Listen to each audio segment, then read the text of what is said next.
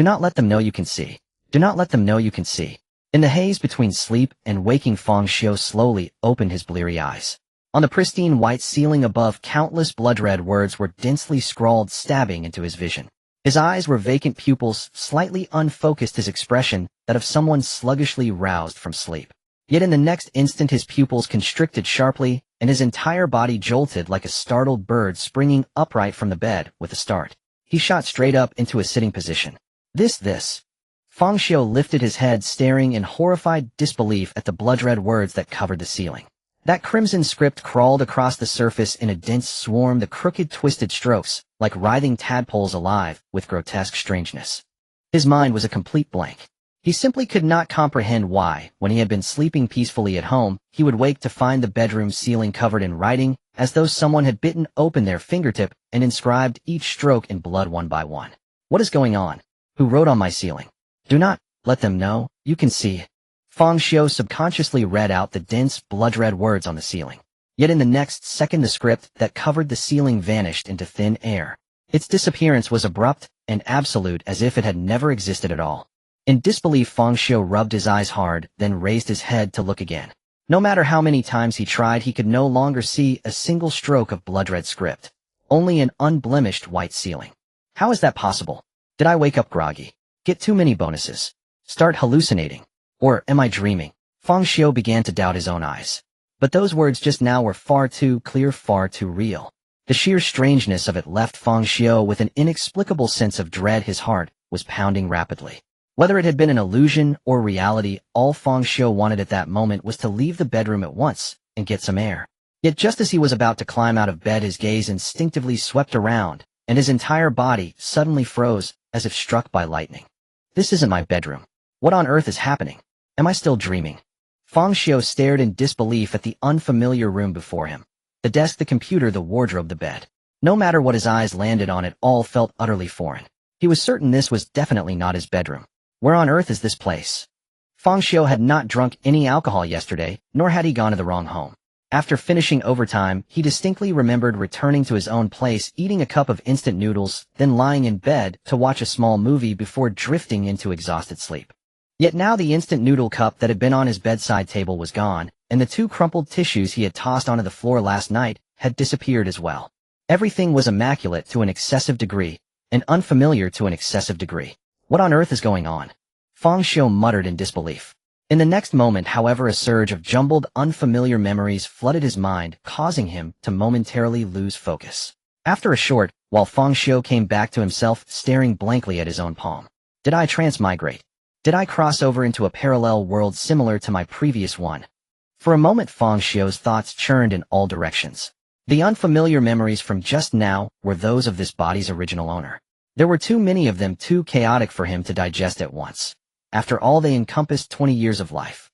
It was impossible to fully absorb them in a mere instant, so he could only sift through and focus on the most important fragments first.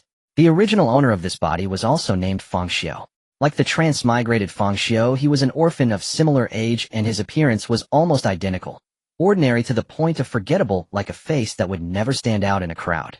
The only difference lay in their respective life paths and the background of their worlds. The Fang Xiu who had transmigrated had once received the sponsorship of a kind benefactor, and with his own hard work, he managed to get into a key university. At present, he was still in college. The Fang Xiu of this world, however, had not been so fortunate. He had been forced to drop out of high school due to poverty and go straight to work. At present, he was employed as a sales agent at a real estate showroom. The background of this world resembled his previous one, yet many historical developments and figures had shifted into something subtly but unmistakably different. But even if I have transmigrated, how do I explain those blood-red words just now, In the original owner's memories, nothing so bizarre had ever occurred. The eerie blood-red script gave Fang Xiu an ominous feeling. He combed through his mind, searching for any related information, but found nothing at all. Just then suddenly, a gentle female voice drifted in from beyond the bedroom. "Honey, it's time for breakfast." The unexpected voice startled Fang Xiu, and he froze. Honey? Had his counterpart in this parallel world already married so early? Or was it a girlfriend? After all, many couples used such terms of endearment as well. He hurriedly tried to recall any memories related to a wife, but in the very next second his train of thought was cut short, for a graceful figure in a white silk camisole night dress had already appeared in his field of vision. The gazes of the other passengers in the carriage followed them, filled with fear, unease, and vigilance. There were a total of 19 people who were. After seeing countless beautified women in short videos, Fang Xiu had believed himself highly resistant to beauty. But upon seeing this woman, his first and only reaction was astonishment, pure and unmitigated. The woman before him was beautiful to an almost excessive degree. She wore a pure white silk camisole nightdress, soft in texture, and closely fitting, perfectly outlining curves that were both flawless and infinitely suggestive. The nightdress was very short, barely covering that rounded fullness, while her long pale legs were exposed to the air, faintly gleaming, with a cool white luster, like the most precious mutton fat jade in the world.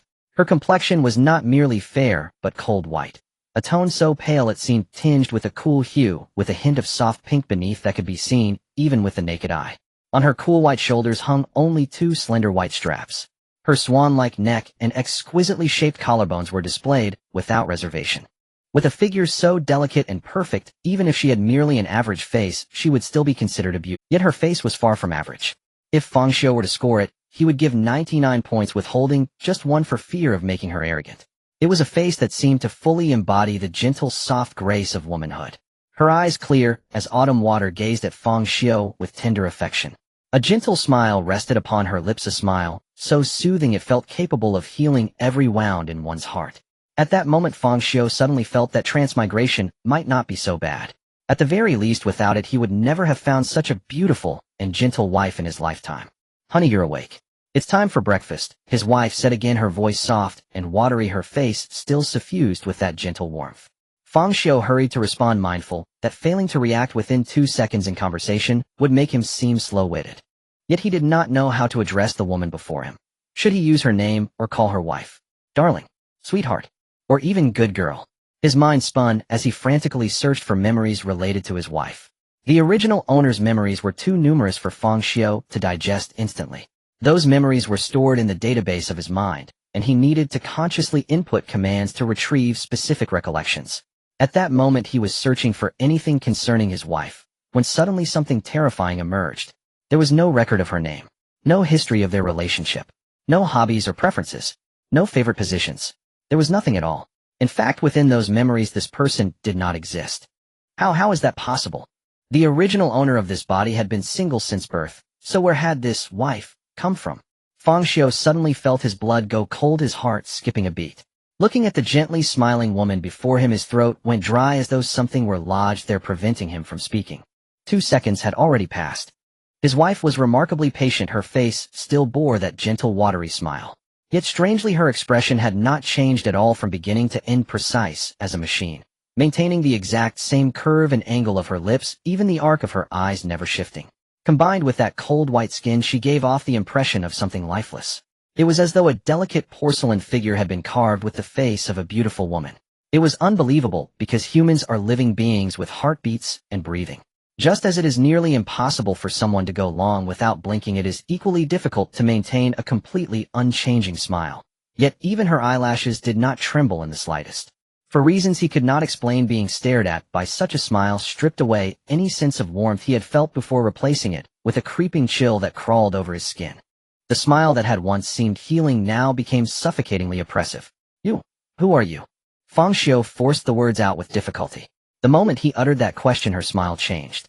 A tremendous joy exploded in her eyes, and the once gentle curve of her lips stretched into an exaggerated grin, her mouth corners pulling up into a shocking arc.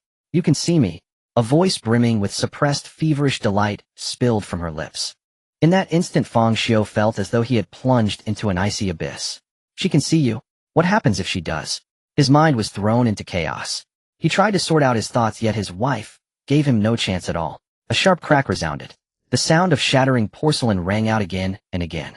The wife's exquisitely pale, cold skin began to split open, and within the span of a blink, countless dense black fissures crawled across her entire body, making her resemble a piece of smashed porcelain. From within those black fissures came the sound of running water. Scarlet blood wriggled like squirming worms, seeping out from the gaps. The wife's silky long hair began to stir like twisted black serpents, wildly dancing in the air. "You can see me." A roar that no longer belonged to anything human tore out from the wife's mouth. Her little cherry mouth had split all the way back to the roots of her ears, her once neat teeth turning jagged like saw blades, and inside that mouth another mouth was embedded, as if a second set of jaws had grown within her throat. Fear surged over Fang Xiu like a tidal wave flooding through every inch of his body in an instant. His muscles locked despite himself, his body went rigid and his mind crashed into a blank void. The shadow of death descended right on cue. A gaping blood-soaked maw closed over Fang Xiu's head. His vision went black as cold, slick, suffocating pressure enveloped him. His head was devoured by the wife. An unimaginable agony raged through his entire body. Fang Xiu died. The scene was utterly viscerally horrifying. A being that seemed not quite human had just bitten off Fang Xiu's head in a single gulp. His headless corpse did not collapse at once. Instead, a fountain of blood erupted from his neck, spraying like a geyser and soaking the sheets. In the next second, the surrounding space fractured like shattered glass, and everything dissolved back into nothingness. Never let them know you can see. Never let them know you can see. The pristine white ceiling was covered in dense lines of blood-red words, as though someone had bitten open their fingertip and scrawled them everywhere. Fang Xiu jolted awake from sleep, springing upright from the bed. Cold sweat drenched his forehead as he gasped for breath, his eyes filled with raw terror. What's happening? Didn't I die? Was that just a dream? That was the first thought to flash through Fang Xiu's mind. Yet the moment he saw the blood-written words on the ceiling, his body froze. Never let them know you can see. Damn it, this isn't a dream. Fang Xiu locked his gaze on the words overhead. Under his stare, the bloody letters abruptly vanished as if wiped away by an unseen hand. Gone again. Was that sentence a warning? To make him pretend to be blind? No, that wasn't quite it. The body's original owner had not been blind, he was just an ordinary man, and in those memories he had never seen the wife at all. He had always lived alone, leading a perfectly normal life, never seeing or hearing any other person in the house. Perhaps it was precisely because of that normality that he had never been killed as Fang Xiu was. So the meaning of never letting them know you can see was, never let the wife know that he can see her. He had to act as though she did not exist at all. Only by living as the original owner had, leading a normal life, acting as though he were alone, seeing nothing, hearing nothing, completely ignoring her, could he avoid being killed. Just then a gentle, liquid-soft female voice drifted in from beyond the bedroom. "Hubby, it's time for breakfast." The tone was so tender, tinged with affectionate warmth, inviting endless daydreams. But what it brought Fang Xiu was nothing but fear, boundless, suffocating fear. The memory of that blood-filled mouth biting off his head surged back all at once. Instinctively, he wanted to flee, yet there was nowhere to run. Because the wife had already stepped into the bedroom once again, wearing a white strap nightdress. Her cold, pale skin and gentle smile seemed soft enough to warm the ears. "Hubby, you're awake. It's time for breakfast," she said with a gentle smile. The shadow of death loomed over him. He was just an ordinary man who had never experienced such grotesque horrors, never before had his head bitten off by something inhuman. This time he forced himself to swallow his fear, lowered his head, and stared fixedly at the blanket, trying to follow the bloody warning and pretend he could not see her. However, the wife did not play by any normal rules. She bent her slender waist directly over Fang Xiu's crotch area, lowering her face until it nearly touched the blanket there, then tilted her head up, looking into his eyes with a gentle smile. For a heartbeat, their eyes met, and the air itself seemed to congeal. In the next second, a horrifying delight burst forth in the wife's eyes, and the gentle smile twisted into a savage contortion. "You can see me." Fang Xiu once again became a headless corpse. "Never let them know you can see." The blood-red words stabbed into Fang Xiu's eyes again. With a jolt, he sprang up from the bed, once more gasping in great ragged breaths. Damn it, that wretched thing. Another death layered terror upon him, yet beneath the fear a flicker of anger rose. "I died and then came back." Was this some kind of death rollback? An endless loop. Each time he died, he reset to the initial point, like loading a save file in a game. Just now, when he lowered his head to avoid looking at her, she had deliberately leaned in close. That only reinforced his suspicion. It meant she had to confirm that he could see her before she would make a move. Fang Xiu's mind raced. Once again that soft female voice sounded. "Hubby, it's time for breakfast." Wearing a tender smile, the wife slowly walked into the bedroom. This time Fang Xiu immediately grabbed his phone and began pretending to play on it, scrolling through short videos, watching scantily clad dancing girls. Yet the provocative dances that once always caught his eye now failed to stir even a flicker of interest. Cold sweat had already soaked his back. "Hubby, how can you look at other women right in front of me? Do you not like me anymore?" she asked coyly. In his heart, he cursed her viciously. Fang Xiu continued to scroll through the short videos, trying desperately to divert his attention.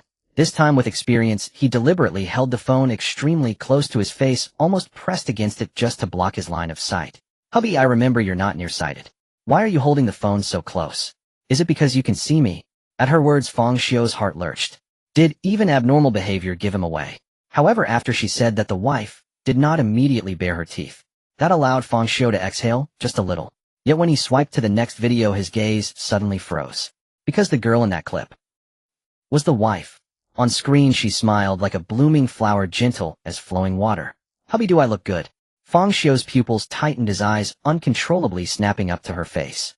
You can see me. Damn you. Fang Xiu, driven by fury and fright, hurled the phone away. It smashed into the wall and shattered to pieces. But the wife merely leaned close, her features contorting, skin splitting open as she muttered over and over, you can see me, you can see me. I can see you, damn you. Fang Xiu roared, driving his fist hard into her cracked face. He had never imagined he would become the kind of man who hit his wife, and he had always despised that sort of behavior. But life is like that. People always end up becoming what they once hated. When his fist connected, Fang Xiu cried out in pain. It felt like he had struck a solid wall, his hand snapping, bones fracturing instantly. The wife, however, remained completely unharmed. Madness and greed burned in her eyes as she gave Fang Xiu no time to react, opening her vast bloody maw and biting off his arm in a single gulp. Oh! A shrill scream tore through the room. This time Fang Xiu died miserably, far worse than before. At least in earlier loops it had been a single instant kill. Now he was devoured bite by bite. Ordinary people could hardly imagine such an experience, watching with their own eyes as a grotesque entity slowly eats away their body piece by piece until nothing remains but death. Fang Xiu awoke once more, bereft of reason. The harrowing memory of his previous death rendered calmness impossible. The agony had been unbearable. Damn, damn, damn. Fang Xiu erupted into frenzied curses. Honey, time for breakfast, his wife said with a gentle smile as she entered the room. I'll eat your damn face, I'll kill you myself, you can see me, I see you. Fang Xiu charged at his wife, like a lamb hurling itself headlong into the jaws of a tiger. Unsurprisingly, he died again, brutally, grotesquely. This was his fourth death. After surrendering to despair, Fang Xiu finally stilled his mind, and this time he chose to close his eyes. If ignoring her proved impossible, then blindness would suffice. Perhaps repeated deaths had dulled his fear. A quiet, defiant courage now stirred within him, the fearless resolve of a man who knew he'd rise again in 18 years. Honey, time for breakfast. Fang Xiu ignored her, keeping his eyes tightly shut, as if still deep in slumber. Honey, are you still asleep? Time to wake up. The sun's already warming your backside, his wife teased, her voice brushing softly against his ear. Fang Xiu could easily picture her now, a beautiful, tender woman in a white nightgown, crouching beside the bed, gazing adoringly at his profile. She might even be resting her chin on one delicate hand, tilting her head slightly, her exquisite features softened by a faint, affectionate exasperation. Honey, are you going to eat breakfast or not? He remained unmoved, because he knew full well that breakfast was not for him to consume, but for him to be consumed. He had resolved no force on earth would make him rise. Every time he opened his eyes, he was torn apart. This macabre morning bite was a greeting he could not endure. His wife tried several times. Seeing him motionless and unresponsive, she fell silent. Had she left? Damn it. That wretched woman walked without a sound. Fang Xiu dared not open his eyes. He resolved to wait. The room sank into absolute silence, so profound he could hear only his own breath, his own heartbeat. Then it struck him logically, if his wife truly wished to rouse him, she would shake him, not merely whisper insistently by his ear. Why had she refrained from physical contact? Could it be she couldn't touch him until she confirmed he could see her? Why? That instant Fang Xiu grasped the chilling weight behind the warning, never let them know you can see them. Amid this rare stillness, Fang Xiu did not idle. He began to think. What were they? Who had inscribed those blood-red words upon the ceiling? Why had they vanished the moment he laid eyes upon them? Why could he die and return again and again? Too little information remained to draw any conclusion. He attempted to fully absorb the memories of this body's original owner, searching desperately for clues. An hour passed. This was Fang Xiu's longest survival yet, and by its end he had sifted through every recollection, piecing together the nature of this world. In essence, it mirrored his former life, a modern urban setting, ordinary people living ordinary lives. Except here, eerie legends abounded. Though most were mere rumors, their sheer number felt deeply, unnervingly wrong. Could it be, my wife is a Yao? At that moment, Fang Xiu felt an urgent urge to open his eyes, not from impatience, but from sheer dread of wetting the bed. Everyone knows upon waking one must relieve oneself.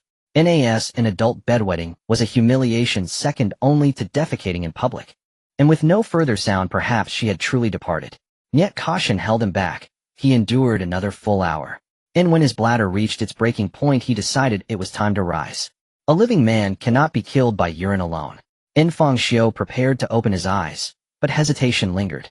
A lifelong horror film devotee, he dreaded the moment his gaze met hers, a flawless face inches away staring unblinkingly into his soul. Faceta face, exactly the kind of scene that haunted every terrifying film. His bladder screamed, trembling he cracked his eyelids, opened just a slit. His vision blurred, obscured by thick lashes, revealing nothing distinct, but enough to discern whether anything blocked his view. And nothing. Only the pristine whiteness of the ceiling filtered through his lashes. A surge of hope swelled within him. Slowly, agonizingly slowly, he parted his eyelids wider. Nah. And he exhaled relief, flooding his chest. In step one complete. The worst had not materialized. Bolstered, he turned his head to check whether she lingered by the bed. And she wasn't there. And the space beside him lay utterly empty. His courage grew. He sat up gradually, and feigning nonchalance stretched languidly, rolling his stiff neck, while half-lidding his eyes to scan the room left and right. The bedroom stood completely vacant. And thank heavens, she was gone. And still he dared not relax. She might be waiting just beyond the door. Venturing out to relieve himself risked immediate encounter. Fang Xiu was no fool. He had no intention of leaving the bedroom. Countless horror films had taught him one immutable truth: those who seek the bathroom despite knowing a Yao lurks nearby always die. He resolved to relieve himself right there, in the bedroom's wastebasket. Bedwetting was intolerable. This was the absolute limit.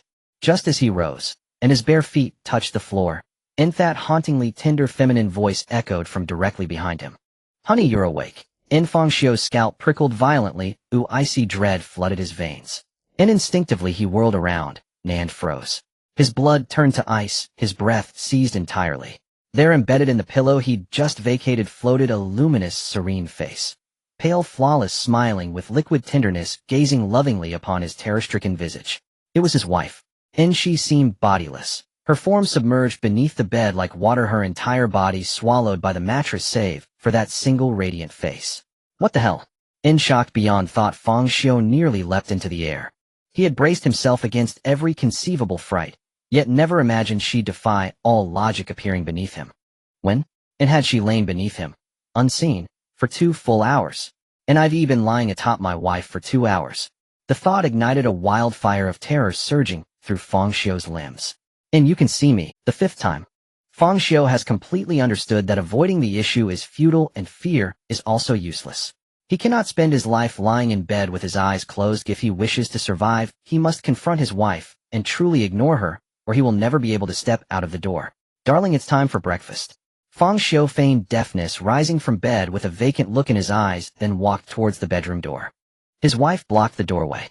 Fang Xiu was not moved in the slightest, as if he had not seen her, and walked straight towards her. The imagined collision did not occur. Fang Xiu seemed to pass through a mass of air with no obstruction whatsoever. He had already guessed that until she was sure he could see her, they could not make physical contact. His wife's recent penetration into the mattress had proven this point. Soon he successfully exited the bedroom, but his wife seemed determined not to let him go, flitting in front of him like a playful butterfly. Then Fang Xiu died. He perished due to his lack of acting skills, unable to overcome his instinctive reactions. It is difficult for a person to avoid blinking when someone throws a punch at them. Even if that punch stops just a centimeter from their nose, the instinctive reaction will still cause them to blink. His wife was just like that. The more he ignored her, the closer she would get, even floating right in front of him, so close that their noses could almost touch. In such moments, even a professional actor would be startled. The 6th time. Fang Xiu's expression was devoid of emotion as he successfully walked out of the bedroom. He did not rush for the door for fear of raising suspicion. Instead, he planned to go to the bathroom first. His wife seemed quite shy and did not follow him into the bathroom. Just as Fang Xiu let out a sigh of relief and began to relax, a beautiful head slowly emerged from the toilet. Fang Xiu died again. The 7th time, the 8th time, the 9th time, the 10th time. Fang Xiu had died to the point of despair, numbness, and collapse. He could not do it, he truly could not. No matter what, he could not overcome his instinctive reactions. His wife would appear in various ways, causing his gaze to involuntarily waver. Once she even popped out from his chest. Running away was also not an option. Any abnormal behavior would trigger her transformation. Repeated deaths caused Fang Xiu's taut nerves to finally snap. He resisted, he ran, he gave up. It was useless, nothing worked. As if he were destined for this fate, he was doomed to die at his wife's hands. The 11th time, the 12th time, the 13th time. Darling, it's time for breakfast. My wife is so nice. Fang Xiu went mad. His mental state had completely transformed from rational clarity to chaotic insanity. However, his wife was not a judge, as she would not spare him just because he had become mentally ill. The cycle of death continued. What happens when a person is driven insane by a stimulus, and the same stimulus continues to provoke him even after he has gone mad? No one knows. The 18th time. Fang Xiu lay calmly on the bed. If not for his barely perceptible breathing and the instinctive beating of his heart, he could easily be mistaken for a corpse. If someone could see his eyes at that moment, they would be horrified to discover that they were not the eyes of a living person. They were filled with deathly stillness, like a stagnant pool devoid of any emotion belonging to humanity. They say the eyes are the windows to the soul, but Fang Xiu's windows had been sealed with concrete. Yet if someone could see through that thick concrete through those eyes that were calm to the point of silence, they would find. Beneath the calmness lay unfathomable madness suppressed to the extreme, and a hatred fierce enough to ignite the blood throughout his body. The flames of that mad hatred were blazing vigorously. It was a hatred towards his wife and an immense resentment for having been killed 18 times. Some people are alive but have already died. Some people have gone mad, but in reality, they are extremely clear-headed. This was Fang Xiu's state at that moment. Repeated deaths had driven him to madness, but in the end the overwhelming hatred pulled his sanity back from the brink. One could say that his hatred for his wife had reshaped his reason. Suddenly Fang Xiu calmly sat up from the bed, murmuring unconsciously, "Die, die, die, you should die. As long as I am alive, you must die." His voice was deep and calm, betraying no hint of emotional fluctuation. With the most tranquil voice, he spoke the most chilling words. "Darling, it's time for breakfast." His wife's gentle voice rang out at the right moment. Fang Xiu seemed to hear nothing, standing up, putting on his shoes, getting out of bed, and walking straight through his wife's body before heading to the bathroom to wash up and change clothes.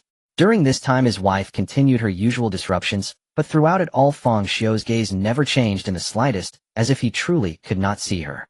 Once dressed, Fang Xiu even sat at the table calmly, eating a breakfast. Of course the breakfast was made by him. He fried an egg, added a sausage, sandwiched it between slices of whole wheat bread, and paired it with a glass of pure milk. Simple yet nutritious. It was evident that the more beautiful the woman, the more deceitful she could be. His wife was just like that, as she said it was time for breakfast, but in reality, she had not made any breakfast at all. After finishing breakfast, Fang Xiu walked straight towards the door.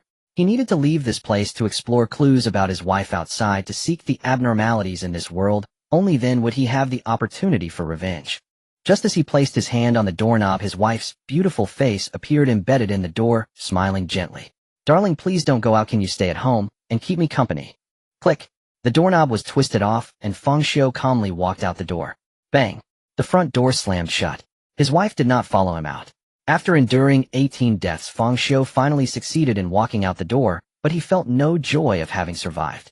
His mind was solely consumed with one thought: revenge. Besides revenge, it was only revenge. No one can kill me 18 times and still walk free. No one. Tap, tap, tap. The sound of Fang Xiu's footsteps echoed lightly in the hallway. He lived on the 5th floor, and it was an old building without an elevator, so he could only walk down the stairs. Soon as he walked through the dim and worn hallway, the entrance door came into view.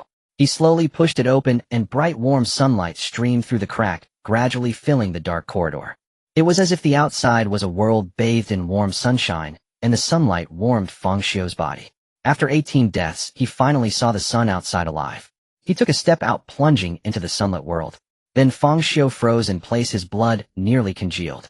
At that moment, enveloped in sunlight, he could no longer feel any warmth. With a dazed gaze towards the outside, he instinctively murmured, "Is this hell?" Across the streets and across the sky, countless grotesque and terrifying entities stood in grim array, dense, endless, and overwhelming, stretching beyond the horizon.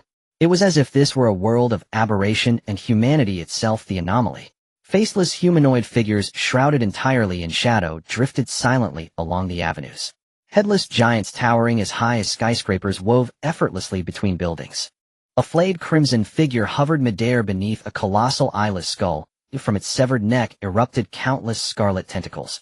Around it drifted myriad other abominations. Distorted, malformed, their visages twisted into masks of unspeakable dread, drifting freely like malignant dandelion seeds.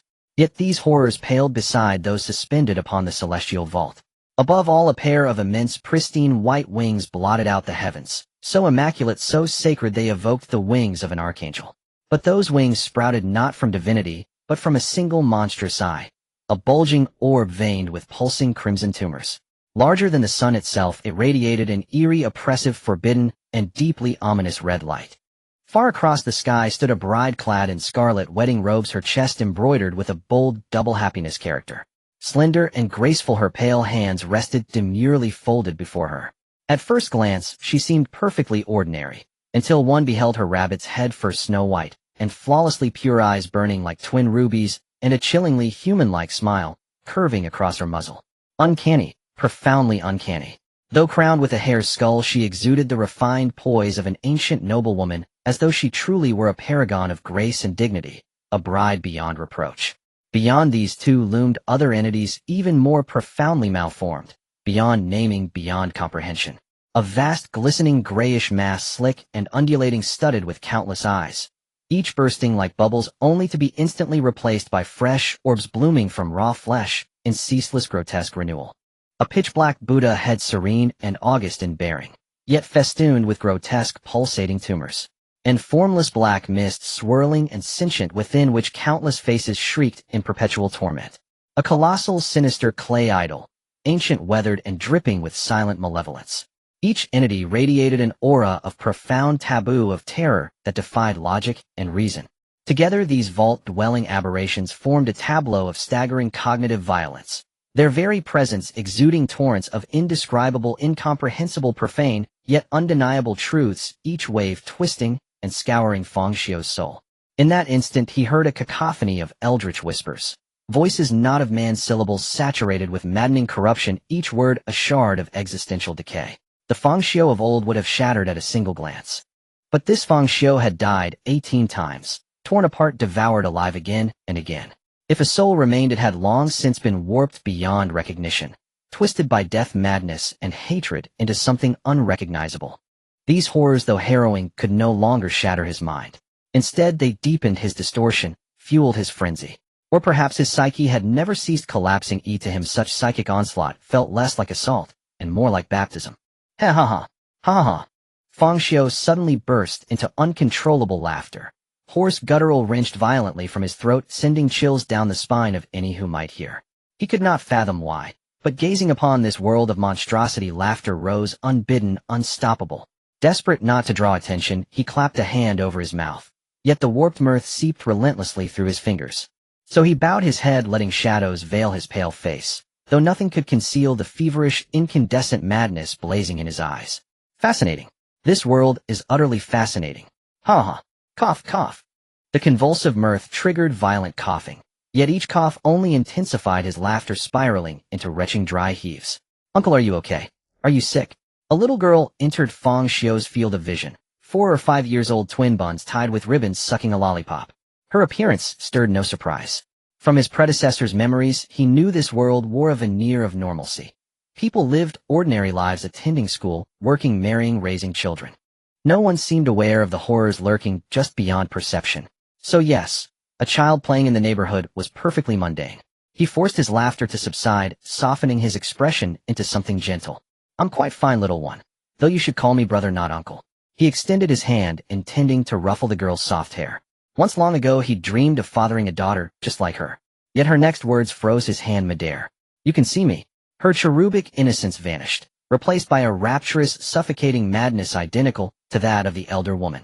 Fang Xiu blinked, then erupted anew into peals of wild, unrestrained laughter. Ha ha ha, fascinating. Utterly fascinating. This time tears streamed down his cheeks. Snap. He slammed his palm onto her head and rubbed her hair vigorously. But in the next breath his hand recoiled, flung back as if struck by invisible force. For the girl was swelling at impossible speed, her small frame ballooning like a grotesque balloon, raw crimson flesh erupting from within, spilling forth in torrents. In the blink of an eye, the innocent child became a 2-meter-tall abomination of pulsing meat, a mountain of exposed tissue crisscrossed with throbbing veins. Her twin buns twisted into thick obsidian horns, the lollipop melted and reformed into a massive bone club, perhaps the femur of some forgotten nameless beast. You can see me, she shrieked, voice raw with ecstasy. Fang Xiu laughed on his gaze alight with a fervor even more unhinged than the horror before him. Compared to how you were before, I prefer you like this. Because, now killing you will carry no weight upon my conscience. She roared, hefting the bone club, its length exceeding her own height. Its descending shadow swallowed Fang Xiu whole, a shroud of imminent death. And Fang Xiu still laughed. Now I understand why I laugh. Because creatures like you are legion. So many, they thrill me. So many that I need never fear running out of prey. Ha ha ha, you all shall die. Eh. Crunch. The bone club crashed down, reducing Fang Xiu to a shapeless smear of pulp. Fang Xiu woke up again from his slumber, the madness on his face having faded, replaced by a calmness as still as dead water. He repeated his previous actions, dressing, washing up, using the restroom, eating, and then leaving his home. He once again saw the bizarre creatures filling the sky along with the adorable little girl sucking on a lollipop. Ignoring everything, he walked out of the community and onto the street. The street was crowded with pedestrians and bustling with traffic. People hurried about, busy with work or school, completely oblivious to the bizarre sights all around them. Some even had creatures resembling human heads and snakes perched on their shoulders, yet they remained unaware, conversing and laughing with those nearby. Sometimes ignorance is a form of happiness. Fang Xiu scanned the street for a shared bicycle, planning to ride around and observe these bizarre phenomena. To eliminate them, he must first understand them. Of course, observation did not mean staring at the bizarre creatures. Once detected, it would only lead to death and regression. Fang Xiu could only feign idleness as he observed his surroundings. He wanted to see if these bizarre creatures were everywhere and whether there was a source for them. Ding! A crisp notification sound rang out.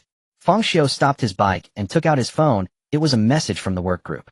Manager Wu Dahai was mentioning him. Fang Xiu, what time is it? Why aren't you at work? How many times have you been late this month?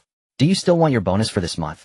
His message was a barrage of 3 questions right from the start, delivered in an aggressive tone that carried the weight of a superior interrogating an employee. Had it been the old Fang Xiu, he would have been apologetic and fearful at this moment. But now Fang Xiu was too lazy to deal with such mundane affairs. In this hellish world, he only sought the truth of existence and revenge. A stable job felt like an extravagant luxury to him. Imagine having to pretend not to see the bizarre creatures around you every day, remaining cautious and alert at all times. A moment of inattention could lead to being eaten. In such a state, merely surviving was already difficult, let alone going to work. Just as he intended to close the group chat and disregard these trivialities, he suddenly remembered the 3-digit balance in his bank account. To explore the truth of this world, a few $100s is surely insufficient. Well, I can't just ride a shared bicycle everywhere. This city may be rife with bizarre creatures, but other cities might not be the same. Traveling by high-speed train or even plane requires money. It seemed there was still a commission pending from his previous employment. If he could obtain that commission, it should suffice for a while. With this thought in mind, Fang Xiu decided to return to the company, resign, and reclaim his commission. He had considered using his ability to regress after death to win a lottery, but decided against it, feeling he was not destined for such luck. Furthermore, unless in extraordinary circumstances, he truly did not want to die again. The sensation of death was indeed quite unpleasant, even though he had already died many times. Fang Xiu lived in a city called LV Tung, and his company was located in the development zone of LV Tung.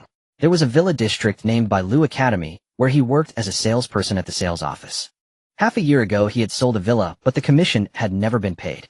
Thus, Fang Xiu began editing a message in the work group. I am resigning. I will go to the sales office this afternoon to settle my last commission. He sent the message straightforward and devoid of excessive politeness, resembling a naive newcomer to society, easily offending others. But he did not care, too lazy to engage in social niceties.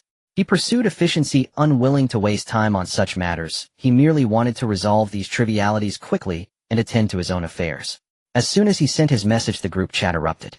Manager Wu was particularly frantic, mentioning him repeatedly. Fang Xiu, what do you mean?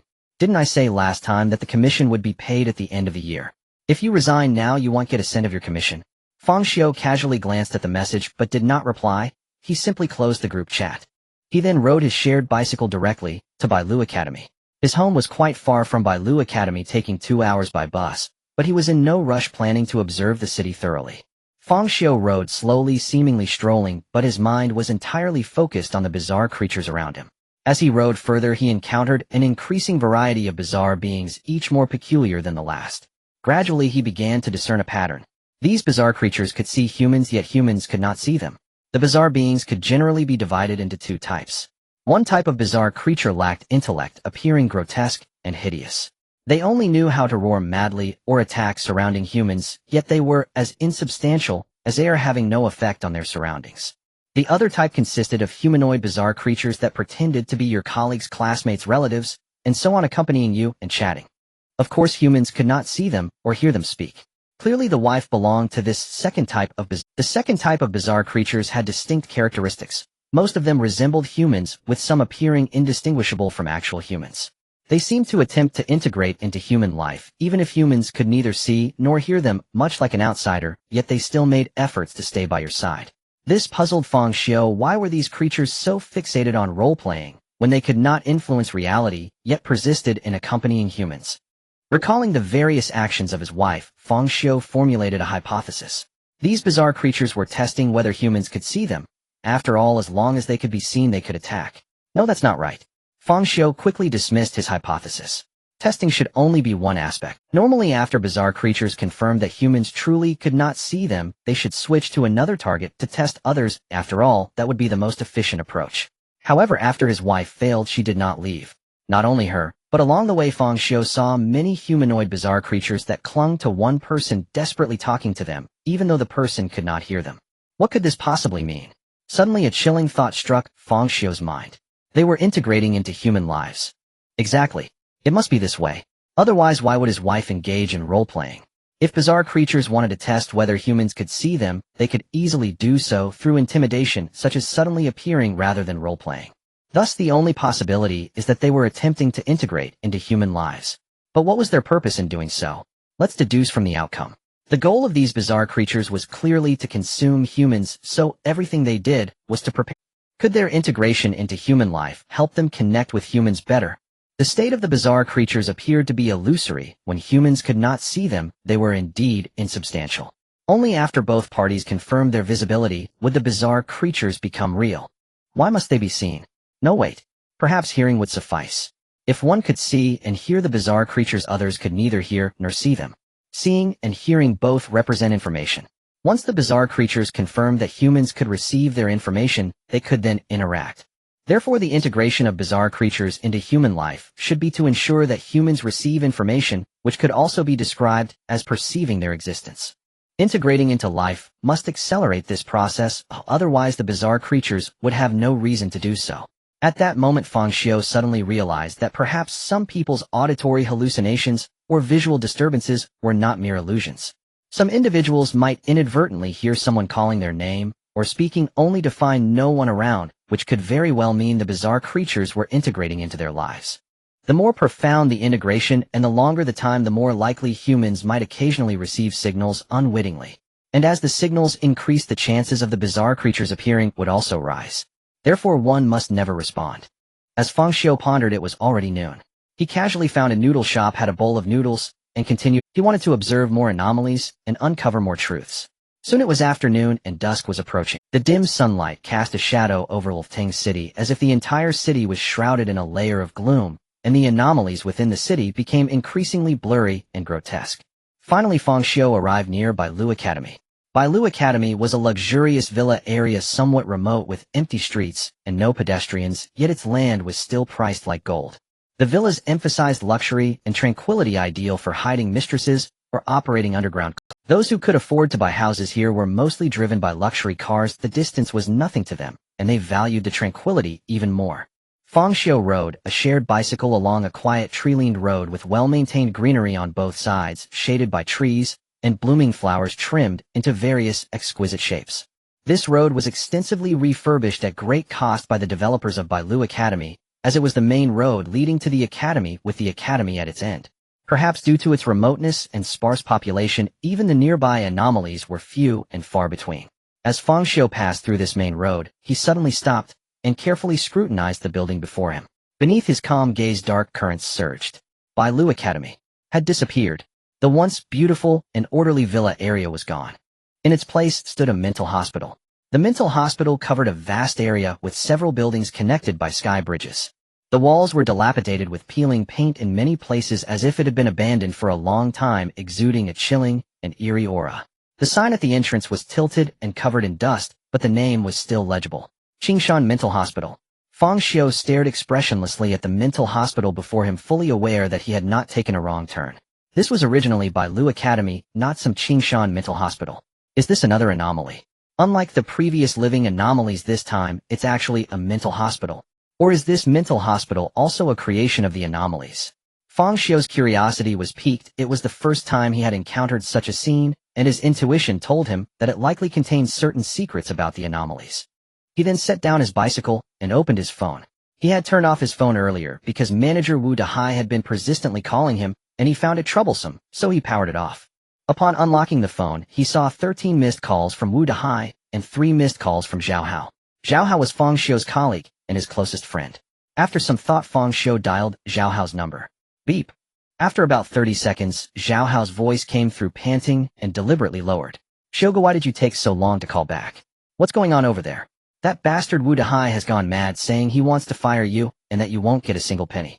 His rapid-fire words came through the phone, filled with urgency and concern. Fang Xiu fell silent. Were the others okay? Bai Lu Academy had clearly transformed into a mental hospital, yet it seemed that the colleagues working inside had not been affected. Is this an illusion? Or like those anomalies, is this mental hospital also an illusory structure that only I can see? Shoga, why aren't you speaking? Did something happen over there? I'm fine, Fang Xiu's calm voice replied. Are you all still at the office? Yes, we are all at the office. You didn't come in today, and that bastard Wu Dahai took all his anger out on us, making us work overtime. By the way, Shoga, we can talk later. Fang Xiu interrupted Zhao Hao and hung up the phone, turning it off again. He planned to enter Qingshan Mental Hospital to investigate further, and he certainly couldn't afford to have his phone ring at a critical moment, causing unnecessary trouble. Fang Xiu walked straight towards the entrance of Qingshan Mental Hospital. The entrance was eerie and dilapidated, and with the dimming light, it resembled a gaping, monstrous mouth, quite terrifying. However, this failed to instill fear in Fang Xiu. Rather, he seemed to have lost the capacity for fear altogether. Whenever he encountered anomalies, the emotions that first arose within him were always anger, hatred, and even excitement. Fear was simply not one of them. Tap, tap, tap. The only sound in the silent surroundings was Fang Xiu's footsteps. Yet the next moment, thud. Fang Xiu collided heavily with an invisible barrier, his face aching. An air wall. At that moment he stood at the entrance, yet it felt as if there was a wall blocking his way. Could it be that this mental hospital cannot be entered? Fang Xiu, undeterred, groped along this invisible wall like a... Could it be that this mental hospital cannot be entered? Fang Xiu, undeterred, groped along this invisible wall like a blind man trying to find an entrance. Xiaofang, what are you doing there? Is this the latest form of performance art? A somewhat teasing voice came. Fang Xiu's heart stirred, but his face remained expressionless. Having been killed multiple times by his wife, he had long since mastered the skill of remaining unflinching. In such an eerie mental hospital, if someone suddenly called out to you, reacting might mean being devoured the next moment. However, he did not remain completely motionless. He continued to feel around and moved in the direction of the voice. After closing the distance, he caught a glimpse out of the corner of his eye and saw a person standing ahead. A young man in a security uniform, cigarette in mouth, was looking at him with a funny expression. Fang Xiu recognized him as the security guard from Bai Lu Academy. Unlike security personnel in other communities, the guards at Bai Lu Academy were very young, as they catered to an upscale clientele. As for when they would be replaced with older guards, that would likely be when the properties had sold out. An illusion, or a disguise by an anomaly. Just as Fang Xiu pondered, the security guard approached and patted him on the shoulder. Xiaofang, why aren't you responding? I saw you bumping into the wall from afar, and after hitting the wall you started feeling it. What's the deal? Is this wall very sexy? Feeling the warmth on his shoulder, Fang Xiu pondered. Could he make direct contact? Was he not an anomaly? Then Fang Xiu turned around. Zhao Ge, have you been here the whole time? The security guard named Zhao Ge looked somewhat surprised, and even waved his hand in front of Fang Xiu's eyes. Xiaofang, do you need glasses? I was standing straight as a soldier in the pavilion, and you couldn't see me. Fang Xiu was sure there was no pavilion in Qingshan Mental Hospital. He instinctively looked in the direction Zhao Ge had just come from, and was immediately taken aback. He saw that the previously empty space had indeed appeared a pavilion. He had seen this small pavilion every day when he worked, and had even been inside, yet had a small air conditioner, making it quite cool in summer. How could this be possible? Fang Xiu couldn't help but turn his head to look at the entrance of the mental hospital, only to find that the gate had mysteriously vanished.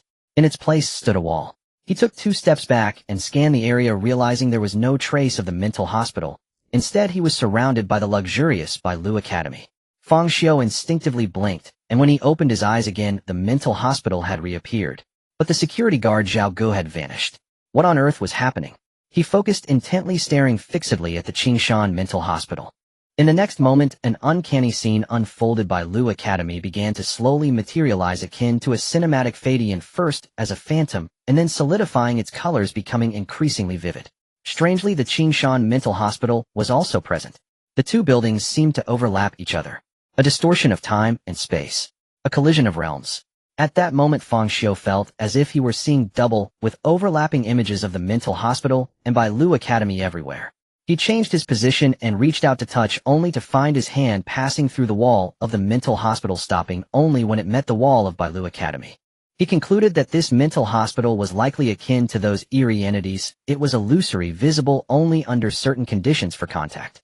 This place remained Bailu Academy, while the mental hospital was enveloped above it like a holographic projection. With this, Fang Xiu lost the desire to find Wu Dehai, who he wanted to uncover the secrets within the mental hospital. Why were all other entities alive, yet here was an eerie building? Hey Xiaofang, why are you walking away without saying anything? The voice of security guard Zhao Gu came from behind, but Fang Xiu paid no attention, his mind wholly focused on the mental hospital. He walked slowly because the overlap between the two buildings was so significant that he sometimes couldn't tell which was illusory and which was real, making it easy to walk into a wall. For instance, right now, although Fang Xiu was near the greenery of Bailu Academy, what lay before him was a dilapidated ward. Without a moment's hesitation, Fang Xiu dove into the wall of the ward, as if plunging into the air, and directly entered the interior. The scene before him changed. He found himself in a corridor which had benches and walls stained with dried black. It resembled a scene from a horror movie. The atmosphere felt as if he had stepped into a hospital from decades ago. The walls were dull, and the floor was not the usual marble, but grayish-white concrete. Instead of taking the usual path, Fang Xiu traversed through the walls, searching everywhere. It seemed that something terrifying had once occurred in the mental hospital, leaving bloodstains everywhere, even some rotting chunks of flesh. He passed through the hall, the dining room, the restroom, and the activity room. All empty, until he arrived in front of a particular ward and involuntarily stopped in his tracks. This ward was quite peculiar, with the door painted a dark red, as if someone had splashed a bucket of blood. From a distance, it looked like the gaping maw of a demon, sending chills down the spine. The ward was labeled 104. Ward 104. Curiosity piqued, Fang Xiu stepped forward and passed straight through the ward door to enter. Inside the room was quite ordinary, only a tattered bed, and in the corner of the bed a little girl in a patient gown was curled up, her head buried deep in her legs, arms wrapped around, with a tattered floral rope on her pale wrist, her face obscured. Fang Xiu kept his gaze straight ahead, as if he couldn't see the little girl at all, yet his peripheral vision was discreetly observing. He wasn't naive enough to believe there were living people in this eerie mental hospital. Even if she looked like a person, the little girl seemed to sense Fang Xiu's arrival and suddenly lifted her head. Fang Xiu's peripheral vision immediately retracted, for there were no facial features on the little girl's face. He walked straight ahead, while the little girl with the featureless face stared intently at Fang Xiu until he exited Ward 104. After passing through Ward 104, Fang Xiu encountered many other numbered wards. He entered one after another, encountering various eerie entities. Most of them were violent and bloodthirsty. Upon seeing a living person enter, their first reaction was to attack frantically. Fang Xiu didn't even blink as he let them assault him. He roughly counted, there were dozens of similar wards. This meant that at least dozens of eerie entities were confined within the mental hospital. This mental hospital must be hiding a great secret. As he walked, he suddenly halted. For he had noticed that the doors to wards 162, 169, and 177 were inexplicably open, and inside was empty, nothing at all. Had the eerie entities escaped? He continued to delve deeper, but his path was blocked by a villa. In reality, lacking a key, he could only take a detour. After taking the detour, he unexpectedly found himself in a doctor's office within the mental hospital. The room contained a desk scattered with stethoscopes and some medical reports stained with blood. Fang Xiu approached to examine the medical reports, and his pupils instantly contracted. He saw a blood-covered report with a few lines of text exposed. It read, Test Subject 128. Bloodstains covering transformation, eeriness, level 21. 64, transformation failed. Transformation of eeriness. Were all eerie entities once humans? Were those entities in the wards once people? Fang Xiu's heart surged with unspeakable shock. He wanted to continue browsing, but in the next moment, he was suddenly. Because all of this was currently illusory, like a holographic image, he had no way to pick up the medical reports and read them one by one. Damn it. Seeing the secret so close yet unattainable ignited his fury. Suddenly, a few strands of thin black hair appeared in his vision. These strands hung down from the air connected to something unknown. Naturally, Fang Xiu wouldn't foolishly look up. He pretended to wander around casually, then increased the distance using his peripheral vision to observe. He saw a beauty doctor in a white coat, her limbs elongated like a spider, crouching on the ceiling staring intently at him. Her face was pale with dark circles around her eyes marked with ghastly patterns. Her eyes contained only the whites devoid of pupils. Her hair was over a meter long, cascading from the ceiling, and in one hand, she held a gleaming surgical knife. A doctor. Fang Xiu's heart stirred. Were these medical reports written by her? Could it be that she was once human? Various speculations flooded his mind, but no answers emerged. The eerie entities would never answer your questions. Fang Xiu could only continue forward. Since the doctor's office held clues, there must be other leads within the mental hospital. There was also the director's office. That must be the core of the mental hospital. Oh, perhaps all the secrets lie within. He continuously traversed through the mental hospital, searching for the location of the director's office. Soon he pinpointed an office area. Based on the layout of a typical hospital, Fang Xiu deduced that the director's office should be located within this office area.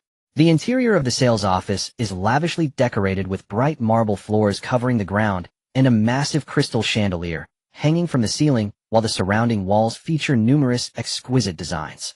In the center of the hall stands a large sand table, a miniature model of Bailu Academy, which is quite exquisite. To the right, there is a reception room furnished with mahogany tables and chairs, genuine leather sofas, and a projection screen. As Fang Xiu entered, several colleagues in professional attire turned their gazes towards him. Upon recognizing Fang Xiu, their expressions varied.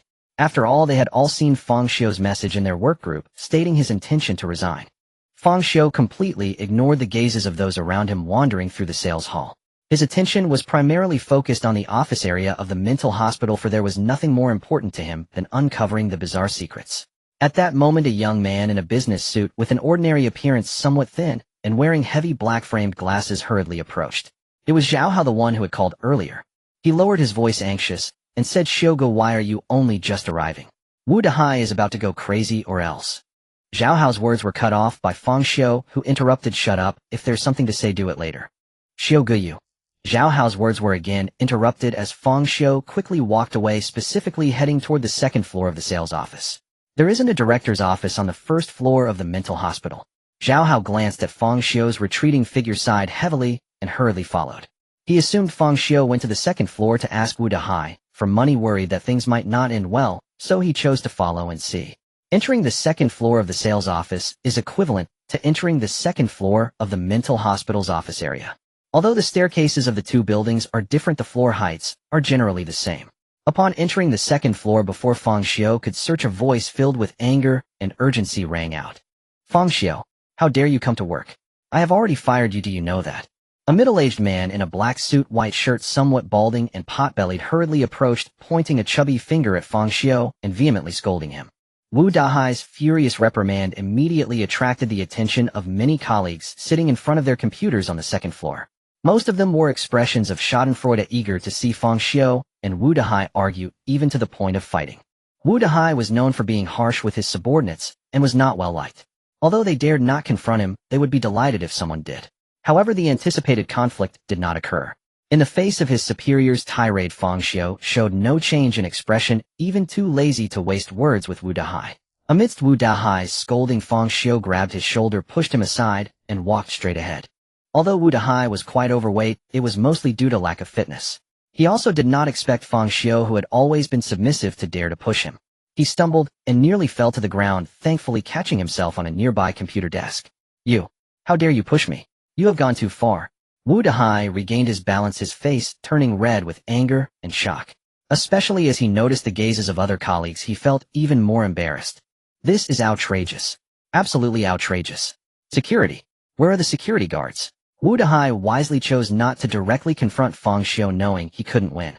Furthermore, as a superior, getting into a fight with a subordinate in such a setting would mean the end of his managerial career. His anger boiling, he yelled as he dialed for security. Fang Xiu ignored all of this, turning a few circles amidst the strange gazes of others before making his way to the third floor of the sales office. The director's office is not on the second floor. "Fang Xiu, you brat, how dare you push me, you!" Wu Dahai, still shouting, suddenly changed his expression. "What are you doing? Who told you to go to the third floor? Come back." He pointed at a few onlookers and shouted, "You lot, what are you doing just standing there? Why aren't you stopping him?" The colleagues who had been ordered could only rise reluctantly, but at that moment Fang Xiu's figure had already vanished from the second floor heading to the third floor. Seeing this scene, Wu Dahai's expression changed repeatedly as he quickly called to the few colleagues. "Forget it, you all come back, I'll go myself." He hurriedly chased after Fang Xiu to the third floor, his heavy body moving quickly.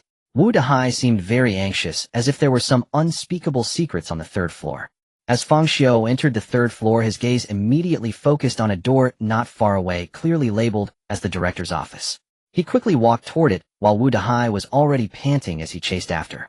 In reality, Wu Dahai was unaware that Fang Xiu was heading to the director's office. He only saw Fang Xiu heading straight for the last office at the end of the third floor, causing his face to change drastically.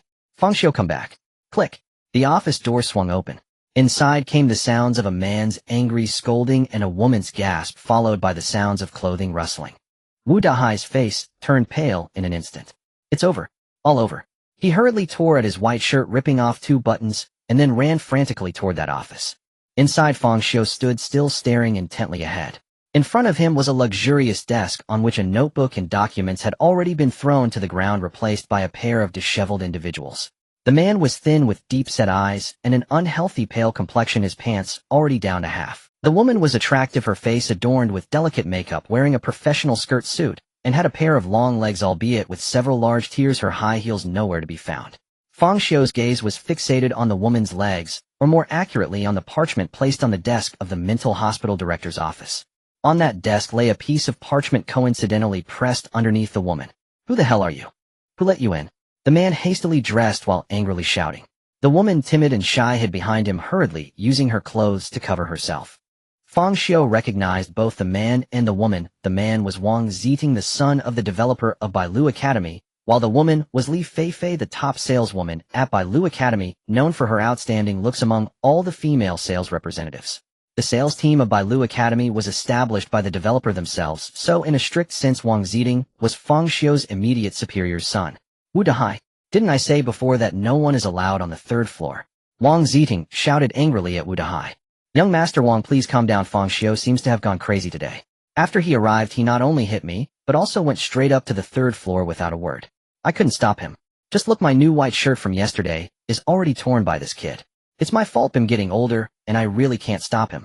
Prince Ting saw Wu Dahai drenched in sweat, panting heavily, his white shirt wrinkled with 2 buttons missing, and shouted angrily, "You worthless piece of trash." He then pointed the finger at Fang Xiu. "Fang Xiu, what the hell do you want? Do you have any idea who I am?" Before Prince Tung could finish his words, he was pushed to the ground by Fang Xiu, revealing the frightened and panicked Li Feifei behind him. "Ayo, how dare you push me?" Prince Ting instantly exploded with rage. Li Feifei was frightened and let out a scream, thinking Fang Xiu was going to do something to her. However, in the next moment, Li Feifei felt a force strike her, and her slender body was pushed off the table. After pushing the two away, Fang Xiu's gaze focused on the parchment on the dean's desk. At a glance, his heart shook violently. It read, "To those favored by destiny, do you wish to know the truth of this world? Do you want to know what the mystery truly is? You have made it this far, and I am sure your heart is filled with questions. Do not be anxious, my friend. I have left everything within room 520 of Building C at Qingshan Mental Hospital, where you will find all that you seek. Go seek it out. When you find the truth, it will also be time for you to make your choice. Follow your heart and accept the gift." The signature at the bottom bore a name, Zhou Qingfeng.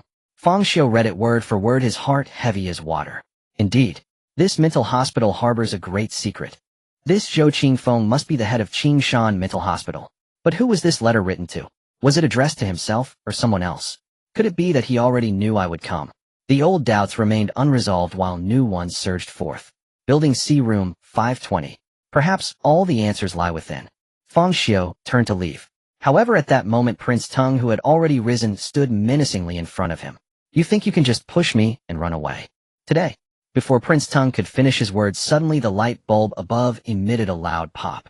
Instantly it went out, and the entire room was plunged into darkness.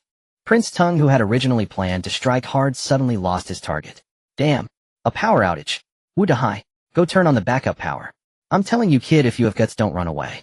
In the darkness, Fang Xiu seemed oblivious to Prince Tung's threats, as his heart was already stirred by a tumultuous wave. Because at the moment the power went out, Qingshan Mental Hospital vanished. At that moment his vision was engulfed in darkness, but the disappearance of the mental hospital was not due to the dark. It was because the power outage was in reality, not within the mental hospital. Within the mental hospital, it was always shrouded in dim light. Oh, logically, if there was a power outage in reality, he should still be able to see the mental hospital. But now the mental hospital in his line of sight had completely vanished, as if it had been swallowed by the darkness. The sudden change filled Fang Xiu with a bad premonition. He hurriedly took out his phone and turned on the flashlight for illumination. However, he found that he could only see the office in reality with no trace of the mental hospital whatsoever. What on earth is happening? Fang Xiu burst out of the door running towards the second floor, wanting to see if other places also lacked any sign of the mental hospital. Seeing Fang Xiu run away, Prince Ting immediately cursed and quickly chased after him. Wu Dahai, fearing something might happen to Prince Ting, naturally followed closely behind. The only remaining woman, Li Feifei, dared not stay alone in the dark. Therefore the whole group rushed towards the second floor. Upon reaching the second floor, Fang Xiu scoured around using his flashlight to search for any traces of the mental hospital. Nothing at all. The mental hospital had vanished like a mirage, completely out of sight. The employees on the second floor remained quite calm. After all, it was just a power outage, and with so many people together, even the female employees wouldn't be scared. Except for a few employees who were screaming. The report I just filled out. I didn't have time to save it. Why did it have to be a power outage now? Why not earlier or later? If I have to redo it, how late will I have to work? Around them, voices of schadenfreude began to ring out. Luckily, I saved mine. Me too. At that moment, Wu Dahai's voice echoed in the dark. Stop screeching. Hurry up and check if someone tripped the circuit. I'll go see what caused my report to be redone. The employee who had just screamed volunteered, turning on his phone flashlight and angrily walking into the darkness. Perhaps because of the strange legends in this world, a colleague in the dark joked, "Do you want me to go with you? Be careful not to encounter anything strange alone." The employee heading to check the power snorted disdainfully. Strange. The thought of having to work overtime later makes me angrier than any ghost. Any ghost that sees me would have to call me Big Brother. After saying that, his figure gradually disappeared into the darkness. Laughter erupted in the office. Hey, what's going on? Why is my phone's flashlight so dim? A female employee suddenly exclaimed in the dark. Her colleague beside her said, "Is there dust?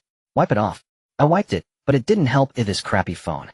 No, my phone's flashlight is dim too. Mine too. Many employees holding their phones in the dark echoed in agreement. Fang Xiu was drawn to this scene and looked over, his pupils instantly constricting. In the darkness, he saw employees standing or sitting, almost everyone holding a phone for illumination. Logically, the light should be sufficient to illuminate the entire office. However, now the light seemed to be suppressed by the darkness, forced to retreat to within half a meter. Moreover, strangely, according to common sense, the light emitted from the flashlight should grow dimmer with distance. But now at half a meter there was a clear boundary line between darkness and light, and the light could not penetrate even a bit, as if cut off by the darkness. In that darkness there seemed to be some inexplicable floating creatures stirring. It was strange. Fang Xiu instinctively judged that this familiar feeling was unmistakable. At that moment a horrifying scream suddenly erupted from the distance in the dark. The voice was familiar. It was the employee who had gone to check the power. This cry startled everyone. Zhang Bo, what happened? Did you get electrocuted? Zhang Bo, don't scare us on purpose. Bang! The sound of something heavy hitting the ground echoed. Many female employees screamed in fright. Stop screaming, Xiao Xiao, hurry over and take a look. Wu Dahai instructed hurriedly. The employee named Xiao Xiao hesitated for a moment, but under Wu Dahai's earlier pressure he had no choice but to obediently check.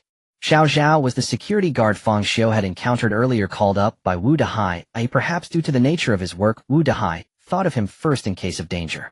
Xiao Xiao turned on his flashlight and slowly walked into the darkness. Time passed second by second, and after about 5 minutes, Xiao Xiao still had not returned, and there was no sound from the darkness. Xiao Xiao! Wu Dahai shouted, but there was no response in the darkness. Wu! Manager Wu, should we call the police? Someone suggested. Wu Dahai's expression darkened as he walked over to Wang Zitong, flashlight in hand, seeking his opinion. Young Master Wang, what do you think? At this moment Wang Zitong's expression was quite strange. The anger he had shown earlier had vanished, replaced by an unprecedented fear, anxiety, restlessness, and even a hint of ecstatic anticipation. He seemed to be afraid of something, yet also looked forward to something. Fang Xiu noticed Wang Zitong's demeanor and felt it was odd. He must know something. Young Master Wang. Wu Dahai spoke again. Wang Zitong was startled, as if awakening from a dream. What did you just say? Young Master Wang, I meant, should we call the police? The call we just made was clearly abnormal. I'm afraid something has happened. Oh right, let's call the police quickly. Wang Zitong seemed to remember something and hurriedly began dialing on his phone. However, after a busy signal, the call never went through. At this moment, other employees also exclaimed the phone won't connect. Mine won't connect either. How could this be? The emergency number should always connect. How could it not work now? It seems like there's no signal at all. This caused everyone to panic even more. One employee who often visited strange forums trembled and said, could it be that we've encountered something eerie? The crowd began to chatter and the scene turned chaotic. Wang Zitong's expression shifted between gloom and brightness. The lack of signal seemed to confirm something for him, and he suddenly shouted, everyone be quiet. Given his status, his shout immediately silenced everyone. All eyes turned to him. Wang Zitong's face was illuminated by the faint light of his phone, half of it shrouded in shadows paired with his strange expression. It was somewhat eerie. He swallowed hard, forcing himself to appear calm. Now, everyone please remain silent. What I'm about to say is very important. It concerns our survival. The phrase survival seemed to carry an unusual weight, striking like a heavy hammer against everyone's hearts. Li Feifei beside Wang Zitong was startled. Young Master Wang, what are you talking about? Surviving. Don't scare us. Shut up. Wang Zitong shouted fiercely, scaring Li Feifei into a pale expression. He took a deep breath, his voice slightly trembling. If I'm not mistaken, we may have entered a strange domain. Wang. Young Master Wang, what is a strange domain? Don't interrupt me. There's no time to explain. Just listen to what I say. Wang Zitong roared once again, silencing everyone. With my status and the things I've encountered, I know more about the secrets of this world than ordinary people can imagine. In simple terms, this world contains eerie beings, and the so-called strange domain is a realm of the eerie. You can think of it as an alternate dimension, a world of the eerie, a territory of the eerie. What we need to do now is to escape from this damned strange domain, otherwise everyone will be killed by the eerie. This barrage of words sent shivers down everyone's spines. Eerie. Everyone thought Wang Zitong was joking, but upon seeing his terrified and distorted expression, they began to doubt. Young Master Wang, you can't be serious. Where could there be eerie beings in this world? You damn it. Didn't I tell you to stop interrupting me? Damn. You useless lot, if I weren't a spirit master and still needed to rely on you to survive, do you think I'd be willing to reveal these secrets to you? Wang Zitong's tone grew increasingly urgent, as if he had a knife to his throat. Whether you believe it or not, just listen closely. We have definitely entered a strange domain. The lack of phone signal and the suppressed light are all evidence. Remember, only spirit masters can deal with eerie beings. A spirit master is someone who can control their own spirituality. My cousin is a spirit master, and all this information comes from him. The only way for ordinary people to survive against eerie beings is to observe their killing patterns and do their best to avoid them.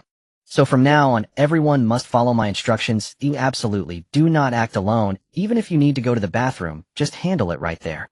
Wang Zitong's words made everyone skeptical as they challenged their decades-long worldview.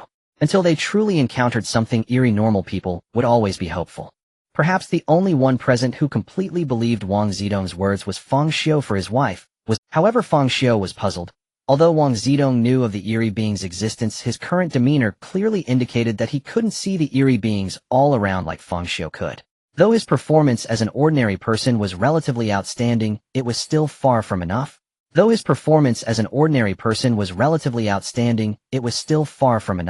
He couldn't remain unperturbed before the looming threats of eerie beings. However, none of that mattered. What mattered was the spirit masters.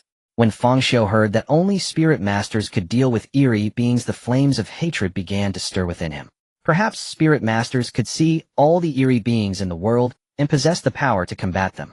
Young Master Wang, what should we do now? Shouldn't we run quickly? Wu Dahai stammered. We can't run. Wang Zitong shouted as if stimulated by something. Everyone stay put. Running around in a strange domain is no different from seeking death. My cousin told me that in a strange domain we must never run around recklessly, nor should we look or touch anything that might violate taboos. Then, what should we do now? Observe.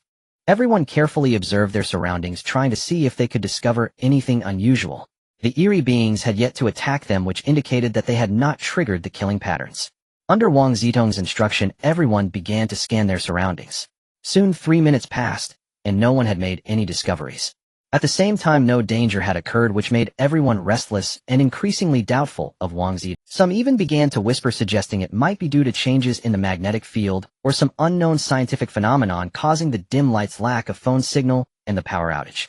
As for the two missing colleagues, perhaps they accidentally got electrocuted while restoring power. Shouldn't we go out and check? I really need to go to the bathroom. Yes, how could there be eerie beings in this world? The whispers reached Wang Zitong's ears, making him increasingly anxious.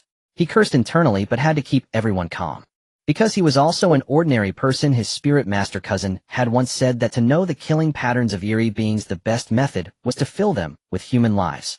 This was also the reason he revealed the secrets to everyone, making them aware of the truth, and gathering them around him, allowing him to better probe the killing patterns of the eerie beings and ensure his survival. Everyone quiet down. Oh, I said do not move around carelessly. If you need to go to the bathroom, just... Wang Zitong's words were interrupted by a calm voice. The eerie beings have appeared. The calm voice seemed to carry some kind of magic, or its implications shocked everyone. The scene instantly fell silent. What? Where's the anomaly? The crowd frantically looked around, but found nothing. A colleague, thoroughly frightened, glared at Fang Xiu. Yes, what time is it, and you're still trying to scare people? Fang Xiu looked at everyone with a calm expression. His handsome fair face appeared even more exquisite in the darkness, and paired with his emotionless demeanor, it gave off an eerie feeling of a living doll. Under the gaze of those deadpan eyes, everyone felt uncomfortable. Even the voices condemning him gradually weakened. Suddenly Fang Xiu spoke. Wang Xiaoli is missing. Wang Xiaoli. Nonsense, Wang Xiaoli is right next to me. Wang Xiaoli, say something. A colleague hurriedly called out. However, Wang Xiaoli did not respond. The person's heart sank and hastily shone his phone light, only to discover that Wang Xiaoli, who had been beside him, had truly vanished. Wang Xiaoli. Wang Xiaoli. He called out twice urgently, but received no reply. At this point the crowd erupted. Wang Xiaoli really disappeared. Could it be that the anomaly has appeared? Fang Xiu, what does the anomaly look like? Wang Zitong suddenly asked. Although Wang Zitong had conflicts with Fang Xiu, he wouldn't resort to violence in a life-and-death crisis. Fang Xiu replied calmly. In the darkness my vision was obstructed. I didn't see the anomaly, only Wang Xiaoli disappearing. His calm demeanor made it seem as if a person hadn't just vanished, but rather an ant. In such an eerie situation, a normal person wouldn't just scream, and at the very least they would display signs of panic. Yet Fang Xiu coolly recounted the process of Wang Xiaoli's disappearance, showing no emotional fluctuations. The people present were not fools, or after years in the workplace, who didn't have some skill in reading the room. Everyone could tell that Fang Xiu's calmness was somewhat abnormal. Wang Zitong suddenly looked suspicious. Fang Xiu, you don't seem afraid of the anomaly at all. Are you a spirit master? Fang Xiu shook his head and retorted, what is a spirit master? Wang Zitong's look of confusion deepened. A spirit master is someone who controls their own spiritual essence. I don't quite understand the specifics, but spiritual essence seems to be a power of the mind. My cousin said that within a person's mind lies tremendous power, but everyone's mind is in a dusty state, like a luminous pearl covered in grime. A spirit master is someone who wipes away the dust, allowing the mind to shine with spiritual brilliance. Wang Zitong wanted to continue explaining, but Wu Dahai interjected directly. Young Master Wang, what time is it? How can you still find time for education? People are already disappearing. You should think of a way to escape. Shut up. Wang Zitong shouted angrily. Escape? How do we escape? Where do we go? 3 people have vanished so far. If we move recklessly and trigger the anomaly's taboo, we might all die. Moreover, the secrets I'm discussing now relate to our lives. Do you think spirit masters just come into being? They are not innate, they are acquired. The best way to break this deadlock is for someone to become a spirit master. So, does that mean spirit masters are cultivated in the anomaly? Fang Xiu suddenly said. Wang Zitong looked somewhat surprised and nodded, seeming astonished that Fang Xiu could still maintain such sharp judgment. Exactly, to become a spirit master one must harness the power of the anomaly. I previously mentioned that everyone's mind is in a dusty state. To polish the mind, 2 conditions must be met. The first is to experience great terror between life and death. Only by undergoing the baptism of life and death can the dust on the mind loosen, or one can receive significant stimuli to provoke the mind. The second is to come into contact with the anomaly, allowing the anomaly's power to invade the mind. It's like using a cloth to wipe away dust. However, one must note that although the power of the anomaly can wipe away the dust from the mind, it inherently carries a form of pollution. While polishing the mind, it will also taint it. If we compare the mind to a dusty, luminous pearl, then the power of the anomaly is like a blood-stained cloth. As it wipes away the dust, it inevitably stains the pearl red. The so-called spiritual brilliance is actually the result of the mind's own luster being distorted by the anomaly. After hearing this, Fang Xiu already had some plans in mind. It seems this is a world of the mind, and the power of the spirit master comes from the combination of one's own mind and the anomalous power. The state between life and death serves as a catalyst for both, akin to a chemical reaction that requires heating. The state of life and death is the heating process. Thinking of this, Fang Xiu was slightly puzzled. Having fulfilled the conditions of life and death, and coming into contact with the anomaly, why had he not ignited his spirituality? Or perhaps he had already ignited it without realizing. At this moment, Wang Zitong continued to explain, thus everyone present has the opportunity to become a spirit master. If someone becomes a spirit master, there will be hope to escape the anomaly. What are the signs of igniting one's spirituality? Fang Xiu asked again. First, one's physical fitness surpasses that of ordinary people, and their senses become incredibly sharp. Moreover, once spirituality is ignited, one will awaken a unique ability, which is a reflection of their mind. No two minds are alike, hence no two abilities are the same. Ability. Reflection of the mind. Fang Xiu immediately thought of his ability to rewind death. Could this be his ability? No, that's not right. His physical fitness and senses were no different from ordinary people. He hadn't received any enhancement. Moreover, he had a vague intuition that the ability to rewind death was something he had upon crossing over, and not something derived from igniting spirituality. Based on comprehensive judgment, it seems he had not ignited his spirituality yet. Now the question arises, since the ability to rewind death isn't a result of igniting spirituality, why hadn't he become a spirit master despite meeting both conditions? At this moment, Fang Xiu suddenly thought that he hadn't actually met all the conditions because of the ability to rewind death. The state between life and death was present, and this ability should not vanish with the rewind of death. It should be a mindset unchanged, like a memory despite the rewind. After all, his mindset had dramatically changed due to multiple deaths. But he had yet to fulfill the condition of contact with the anomaly, as every time he interacted with his wife he would die, and this time surviving was tantamount to no contact. And those anomalies on the streets, Fang Xiu speculated, did not count as contact, because when not seen, anomalies do not exist for humans. This time was entirely different. The hidden anomaly seemed to have burst into reality, able to kill, without needing to meet the condition of seeing. The disappearance from the psychiatric hospital, the anomaly that can kill without being seen, and the spirit master. All these pieces of information intertwined in Fang Xiu's mind. There must be some connection between them, though it has yet to be discovered. Although currently trapped in danger, Fang Xiu felt a rare sense of exhilaration, because he saw a glimmer of hope for revenge, which was to become a spirit master. Suddenly Fang Xiu noticed from the corner of his eye another person had disappeared. What? Has the apparition appeared again? Who has disappeared? A wave of panic swept through the crowd as someone exclaimed, "Zhao Liang is missing! Zhao Liang! Zhao Liang!" Several colleagues who were close to him hurriedly called out, "Stop shouting! Are you trying to attract the apparition?" Wang Zitong roared in anger. The continuous disappearances were threatening to erode his remaining sanity. The only reason he was calmer than others was that he had witnessed such eerie powers from his cousin before, and was somewhat prepared in his heart. Moreover, he envied his cousin greatly, and wanted to become a spirit master himself. So entering the eerie realm, aside from fear, there was also a hidden sense of anticipation supporting him. Yet humans are ultimately akin to Lord Yi loving dragons. When the true dragon appears before you, the first emotion that surges from the depths of your heart is often fear. "Young Master Wang, what should we do? I don't want to disappear," Li Feifei said tearfully, clutching Wang Zitong's sleeve, sending him into a fit of irritation. "Why are you asking me? Who should I ask then?"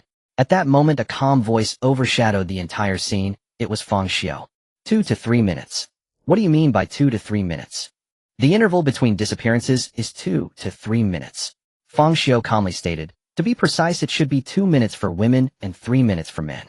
Just now, security guard Xiao Zhao disappeared after 3 minutes, and then Wang Xiaoli disappeared 2 minutes later, while Zhao Liang disappeared after that.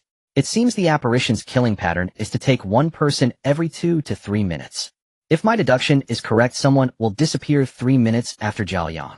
Are they killing according to time? Damn it. How the hell do we avoid this? Wang Zitong's eyes turned red, his emotions barely contained. Fang Xiu ignored him and turned to walk into the darkness. The crowd was instantly startled. His good friend Zhao Hao shouted, "Xiuge, what are you doing? Are you crazy?" Fang Xiu replied without looking back, "Of course I'm going to find a way out. Are we just going to sit here and wait for death?" With 8 people left, following the pattern of one person disappearing every 2 to 3 minutes, in about 20 minutes everyone would be dead. Oh, it was better to take a chance. "Fang Xiu, you better stop right there." Wang Zitong suddenly shouted angrily, "Didn't I just say that no one can act recklessly? Do you know that if you violate the eerie taboo alone, we all might end up as collateral damage? You are just an ordinary person, you have no idea about the apparition. Fang Xiu stopped suddenly, turned around, and a pale, expressionless face appeared before everyone, resembling a lifeless corpse devoid of any vitality. Wang Zitong was momentarily breathless under that gaze. At that moment, Fang Xiu's emotionless voice uttered, "If you say one more word, I will kill you before the apparition does."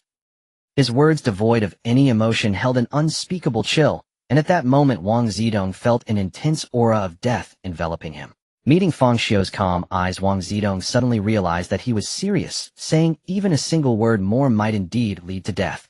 As a rich second generation, he had a wide circle of friends, and had even seen the eyes of murderers for various reasons. Yet the pressure from those eyes was nothing compared to the calm gaze of Fang Xiu. Wang Zitong's intuition was correct. The eyes of a murderer were indeed different from those of someone who had been killed 18 times. Seeing Wang Zitong fall silent, Fang Xiu turned and disappeared into the darkness. Zhao Hao, witnessing this scene, showed a moment of hesitation on his face. In the next moment, he gritted his teeth, glanced at Fang Xiu's departing figure, then looked at the hesitant crowd, and ultimately followed him. "Young Master Wang, what should we do?" Wu Dahai's voice trembled. Wang Zitong's face alternated between green and white. He dared not get angry while Fang Xiu was present, but now that he had left, his anger surged. "What should we do? If those two want to seek death, let them go. Two people who don't even know about spirit masters dare not to listen to my orders. But I feel like Fang Xiu isn't the type to seek death. Shouldn't we follow and see?" Wang Zitong's anger flared up instantly. "What the hell are you talking about? If I die, I die. I'm going to be taken by the apparition." Before he could finish his sentence, a shrill scream interrupted him. Someone has disappeared again." Wang Zitong's liver trembled. He looked around at the number of people, and including himself, there were only 5 left. He immediately changed his tune. "Quick! Hurry up and follow." Fang Xiu traversed the dark corridor, with Zhao Hao closely following behind. The two of them were shining their flashlights as they continued forward, yet they had not exited this corridor after a long time. Under normal circumstances, after just a few steps, they would see stairs leading down at the end of the corridor, but today the corridor seemed like an endless abyss, deep and bottomless. Xiu, good, this feels wrong. Why haven't we reached the staircase yet?" Zhao Hao trembled, continuously curling up behind Fang Xiu like a chick seeking warmth. "Should be quiet." Fang Xiu suddenly stopped, intently staring into the depths of the corridor. Suddenly, a faint green light appeared at the end of the corridor, resembling the glow emitted by an emergency exit sign in the darkness, eerie and unsettling. Upon seeing the light, Fang Xiu couldn't help but frown. This glow was identical to the lighting in the Qingshan mental hospital. An unbelievable hypothesis formed in his mind, and he hurriedly quickened his pace towards the light. When he completely stepped into the light, he found himself in a narrow, dilapidated corridor with the ceiling and walls stained dark and blood-soaked, and worn benches placed every few meters along the corridor. This place felt like a hospital corridor from decades ago, with dark gray walls, and the ground was not the usual marble floor, but a gray-white cement floor. "This is Qingshan Mental Hospital." Xiu Gu. Am I hallucinating? Where is this? Aren't we supposed to be at the company? How does this look like a hospital from a horror movie? Zhao Hao's terrified voice echoed from behind Fang Xiu. Fang Xiu's heart stirred. Zhao Hao could also see the mental hospital. Could it be? Fang Xiu reached out his palm to touch the walls around him, feeling the cold, rough texture. His pupils suddenly constricted.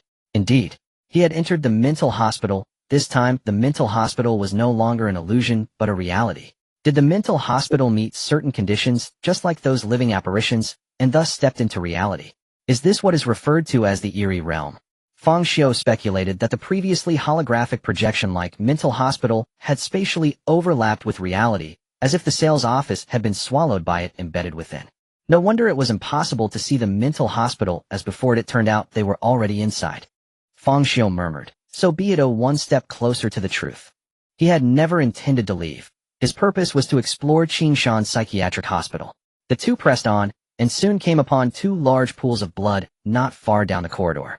The bleeding was prodigious, the surrounding walls were splattered, and atop the stains lay fragments of flesh and bone along with the shredded remains of sales office uniforms and security garments. The scraps looked as if left after a meal, marked by teeth and bite marks. Seeing the familiar clothing, Fang Xiu knew with chilling clarity that they belonged to the colleagues and guards who had gone to check the power. Clearly, they had been devoured by the Gui. Confronted with that sight, Fang Xiu instantly understood why after a man vanished the Gui would not reappear until 3 minutes had passed. Women, however, took only 2 minutes. The interval between the Gui's appearances, it seemed, was determined by the amount of flesh. The female colleagues at the sales office were hardly unattractive. Most had regular features and slim figures as the industry demanded, so their amount of flesh was considerably less than that of their male counterparts. The Gui took about 3 minutes to consume a male colleague, and roughly 2 minutes for a female. Brother Xiu, They were all eaten by the Gui. Zhao Hao beside him went pale and trembled. Fang Xiu paid it no heed. Instead, he examined the shredded clothes. The cuts were remarkably clean, clearly made by some sharp blade. Coupled with the oddities they had seen in Qingshan Psychiatric Hospital, the image of that female physician flashed first into his mind. To be sliced so neatly could very well be the work of a surgical scalpel. At that moment, rapid footsteps sounded from behind Fang Xiu and Zhao Hao. They turned and saw Wang Zitong and his group emerging from a shadowed corridor. My God, what is this place? Shouldn't this be the sales office? It looks like a hospital, they cried, their faces full of panic and disbelief. Indeed, no one could have imagined that walking the corridor of a sales center would, upon stepping through, reveal a familiar scene of a hospital. Fang Xiu, Zhao Hao, you two came out first. Did you find anything? Have you seen Xiao Zhao or Xiao Li? Manager Wu Dahai asked tremblingly. Xiao Zhao and Xiao Li. Zhao Hao stammered, pointing at the 2 pools of blood on the floor. Wang Zitong and the others followed his gesture, their pupils constricted. Blood. So much blood. Li Feifei screamed. Those are Xiao Zhao and Xiao Li's clothes. Wang Zitong's face grew even paler, cold sweat streaming down as horrific images crossed his mind. They were eaten. At that, a shiver of dread ran through them. Young Master Wang. Hurry, let's leave. I want to go home, sob sob. Li Feifei burst into tears, clutching Wang Zitong's arm and begging. Wang Zitong snapped to his senses. Yes, go. Quickly. He was about to lead the group forward, but faced with the unfamiliar empty hospital corridor, he found himself unable to move. Who knew where the corridor led? What if the lair of the Gui lay ahead? Wang Zitong felt immense pressure, like the one who must walk first through a haunted house. Yet everyone had made him the group's pillars shrinking behind him. Fortunately, Fang Xiu relieved him. Having finished his observations, Fang Xiu began to move. He walked calmly deeper into the corridor, with Zhao Hao trailing closely. Seeing someone lead the way, Wang Zitong no longer hesitated and strode forward. He did not follow as closely as Zhao Hao. Whether from pride or some other impulse, they kept about 3 meters. Tat tat tat. In the empty corridor, their hurried, muffled footsteps sounded as if they feared being heard by the Gui. Suddenly, the footsteps ceased. Fang Xiu, walking at the front like a lead sheep, had stopped. As he did, Zhao Hao behind him halted as well. Then Wang Zitong and the others froze. Wang wanted to ask why Fang Xiu had stopped, but social awkwardness kept him silent. To speak up seemed to imply that without Fang Xiu opening the way, they dared not move. Fang Xiu, why did you stop? Li Feifei's voice trembled with alarm. The woman had long been terrified and had none of her former office elite acuity. Seeing Fang Xiu pause, her urgent desire to flee made her ask without thinking. Fang Xiu did not answer. He glanced at his phone, fell silent for a moment, then said, Time's up. What time's up? Li Feifei blurted. The others were baffled.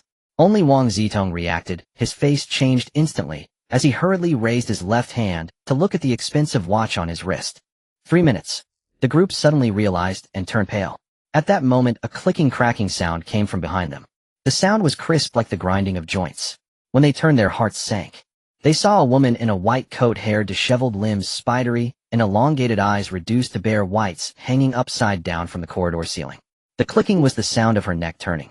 Hung like a spider, her face initially faced the opposite way, crown downward, chin upward, but as her skull twisted a full 180 degrees, her face aligned to look at them. Wordless terror rolled through them like a tide. The unseen Gui and the Gui shown in full view were wholly different. When she stood there staring straight at you, even the stoutest heart would tremble. The female physician fixed them with a dead stare. The next second, her limbs flailed violently, truly like a humanoid spider, and she crawled toward them.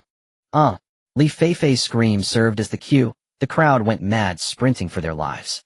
No one was needed to lead them now. They even shoved those ahead aside as obstructions. The narrow asylum corridor forced them to grab and pull at those in front, driven by raw survival instinct. The weaker ones were shoved to the floor, Li Feifei among them. As a delicate beauty, she had clung to Wang Zitong for protection, but when crisis struck, he was the first to fling her aside and bolt. Wang Zitong reacted swiftly. He was first to flee and led the charge. At that moment, Fang Xiu and Zhao Hao stood in the path of his escape. But Fang Xiu and Zhao Hao did not run. Zhao Hao was simply stunned, while Fang Xiu observed. Just as he had suspected, the killer was indeed the female physician they had seen earlier in the hospital. After all, most of the strange beings in Qingshan Psychiatric Hospital were confined to their wards. Though some doors stood open, they had not encountered them before. The only one they had met was this female physician. She was not a patient, but a doctor, and thus had not been locked away. "Get out of the way!" Wang Zitong shouted angrily, pushing aside the stunned Zhao Hao and running whoosh whoosh whoosh. The colleagues who once sat in the office now flew past Fang Xiu like athletic competitors, accompanied by the sound of rushing wind. Poor Zhao Hao was bumped several times and fell to the side. Wait for me, young Master Wang. Don't leave me behind." Li Feifei had already gotten up from the ground, screaming in terror, her pretty face twisted in fear, her makeup smeared by tears.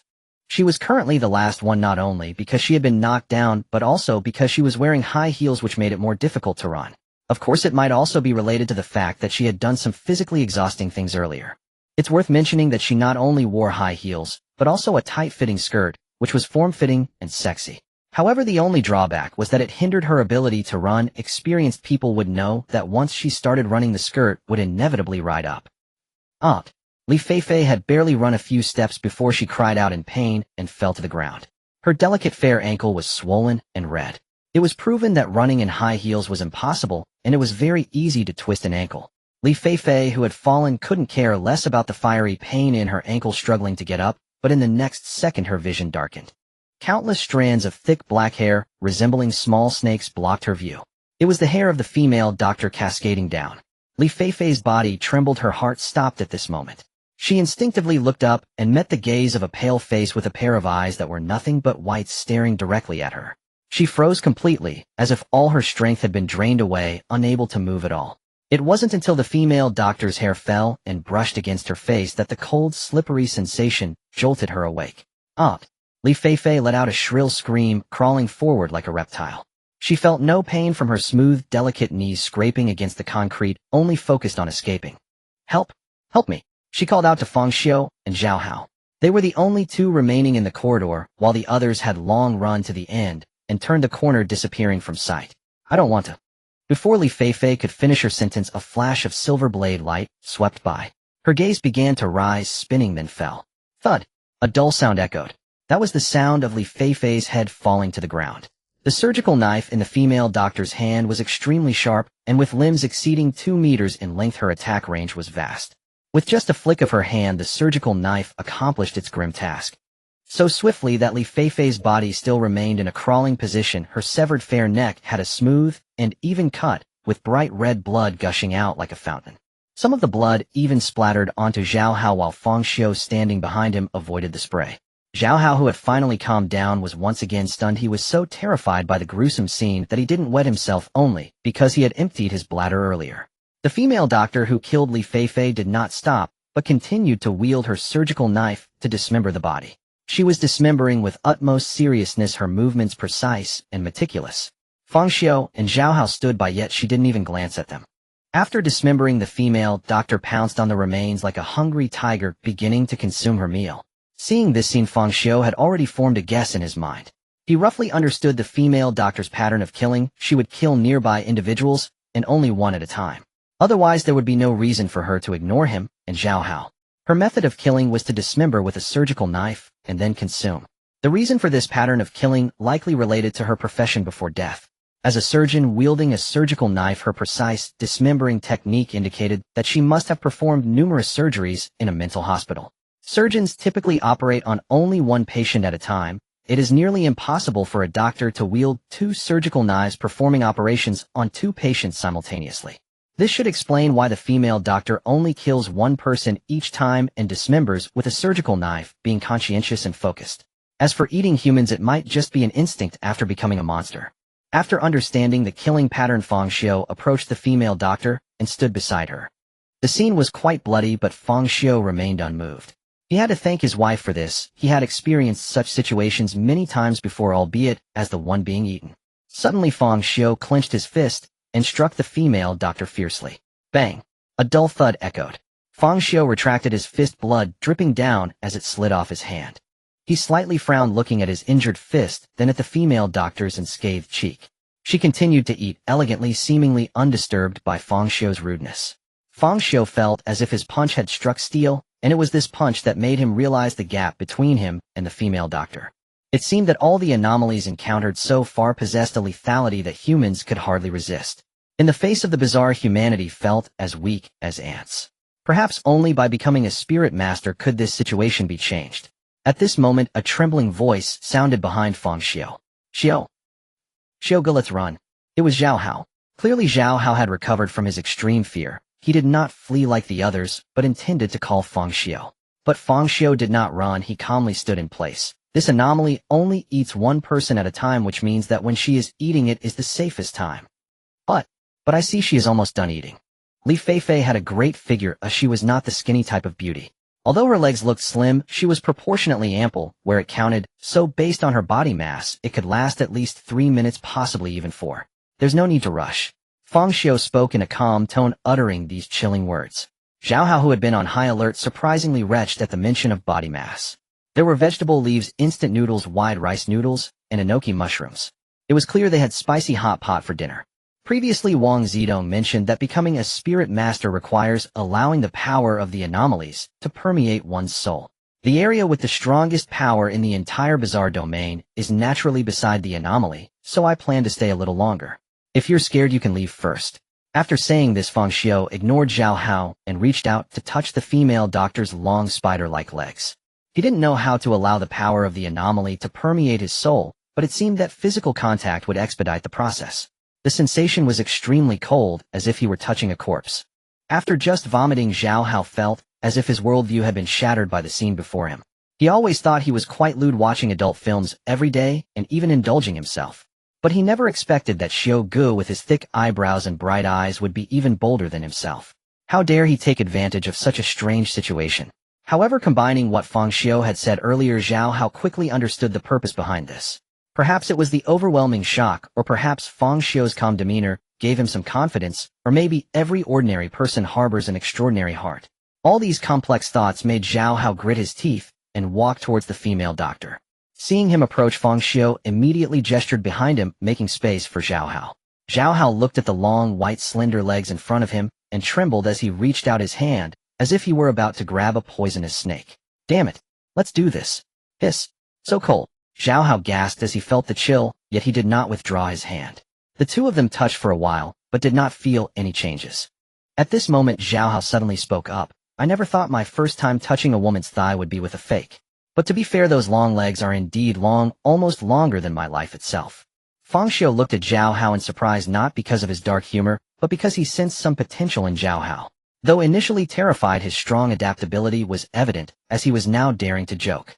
Even if the joke was a way to alleviate the tension and fear within him, not everyone would dare to joke. At 1 minute left, we touch for 30 more seconds, and then leave immediately to ensure we have enough time to escape, Fang Xiu stated decisively. Zhao Hao nodded. Time passed second by second, and 30 seconds slipped away in the blink of an eye. Go! Fang Xiu turned and fled without hesitation, with Zhao Hao closely following. Since Fang Xiu dared to be so reckless, he must have had some confidence. After all, he had previously entered the Qingshan mental hospital. Although he hadn't explored it all, he remembered the general layout and some routes. Thus he was confident he could use the terrain to create distance from the female doctor. However, just as the two reached the corner at the end of the hallway, a shocking turn of events occurred. Fang Xiu suddenly noticed a few strands of black hair falling before him. He looked up to meet the pale gaze of the female doctor. How could this be possible? Fang Xiu was startled. Had he misjudged the pattern of her attacks? There should have been at least 2 minutes left to escape. Why had the female doctor caught up so quickly? He instantly turned to look at Li Feifei's corpse, and his pupils shook. He saw that Li Feifei's body had been completely devoured, leaving only a pool of blood with several large pieces of silicone scattered on top. Silicone. Fake. Fang Xiu exploded. He never expected to make such a mistake. It was also his fault for not having much contact with women and naively thinking all women were real. However, there were many things in this world that were indistinguishable from the real thing. Whoosh. A silver flash passed, and Fang Xiu's gaze began to rise, his head being tossed high before crashing down heavily. May there be no silicone in heaven. A cold, slippery sensation came from his palm. When Fang Xiu awoke, he was shocked to find that he had not returned to his wife, but was instead beside the female doctor, touching her thigh. At that moment, Zhao Hao also came over and started to touch. Fang Xiu quickly took out his phone to check the time, only to find that he had died, and reverted to the moment he was about to touch the thigh. A thought surged in his mind. Could it be that the death reset was event-based? Just like the various levels in a game, the first level was near the rental apartment, and the second level was the Qingshan mental hospital. Since the first level had been cleared, did the save point automatically move to the second level? Fang Xiu did not have time to think further. He had died due to the silicone last time, so he would not make the same mistake again this time. Let's go, he said. Zhao Hao paused for a moment. Xiu Gu, we just started touching. Are we leaving already? This is my first time. Before Zhao Hao could finish, Fang Xiu turned and walked away. Zhao Hao dared not stay behind alone and hurriedly followed. At this moment, Fang Xiu's voice floated back. Her front and back are all silicone, so the amount of flesh isn't enough to support for too long. Zhao Hao was first taken aback, then exclaimed in shock, silicone. No wonder it's so big. The two of them ran quickly and soon reached the end of the corridor, where there was only a right-turning passage. Without hesitation, they turned right. After walking just a few steps, a staircase appeared before them. Downstairs, Fang Xiu said, and the two began to sprint down the stairs.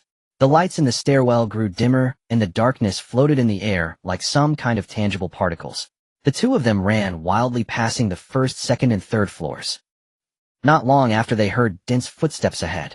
Then came the sound of a person's scream. Strange. The strange is catching up. Fang Xiu recognized the voice. It was his colleague. He quickened his pace and jumped down the stairs, and upon getting closer, he saw it was indeed Wang Zitong and his group. Wang Zitong's group also recognized Fang Xiu and let out a slight sigh of relief. Clearly they still thought it was some strange entity chasing them. It's Fang Xiu and Zhao Hao. You scared me to death. I thought it was the strange chasing after us, one colleague said, panting heavily. Zhao Hao looked at the crowd in surprise. How come you guys are running so slowly? Slow?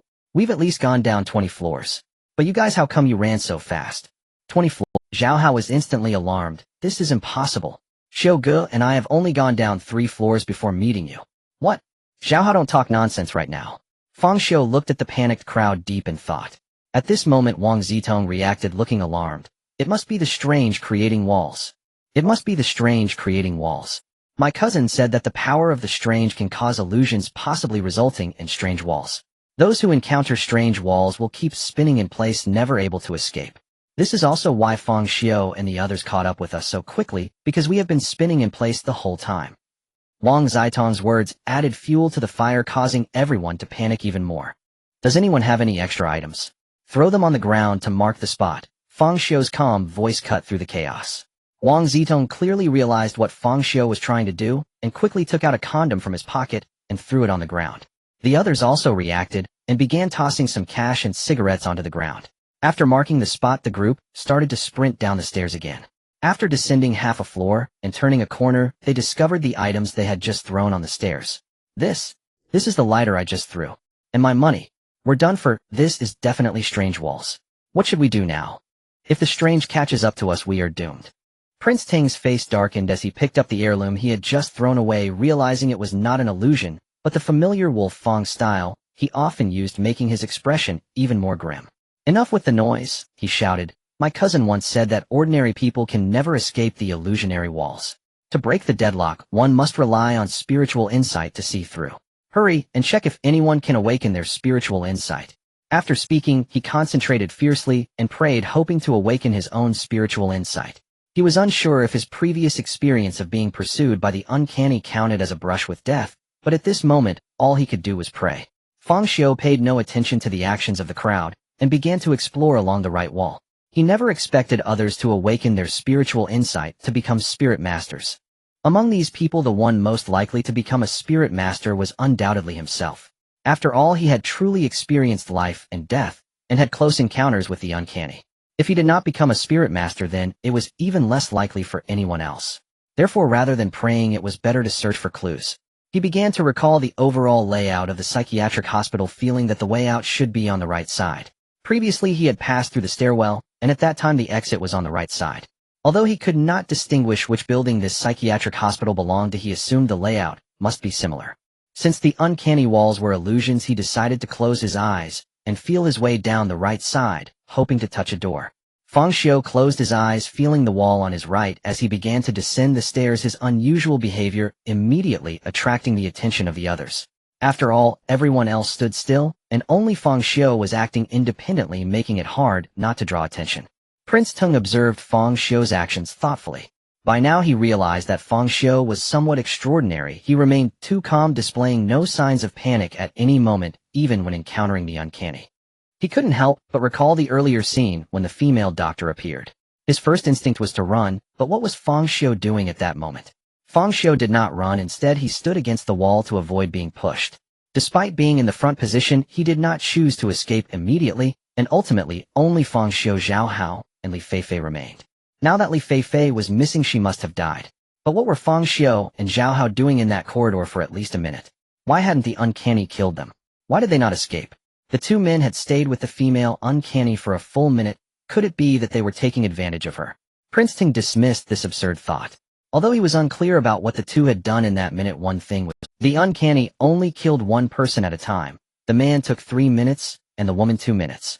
This time frame was absolutely safe. Even staying beside the uncanny posed no threat, and the survival of Fang Xiu and the others was the best proof. At this moment, Fang Xiu had already descended the stairs, distancing himself from the others.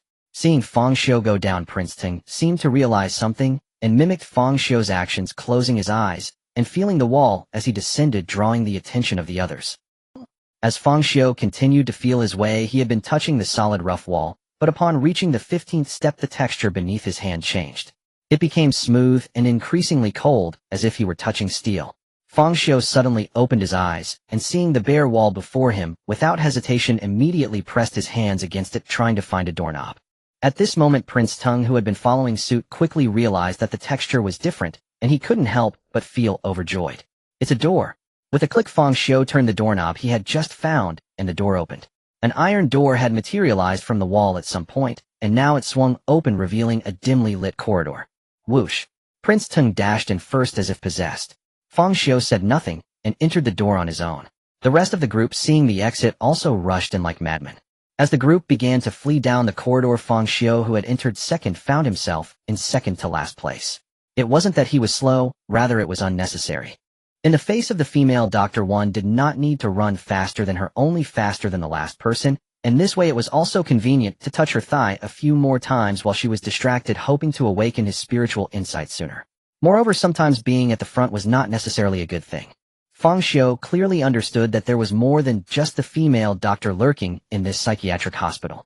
Although most were locked in their wards, he did not forget that the doors to the wards were wide open. As they ran, Prince Teng, who was leading the charge, suddenly stopped, and soon the others followed suit. Before them appeared 2 paths, one to the left, and one to the right, both shrouded in darkness, visibility less than a meter, and no one could see what lay beyond these 2 paths. Thus no one dared to move forward. If they chose a dead, and wouldn't they be caught by the female doctor in no time? At this moment, the crowd's gaze focused on Fang Xiu, who had just run up from the back. Since Fang Xiu had previously found the way through the uncanny walls, they naturally believed he might also find the way out now. Unfortunately, Fang Xiu was unsure which path to take. He had not explored the psychiatric hospital in its entirety, but rather flitted like a ghost along its walls, familiar with the general layout and some of the routes he had traversed. Unfortunately, neither of these 2 paths was within his knowledge. Fang Xiu, which way should we go? Prince Teng hurriedly asked. Looking at the eager eyes of the crowd, Fang Xiu couldn't help but find it amusing. When it came time to flee, they wished to push him away, yet when faced with difficulties, they turned to him. Wasn't this just the epitome of being a tool? However, Fang Xiu didn't mind, as he saw everyone else's tools too. Currently, against the female doctor, these people were invincible. To buy time, he could only sacrifice lives. Fang Xiu said nothing, directly choosing the path on the right. Even though he was uncertain which path was correct, he knew that he could not afford to waste time. All the time was paid for with lives.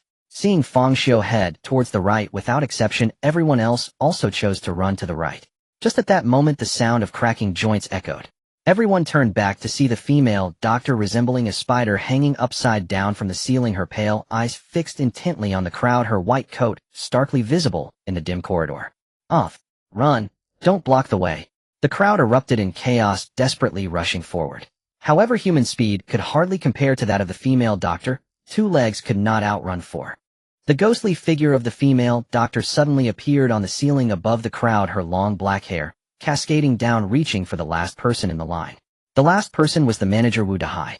Among everyone, he was the oldest and also the heaviest, a middle-aged man with a paunch naturally lacking in physical stamina. However, it was unclear whether Wu Dahai acted deliberately or by accident. In his panic, he grabbed the person in front of him and yanked them back using the momentum to run forward.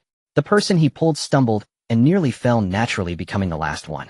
A flash of silver lights. The last person pulled by Wu Dahai was decapitated instantly, without even having time to let out a scream. When Fang Xiu witnessed this scene, he immediately halted, touched his thigh a couple of times, and then continued running forward, not at all worried about lagging behind.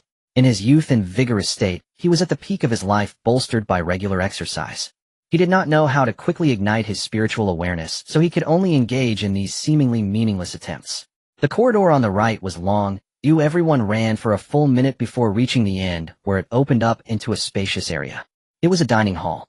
The hall was large and empty, filled with old tables and chairs, and there was a stove in the corner with a few large black pots.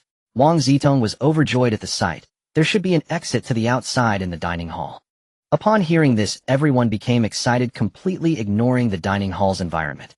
They quickly scanned the area and spotted a door on the far left side of the hall, rushing towards it. Fang Xiu, however, maintained his position as second to last, running calmly, while also surveying his surroundings. Upon entering the door, they found themselves in a dim and narrow corridor, but this one seemed even darker, as if the ceiling lights might go out at any moment. No one cared about the environment here, they just wanted to escape quickly. The group soon reached the end of the corridor, where Wang Zitong's face turned extremely grim. There's no way out. It turned out the end of the corridor was a dead end. This was simply illogical. According to Wang Zitong's understanding, places like dining halls, which are usually crowded, should have escape routes or exits to the outside. How could this be a dead end? Could it be that the entire hospital was fully enclosed with no intention of letting anyone out? Look, there's a door, a colleague shouted.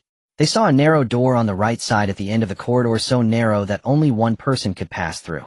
It was made of wood, the paint peeling off, and it had a small glass window. Seeing the door, everyone had no time to think. They flung the door open and rushed inside, regardless of what lay within, for outside lurked the unknown. Fortunately, there was no danger inside the door. It was a small room filled with brooms, mops, and old tables. Consequently, once the 5 of them squeezed in, it was difficult to find a place to stand. Damn it! This is a storage room. There is no way out here. Wang Zitong swore in frustration. The others also looked despondent. A dead end. This was a dead end. They had been caught like turtles in a jar. Did they choose wrong? Fang Xiu thought calmly, realizing that next time he should choose the left path. He was not anxious at all, as this was merely a trial and error process for him. He pondered for a moment and decided to rewind and start over, opting for the left path. It was too late to run back now. 2 minutes had already passed, leaving only 1 minute before the female doctor launched her next attack. If they turned back, they would be delivering themselves right to her. Though one could choose to send someone to their death to help the others escape, Fang Xiu felt it was meaningless. Now, including himself, there were only 5 people left, and no one knew how far they still needed to run or how many lives would be lost along the way. Just as Fang Xiu was preparing to step out the door to seek the female doctor for a reset, Wang Zitong's angry voice rang out. It's all your fault. Fang Xiu. If it weren't for you choosing the wrong path, would we be stuck here? Fang Xiu. If you didn't know which path to take, couldn't you have discussed it with everyone? You had to unilaterally choose the right side. Wu Dahai echoed angrily. Another person aside from Zhao Hao, though not explicitly saying anything, showed some blame in their eyes. Fang Xiu couldn't help but slightly curl his lips. He rarely smiled nowadays, except when faced with extreme excitement. Yet for some reason at this moment, facing Wang Zitong and the others, he felt like laughing. Zhao Hao stepped forward to vehemently refute. Brother Xiu didn't force you to come here. You chose to. You were the ones who asked for directions initially, and now you're blaming Brother Xiu for choosing the wrong way.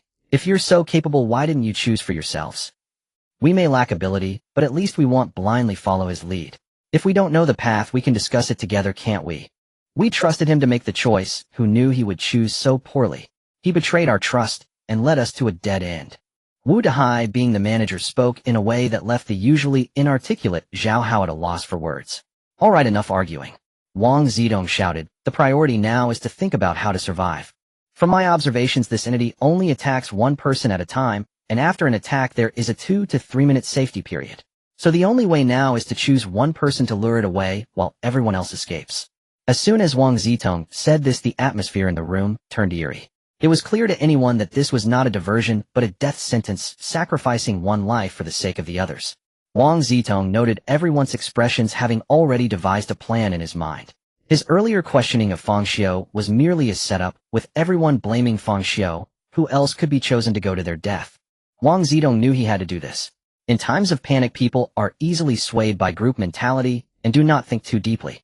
If someone else were to label Wang Zedong as a heartless, rich second generation who deserved to die, first the outcome would truly be fatal.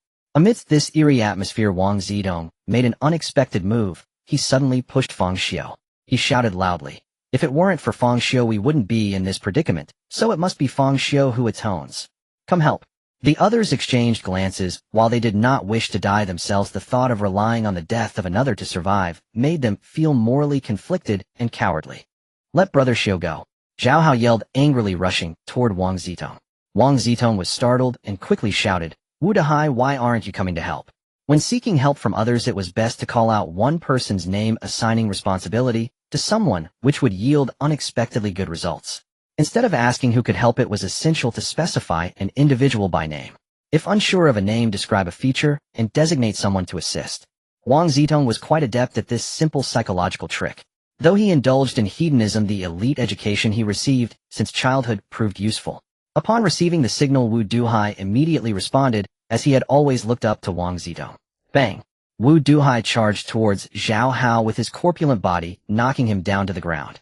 He then teamed up with Wang Zedong to push Fang Xiu out the door, slamming the storage room door shut with great force. From that moment on, the inside and outside of the door felt like two different worlds. Outside, Fang Xiu stood alone at the door. Inside were his colleagues, and through the small window on the door, Fang Xiu could clearly see the expressions on each of their faces. Zhao Hao seemed to have hit the table and chairs when he fell wailing on the ground. Meanwhile, Wang Zedong and Wu Duhai held the door with grim expressions. The last remaining person kept his head down, not daring to look at the window. Inside, Wang Zedong shouted at Wu Duhai, "Push the door shut tightly. We must not let Fang Xiu in. Don't worry, young Master Wang. This broken wooden door may not stop the strange, but it should be able to hold back a person." Wu Duhai echoed.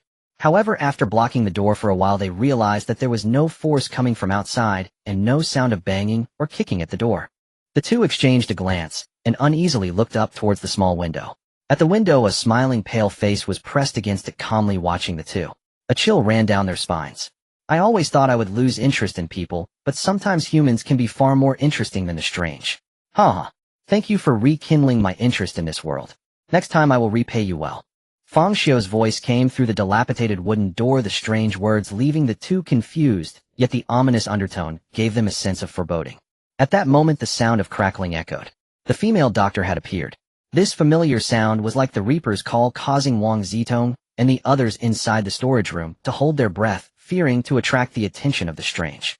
Even knowing the female doctor's pattern of killing, they instinctively felt fear when the strange appeared. Fang Xiu naturally heard the sound, but he did not turn his head, still smiling as he gazed at Wang Zedong and the others, seemingly wanting to remember their faces. In the next moment, swish! A silver flash passed by and Fang Xiu's head fell heavily to the ground. "Now's the time. Run!" Wang Zedong shouted loudly, suddenly pushing open the door and sprinting outside. As he ran, he instinctively glanced back at Fang Xiu's head. He saw that the face of the head still wore a smile, with calm eyes gazing silently at him. Wang Zedong felt as if his heart nearly stopped, fleeing the scene without looking back. Cold, slippery sensations traveled from Fang Xiu's palm. Long, pale thighs came into view. Fang Xiu mumbled to himself, and in the next moment an eerie smile crept across his lips, a smile so fleeting that Zhao Hao beside him did not even notice. Having just returned from death, Fang Xiu did not behave any differently. He replayed his previous actions as if the scene were a television show. Touching his thigh, fleeing, descending the stairs. The lighting on the stairs was dim, and the darkness floated in the air like some tangible particles. Fang Xiu led Zhao Hao in a frantic dash downstairs, passing the first floor, then the second, and the third. Soon they heard a flurry of footsteps ahead. Then came the screams. The strange is chasing us." Fang Xiu leapt down the stairs as before, landing on the next floor and successfully encountering Wang Zedong and the others. "It's Fang Xiu and Zhao Hao. You scared me to death. Ooh, I thought the strange was catching up." A colleague gasped. Zhao Hao looked at everyone in surprise. "Why are you all so slow?" "Slow? We've at least come down 20 floors. What about you guys? How did you run so fast?" The conversation unfolded as before. "The strange is breaking the wall. It must be the strange breaking the wall." Wang Zedong began to explain about the strange breaking the wall, but before he could finish, there was a loud bang. The door opened. Fang Xiu stood quietly at the door. Wang Zedong and the others were stunned. What happened to the strange breaking the wall? How did they suddenly find the exit? However, the group didn't think much of it and frantically rushed towards the doorway. They soon reached a fork in the road and stopped. Fang Xiu, did you light up your spiritual energy? Wang Zitong's expression became somewhat complicated. As soon as he said this, everyone's gaze focused on Fang Xiu. They had been listening to Wang Zitong say that only spirit masters could combat the strange, and only by lighting up their spiritual energy could one become a spirit master. Hearing Wang Zitong ask Fang Xiu like this naturally ignited a glimmer of hope for survival in everyone. It was no wonder Wang Zitong asked this. After all, Fang Xiu's method of breaking the strange wall this time was different from the last time.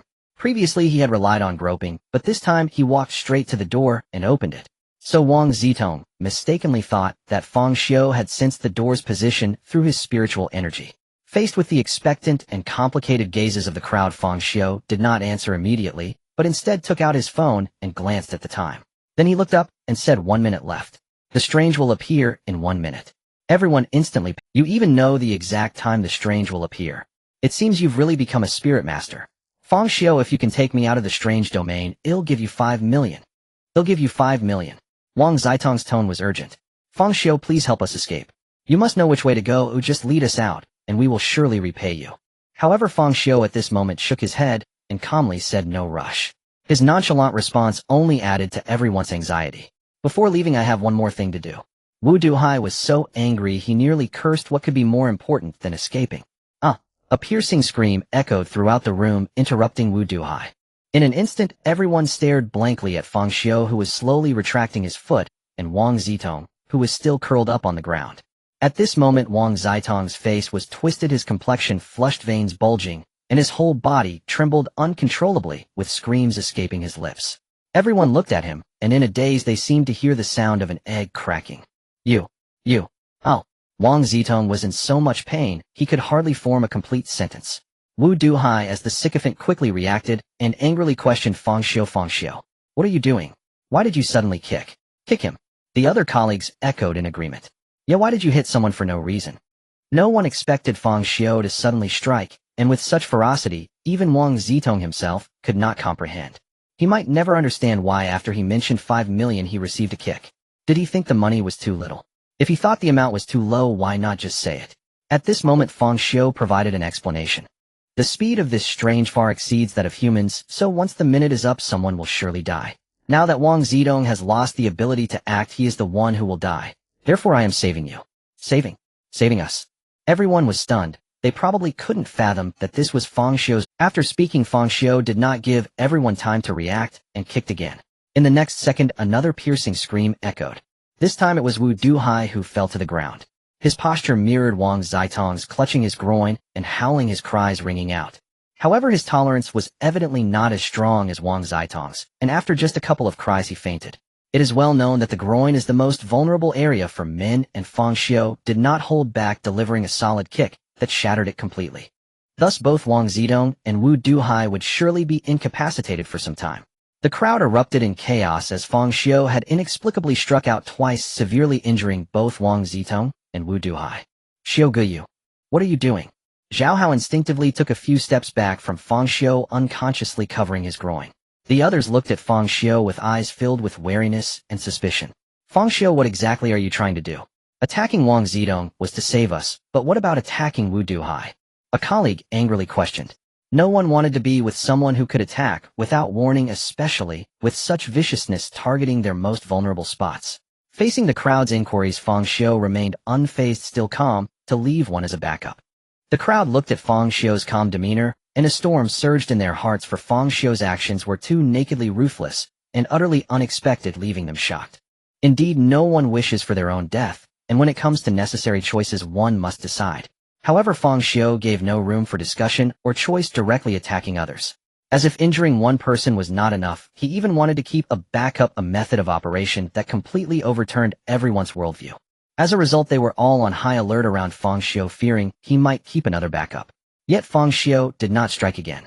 The right side is a dead end. Those who wish to survive can go left. Several people looked at Fang Xiu with suspicion, clearly no longer trusting him. One person asked, if the path to survival is on the left, then why aren't you going? I am waiting to stroke a thigh. Stroke a thigh. Apart from Zhao Hao, the other two present thought they had misheard. Where could one stroke a thigh in this eerie domain? Stroke the Erie's thigh. At that moment the sound of joints creaking echoed, and the female doctor descended from the ceiling. The crackling noise was from her limbs crawling. Her pale lips still bore traces of crimson blood, which dripped down. Up.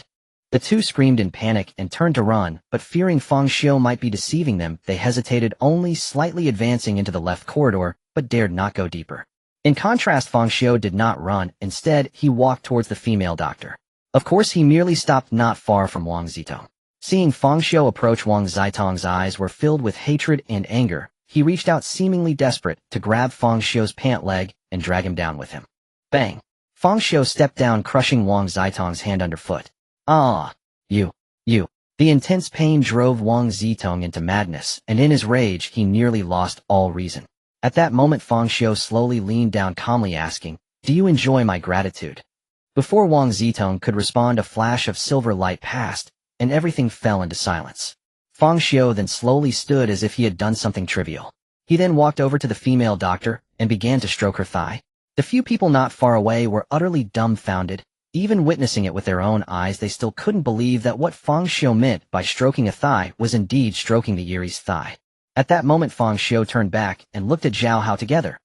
Zhao Hao remembered everything that had happened in the storeroom. Although he felt no emotion of gratitude, Fang Xiu still hoped to help Zhao Hao more. He felt his emotions were fading, or rather his humanity was gradually diminishing. His heart was overwhelmed with hatred and madness. He did not reject this feeling, but also did not wish to lose all his feelings as a person. Zhao Hao hesitated at Fang Xiu's invitation simply because Fang Xiu's current appearance was truly terrifying. His calm face was covered in blood. The contrast of his fair skin and the crimson blood created a bizarre beauty, and at his feet lay the severed remnants of Wang Zitong, standing alongside the Yiri, making it hard to distinguish who was truly Yiri. After a moment of hesitation, Zhao Hao ultimately chose to trust Fang Xiu. He had very few friends, and perhaps Fang Xiu was truly his only friend. Coming from an ordinary family and looking like a loser, he had always been on the margins in the sales office, and only Fang Xiu, who was an orphan, was willing to associate with him, leading to them becoming good friends over time. Slowly Zhao Hao walked to Fang Xiu's side, and the two began to stroke the thigh together. As for the remaining two, they had long since fled. They were not scared away by the Yiri, but when Fang Xiu turned around they were frightened off. Xiu Ge. Zhao Hao hesitated for a moment before finally asking, "Why did you suddenly attack Wang Zitong and Wu Dahai?" The speed of this Yiri is beyond that of humans, therefore to survive one can only exchange lives for time. Someone must sacrifice. Given Wang Zitong and Wu Dahai's identities, who do you think they would choose when it truly comes down to it? Me, who has a conflict with them, or you, who has always been marginalized? Zhao Hao's face turned unnaturally pale. He was about to speak when Fang Xiu added, "Can you feel a slight chill invading your body?" Zhao Hao was taken aback and then shook his head. Fang Xiu's heart stirred as he sensed carefully. It was not an illusion. There truly was an eerie chill flowing from the female doctor's thigh into his palm, then spreading throughout his body. Could this be the corruption of eerie power? Why did he not feel anything when he stroked the thigh before? No, perhaps he felt something before, but it was too faint, and now it should be reaching some critical point, so the sensation was suddenly intense. If his inference was correct, this could very well be a precursor to awakening his spirituality. Zhao Hao didn't feel anything, because he had yet to experience true life and death, and his mindset was not up to par. After the two stroked for a while, Zhao Hao suggested, "Xiu Ge, it's about time, let's go." "No hurry, there's still Wu Dahai. I feel like I'm about to awaken my spirituality soon." Zhao Hao was instantly thrilled. "Really, Xiu Ge? That's great. We're saved. What does it feel like to awaken spirituality? Why can't I feel anything at all?" Although you have been in contact with the Yiri for a long time, your mindset is not up to standard. You have not truly experienced life and death, so you cannot feel it. Zhao Hao wanted to ask, but hesitated. He really wanted to know when he had experienced life and death, if they had been together all along. After Fang Xiu finished speaking, he pulled Zhao Hao back, waiting for the female doctor to dismember Wu Dahai, before continuing to stroke the thigh. Wu Dahai was quite overweight, so sustaining for 5 minutes was not a problem for his mass. Fang Xiu decided to stroke for another 2 minutes, reserving 3 minutes for escape. If, by then, spirituality was still not awakened, they could not continue. At this point he closed his eyes, his palm moving irregularly as he earnestly sensed. In his perception, an increasing amount of chill gathered within his body, but once it entered, the chill vanished without a trace, as if it had sunk like a stone in the ocean.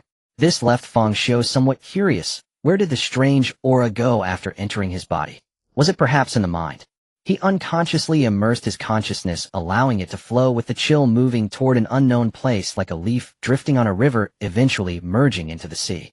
Here Fang Xiu sensed a grayish heart beating slowly, as if it were covered in a layer of dust, dirty, and all the chill ultimately penetrated into the heart. Is the mind the heart? No, that's not right. The mind cannot be the heart. The mind is formless, and the heart is merely a subconscious manifestation. This is my mind. Ew, I should be able to control its shape. With a thought, this gray heart slowly transformed into a sword, then into a knife, and even into Fang Xiu himself. Clearly Fang Xiu's conjecture was correct. However, the shape of the mind was of no real importance. What mattered was igniting its spirit. Thus the mind transformed back into the shape of a heart. As more and more chill penetrated, the heart beat more violently, faintly, emitting a soft glow obscured by the dust on its surface. Fang Xiu patiently waited for a moment, and finally a change occurred. There was no breakthrough like in fantasy novels, it was merely a natural progression. Suddenly the dust on one corner of the heart vanished as if it had been wiped away by something. That corner blossomed with a black light reminiscent of a black hole. This was the true luster of Fang Xiu's mind. In the next moment, all the strange auras converged toward that revealed corner, coalescing into a blood-red light, as bright as blood, which then invaded through the corner of the mind. The black light and the blood light intertwined, as if the blood light sought to taint the black light with its own color, but no matter how they merged, the black light remained unwavering. At last the blood light completely merged into the black light, and everything returned to silence. In that moment Fang Xiu felt a tremendous change within himself. In an instant he felt as if he had been cleansed by the black light. His 5 senses became extraordinarily sensitive. Sight, hearing, smell, touch, taste. All perceptions underwent a transformation. If previously the world appeared to him through a veil, now that veil was gone, and the most authentic world lay bare before his eyes. In addition to the enhancement of his senses, he felt that his thoughts and neural response speed had also improved to a certain degree. While the increase in physical fitness was not substantial, his control over his body had greatly enhanced.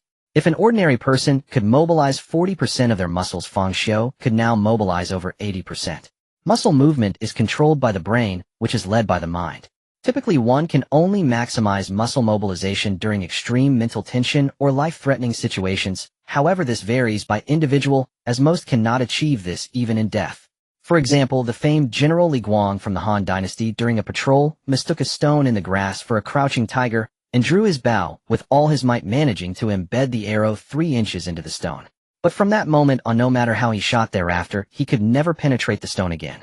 At this moment Fang Xiu could unleash such power at will, his body remaining the same, but his control vastly improved. Moreover, as his physical fitness continued to enhance in the future, the power he could unleash would grow even greater.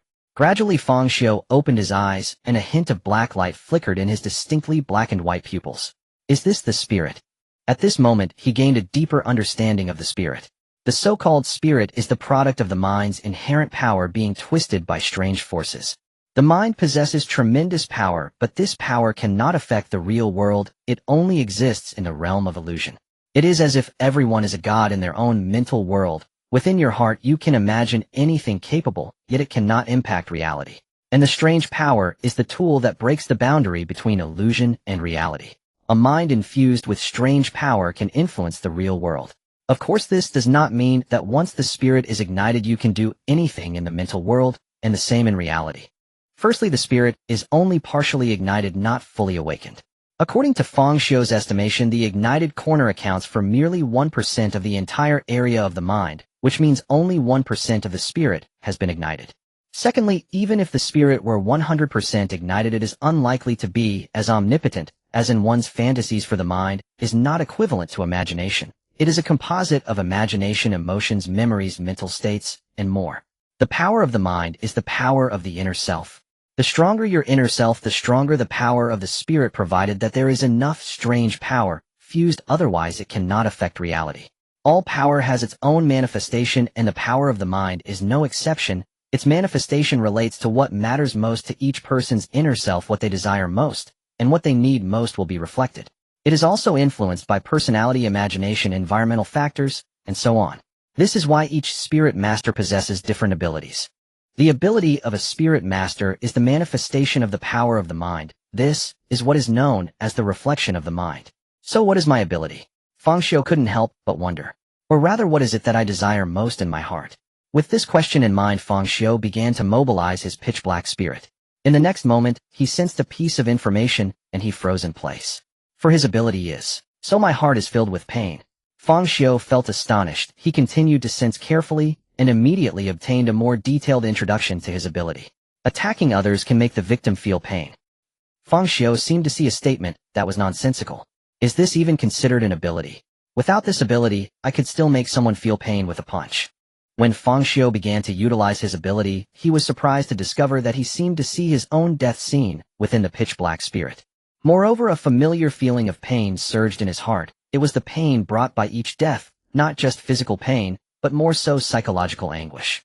The negative emotions that had once arisen within him seemed to be encapsulated in this pitch-black spirit. Only at this moment did Fang Xiu fully understand what his ability truly was. It is to inflict the pain he has experienced upon his enemies, allowing them to empathize with him. Ha ha. Fang Xiu suddenly laughed, uncontrollably startling Zhao Hao beside him. Xiu Guyu. Have you succeeded? Fang Xiu did not respond, but continued to laugh heartily. Wonderful. This ability is simply amazing. Fang Xiu shouted in his heart, unable to contain his excitement. He was thoroughly satisfied. Even the ability to control time and space could not compare to this. For this was what he desired most within. After coming to this world, he had been killed by the strange forces too many times, and now these pains transformed into an ability to return the favor to the strange. Letting the strange empathize, is there anything more wonderful than this in the world? Xiu Gu, 2 minutes are up. Zhao Hao interrupted Fang Xiu's climax. Fang Xiu's expression instantly returned to calm. You should move further away. Oh, I'm going to experiment with the power of spirituality. So you really have become the spiritual master that Wang Ziding spoke of? Zhao Hao exclaimed with delight. Fang Xiu nodded, and Zhao Hao understandingly ran toward the left corridor. Suddenly Fang Xiu raised his right hand, spirituality clinging to it. He looked at the still-eating female physician, and murmured, let you be the first to feel pain. He was quite satisfied with the characteristics of the pain-inducing ability, likewise he speculated that this power was no weak ability. If it were in someone else's hands it would be a useless skill, but in his hands it became a divine technique. It was a one-hit kill. Because this punch represented the pain he endured from his 21 deaths, at this level, who could withstand it? Moreover, as the number of deaths increased the pain would multiply, which meant this was an ability that could be infinitely enhanced. Boom. Fang Xiu punched the female physician's head. The female physician who was still eating showed no reaction. Bang. A dull sound echoed. Roar. The female physician instantly erupted with an extremely painful scream, her body crashing to the ground, her long arms tightly covering her head, trembling continuously, causing the surgical knife in her hand to drop to the floor. Fang Xiu, who had initially achieved preliminary results, frowned. This punch did not yield the outcomes he desired. Although the female physician was in pain, it was clear that it was not as severe as his own suffering. During the transmission of spirituality, it was evidently obstructed, and furthermore, after this punch his spirituality was completely depleted. He was unable to deliver a second punch. 1% of spirituality was still too weak, and the reason for the lack of effect should be due to the absence of a breach in defense. The female physician's head showed no obvious external injury, only slight damage, which prevented the pain from being fully transmitted. It seemed that genuine harm must be inflicted next time. The power of his fist was ultimately limited. It was best to use a weapon. But could an ordinary weapon transmit spirituality? With this thought, Fang Xiu suddenly noticed the surgical knife that the female physician had just dropped on the ground. Without any hesitation, he directly picked up the surgical knife from the ground. It felt extremely cold, like a block of ice. The moment he grasped it, he felt waves of incredibly violent negative emotions begin to assault his mind, filled with the resentment, anger, hatred, and more of countless people.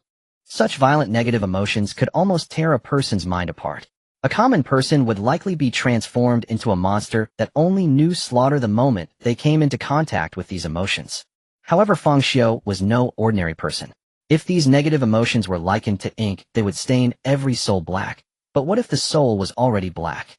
Applying ink to black paper remains black. Therefore, these negative emotions did not shatter Fang Xiu's spirit, but instead gave him a sense of encountering kindred spirits.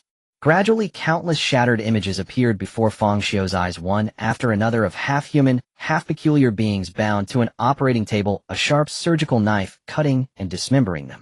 Suddenly he understood. The female physician had used this very surgical knife to experiment on the various peculiar beings in the psychiatric hospital. Thus the knife absorbed countless resentments from the peculiar Later, the psychiatric hospital likely experienced some kind of incident, and the female physician was overwhelmed by the knife's grievances, resulting in her own transformation into the peculiar. This also meant that the true peculiarity was the surgical knife itself, and the female physician was merely influenced by it. Does that mean I possessing this knife can kill the female physician? Swish! A bright silver cold light flashed, fiercely slicing toward the female physician's pale neck. Clang! A crisp sound of metal clashing erupted, followed by sparks flying. The female physician's neck was unscathed. Fang Xiu was momentarily stunned. This is impossible. A surgical knife that could cut through numerous peculiar beings, how could it not cut the female physician? Unless it was spirituality. He instantly realized. This surgical knife required spiritual energy to operate, and since he was currently depleted of spirituality, it resulted in the knife's inability to manifest its full power. It seemed that revenge was temporarily impossible. Without hesitation, Fang Xiu turned and ran. He feared that the female physician would recover and stop consuming Wu Dahai's corpse, turning to attack him. Zhao Hao, who had been waiting at the left corridor, saw Fang Xiu running over and immediately began to flee together. As they ran, Fang Xiu exited the corridor and arrived at a hall. The hall was very empty, and here he once again saw the two colleagues from earlier. At that moment, the two colleagues were hiding behind a large pillar in the hall.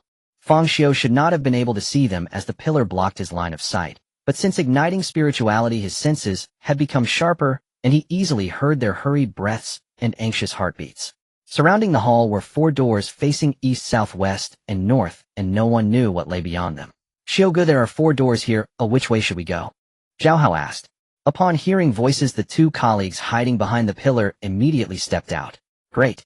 You two are fine. Fang Xiu, you lead the way. Zhao Hao was startled. Damn, you two were hiding here. You ran pretty fast just now, and now you're asking Xiuge to guide you. The two smiled, awkwardly not speaking, but casting pleading looks at Fang Xiu. Fang Xiu ignored them and calmly observed the 4 doors. It's simple, we try one by one. Zhao Hao and the others were momentarily taken aback. In this eerie domain where time was of the essence, who had time to try one by one? Just as they were about to advise him, Fang Xiu had already walked toward the westernmost door. The others had no choice but to follow. But just then, roar. A non-human roar echoed throughout the area. Immediately after, the ceiling began to tremble, as if something were running above. Everyone was instantly horrified. The peculiar is catching up. How is this possible? Wang Ziding and Wu Dahai are 2 people. How could they be so fast? Fang Xiu quickly thought that it was very likely due to his attack on the peculiar, or perhaps because he had snatched the surgical knife, breaking the female physician's pattern of killing. Run! He shouted in a low voice, then pushed open the westernmost door and dashed inside with the others following in succession. Inside the westernmost door was a staircase leading up, so everyone began to climb with all their might. Among them, Fang Xiu was the fastest. Although his spirituality was depleted, the enhancement from igniting his spirituality still lingered, allowing him to mobilize most of his muscles and unleash astounding strength. But no matter how fast he was, he could not outrun the peculiar. The female physician seemed to have no special abilities. Her only talent was her long legs, allowing her to climb rapidly. In merely a moment, she appeared on the stairs, completely ignoring the others, directly pouncing at Fang Xiu. Fang Xiu could not dodge in time, and was immediately knocked to the ground, the female physician's long limbs firmly pinning down his limbs like iron pincers. Roar! The female physician let out an angry roar, opening her gaping mouth, and fiercely bit down on Fang Xiu's neck. Pchh! Blood sprayed forth. Fang Xiu was dead. A cold, slippery sensation enveloped him. Fang Xiu once again experienced the previous ordeal, yet all his choices remained identical to before. To slay Prince Tung Wu Dahai, ignite his spiritual essence, and seize the scalpel.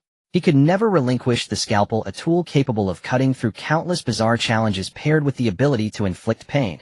It was a guaranteed lethal strike. The scalpel broke through defenses. The pain-inflicting ability was lethal, a perfect match. Even if it would anger the female doctor and disrupt the rules of killing, he would not hesitate. However, this time he chose to escape through the northern door. The north had an elevator, and it could be activated, but the elevator started up too slowly.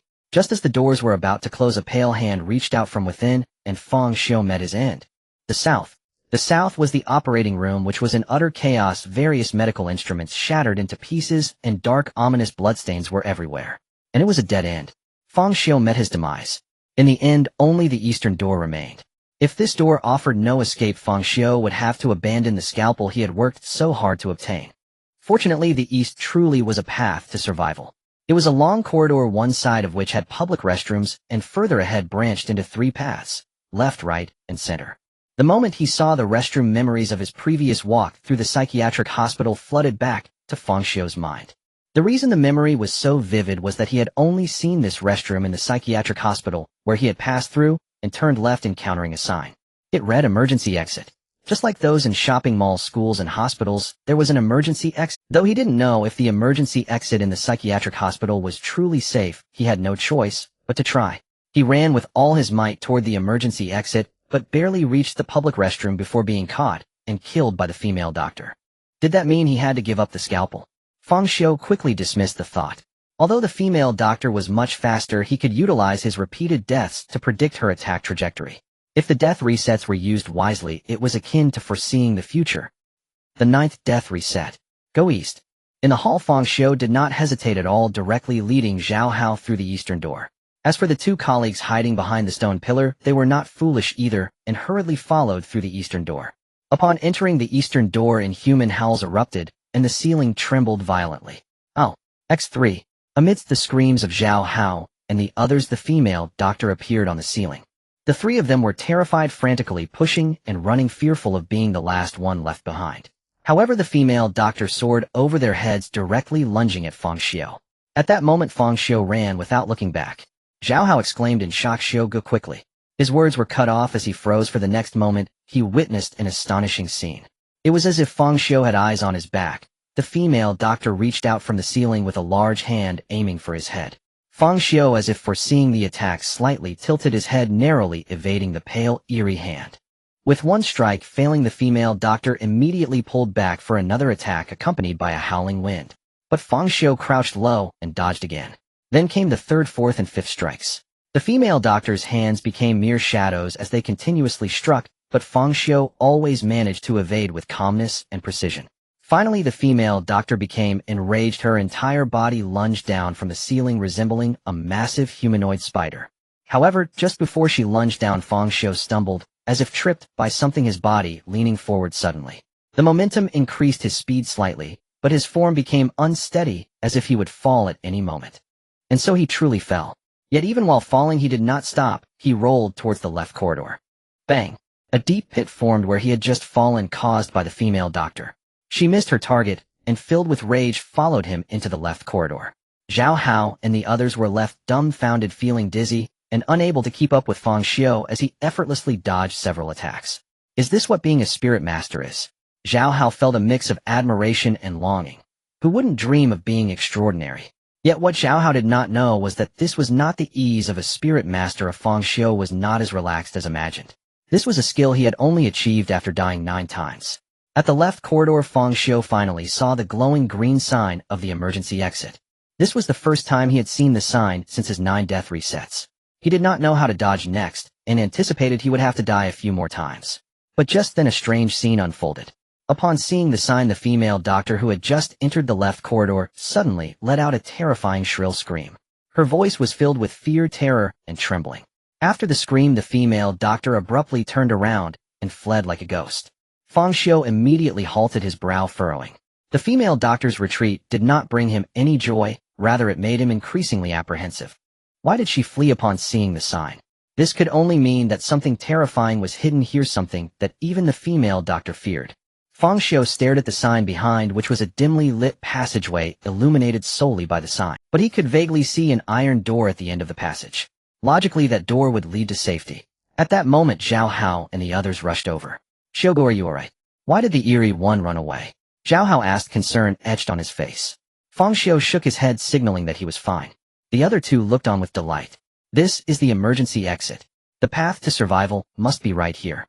They wanted to hurry forward, but seeing Fang Xiu unmoving, they certainly wouldn't be foolish enough to forge ahead. "Fang Xiu, why aren't you moving? Is there something wrong with this path? Let's rest for a moment before going." With that, Fang Xiu directly sat down on the spot and began to meditate. He was waiting for his spiritual essence to recover. The female doctor had fled in terror, and since he could not even match her, he had to wait until his essence recovered before taking any risks. Zhao Hao glanced at Fang Xiu, who was meditating, and they exchanged looks. Feeling helpless yet resigned, they could only rest. They truly needed a break. From the moment they entered the eerie domain until now, it had only been a matter of minutes, and during those minutes they had been running at full speed, hearts racing. As office workers, their stamina had already been severely depleted, and this sudden rest left them feeling slightly dizzy, accompanied by waves of exhaustion. Half an hour later, Fang Xiu suddenly opened his eyes and sat up abruptly. The sudden movement startled the three of them. "Go." Fang Xiu uttered a single word before proceeding towards the safety passage. His spiritual essence was only 1%, hence his recovery was swift. Since he had already recovered, there was no need for hesitation. He walked slowly, frantically mobilizing his senses, constantly paying attention to his surroundings to ensure he could react instantly in case of an emergency. Soon he passed the signpost, and nothing happened. He continued forward the door, drawing closer with Zhao Hao and the others closely behind, none encountering any danger. Yet the more it was like this, the more uneasy he felt. How could a place that scared off the female doctor possibly be free of danger? Finally, he arrived at the door, and still nothing happened. Could it be that the real danger was hidden behind the door? Bang! He pushed open the large door, revealing a pitch-black void devoid of any light, resembling a black hole. "Xiu, is this really a path inside? There won't be any danger, will there?" "Even if there is danger, Fang Xiu replied, then stepped directly into the door as the darkness slowly swallowed his figure like the mouth of an abyss. Darkness. Darkness so thick one cannot see their own hand. Inside, no objects could be seen at all. What was most eerie was that even sound was absent. The silence was deathly. No footsteps nor voices from Zhao Hao and the others. Even now, Fang Xiu had no idea if they were following him. He tried to open his mouth, his vocal cords vibrating, yet no sound emerged. He attempted to turn back, but the door behind him had vanished. Surrounding him was only darkness. Waving his hand yielded no contact with any entity, let alone Zhao Hao and the others. At this point, he could only continue forward. 1 minute passed, then 2, until 10 minutes had passed. The surroundings remained enveloped in darkness, as if this path had no end. This desolate darkness could drive a normal person to madness, yet it posed no impact on Fang Xiu, for his heart was darker than this road. Just as Fang Xiu thought he would be trapped in the darkness, a glimmer of light suddenly appeared before him. Then the light expanded and the darkness rapidly receded. The scenery around him surged forth like a tide. Fang Xiu was stunned, because he had emerged. Indeed, he had left the psychiatric hospital. After the darkness dissipated, he found himself standing in the middle of a road surrounded by rows of bright streetlights, with beautifully shaped green spaces on both sides. This was the tree-lined avenue he had walked before, leading to Bailu Academy. Turning back, he immediately spotted Zhao Hao and the others, their faces filled with surprise, as well as Bailu Academy in the distance. Really? They had made it out. "Great job, Xiu. We've escaped the eerie realm alive," Zhao Hao exclaimed joyfully. The other two were no exception, their faces lit with the thrill of survival. "Quick, let's leave this strange place." The two didn't want to linger here for even a moment. Without a shred of hesitation, "Xiu, let's hurry too. What if the strange things come out from inside?" Zhao Hao suggested. But Fang Xiu did not respond, instead fixating on Bailu Academy, his brows gradually knitting tighter. Why was Qingshan Psychiatric Hospital nowhere to be seen? Previously it was hidden from view because they had entered, thus unable to observe the overall situation as one could from outside, but now that they had emerged, they should be able to see the hospital. Yet it was simply gone, leaving only Bailu Academy. And why had their exit been so smooth without encountering any danger? The female doctor merely glanced at the signpost and turned to flee. How had they encountered no danger at all? Could it be that the female doctor had some restriction, unable to leave the psychiatric hospital, which was why she got scared upon seeing the exit? Perplexed, he could only leave under Zhao Hao's persistent urging. However, as he continued walking, Fang Xiu noticed another thing that shocked him immensely. The once eerie presence that filled the streets, even the indescribable eeriness in the sky, had all disappeared. What on earth was happening? At that moment, Fang Xiu's heart was completely thrown into chaos. He could accept escaping without reason, and he could accept the disappearance of the psychiatric hospital. These were all acceptable. But the one thing he could not accept was the disappearance of the eerie entities. For it meant he could not take revenge. The eerie cannot escape. They could only die. Thus Fang Xiu ran home as if he had gone mad, while Zhao Hao could not keep up with his speed and was quickly left behind. As Fang Xiu ran, he muttered in a frenzied manner, "No. You cannot disappear. You cannot disappear. At least my wife must not disappear. Wife. You cannot disappear. You must wait for me at home." After running for a while, he finally spotted a taxi and hurriedly got in, urging the driver to head straight for his rental apartment. After a while, the taxi stopped at the entrance of Fang Xiu's residential complex. "We've arrived. Who that will be?" Hey, don't run away. I haven't been paid yet." The driver shouted, but Fang Xiu had already dashed out like a cheetah, vanishing into the night. The driver's expression was as if he had seen a ghost, for Fang Xiu had run too fast, disappearing in the blink of. He didn't dare to ask Fang Xiu for money, not to mention the inhuman speed. Just the behavior in the car made him too intimidated. That person was not normal. What normal person would have blood-red eyes, tremble constantly in the car, and keep muttering, "Wife, wife, you cannot leave, cannot leave." Maybe his wife ran off with someone else. He's a pitiful person. The driver sighed, then left. Fang Xiu ran wildly, and just like outside, nothing eerie was visible in the residential complex, which made his mental state increasingly unstable. Bang! Fang Xiu slammed open his front door, rushing in like a madman. "Wife, where are you? Come out." He searched frantically. Living room, bedroom, bathroom. Nothing, nothing, still nothing. "Wife, I can see you, come out." Fang Xiu shouted with bloodshot eyes. But that beautiful, gentle wife never appeared again. No. Fang Xiu's mental state completely unraveled as he screamed. "You cannot disappear. Anyone in the world can disappear, but you must not. You must not. Wife, how can I live without you? Wife, you've killed me 18 times. If you disappear, what will I have left for the rest of my life?" An hour later, Fang Xiu lay motionless on the bed, his eyes vacant and lifeless, staring blankly at the ceiling. He had died dozens of times. He had been driven mad, shattered to the brink of oblivion by unspeakable horrors. Yet somehow he had endured. Rage and hatred dragged his reason back from the very edge of hell. From that moment onward, vengeance became his sole purpose. Vengeance against his wife, vengeance against every grotesque entity in the world, making each one suffer as he had suffered.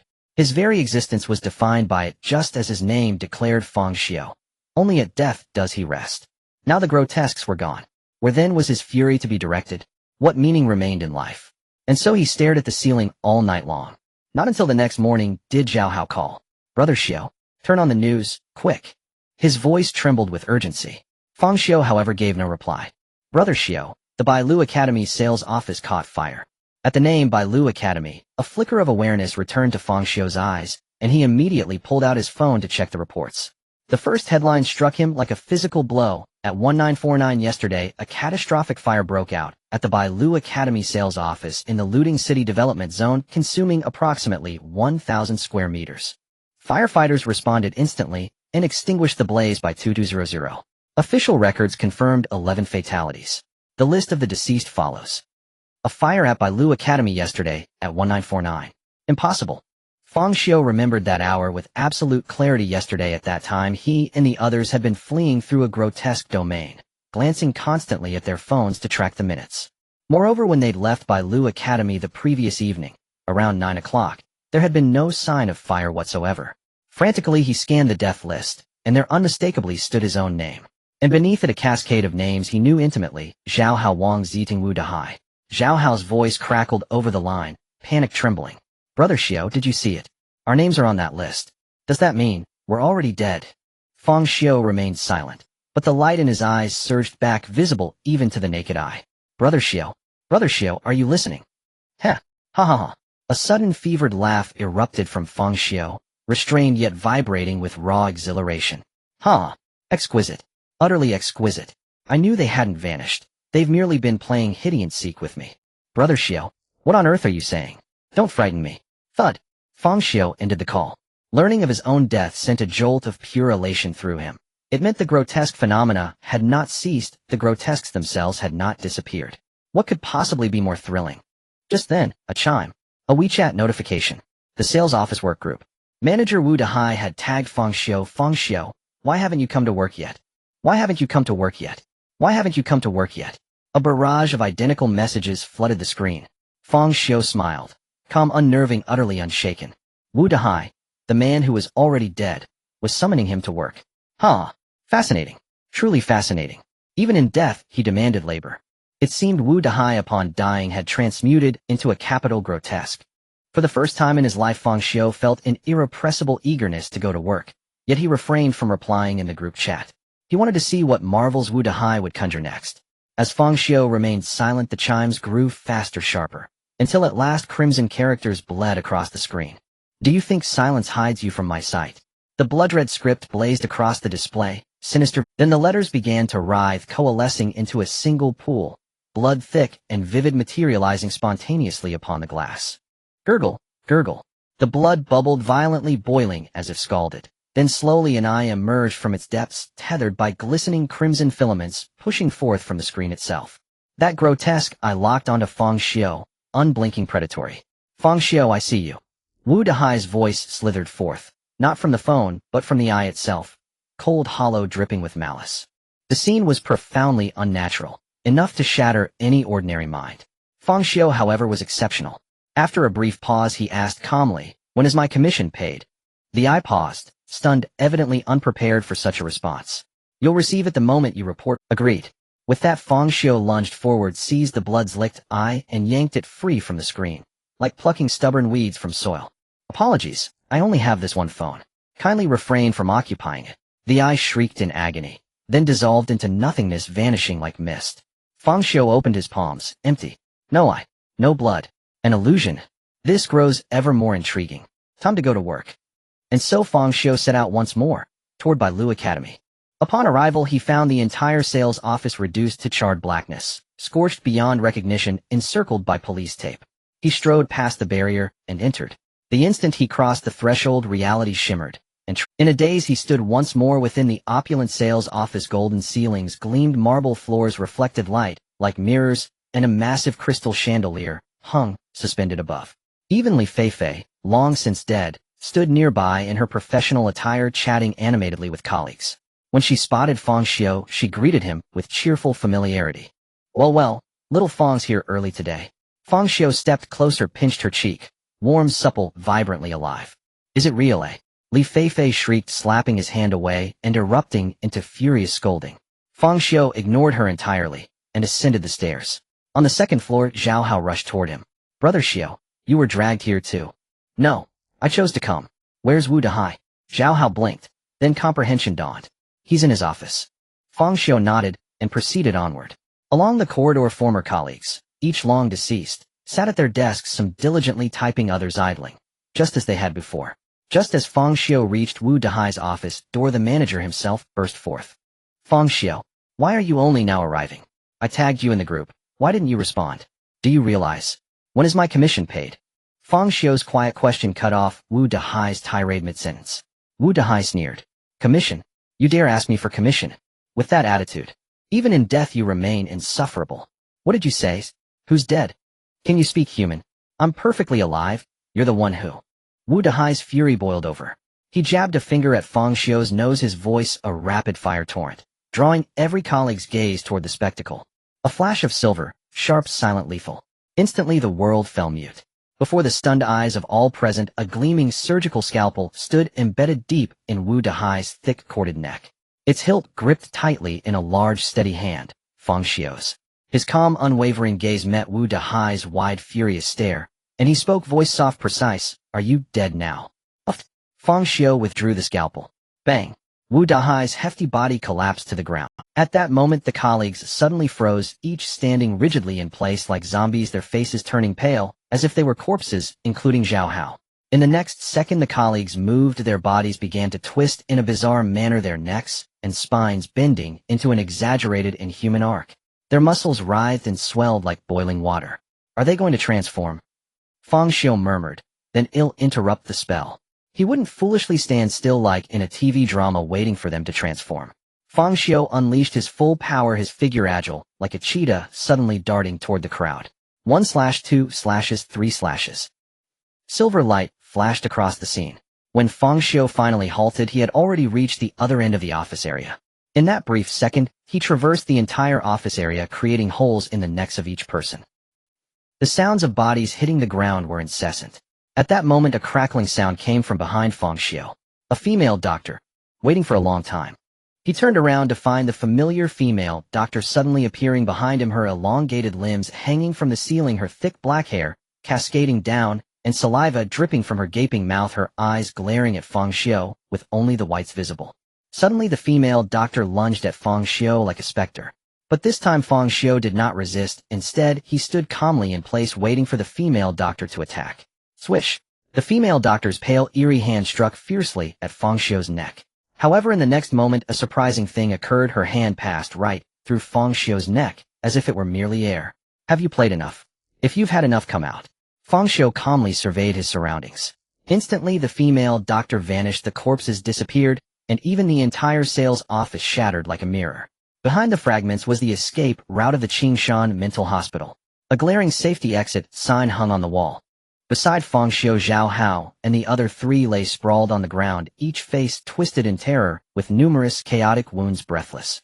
Fang Xiu slowly got up from the ground, and in the darkness a pair of scarlet eerie eyes stared intently at him. Those eyes seemed to lack a true form, shrouded in a formless black smoke constantly swirling. A dream. It seems this is your ability, Fang Xiu said calmly. A hoarse, teeth-grating voice emanated from the eerie eyes wrapped in black smoke. How did you see through the dream? Your dream is quite real and you understand humans well. Oh, unfortunately, you do not understand silicone. Silicone. The eerie eyes seemed confused. They asked again, why are you not afraid? Oh, Fang Xiu lightly exclaimed. It seems you rely on fear to kill. In your dream, the more afraid you are, the faster you die, and no wonder there is a death list, and the dead come back to life to make me go to work. To be honest, I am quite pleased to see a brand new Eerie again, but I did not like the dream you just created. How dare you create a world without Eerie? Is that something an Eerie should do? The black smoke eyes did not speak, but stared intently at Fang Xiu as if trying to remember his appearance. In the next second, they began to slowly fade away, vanishing. Fang Xiu looked at the corpses of Zhao Hao and the others, having pieced together the cause and effect. This was an Eerie capable of controlling dreams as well as the female doctor he had scared away. If he wasn't mistaken, the female doctor should be the weakest Eerie in the entire Qingshan Mental Hospital. Her method of becoming an Eerie was different from that of others. Other Eries seemed to have been transformed from humans through experiments. The female doctor had never undergone experiments. She merely became an Eerie due to being infected by a scalpel, which is a qualitative difference. This could be seen from the fact that the female doctor had no special abilities, and her killing patterns were very simple and rigid. Oh, by the way, the female doctor was not without a bit of the special, at least her legs were exceptionally long, over 2 meters. It is precisely because the factors for becoming an Eerie are different that their strengths vary greatly. When the female doctor encountered a real Eerie, she was directly scared away. This Eerie that controlled dreams must have escaped from that open ward. Taking advantage of the moment when he and the others were resting, he must have used some means to put them to sleep, then silently entered their dreams, creating fear. The more you fear, the faster you will die in the dream. Unfortunately, he encountered Fang Xiu, a man who does not fear when seeing Eries, but only fears when not seeing them. To be precise, when Fang Xiu found the Eerie vanished in the dream, he was not afraid, but rather in despair and collapse. Fortunately, this Eerie, in an attempt to scare him, deliberately created various Eerie events, reigniting Fang Xiu's thirst for life. Furthermore, the Eerie did not understand silicone, which Fang Xiu saw through. Of course, the main reason for this Eerie's failure was that Fang Xiu simply would not be afraid. Fang Xiu approached Zhao Hao, who at that moment had his hands wrapped around his own neck, his face purple and blue. He extended his hand to check for breath, confirming that Zhao Hao was indeed dead, and it was he who had strangled himself. Such a thing is impossible for normal humans, but the existence of Eries is inherently abnormal. Suddenly, Fang Xiu drew the scalpel and stabbed it into his own neck. His consciousness gradually blurred, plunging into darkness. At the safety exit sign. This is the safety exit. The path to life must be here. 2 colleagues looked at the safety exit sign with joy. Zhao Hao beside them also wore a face of delight. This time Fang Xiu did not choose to rest to restore his spiritual energy. Since the Erie's ability was to control dreams, the best method was to stay awake. Previously, while resting, everyone had unknowingly fallen asleep, so this time they would not rest and would go directly. Let's go, Fang Xiu calmly said, then took the lead toward the safety exit with Zhao Hao and the others following closely. Bang! The door of the safety exit was pushed open and everyone entered in succession. Once again they found themselves in the dark void with no light. As they emerged from the darkness, they returned to the outside world of Bailu Academy. Fang Xiu looked at the empty street, and then at the vacant sky. Immediately he drew the scalpel again and made a cut on his neck. After several more attempts, Fang Xiu realized that even with a knife embedded in his thigh, he could still enter the dream. At this point he understood that overcoming this ordeal would depend solely on Zhao Hao. As long as he conquered his fear, he could survive. This is a safe passage. The way out must be here. At this moment Fang Xiu turned around and said to Zhao Hao and the others, in the safe passage there is a strange entity that can induce illusions. In the dream, various terrifying things will appear, making you mistakenly believe you have left the Eerie domain, but everything is a deception. To break the illusion, the only thing you must do is overcome your fear. The more afraid you are in the dream, the faster you will die. What? There's another strange entity here. One of the colleagues panicked upon hearing this. By the look on his face, it seemed he was already terrified without even experiencing the dream. Retian, remember, everything you see later is fake. Do not be afraid, only this way can you survive. Fang Xiu advised. Zhao Hao nodded apprehensively, knowing Fang Xiu wouldn't deceive him. By the way, if you see Li Fei in the dream, you can pinch her. The fake and the real feel different, that's the flaw in the illusion. Zhao Hao was momentarily stunned, but I've never touched the real one. Fang Xiu ignored this and opened the door, entering the dream. Fang Xiu experienced the same dream as before. He had already tested that in his dream Zhao Hao and the others were all false, meaning everyone was having a different dream. He couldn't help Zhao Hao in the dream. Knowing it was a dream, Fang Xiu felt no fear at all, so he quickly dispelled the dream. When he woke up, he did not see the strange entity, but found Zhao Hao and the other three lying awkwardly on the ground. At this time, they were still alive. However, they were in very poor condition, their faces filled with terror, some even starting to convulse. Zhao Hao was desperately clutching his own neck, his face turning purple, looking as if he were about to suffocate. Fang Xiu hurried over and pried his hands open, allowing Zhao Hao to breathe easily, but his condition remained dire. Retian, wake up. He pushed Zhao Hao, but it was futile. Slap. Slap. A dozen back-and-forth slaps landed on Zhao Hao's face, yet he still did not wake up. Helpless Fang Xiu had no choice but to take out a scalpel and stab Zhao Hao in the thigh, even reluctantly using a bit of pain-inducing ability. Zhao Hao's expression grew increasingly pained, but he still could not awaken. Moments later, Zhao Hao's head tilted, and he died. Then Fang Xiu also died. After that, Fang Xiu tried several more times, but no matter how he reminded them, Zhao Hao and the others would always die in the dream. They could not overcome their fear. Fang Xiu remained silent. He wanted to save Zhao Hao, but could not. He decided to try one last time. If it still didn't work, he would have to give up. How could he help Zhao Hao overcome his fear? He thought of a method to divert attention. Since they couldn't conquer it, they would avoid it. He needed to find another strong emotion to dilute the fear. Fear is a primal human emotion. To deal with fear, one must rely on another primal emotion. Recalling Zhao Hao's characteristics, he seemed to have no remarkable traits, looking plain, with an introverted and timid personality, a loser daydreaming. His only notable characteristic was perhaps his peculiar taste. Peculiar taste. Food and sex are primal desires. This is also a primal emotion. Fang Xiu felt he had found a breakthrough. Retian, your favorite movie, isn't it the private lesson after school? Zhao Hao was instantly taken aback. Xiu Ge, how did you know? Did you peek at my phone? Don't worry about how I know, just immediately open your phone, turn the volume to the maximum, and play this movie out loud. Zhao Hao began to doubt his ears, stammering, Xiu Ge, you're not joking, are you? If you want to watch it, let's watch it after we escape. Playing it publicly is like defecating in the street. I'm not joking. This is saving your life. Hurry up and play it now. Seeing Fang Xiu's serious expression, Zhao Hao had no choice but to pull out the cherished movie. As the background music began to play, the eerie corridor seemed to have its fearful atmosphere dissipate significantly. The two colleagues looked at Zhao Hao with very strange expressions. At this moment, Zhao Hao's expression was as awkward as it could be, his face flushed. You need to watch seriously. You must immerse yourself fully as the student in the movie. When you enter the illusion later, just close your eyes and immerse yourself desperately. Only this way can you conquer your fear. You too as well use whatever interests you most to divert your attention to overcome fear. The other two clearly did not share Zhao Hao's peculiar interests. They had no material on their phones and could only watch along with Zhao Hao. This indicated that while men's interests may vary, they generally tend to be similar. 5 minutes later, Fang Xiu glanced at Zhao Hao and felt it was about time. As for the other two, they showed no reaction whatsoever. It turned out that not just anyone could respond when faced with fear.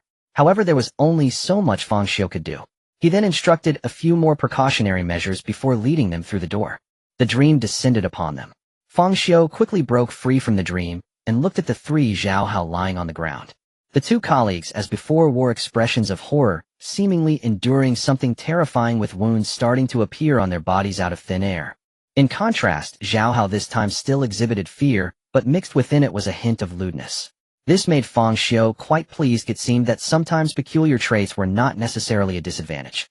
He remembered that during a casual chat, Zhao Hao once mentioned that one afternoon after waking from a nap, he found he could not open his eyes or move his body, as if a ghost was pressing down on him. In a daze, he seemed to see a woman in white pressing down on him. His first reaction was fear. The ghostly woman had a pale face with no color at all. However, his second reaction was that the woman looked truly beautiful.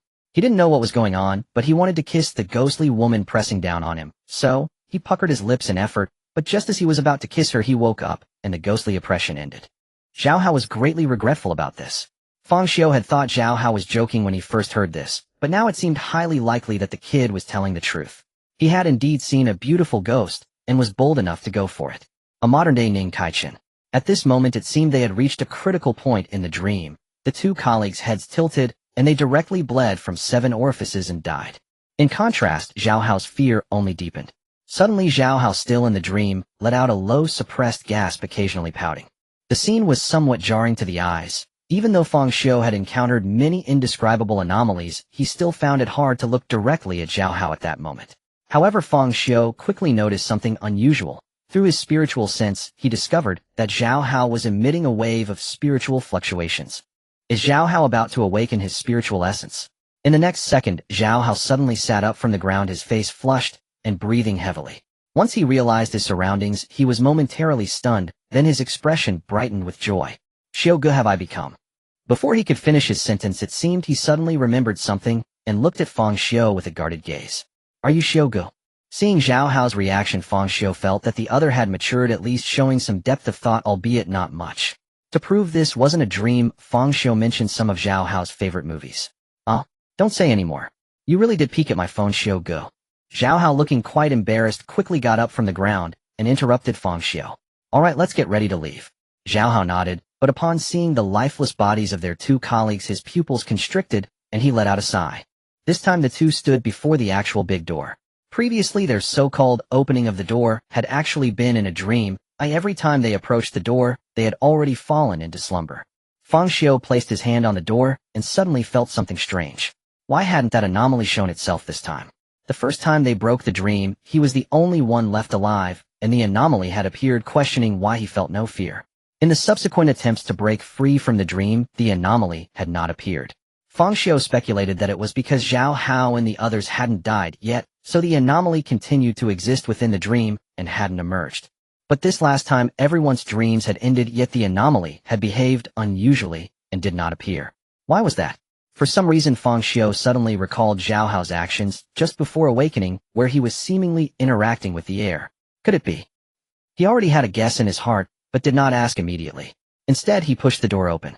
What greeted his eyes was still an expanse of darkness akin to a black hole. The two of them walked in, and after about 10 minutes they finally saw a glimmer of light. As the light dispelled the darkness, the shadows receded like a tide, revealing the scenery outside. They appeared on the street. This time Fang Xiu was certain it was not a dream, for he saw those indescribable anomalies in the dome above, and even a few scattered in the nearby grove. Not far behind them was the Bai Lu Academy's sales office, while the Qingshan Mental Hospital had vanished. Yet in Fang Xiu's perception, the Qingshan Mental Hospital had not disappeared, it was there embedded within the sales office. This struck Fang Xiu as odd.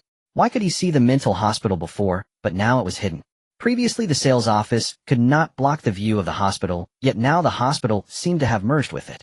Could it be that the mental hospital had integrated into reality, thus being obscured by the real scenery, while it had been in a surreal state before, and therefore not concealed? Great! Xiu Gu, we made it out. Zhao Hao's face was filled with the ecstatic relief of having survived. Fang Xiu did not respond, but instead asked a question. Did you awaken your spiritual essence? Spiritual essence? Zhao Hao was taken aback. I think I felt something strange in the illusion just now. After saying this, he closed his eyes to sense carefully. A moment later, he opened his eyes, revealing a face full of joy. Xiu Gu, I feel like I've become a superhero. Not only my senses, but even my strength has increased. If that long-legged anomaly appears in front of me again, I could knock it out with one punch. Fang Xiu nodded, not surprised by this. After all, Zhao Hao had certainly done his fair share of indecent touching before, and he had experienced life and death in the dream, even having prolonged contact with the anomaly that controlled the dream, thus fulfilling the conditions for awakening his spiritual essence.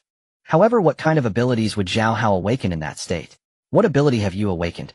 Ability? Zhao Hao sensed for a moment and scratched his head. I seem to be unable to perceive any ability.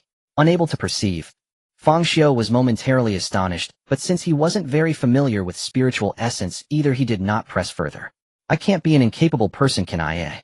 Zhao Hao's expression dimmed as he remembered that Wang Ziding had said that everyone who awakened their spiritual essence had abilities. Xiu Gu, what is your ability? I can foresee the future. What? Foresee the future? Zhao Hao's entire demeanor shifted into one of extreme shock. Fang Xiu simply nodded calmly. It wasn't that he intended to deceive Zhao Hao, but rather to plan for the future. With the ability to rewind time upon death, he would undoubtedly display various prophetic traits to a certain extent. It was better to simply say he could foresee the future. Moreover, the value of the ability to foresee the future was exceedingly high. With this ability, if there truly existed a spirit master organization, he could likely gain considerable benefits through it. Since this world contained anomalies, yet there was no chaos, and very few reports of anomalies from the outside, it indicated that there must be a vast spirit master organization maintaining social order behind the scenes. They definitely possessed methods to become stronger and various resources beneficial to spirit masters. Fang Xiu's desire to become stronger was incredibly intense, so he needed to elevate his own value. As for being low-key, making money quietly, playing the pig to eat the tiger. Had he not been killed by anomalies so many times before, he might have chosen to remain inconspicuous, but now all he wanted was to grow stronger quickly and seek revenge. Just like those talented disciples in fantasy novels who receive a wealth of resources no matter which sect they join, what Fang Xiu needed to do now was to play the part of a genius. As for why he wouldn't reveal his true abilities, it's simple. He didn't know if there were dual ability users in this world. If it was like the anime One Piece where one could only consume one fruit and possess one ability, then exposing his dual abilities would mean inviting disaster. Sometimes being a step ahead is genius, but being one step ahead can also be madness. Shioga, no wonder you knew which path to take in the anomaly domain, and you were aware that there was an anomaly near the safe passage. It turns out your ability is to foresee the future. Zhao Hao suddenly realized. Previously he had been too frightened in the anomaly domain to notice Fang Xiu's foresight. He had instinctively followed Fang Xiu's orders, but now that he thought back, every decision Fang Xiu made was correct, including how to save himself. What else could it be if not the ability to foresee the future? He first felt joy for Fang Xiu's remarkable ability, but soon as he thought about his own lack of abilities, he became even more despondent than before. The saying afraid of my brother living poorly yet afraid of my brother driving a luxury car perfectly captured Zhao Hao's psychology. Ri Tian, look up. Do you see anything unnatural in the sky? Fang Xiu suddenly asked. Zhao Hao jolted in alarm. Unnatural? Where? He hastily tilted his head upward, only to behold a moonlit star-flecked sky draped in profound, unbroken darkness. Brother Xiu, there's nothing unnatural up there. Did you misread it? Perhaps I mistook a bat for something uncanny. A faint involuntary furrow deepened between Fang Xiu's brows. Do others, who have awakened their spiritual essence and become spirit tenders, truly remain blind to the uncanny that permeates the world? Is it because Zhao Hao is still too weak as a novice spirit tender?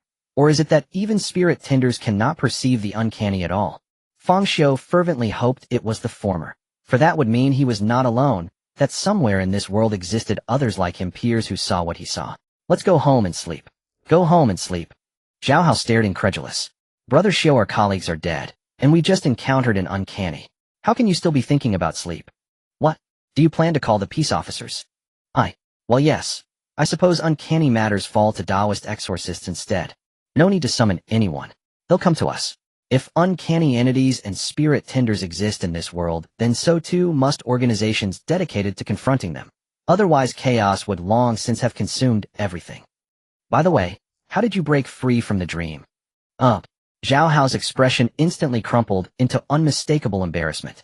How else? I followed your instructions precisely, ignored everything, and immersed myself fully in the film. Then why were you gesturing at thin air? I gestured. His face flared crimson. Indeed, not only did you gesture, but you vocalized as well. And don't say another word. Brother Xiu, I beg you, please stop. If you go on, I'll be socially obliterated. Then tell me what unfolded within that dream. Not out of curiosity. My interest lies solely in understanding why you lack ability. Was your awakening flawed? Fang Xiu spoke with serene composure. Truly, Brother Xiu. Very well, but you must swear never to speak of this to anyone beyond us. Well, nothing extraordinary really. Upon entering the illusion, I kept my eyes tightly shut, my mind flooded only with the teacher's lecture. Then came terrifying sounds whispering around me, even cold corpse-like hands brushing against my skin. Overwhelmed by fear, I sought distraction. And so you acted upon yourself? Fang Xiu cut straight to the heart. Zhao Hao flushed deeply, stammering. It was merely a desperate temporary measure, to divert my focus. Fang Xiu nodded, granting quiet affirmation. And then, then. The sounds shifted, becoming Li Feifei's voice soft and tender, her touch warmed, smooth, alive. Opened your eyes. You're truly smitten with Li Feifei. Brother Xiu, you yourself said if you meet Li Feifei, pinch her to test reality. That's the illusion's flaw. Did you verify her authenticity? I didn't pinch her at all. Zhao Hao replied, wounded. And afterward she began seducing me. I confess I faltered. But can you blame me? She wore a Japanese school uniform, a black silk ribbon with silver bells at her throat, white ruffled socks. What man could withstand such temptation? Then she started teaching me, until her eyes bled crimson, her mouth splitting wide across her face, tearing relentlessly toward her ears. Terror seized me utterly. My mind dissolved into pure, suffocating dread. Fang Xiu nodded slowly. This aligned perfectly. At that time Zhao Hao had indeed slumped into profound lethargy, clearly traumatized. So how did you rally? As Li Feifei lunged, jaws agape, ready to devour me. I knew death was certain. Yet one thought burned: I'm still untouched. To die now would render my life meaningless. Even if I must die, it won't be like this, humiliating, unfinished. So I hardened my heart. Whether she was uncanny or not, I'd fulfill my final wish before surrendering. Fang Xiu fell silent.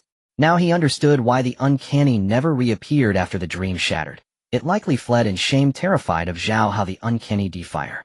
Seeing Fang Xiu's silence, Zhao Hao grew flustered and hurriedly added, when death looms, what does propriety matter? Life's essence lies in leaving no regrets. Don't you agree, brother Xiu? I think it's time you went home. Zhao Hao. Fang Xiu then briefly instructed Zhao Hao on how to respond should visitors arrive. After aligning their accounts, they parted ways, each returning to their own home. Back home, Fang Xiu found his gentle wife awaiting him. Husband, you're back? Have you eaten?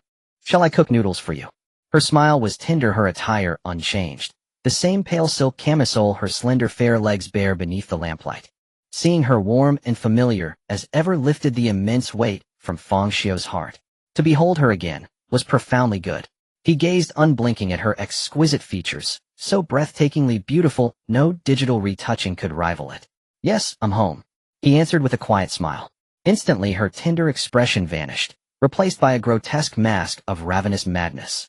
Her transformation was lightning swift, a masterclass in facial contortion. Look! Before she could finish schwa, a flash of silver erupted.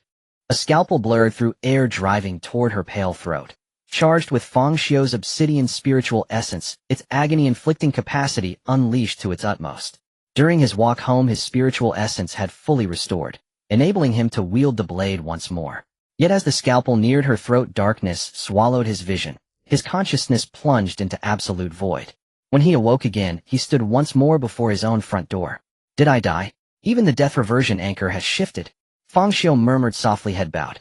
Dim light spilled down the aging stairwell, carving deep shadows across his face. So this is my wife's true power. Strangely awakening his spiritual essence only widened the chasm between them. This time he hadn't even grasped how he died. Indeed, uncanny beings vary vastly in strength. Perhaps more than mortals differ among themselves.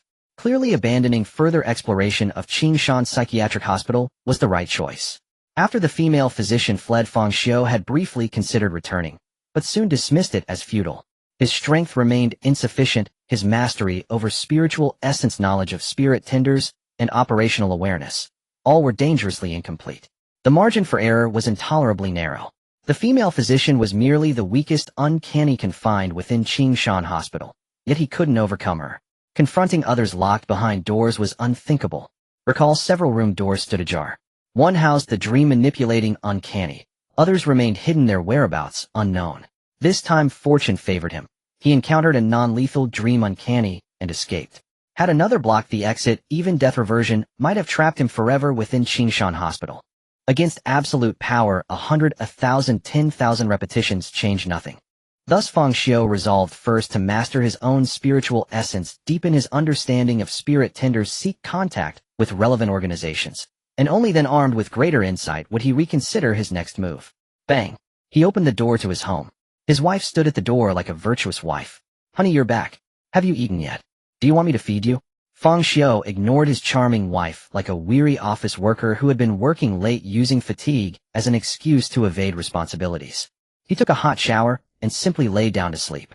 Though he claimed to be sleeping, he was actually researching spiritual energy. He was eager to grow stronger, for only by becoming stronger could he uncover the secrets of the Qingshan Psychiatric Hospital, understand the eerie truths, and seek revenge on his wife's behalf, making the world's anomalies suffer. That night, he studied for half the night, but gained very little, primarily because he knew almost nothing about spiritual energy. All the information he had was conveyed by Wang Zitong, who had heard it from his cousin, leaving only a few useful tidbits. Reluctantly, he fell into a deep sleep. The Greenvine City Investigation Bureau. This was a department almost unknown to the average person. No one knew what it did nor where it was located. Yet this discreet and secretive department held a formidable reputation within the spirit master community of Greenvine City. It was a special department guarding against anomalies and ensuring the safety of the entire city. The Investigation Bureau, officially known as the Global Anomalous Events Joint Investigation Strategic Defense Attack and Logistics Support Bureau, was simply referred to as the Investigation Bureau.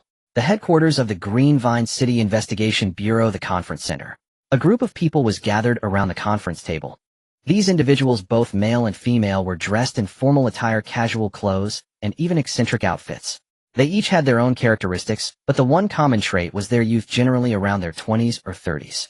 The oldest among them was the man seated at the head, a middle-aged man in a black suit, who commanded respect despite being in his 40s. "We are convening an emergency meeting. You must have heard that 5 hours ago an anomaly appeared at the Bailu Academy in the development zone of our city. Currently, the area affected by the anomaly is the sales office of Bailu Academy, and no signs of expansion have been detected." The middle-aged man got straight to the point. The expressions of others varied. "The recent anomalies have been increasing," someone said with a serious face. "Isn't that a good thing? For us, spirit masters, the more anomalies there are, the faster our strength can grow." Don't be so arrogant to watch out for dying at the hands of an anomaly. Do you want to fight?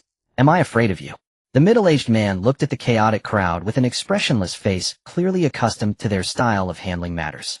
The middle-aged man's name was Wang Dihai, the head of the Greenvine City Investigation Bureau, but he was not a spirit master. He was an ordinary person.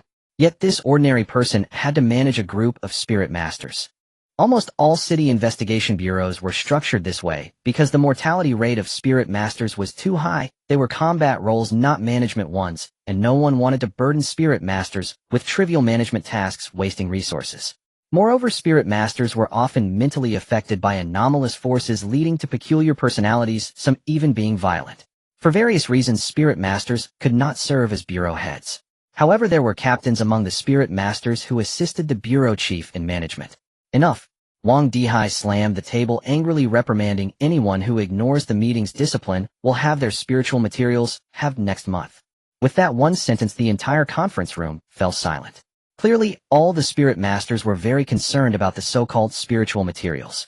As spirit masters, they possessed physical qualities that surpassed ordinary humans and various extraordinary abilities, making it easy for them to earn money, so their need for wealth was not high. However, spiritual materials were a necessity as they pertained to their very lives. This was also key to the Investigation Bureau's ability to attract a large number of spirit masters. After all, there are few who are driven by love to put their lives on the line against anomalies, thus they must have sufficient incentives. Seeing the conference room quiet down, Wang Dihai composed himself again. "Shaolin, pull up the surveillance footage from around Bailu Academy." "Okay, Chief Wang." A young woman dressed in a secretive manner, looking very competent with gold-rimmed glasses, hurriedly began operating the computer, projecting the surveillance onto the screen in the conference room. Everyone looked at the screen, which displayed the surveillance footage around Bailu Academy, but there was no footage for— To be precise, it wasn't that there was no footage, or rather the internal surveillance seemed to have been eroded by some kind of anomalous force, causing all the monitoring equipment to fail. The surveillance footage began to flicker. It showed the main road leading to Bailu Academy. The main road was empty, with only the trees on both sides rustling in the wind. "Fast forward." The female secretary Shaolin began to fast forward. "Stop." The footage froze and began to play. In the next moment, two figures suddenly appeared in the distorted air on the main road. It was Fang Xiu and Zhao Hao. These two are the survivors who came out of the Bailu Academy anomaly. The one with a slightly higher appearance is called Fang Xiu, and the more unseemly one is Zhao Hao. They are both staff members of the Bailu Academy sales office. Shaolin, read their profiles. Shaolin immediately opened the folder in her hand and began to read. Fang Xiu, age 20, male, a local from Greenvine City, an orphan, graduated from. Zhao Hao. After investigation, neither of their life stories was particularly remarkable. They should have been ordinary people before entering the Bailu Academy anomaly. What do you all think? Wang Dihai asked the crowd. A young man in a studded leather jacket scoffed. An anomaly that even ordinary people can survive in its danger level is probably only class. For an anomaly of this level, couldn't we just send anyone to deal with it? I don't think so. Look at Fang Xiu in the surveillance footage. His demeanor is too calm. This is not the expression of an ordinary person who has just survived an anomaly. There's no joy of having survived a disaster, nor fear of encountering something eerie. His calmness is abnormal. If he was an ordinary person before then, it is highly likely that he has become a spirit master in the anomaly. A man in a suit with gold-rimmed glasses rebutted. The studded jacket man remained dismissive. An anomaly that even a newly awakened spirit master can survive and has a danger level estimated to be only class. For an anomaly of this level, couldn't we just send a senior spirit master to handle it? Never make rash conclusions about an anomaly you haven't experienced. Perhaps the danger level of this anomaly is very high, and these two only survive due to sheer luck. An anomaly that even a newly awakened spirit master with good luck can survive and has a danger level estimated to be. You shut up. Wang Dihai was furious, directly yelling at the studded jacket man. He felt a headache coming on. He must have lost his mind to choose to discuss matters with this group. He then decisively stated, Shen Lingxue and Li Wenhao, you two go check on Fang Xiu and Zhao Hao, investigate whether they have become spirit masters, their abilities, the degree of mental contamination, whether there is a need to recruit them into the investigation bureau, and assess the danger level of the Bailu Academy anomaly. Understood, Chief Wang. Got it. The next morning, Fang Xiu was abruptly awakened by the ringing of Zhao Hao's phone. Xiu Ge, I finally know what my ability is. The excited voice of Zhao Hao came through the phone. What ability? Fang Xiu replied calmly. You'll be shocked when I tell you. The reason I couldn't sense my ability yesterday was that it can only be activated after 11 o'clock, lasting until 1 a.m. After I got home yesterday, I couldn't fall asleep, but as soon as it hit 11 my ability just appeared. So what exactly is this ability? Xiu Ge, don't be jealous when I tell you. Although your ability is strong, mine is the one that all men in the world desire. You don't understand, I tested it for half a day yesterday, it's simply. Fang Xiu hung up the phone. Moments later, Zhao Hao called again. Xiu Ge, if you have more nonsense, then don't disturb my rest. The voice of Zhao Hao on the other end sounded aggrieved. My ability is that after 11 o'clock I become handsome and my physical fitness improves with muscles all over my body. Is that it? I'm hanging up. Just as Fang Xiu was about to end the call, Zhao Hao hurriedly shouted, Wait, I haven't finished yet. Do you think my ability is that simple? The strongest part is still to come. The boost in physical fitness is just an added bonus, or what it really enhances is my ability in that aspect. Xiu Ge, you have no idea how strong my ability is in that regard. I tested it yesterday, and it was simply. Fang Xiu decisively hung up the phone. Although he never expected Zhao Hao to awaken any impressive abilities, he was surprised that his ability was so ridiculous. Becoming handsome, having muscles all over, enhancing that ability. Isn't this just what a then you is about? I should have thought of that, someone who overcomes fear with little films. What serious ability could he awaken? The ability of a spirit master is closely tied to the mind. It reflects one's inner desires. Whatever you yearn for inside will manifest outwardly. As for why the ability can only be activated after 11 o'clock, Fang Xiu could understand, because after 11 o'clock, Zhao Hao is basically lying in bed asleep. So at exactly 11 o'clock every night, what is Zhao Hao fantasizing about in bed that allows him to awaken such an ability? The specific details remain a mystery, probably only Zhao Hao knows. Darling, it's time for breakfast. His gentle wife walked through the door and sweetly said to Fang Xiu. Fang Xiu's expression showed no change as he got up and made breakfast for himself. His wife calls for breakfast every day, but has never made it once. That damned woman. She should swallow 1,000 needles. At this moment, a black business car quietly parked on the street outside Fang Xiu's apartment complex. Inside the car sat a man and a woman. The man appeared to be in his 30s, dressed in a black suit and gold-rimmed glasses, his posture straight and very capable.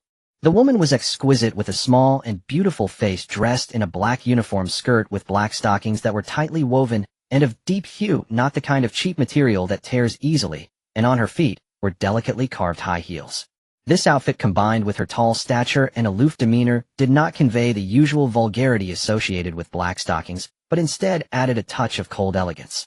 The man and woman were none other than Shen Lingxue and Li Wenhao from the Investigation Bureau. At this moment, Li Wenhao had black headphones on his ears connected to a listening device in front of him. After a moment, Li Wenhao took off the headphones. Beside him, Shen Lingxue calmly asked, "Did you intercept their conversation?" Li Wenhao nodded. From their conversation, we can preliminarily determine that both were ordinary people before and have awakened their spirituality in the mysterious domain of Bailu Academy, becoming spirit masters. What about their abilities? Fang Xiu didn't mention his ability on the phone, but from Zhao Hao's tone it should. I hope it really isn't too bad. The Investigation Bureau is in urgent need of personnel. If Fang Xiu's ability is decent and can pass the mental pollution test, we could consider bringing him into the bureau. What about Zhao Hao? Mentioning Zhao Hao, Li Wenhao showed a hesitant expression, clearly finding it hard to speak. Shen Lingxue frowned slightly. What's wrong? Speak up quickly. Yes. Li Wenhao hurriedly replied respectfully. Clearly Shen Lingxue's status was much higher than Li Wenhao's. This was quite normal, as Shen Lingxue was a spirit master, whereas Li Wenhao was not. He was just an ordinary person. The Investigation Bureau is concerned about the mental state of spirit masters, so they typically assign each spirit master an ordinary person to act as a supervisor. This is to prevent spirit masters from being stimulated into losing control or making mistakes. The idea is good, but usually the leading party is the spirit master. After all, they possess power. If the supervisor cannot persuade them, the only thing left to do is report to their superiors, who will then issue corresponding punishments. Typically, the combination of spirit masters and supervisors is male and female, with male spirit masters paired with female investigators and female spirit masters paired with male investigators. This balance of yin and yang reduces the likelihood of conflict. Li Wenhao hesitantly said, according to Zhao Hao himself, his ability is that every night from 11 to 1 he becomes handsome with muscles all over, and his physical fitness enhances, mainly improving that aspect. Upon hearing those words, Shen Lingxue's cold face clearly showed a hint of disgust. His ability is quite suitable for working as a gigolo in a club. With such a filthy mind and disgusting ability, there's no need to absorb him into the Investigation Bureau. Furthermore, Zhao Hao must be closely monitored in the future, otherwise who knows what filthy things he might do with his ability. Understood. Li Wenhao nodded, secretly sighing. Shen Lingxue's attitude towards Fang Xiu and Zhao Hao was simply worlds apart. One could be absorbed, while the other not only was not accepted but needed strict supervision.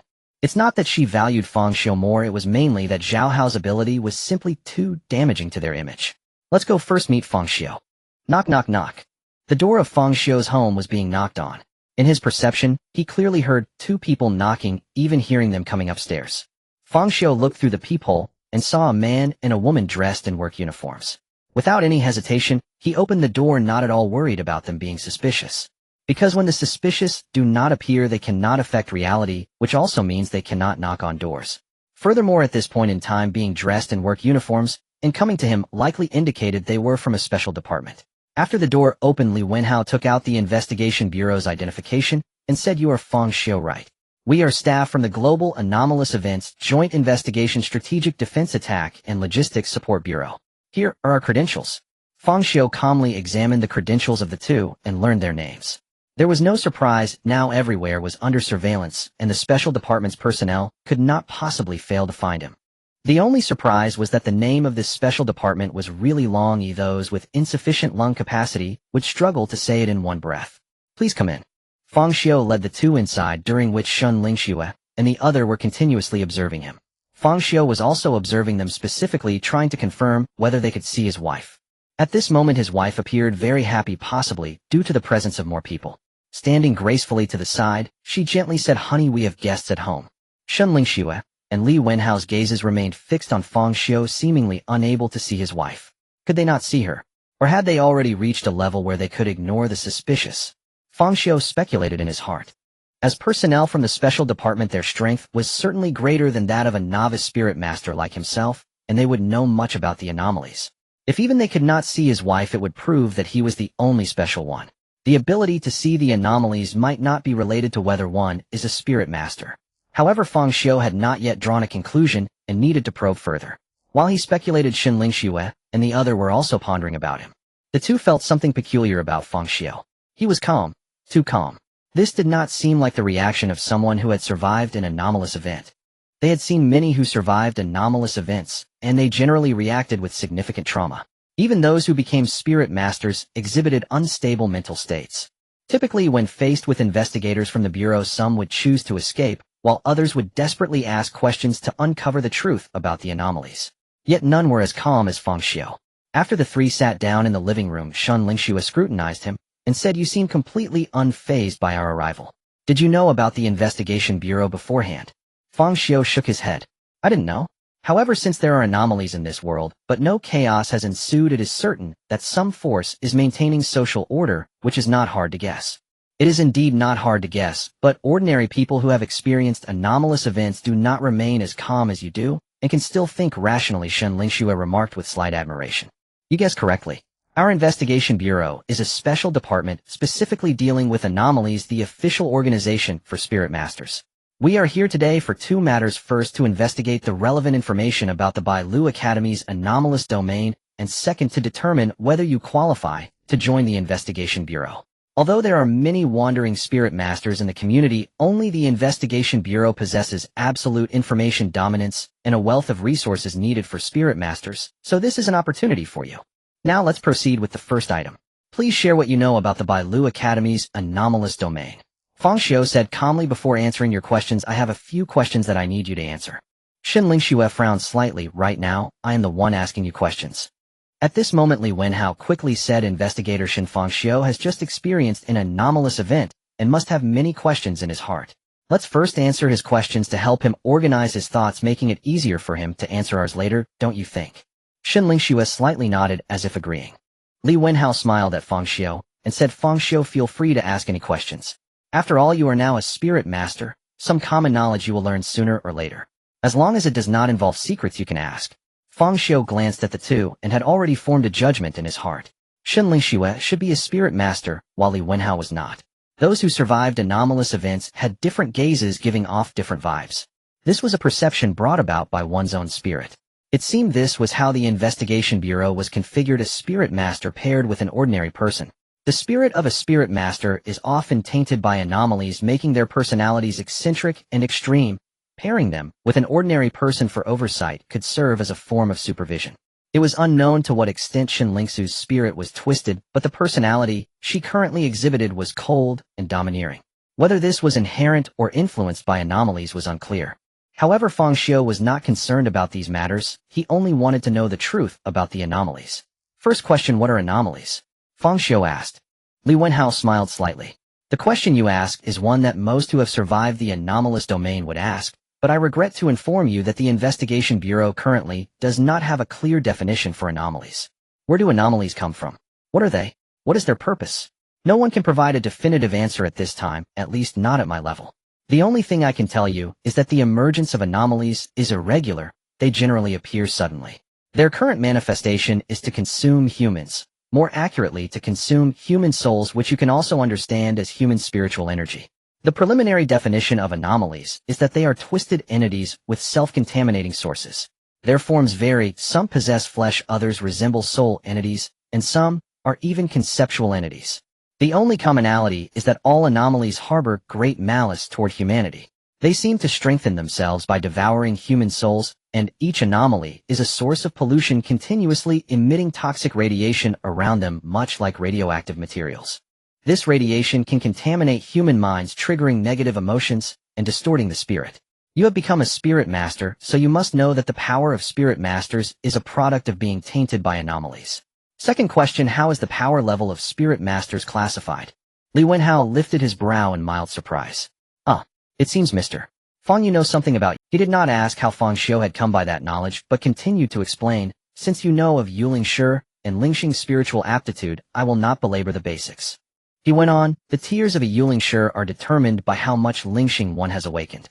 A newly minted Yulingshi like you typically has awakened about 1% of their Lingxing, we call that a first-rank Yulingshi. Awakening between 1% and 20% places one in the first rank. The power merely begins to manifest. Abilities have just been gained, and will strengthen as Lingxing increases. Awakening between 21 and 40% marks the second rank, where abilities are fortified and undergo qualitative change, becoming substantially stronger. 41 to 60% constitutes the third rank, the specifics of which fall into classified territory beyond my clearance. Beyond that, there are fourth and fifth ranks by analogy. And what happens when Lingxing reaches 100%? Li Wenhao shook his head. I do not know. To my knowledge, no one in the world has ever fully awakened 100% of their Lingxing. The difficulty only increases the further one advances. A Yulingshi must continually seek ever greater anomalies and repeatedly face life and death to awaken more Lingxing, each breakthrough born of peril. Yet as anomalies grow stronger, mortality rises sharply, and to date no anomaly has been known that could fully awaken someone to 100%.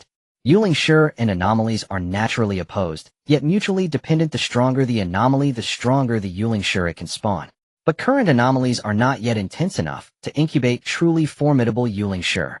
Thus not only are there no fully awakened Yulingshi, there are not even any 5th rank Yulingshi. The 5th rank exists only in theory. As for 4th rank Yulingshi, every nation has vague rumors and hearsay. Nobody can verify them. They belong to legend. Whether they exist is unknown. At present publicly acknowledged worldwide, the strongest group comprises 3rd rank Yulingshi. The third question. Fang Xiu was about to pose a third question, but was cut off by Shun Lingxue, who said impatiently, "I do not have time to listen to you ask endless questions." Li Wenhao given the URL for the Global Anomaly Forum and let him look things up himself. Reluctantly, Li Wenhao supplied Fang Xiu with a web address and cautioned him, "This is on the dark web, the largest anomaly forum in the world. It contains general information, but classified matters require payment. One more thing, because it is global, it lies beyond our investigation bureau's jurisdiction. When you browse, do not trust strangers' messages lightly." Fang Xiu nodded to indicate he understood. "Now it is our turn to ask. Tell us in detail about your experiences in the anomalous domain of Bailu Shuyuan. Leave nothing out. If you falsify anything and cause irreparable loss, you alone will bear the consequences." Shun Lingxue spoke with a note of warning. Fang Xiu ignored the threat and remained calm. "I have one final question." Shun Lingxue's brows drew together and her eyes flashed with displeasure. "Are you finished yet?" Fang Xiu ignored her gaze and pointed to his side. "Can you see my wife?" At that, Shun Lingxue, who had been primed to flare up, fell silent in astonishment. She glanced to Fang Xiu's empty right and scanned the room. There was no sign of any wife. Li Wenhao was also taken aback. "What are you talking about, Fang Xiu? Records show you have no wife, not even a girlfriend. Can't you see her? Or are you pretending not to?" Fang Xiu watched them both with an utterly placid expression, murmuring under his breath. Suddenly the atmosphere in the room turned strange and tense. A chill ran through Li Wenhao. He suspected Fang Xiu's mental state was irregular. It had to be that way. How could an ordinary person remain so composed after encountering anomalies? Especially since the anomaly's power had already corrupted his spirit and transformed him into a Yulingshi. Such a condition is inherently unstable. Under that double burden, Fang Xiu's calm was itself unnatural. And now he was asking whether others could see his wife. A man who is single asking if he has a wife. Does he not know his own life? Fang Xiu's mental state seemed worse than that of an ordinary Yulingshi. He appeared to be hallucinating. "Fang Xiu, are you mocking us?" Shun Lingxue snapped angrily. Fang Xiu glanced at the furious Shun Lingxue and concluded she was not feigning anger. He did not care. He had prepared for this. He turned to look at his wife, and their gazes met. "Wife, I can see you. You can see me." A voice surged out thick with suppressed rapture. Shun Lingxue and Li Wenhao jumped to their feet, as if a ghastly sight had appeared staring at Fang Xiu's right side. Where there had been nothing, a woman in a moon-white silk nightgown had suddenly materialized. Her porcelain pale skin began to fracture like ceramic, fine cracks spidering across its surface. In the blink of an eye, countless black fissures crawled over her body, as she looked as if a fragile piece of pottery had been smashed to shards. From those black cracks came the sound of flowing water, and dark red ichor oozed out like writhing worms from the seams. Her once smooth long hair began to writhe as if each strand were a twisted black serpent thrashing wildly in the air. Her cherry-red mouth had stretched grotesquely toward her ears, her otherwise even teeth had become saw-like, and within her mouth another mouth seemed embedded, as if a throat had sprouted a second maw. "An anomaly!" Shun Lingxue cried. "Damn it! Fang Xiu, what are you? Your wife is an anomaly." Fang Xiu frowned slightly. Only now could he see it clearly. It appeared that my act of seeing her had triggered some medium that allowed an originally illusory figure to enter reality, so that Shun Lingxue and the others could perceive her as well. Just as had happened at Qingshan Mental Hospital before. At first only I could see it, or later it invaded the real world and merged into the sales office, so that all my colleagues could perceive it.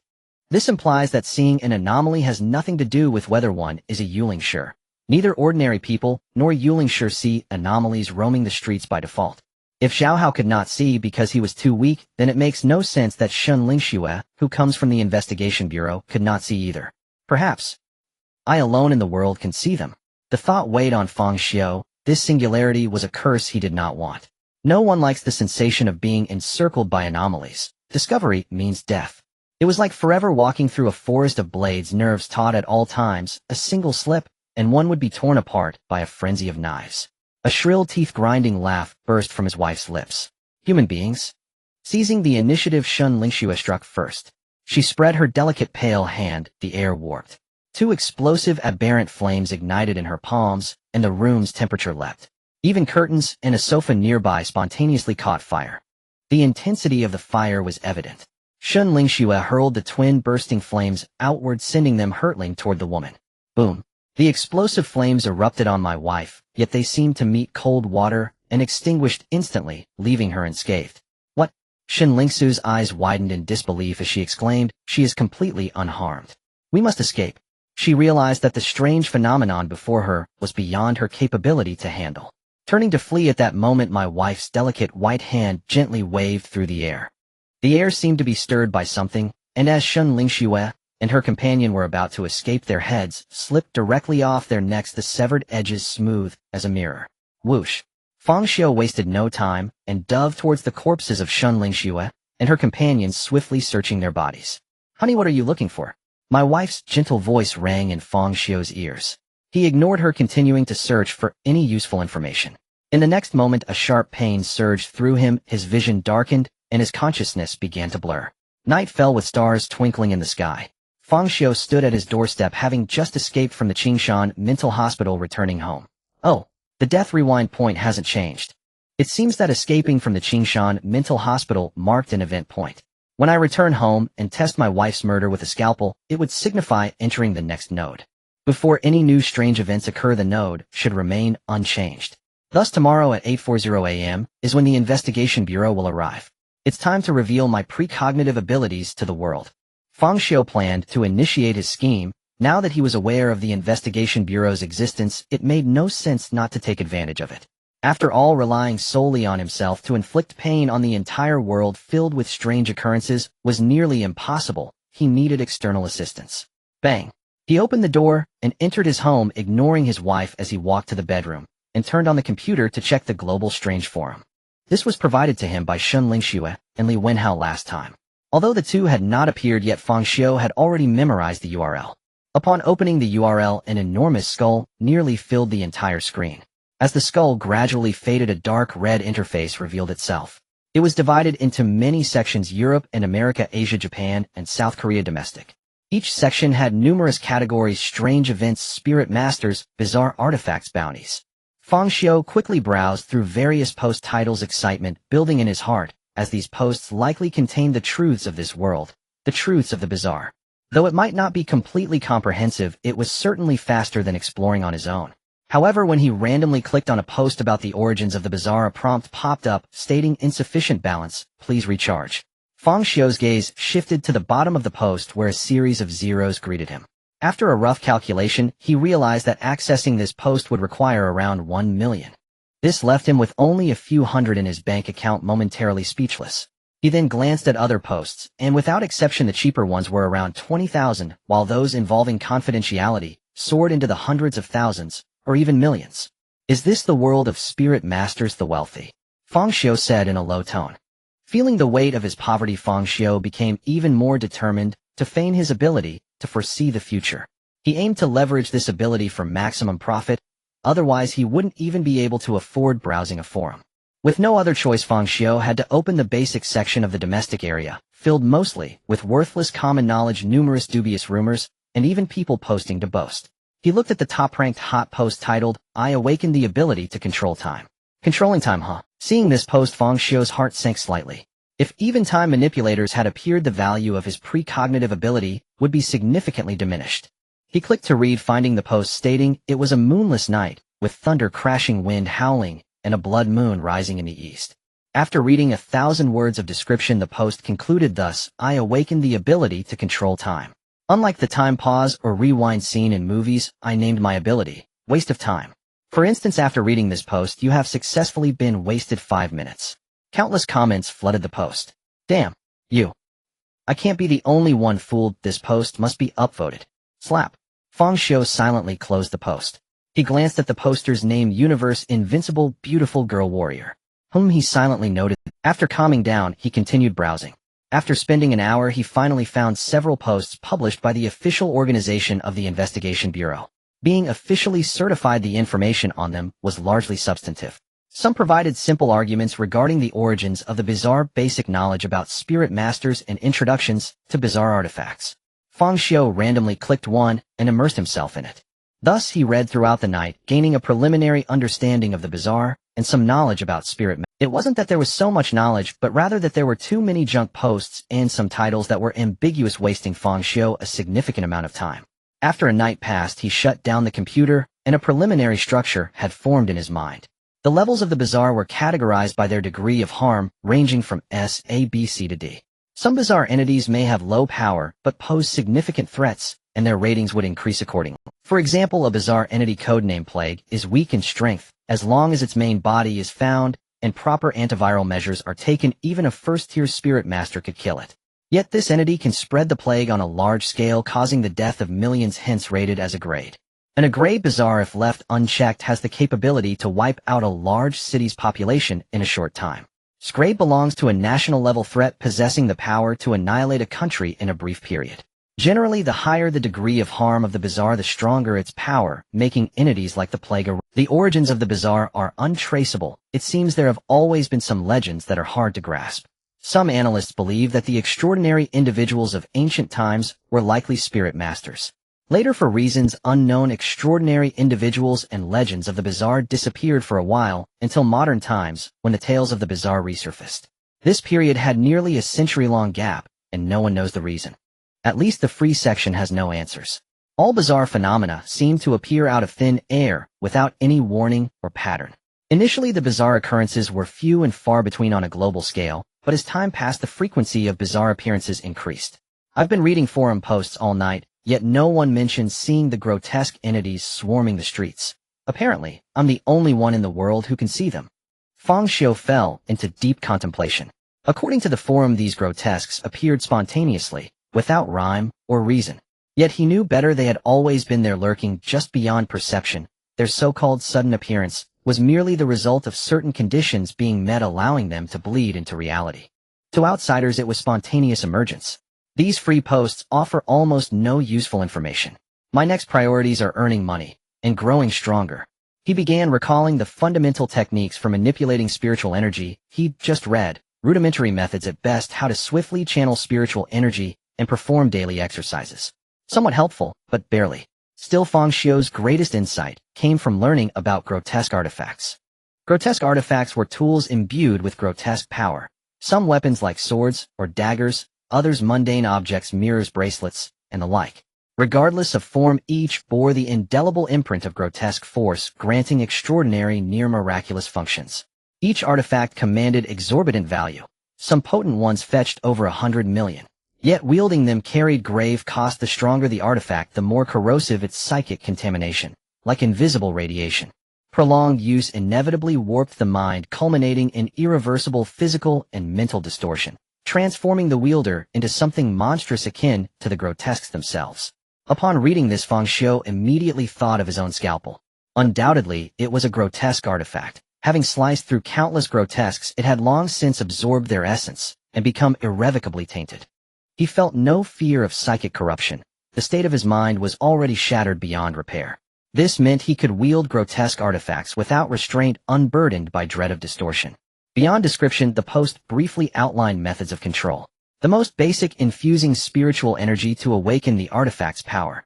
Yet true mastery, where the artifact moved as an extension of will, responding instantly to thought, required driving one's spiritual energy deep into its core to forge a bond, thereby unlocking its full potential. It was akin to the spiritual resonance between cultivator and divine weapon in ancient Xinxiate. However, forging such a bond entailed immense peril. Once linked, the wielder surrendered all psychic defenses. Each use exposed the mind directly to the artifact's corrupting influence, drastically accelerating distortion. Fang Xiu glanced at the clock. It was 5 o'clock. More than 3 hours remained before the investigation bureau arrived. Time should suffice. He withdrew his scalpel and channeled his spiritual energy inward, probing deeper and deeper into its structure. Gradually, his consciousness descended into absolute darkness, a void teeming with shrieking grotesques, frenzied and violent, hurling themselves against his awareness. Torrents of savage rage, bloodlust, and utter despair flooded his being, seeking to twist his soul into monstrosity. Yet Fang Xiu's psyche resembled an unfathomable abyss, swallowing every wave of corruption without ripple, his expression remaining perfectly serene. The scalpel sought to warp his mind, But what if his mind was already warped? It was like attempting murder upon a corpse. How does one kill what is already dead?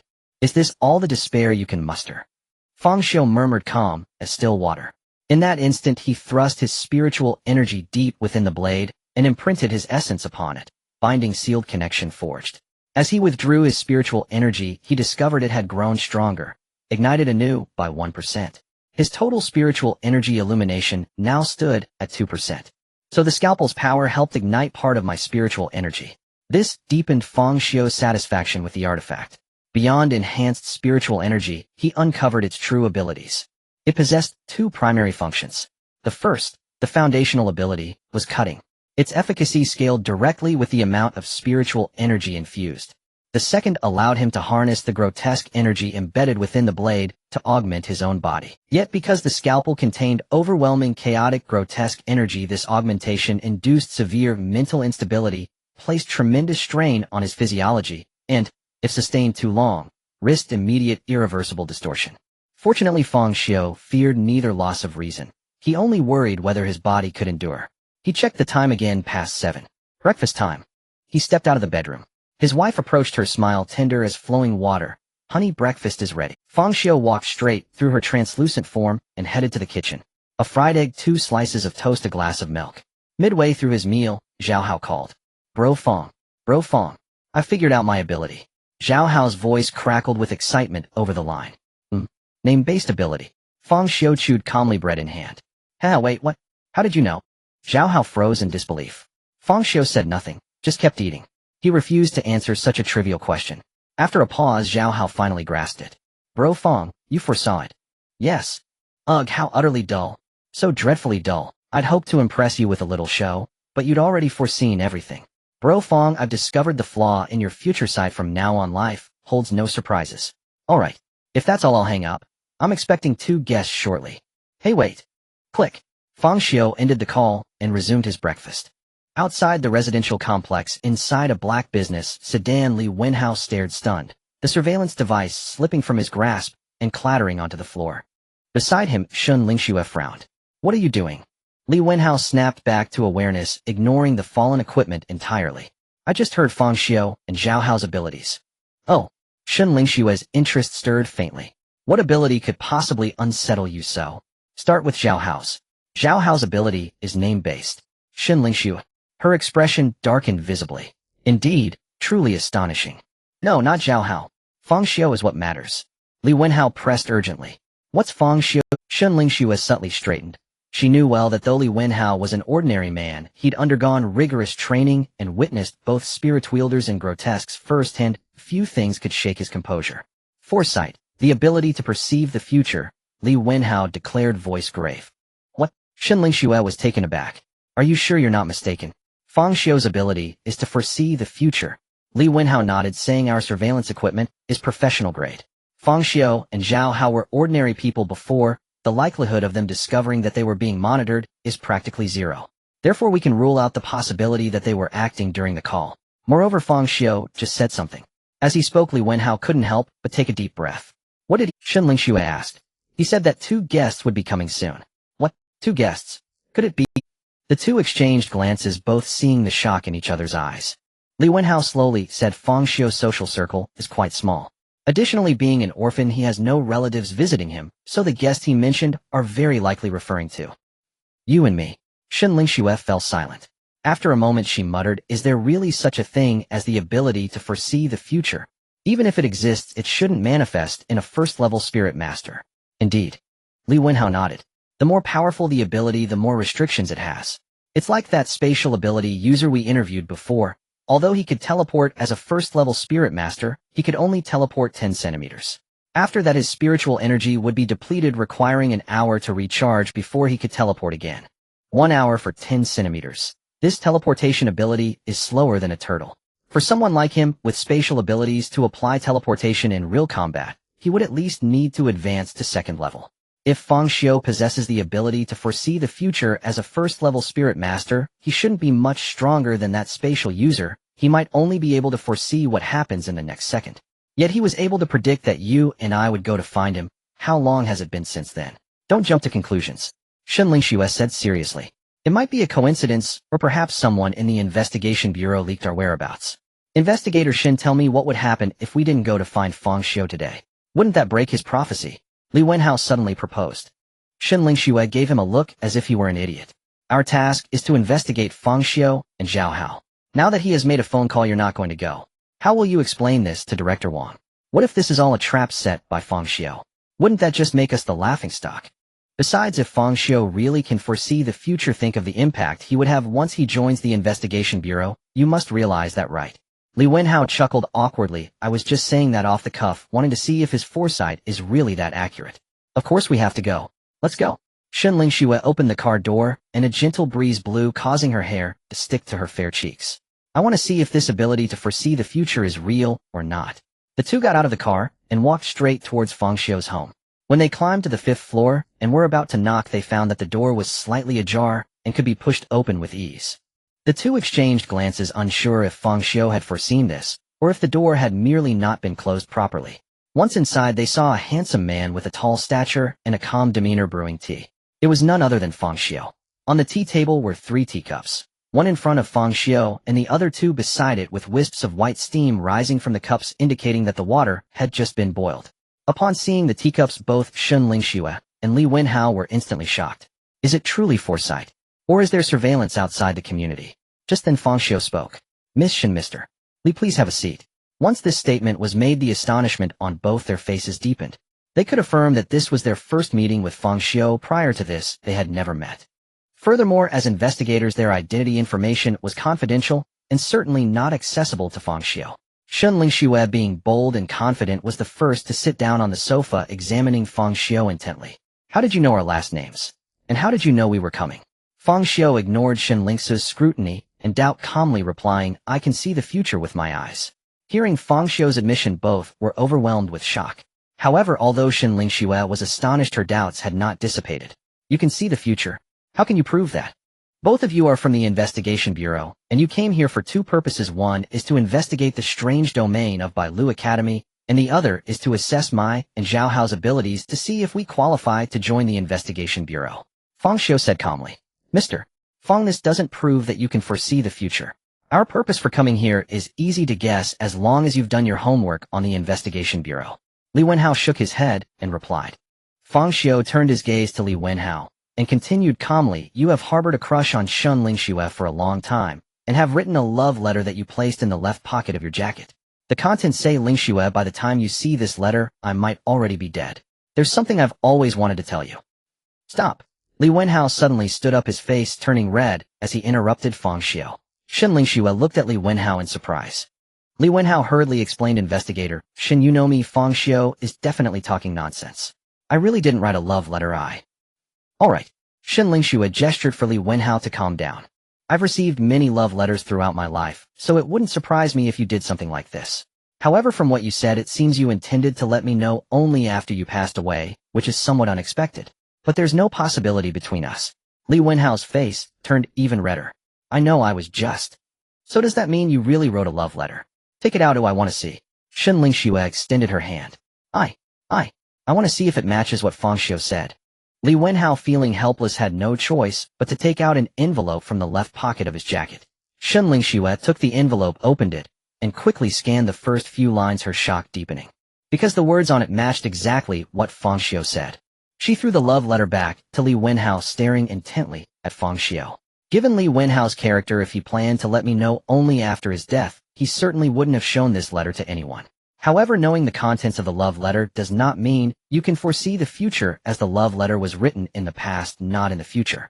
Facing skepticism, Fang Xiu continued, Miss Shin, your ability is to control flames, and your measurements are 85, 63, 80.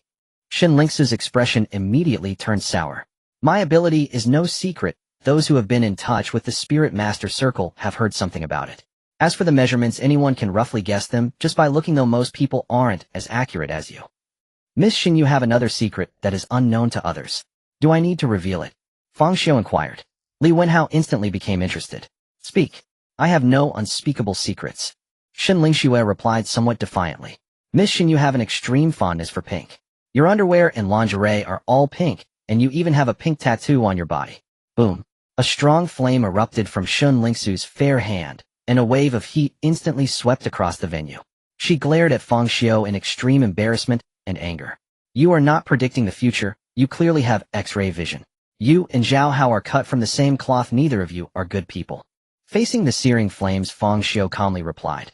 First, let me clarify that the ability to predict the future is not as you think, where one can freely know everything that will happen. Sometimes I can only see fragmented images. For instance, last night, I saw the scene of both of you coming here, and then I consumed spiritual energy to foresee you two. I caught glimpses of some images regarding you two, gaining some information. I saw one late night where Mr. Li took out a love letter to read repeatedly, and saw Miss Shun tidying up her underwear at home. Shun Lingxiu gradually extinguished the flames, but the unfriendly look in her eyes did not fade. She felt that Fang Xiu had certainly seen more than just those things, especially since that tattoo was inked on her. What you said cannot be proven, and this does not count as true foresight. Then what do you think counts as predicting the future? Shun Lingxiu thought for a moment. The lottery numbers for tonight's draw. Fang Xiu nodded, then took paper and pen, wrote down a series of numbers, and handed it to Shun Lingxiu. Shun Lingxiu looked skeptically at the numbers in her hand. Miss Shun, let me inform you in advance that the future is not set in stone. Every action taken now will lead to changes in the future. For example, if you use the power of the Investigation Bureau to change today's winning numbers, then of course the numbers I wrote will not win. So if you want to verify the accuracy of the numbers, do not do anything that could influence the future, and especially do not buy the tickets. Fang Xiu said with a calm demeanor, giving a strong illusion of certainty, as if he truly had foreseen the future. In reality, he was just making it up. His real plan was to die and revert after watching the draw later that night. Seeing Fang Xiu so confident, Shun Lingsu's heart had already begun to believe halfway. However, she still questioned, Fang Xiu, I hope what you're saying is true. If I find out the numbers don't win, it means you're deceiving me. Fang Xiu directly interrupted, if they don't win, I can pay with my life. Shun Lingxiu was taken aback, not expecting Fang Xiu to have such confidence. At this moment, Li Wenhao also leaned over to look at the numbers. He studied them carefully for a moment, and suddenly exclaimed, oh, wait a minute. Shouldn't lottery numbers be 7 digits? Why does this only have 6? 7 digits. Are you sure? Shun Lingxiu asked skeptically. Of course I'm sure, I've bought tickets many times before. Fang Xiu, you are indeed deceiving me. Shun Lingxiu immediately became furious. The lottery has 7 digits, and here you wrote 6. How could that possibly win? Unexpectedly, Fang Xiu walked over calmly, picked up the pen, and casually drew a 1 at the end of the 6-digit number. He put down the pen and said to the astonished duo, sorry, I accidentally omitted a digit. Now it's correct, tonight's winning numbers are these. Seeing Fang Xiu's confidence and casualness, Shun Lingxiu and Li Wenhao felt as if their intelligence was being mocked. In reality, this was not Fang Xiu's fault. He hadn't bought many lottery tickets in his 2 lifetimes, and had no way of remembering how many digits there should be. Since you can see the future, how could you forget to write something? Shun Lingxiu clearly did not believe it. What you need to do now is wait, not question. When the truth comes out, all doubts will vanish into thin air. Fang Xiu maintained his usual confidence. At this moment, Shun Lingxiu suddenly said, if you truly can predict the future, why wait for the lottery draw? You could completely foresee what I will do next. Fang Xiu calmly shot her a glance. How many times do you think I, as a first-tier spirit master, can foresee the future? Moreover, why should I prove anything to you? Are you high-ranking members of the Investigation Bureau? If I prove it to you now, will I have to prove it to the higher-ups in the Investigation Bureau later? Sorry, I only predict the future. I am not all-knowing and all-powerful. You. Shun Lingsu's eyebrows stood up in anger. Li Wenhao quickly intervened. Miss Shun, please remain calm. In any case, we will know the truth when the draw happens tonight. Mr. Fang, let's talk about your previous experiences in the strange domain of Bailu Academy. Fang Xiu nodded. That strange domain is called Qingshan Mental Hospital. Qingshan Mental Hospital. Li Wenhao appeared quite puzzled. Shun Lingxiu snorted coldly. Naming the strange domain is the responsibility of the Fang Xiu ignored her and continued. Qingshan Mental Hospital appeared suddenly and overlapped with the sales office of Bailu Academy. By the time we noticed, everyone had already entered the interior of the mental hospital. Mr. Fang, why do you conclude that it is a mental hospital? Because this strange domain is indeed a hospital, and I saw the sign that read Qingshan Mental Hospital. Then Fang Xiu briefly recounted what had happened in the strange domain. He did not disclose too much, because as a first-tier spirit master, even with the ability of foresight, he could not casually reveal everything. Of course, he omitted the incident involving the scalpel, a valuable strange artifact that could cause unnecessary trouble if it came to light. After a long while, Xiu and Li Wenhao fell into deep thought after hearing the story. Fang Xiu, are you suggesting that in this strange domain of Bailu Academy, besides the bizarre female doctor and the dream-manipulating oddity, there may also be other anomalies? Did you foresee them? Xiu was quite stubborn. Even now she insisted on calling Qingshan Mental Hospital the strange domain of Bailu Academy. Fang Xiu was not surprised. Spirit masters were inherently twisted individuals, some more severely than others, while others had milder symptoms. Xiu was relatively better, showing no tendencies toward slaughter or cruelty, merely exhibiting traits of arrogance, dominance, irritability, stubbornness, pettiness, and a lack of consideration for others, along with heavy suspicion. I did not foresee this. With my spiritual sensitivity, I could only perceive once, which was when I foresaw the correct path, while choosing between the diverging roads. At that moment, I saw two different scenes. One scene depicted the correct path, revealing a safe passage and the eerie control of the dream, where Zhao Hao and I successfully escaped. The other scene depicted the wrong path, filled with numerous hospital rooms, their doors tightly shut. Behind each room emanated an extremely terrifying and bizarre aura. Some doors were even ajar. In this future, Zhao Hao and I met our demise at the hands of a female doctor. Thus I concluded that there are at least dozens of bizarre entities within the Qingshan Psychiatric Hospital. Dozens of bizarre entities. Li Wenhao's voice instantly rose by an octave. Mr. Fang, are you certain? Fang Xiu nodded. My instincts cannot be wrong. Yet Xiu scoffed. Fang Xiu, do you even know what you are saying?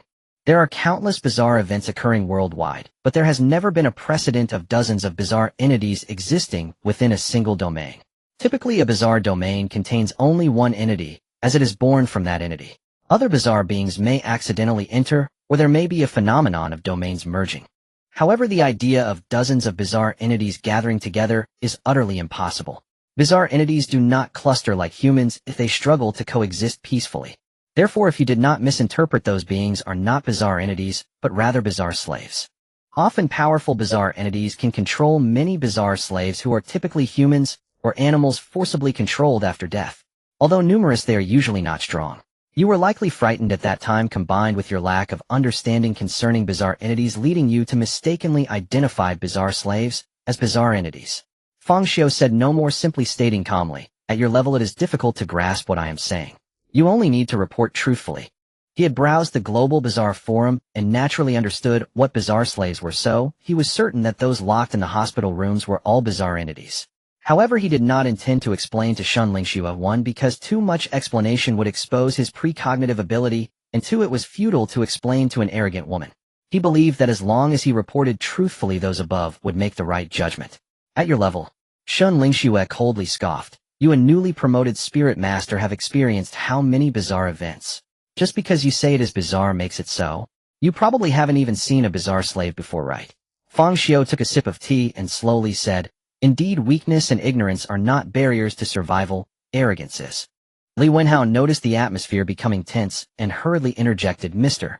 Fang, if I am not mistaken, you were an ordinary person until yesterday, yet your words suggest familiarity with bizarre domains and spirit masters. How do you know all this about bizarre entities and spirit masters? Is it also precognition? The Global Bizarre Forum, Fang Xiu calmly replied. By the way, this forum was given to me by your future self. Li Wenhao found this hard to believe. I gave it to you. He could no longer afford to be surprised, and continued, Mr. Fang, your ability to foresee the future is crucial to the investigation bureau, so I hope you will accompany us back to the bureau today. Fang Xiu set down his teacup and stood up, walking toward the door. An hour later, Fang Xiu was taken to the Green Vine City Investigation Bureau. The bureau was located in a concealed underground building. However, there were still many bizarre entities present. Those ethereal beings wandered unconsciously within the bureau, completely unnoticed by anyone. Seeing this, Fang Xiu was even more certain that even spirit masters could not see the bizarre entities that filled the streets. Only he could see them. Otherwise, a bureau specifically dealing with bizarre events could not have so many bizarre entities roaming. Soon he was arranged to wait in the lounge while Xiu and Li Wenhao went to report to the director's office. Wang Dihai sat upright in his office chair drinking tea while listening to their report. However, as the report deepened, Wang Dihai had long since set down his teacup, and his originally calm expression became increasingly shocked. Are you certain this involves precognition of the future? Wang Dihai asked somewhat incredulously. Li Wenhao nodded and replied seriously, Fang Xiu indeed foresaw that we would come to find him, and even knew our names and some information. Shenling Xue beside him also nodded. The two tacitly refrained from mentioning the matter of love letters and pink obsession. Wang Dihai pondered for a moment and asked, apart from you, who else knows about the precognition of the future? There is also Zhao Hao, who came out of the bizarre domain with Fang Xiu. Regardless of whether it is true or false, for now it will be classified as confidential. Arrange for Zhao Hao to maintain secrecy. The matter concerning precognition of the future is of utmost importance. Once the ability is confirmed to be true, no information must leak out. Understood? Understood. What about the lottery numbers? Here they are. Li Wenhao hurriedly handed a note with the winning lottery numbers to Wang Dihai. Wang Dihai examined it for a moment and said, accurately guessing the winning lottery numbers does not necessarily mean precognition of the future. It is possible that Fang Xiu already arranged for someone at the lottery draw to tamper with the results. Li Wenhao hurry and arrange for 2 trustworthy people to oversee tonight's draw. Ensure the results are completely random. Yes, Director Wang. Li Wenhao swiftly set off to arrange the lottery matters. At this moment, Wang Dihai turned his attention to Shenling Xue. Little Shen, you are also considered a seasoned spirit master. Based on your experience, do you think Fang Xiu is— Although Shenling Xue was dissatisfied with Fang Xiu's attitude, she truthfully replied, I am not sure. Although Fang Xiu initially missed a digit, he remained extremely calm, without any hint of panic. If he is a fraud, he must be an exceptionally psychologically resilient one. Moreover, he has no reason to deceive us. The ability to foresee the future is different from others. It is too easy to expose. If he can deceive once, can he deceive a second time? However, personally, I feel Fang Xiu is lying. Oh, what makes you think so? A woman's intuition. Wang Dihai responded. He took a sip of tea and paused, saying, the truth cannot be disguised and the false cannot become true. Everything will be revealed with tonight's lottery draw. It is a pity he is merely a newly promoted spirit master with weak sensitivity, otherwise we could conduct other tests. By the way, he also mentioned that there are dozens of bizarre entities within the Qingshan Psychiatric Hospital. Mentioning this, Shen Lingsu's lips curled into a mocking smile. Director Wang, you can't possibly believe what he said, right? Looking globally, there isn't a single cursed realm that can simultaneously host dozens of anomalies. Fang Xiu is just a newcomer. Even if he could truly foresee the future and saw those anomalies, it would only indicate that he witnessed cursed slaves controlled by the anomalies. In extreme fear, any rustle or breeze can be magnified infinitely. According to my judgment, within the entire Bailu Academy's cursed realm, there should only be 2 anomalies. If there were indeed dozens, then Fang Xiu wouldn't just be unable to foresee them. Even an omniscient being wouldn't survive. One is an anomaly in the form of a female physician suggested to be codenamed Cursed Physician. Its killing pattern is to strike nearby victims, and it only attacks one person at a time. It won't launch another attack until it has finished its previous target. Judging by the description, the Cursed Physician should be rated as a D-level anomaly. The other anomaly controls dreams, suggested to be codenamed Nightmare. Its killing pattern involves killing within dreams, forcing nearby individuals to fall asleep. In the dream, various terrifying entities emerge to unleash their fears, and once one succumbs to fear, they will die. However, conversely, as long as one is not afraid, the threat posed by Nightmare is even less than that of the Cursed Physician, as it seemingly lacks physical attack methods. Considering its uniqueness and threat level to ordinary people, I suggest rating it as a C-level anomaly. After all, the Cursed Physician lacks the ability to kill on a large scale, while Nightmare can put multiple people to sleep at once. In summary, considering that Bailu Academy is a fixed cursed realm and the area is sparsely populated, I recommend a threat level of C. How terrifying is the dream realm of Nightmare? Wang Dihai pondered. Shen Lingxiu casually played with her newly done nails, seemingly indifferent as she replied, how terrifying can it be? It's merely to scare ordinary people. Fang Xiu has a good psychological quality, and having foreseen Nightmare's abilities, he knows everything is an illusion, so he definitely won't be afraid. As for Zhao Hao, he is timid and lecherous, relying on watching movies to alleviate his fears, and he managed to survive. This shows that even such a newcomer can remain unafraid of Nightmare. Seasoned spirit masters who have experienced numerous anomalies will surely fare even better. Nightmare's ability is suited for surprise attacks. If one knows in advance that everything is an illusion, its threat level might be even less than that of the Cursed Physician. Wang Dihai nodded. He still believed in Shen Lingsu's judgment. After all, she was a seasoned spirit master who had gone through many anomalous events.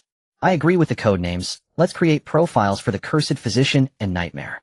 As for the Qingshan Mental Hospital's cursed realm, we will wait until tonight's lottery results before making any arrangements. If there's no one, it indicates that Fang Xiu has issues and his words will be deemed unreliable. Without the ability to foresee the future, yet knowing so much information, there must be a massive organization behind him. Perhaps it is a conspiracy targeting the investigation bureau. Next, bring Fang Xiu over. I want to meet him. Shen Lingxue appeared slightly surprised. Director Wang, you want to see Fang Xiu in person? That might not adhere to regulations. We still don't know Fang Xiu's true abilities. If he is backed by a certain civilian organization, his real purpose could be to falsely claim he can foresee the future and infiltrate the investigation bureau, right? Moreover, he hasn't undergone a mind pollution test yet, and we are unaware of the risks of him going out of control. For safety, Sake, let the team leader meet him. Wang Dihai shook his head. Team leader Yang is currently not in the bureau. He is tracking the whereabouts of the head anomaly. What about the deputy leader? Wang Dihai smiled. He went as well. Shen Lingxue was taken aback. Those two can actually act together. Do you think it's possible for those two to act together? They are both competing against each other, operating independently, to see who can resolve the head anomaly case first. Shen Lingxue was somewhat speechless. Is this the damned competitive spirit between men? One is a team leader, the other is a deputy leader, and they are really quite childish, treating anomalous events like a competition. Alright, go call Fang Xiu.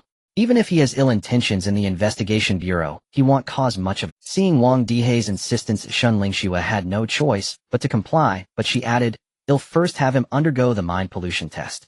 If he passes, then I'll bring him over." After saying this, Shen Lingxue acted unilaterally and walked off. Wang Dihai was momentarily stunned before he chuckled. He knew this was Shen Lingxue protecting herself, but as a leader it felt uncomfortable that his orders couldn't be executed smoothly. However, he was already accustomed to this. Ordinary people managing spirit masters was just like this. In the lounge, Shen Lingxue brought a professional spiritual lie detector and placed it in front of Fang Xiu. She held a test paper in her fair hand. Next, you'll undergo a mind pollution test. This is a spiritual lie detector unlike ordinary lie detectors. It measures spiritual fluctuations. Ordinary lie detectors can be deceived by trained agents, but no one can fool a spiritual lie detector. Spirituality reflects the heart. As long as your words and thoughts don't match, it will react. So you must answer truthfully and cannot lie. This is also a test that every newly appointed spirit master must undergo. The investigation bureau will not allow a spirit master with severely polluted mind to roam freely in the outside world. Understood. Fang Xiu nodded.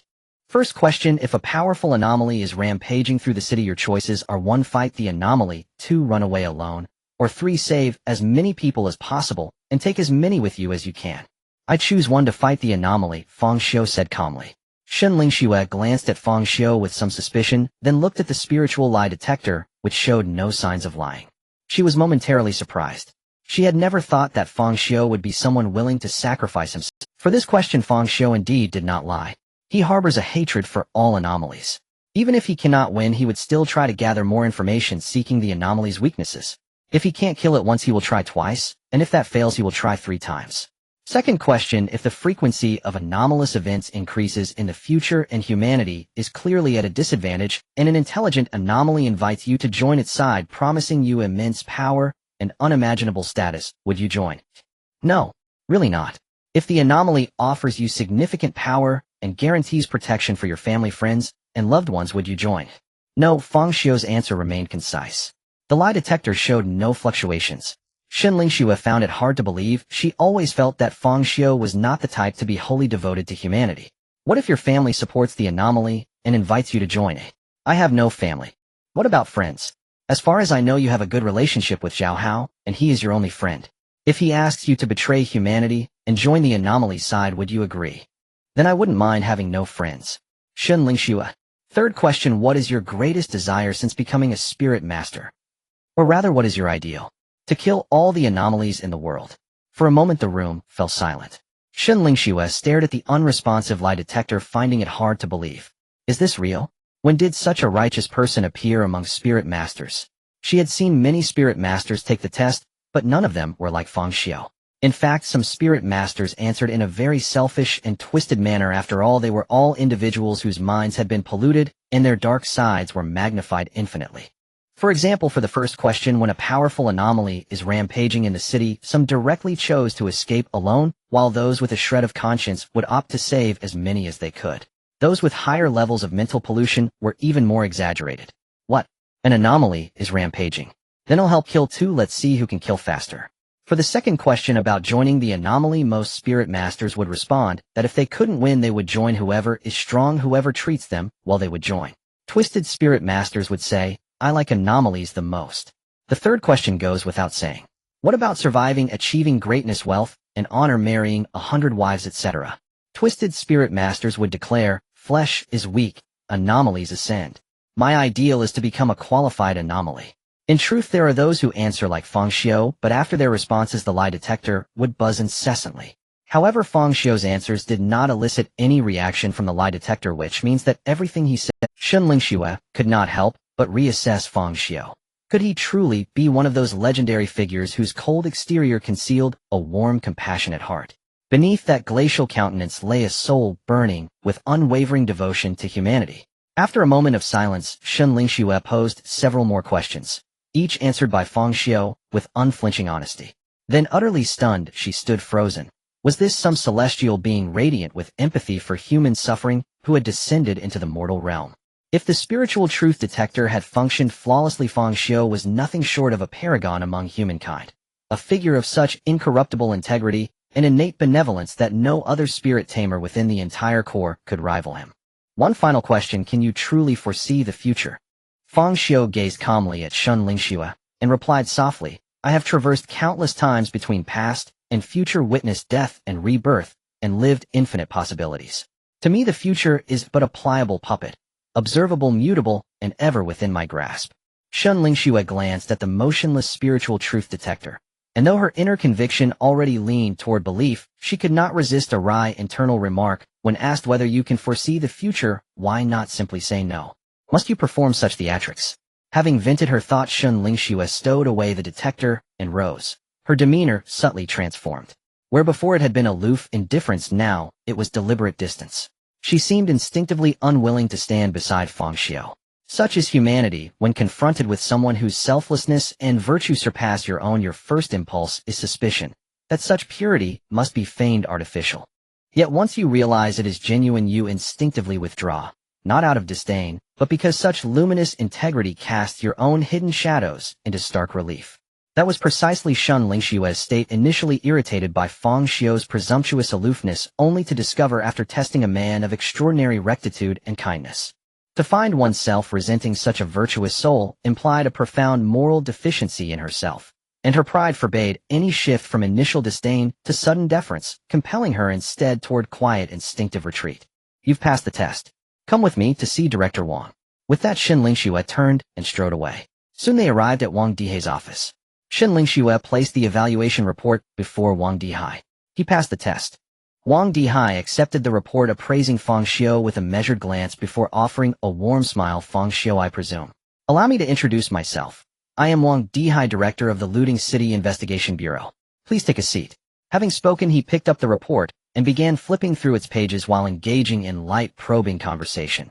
Yet the moment he uttered his first word, he froze mid-sentence, as if struck dumb. You. His eyes widened in disbelief as he stared at the report. He even retrieved his spectacles and reread the page twice, still unable to accept what he saw. For the report was flawless, so immaculate that not even an ordinary person untouched by spiritual corruption could possibly achieve such perfection, let alone a spirit tamer. Instinctively, he glanced at Xiu, his gaze silently seeking confirmation. She met his look with a calm, expressionless nod. Wang Dihai suppressed his shock with visible effort and drew a deep breath. Mr.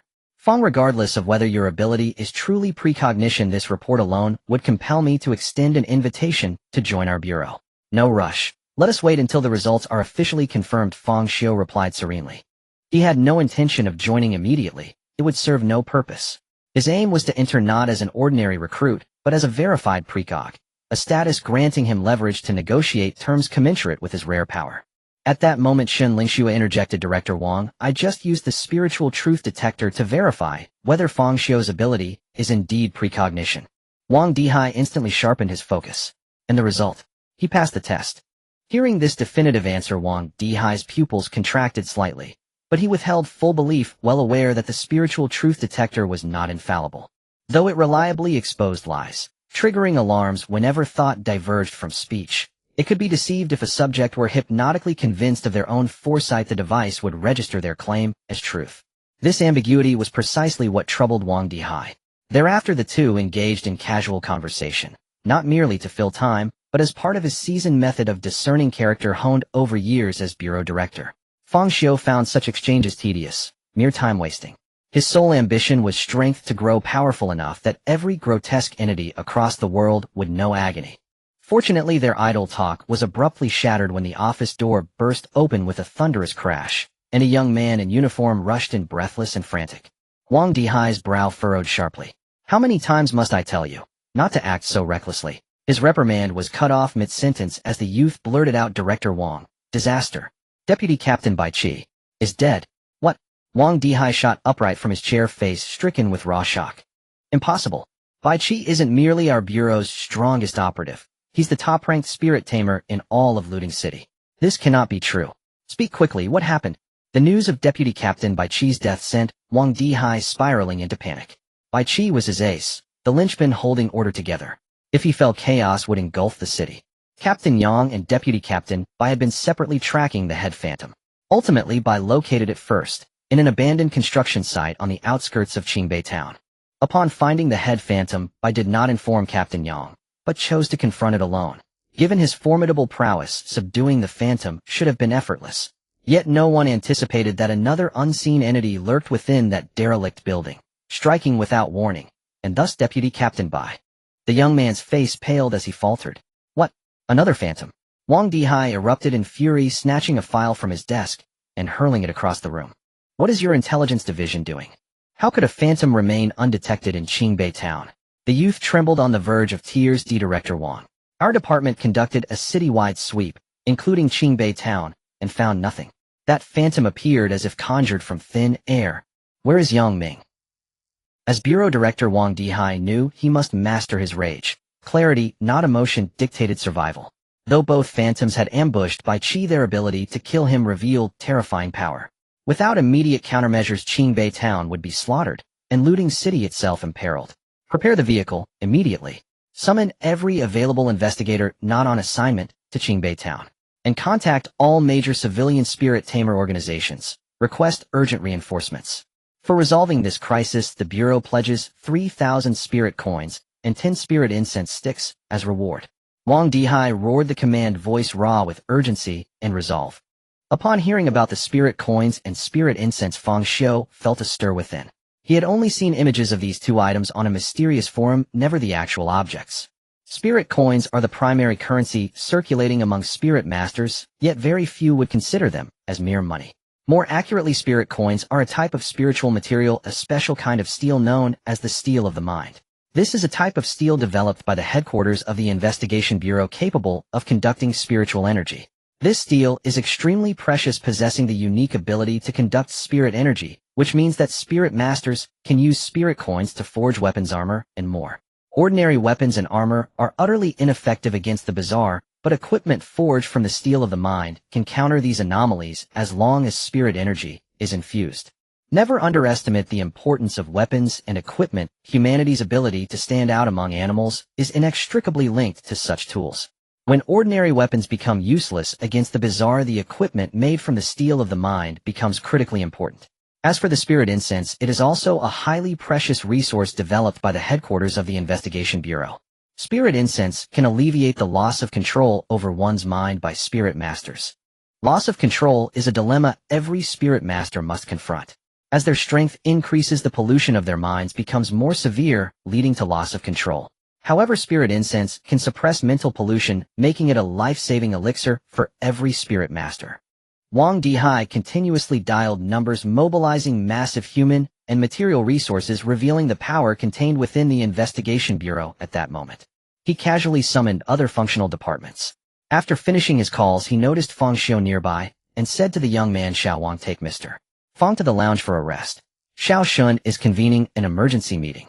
After speaking, Wang Dihai left with Shun Lingxue, while the young man referred to as Xiao Wang led Fang Xiu to the lounge. In the lounge, Fang Xiu calmly sipped tea, but his mind was racing. Did the first spirit master of Looting City really die so easily? He died at the hands of two bizarre entities. These two anomalies must be of a high level, yet this also reflects humanity's fragility. The human body, even with spiritual energy, is ultimately at a disadvantage against the bizarre. A simple example is the female physician in Qingshan Mental Hospital. The physician is not an overly powerful anomaly, yet her skin is as tough as steel, making her impervious to conventional firearms. In contrast, spirit masters, even when igniting their spiritual energy and mobilizing most of their muscles to unleash extraordinary strength, can still be injured or even killed if struck by a bullet. This illustrates the gap. Ultimately, the low margin for error for spirit masters is a significant factor. Even if you possess formidable abilities, your body is still made of flesh. A simple mistake could lead to death at the hands of the bizarre, as exemplified by Bai Qi, who was killed in a surprise attack. The bizarre does not share this burden. They possess powerful abilities and a high margin for error, making it challenging for spirit masters to eliminate them in one strike. It's akin to me being allowed to make countless mistakes while you can only afford to make one. How can this be a fair fight? However, Fang Xiu does not mind the inherent weaknesses of spirit masters against the bizarre. The weakness lies with the spirit masters, not with him. Fang Xiu. He faces the bizarre differently. He can die countless times, but they can only die once. Fang Xiu sat quietly in the lounge watching through the window as many staff members in work uniforms hustled about. Clearly Bai Qi's death was a significant event, one capable of shaking the entire Ulftang city. Soon after noon arrived. Fang Xiu estimated that things should have reached a preliminary conclusion. It was time to take action. He had no intention of sitting idly here for an entire day. Then he glanced at the young man sitting beside him, whose face had remained pale all morning, unable to recover. It was uncertain whether he was distressed by Bai Qi's death or felt that his intelligence work had been lacking and feared post-event accountability. Fang Xiu slowly rose and walked over to the young man's side. The young man finally reacted. You. He had just uttered a word when a swift chop struck the back of his neck. The young man lost consciousness in an instant. After incapacitating him, Fang Xiu quickly stripped off his work uniform, donned it himself, and left the lounge. He planned to disguise himself as a staff member to gather intelligence. Under normal circumstances this would be impossible, but now the entire investigation bureau was in chaos due to Bai Qi's death. This was the perfect opportunity. With documents in hand, he mimicked those around him, pretending to be in a hurry as he moved about the investigation. His spiritual energy surged rapidly, amplifying his senses. Conversations, phone calls, and sounds from the office and corridor filled his ears. Although Deputy Captain Bai is usually cold, his strength is beyond doubt. He is the strongest in Ulftang City. Who would have thought that such a powerful spirit master could die so easily? Indeed, who could have imagined? In my opinion, this death could have been avoided. If only Captain Yang and Deputy Captain Bai weren't at odds, constantly vying for superiority. Deputy Captain Bai would never have been ambushed. Li Gu, I haven't been at the investigation bureau long. Can you elaborate on the conflicts between Captain Yang and Deputy Captain Bai? What conflicts could there be? It's purely a battle of pride. Deputy Captain Bai is recognized as the strongest, yet when it came to selecting the Captain, Yang Ming won. Deputy Captain Bai has never accepted this in his heart. But if Deputy Captain Bai is indeed the strongest in Ulftang City, how did he lose to Captain Yang? Well, it's naturally because of Captain Yang's ability. Do you know what Captain Yang's ability is? I heard that Captain Yang's ability is luck. Exactly. Captain Yang's ability is luck, a passive ability that, aside from allowing others to stumble upon good fortune, is otherwise useless. Thus Captain Yang is often dubbed the weakest captain by spirit masters from other cities. But how did Captain Yang win the captaincy then? Deputy Captain Bai is reputed to be invincible among second-tier spirit masters. How did he win? It was purely by luck. On the day they fought, it said that Deputy Captain Bai ate something unsanitary the day before, leading to an upset stomach during their duel. During their confrontation, Deputy Captain Bai didn't dare to exert himself, fearing an unfortunate incident, and thus he lost. Captain Yang may not have strong abilities, but he is still a second-tier spirit master. Facing an opponent afraid to unleash their full power, victory was easy. Why didn't he just pause if he was feeling unwell? Are you foolish? Do you not know what kind of person Deputy Captain Bai is? He is a typical aloof and pretentious type. Asking him to pause for a bathroom break in front of everyone would be more unbearable than killing him, so he had to act as if nothing was wrong while fighting.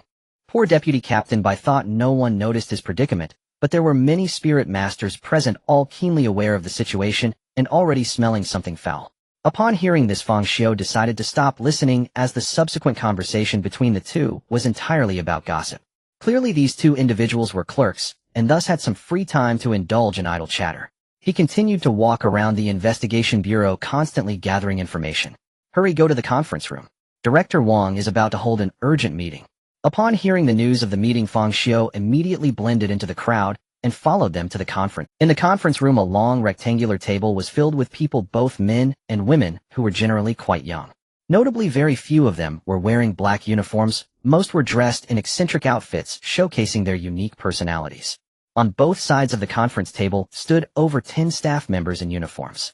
Fang Xiu mixed in among the staff, standing against the wall discreetly, observing the individuals at the table. It was evident that these individuals were all spirit masters. As the main force against the supernatural, their status naturally surpassed that of ordinary people, granting them the right to sit at the table during meetings. Seated at the head of the table was Wang Dihai, a stern expression on his face. Strangely, there were 2 empty seats on either side of him, with no one taking them. 2 empty seats. Fang Xiu speculated that these must belong to team leader Yang Ming and deputy leader Bai Qi. With Bai Qi now deceased, it was normal for his seat to be vacant, but what about Yang Ming? Could he still be investigating the supernatural? Just then Fang Xiu suddenly caught a whiff of a pungent smoke odor. Smoking during an emergency meeting. Following the scent of smoke, Fang Xiu looked to see a despondent man squatting in a corner behind Wang Di. The man appeared to be around 27 or 28 years old, with thick eyebrows and big eyes, a square face, and a broad nose. He wasn't particularly handsome, but he looked quite spirited and upright. However, his current mental state was clearly not good. His eyes were vacant, his chin covered with stubble, and he stared blankly at the air in front of him. If it weren't for his occasional puffs on the cigarette, he could easily be mistaken for a statue. The others in the conference room chose to selectively ignore the man, allowing him to remain there smoking. Seeing this, Fang Xiu already had a guess in his mind. Although the present spirit masters were dressed in eccentric outfits and showcased strong personalities, they still adhered to the most basic order during the meeting, sitting obediently in their seats. The actions of this man, however, went unchallenged by anyone, not even Wang Dihai, which could only indicate that his status was quite high. Considering the vacant seats, it was easy to deduce that this smoking man was indeed team leader Yang Ming. At this point, Wang Dihai began the meeting, diving straight into the subject without any unnecessary preamble. After the investigators' on-site inspection, it has been confirmed that Deputy Leader Bai has died in the line of duty. Wang Dihai's heavy voice resonated in the room. A hush fell over the room. Some faces were expressionless, some indifferent, and others filled with sorrow, portraying a range of emotions. The man who was suspected to be Yang Ming still had hollow eyes, but his hand holding the cigarette trembled slightly. After a moment of silence, Wang Dihai's deep voice rang out again. Deputy Leader Bai died at the hands of a supernatural entity that controls shadows. As he spoke, a blurry photo appeared on the large screen in the conference room, showing a shadow, a humanoid shadow. However, unlike ordinary shadows, it was not flat, but three-dimensional, resembling a person dressed in a black bodysuit, even obscuring the eyes, mouth, and nose. It was entirely pitch black, as if a person's shadow had come to life, transforming into a solid. This supernatural entity is codenamed Shadow Phantom. Its exhibited ability is to conceal itself within shadows. At that time, Deputy Leader Bai was engaged in combat with a head entity when the Shadow Phantom emerged from his shadow, ambushing him and severely injuring him, leading to his death at the hands of the head entity. Everyone was intently focused on the Shadow Phantom in the photo, their expressions grave. The manner of attack suddenly appearing from a shadow was nearly impossible to defend against. A moment's inattention could lead to disaster. Even someone as strong as Bai Qi had been severely injured by an ambush. The other spirit masters did not believe they could compare to Bai Qi. Currently, the Shadow Phantom's whereabouts are unknown, but the head entity has already been dealt with by Yang Ming. Therefore, our next course of action is to exert all efforts to search for the Shadow Phantom and eliminate this supernatural incident completely. And Wang Dihai suddenly took a deep breath and spoke slowly and heavily to avenge. The atmosphere in the room instantly turned tense. Perhaps sensing the oppressive atmosphere, Wang Dihai forced a slight smile and said, "In this unfortunate supernatural incident, I also have some good news to share with everyone." Good news. Everyone was momentarily taken aback. Deputy Leader Bai was dead. What good news could... That is our Tang City Investigation Bureau's team. Leader Yang Ming, after resolving the head entity incident, has successfully advanced to the rank of third-level Spirit Master, entering the ranks of top Spirit Masters.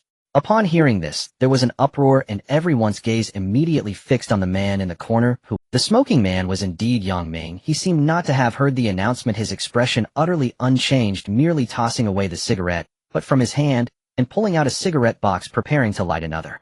At this point, there were already several charred cigarette butts at his feet. Yang Ming opened the box only to discover it was empty. He crushed it in his hand and tossed it on the ground, raising his lethargic eyelids to look at the crowd.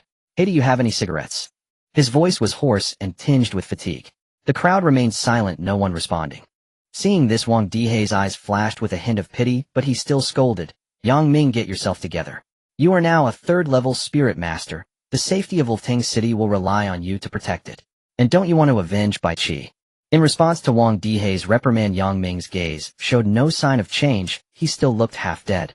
Slowly he rose from the corner, shoved his hands into his pockets and muttered, then I'll go buy a pack myself. As he spoke, he truly attempted to leave the meeting to buy cigarettes.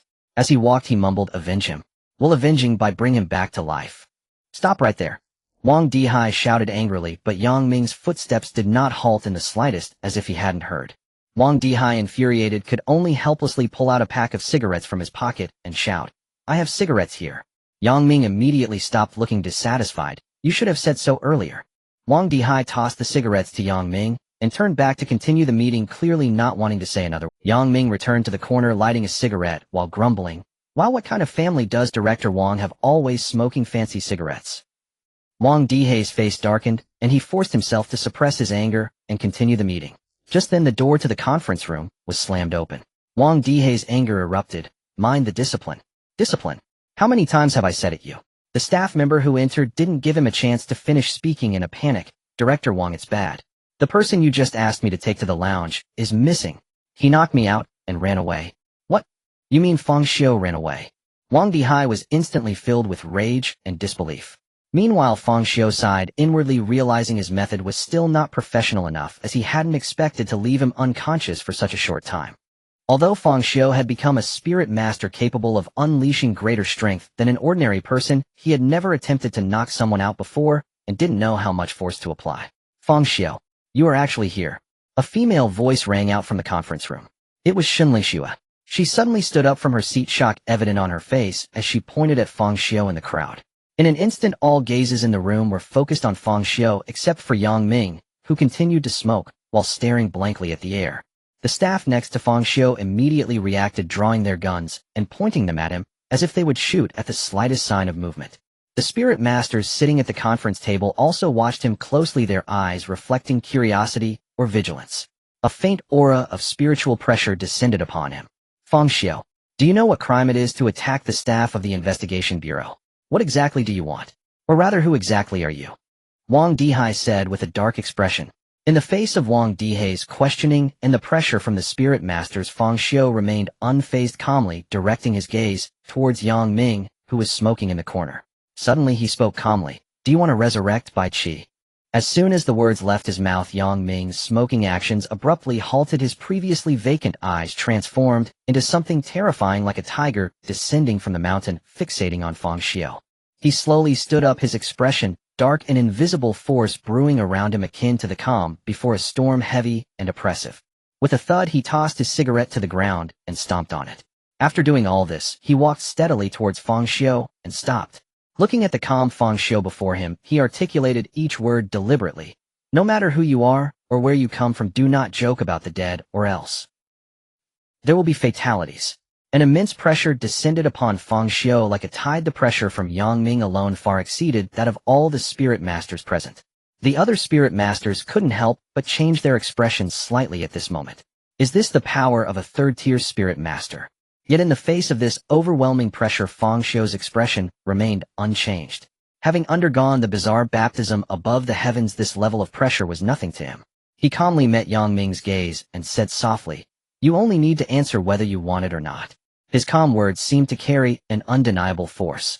Seeing this scene, everyone present couldn't help but be astonished. Facing a third-tier spirit master speaking with such confidence, who exactly is this Fang Xiu? Yang Ming closely observed Fang Xiu's calm eyes, seemingly trying to discern something from them, but all he saw was an unfathomable tranquility. Fang Xiu, what nonsense are you spouting? Quickly take him down. At this moment, Wang Dihai had completely lost faith in Fang Xiu, seriously suspecting that there was some mysterious organization behind him plotting some sinister conspiracy. Yet, just as the surrounding staff were about to act, Yang Ming raised his hand to stop them. Can you really make Xiaobai resurrect? After asking this question, he felt like he was going crazy. The dead cannot come back to life. That is an ironclad rule. Even if this person before him had the ability to resurrect the dead by Qi's body had been devoured by something strange, how could he resurrect him? He didn't know why he asked such a foolish question, but looking into Fang Xiu's calm eyes he felt an instinctive intuition that what Fang Xiu said might be true. A slight smile crept onto Fang Xiu's lips. I cannot bring the dead back to life, but I can go back to the past and reverse the future. Upon hearing this the crowd erupted in exclamations, feeling as if it were a tall tale. Going back to the past and reversing the future was even more exaggerated than resurrecting the dead. None of those present believed Fang Xiu's words, yet Yang Ming stubbornly asked, what needs to be done? Fang Xiu didn't answer, instead posing the question back, where were you when Bai Qi died? Yang Ming thought for a moment. At that time I had traced the clues of the headless monster to the mountainous area near Qingbei town, but due to some discrepancies in the clues, I didn't enter Qingbei town. As he spoke he instinctively clenched his fists, his face filled with guilt. If I had discovered it earlier and entered Qingbei town sooner, perhaps he wouldn't have died. Very well, that's enough. Now give me your phone number. Phone number. Yang Ming was momentarily taken aback, completely unable to follow Fang Xiu's leap in logic. They were talking about resurrecting the dead, so why suddenly ask for a phone number? That's right. You just need to give me your phone number, and then tell me a secret. What secret? Yang Ming grew more and more confused. A secret that would make you believe me. Fang Xiu said calmly. Next I will go back to the past, and call you before the incident with Bai Qi, instructing you to save him. Therefore I need a secret that would make you believe me. Upon hearing this Yang Ming couldn't help but widen his eyes, feeling utterly bewildered, as if Fang Xiu were telling a story from a fantasy tale. Calling me from the past. Is there truly such a perverse ability in the world? Even if there is, it would probably require a fifth-tier spirit master to manifest it right. How is this possible? No matter how much Yang Ming wished for Bai Qi to be resurrected, he found it difficult to convince himself to believe Fang Xiu's words. It wasn't just him, the spirit masters present felt the same way. How could you be so exceptional among spirit masters? Reversing the future and going back to the past. Are you still a spirit master? You must be a divine master. Yet one person felt a storm brewing within. That person was Shunlingxue. She suddenly recalled something Fang Xiu had said during the spiritual pollution. I have traversed countless times between the future and the past, witnessing death and rebirth, experiencing infinite possibilities. To me the future is merely a puppet that can be observed and altered at will. She suddenly understood why Fang Xiu had not directly answered whether he could foresee the future, but instead recounted such a statement. It was very likely that he was not showing off, but rather expressing his abilities in another way, going back to the past and reversing the future. Looking at the doubtful Yang Ming, Fang Xiu smiled slightly. Trying it out won't bring any harm. Yang Ming was immediately swayed. Indeed, trying it out, even if it failed, what would he lose? He didn't think Fang Xiu could harm him with just a phone number and an inconsequential secret. He took a deep breath and slowly said, 138. He only said it once, and Fang Xiu only heard it once, but it was firmly lodged in Fang Xiu's mind. Then Yang Ming thought for a moment, and finally said slowly, then I will share a secret that only I know, a secret about Xiaobai. I had never planned to reveal it in my life, fearing that Xiaobai would come after me if he found out. Now that he's gone, it's no harm in saying it. This secret is... Actually, before the competition to select the team leader, it wasn't Xiaobai who had food poisoning causing him to suffer during the match. Instead, I had secretly slipped him a laxative. However, because my ability is luck, no one has ever suspected me. Silence. An eerie stillness. Everyone present stared wide-eyed at Yang Ming, as if seeing him for the first time. They never expected that the originally thick-browed Baijid Captain Yang would actually commit such evil deeds behind the scenes. This is too absurd. Yang Ming felt a surge of anger mixed with embarrassment as he responded, can you blame me? If it weren't for that bastard Xiaobai. I forget it, the person is already dead, no need to mention it. He suddenly sighed again, his expression falling into despondency. Alright, this secret is enough for now. Fang Xiu suddenly spoke up. By the way, you don't have the habit of turning off your phone, do you? Yang Ming nodded. If you really can go back in time and call me, I would definitely answer, because I'm directionally challenged. When Xiaobai had his accident, I was driving in the mountains near Qingbei town, and my phone was on Bluetooth with the navigation, so I would definitely receive the call. Fang Xiu nodded. Just wait for the call then. He fell silent again, and with his quietness the atmosphere also became still. Everyone silently watched him as time passed second by second. 1 second, 2 seconds, 3 seconds. Suddenly Fang Xiu spoke up. What are you all staring at me for? Continue the meeting, he added. The crowd was momentarily stunned. Yang Ming couldn't hold back any longer and asked, aren't you supposed to go back in time?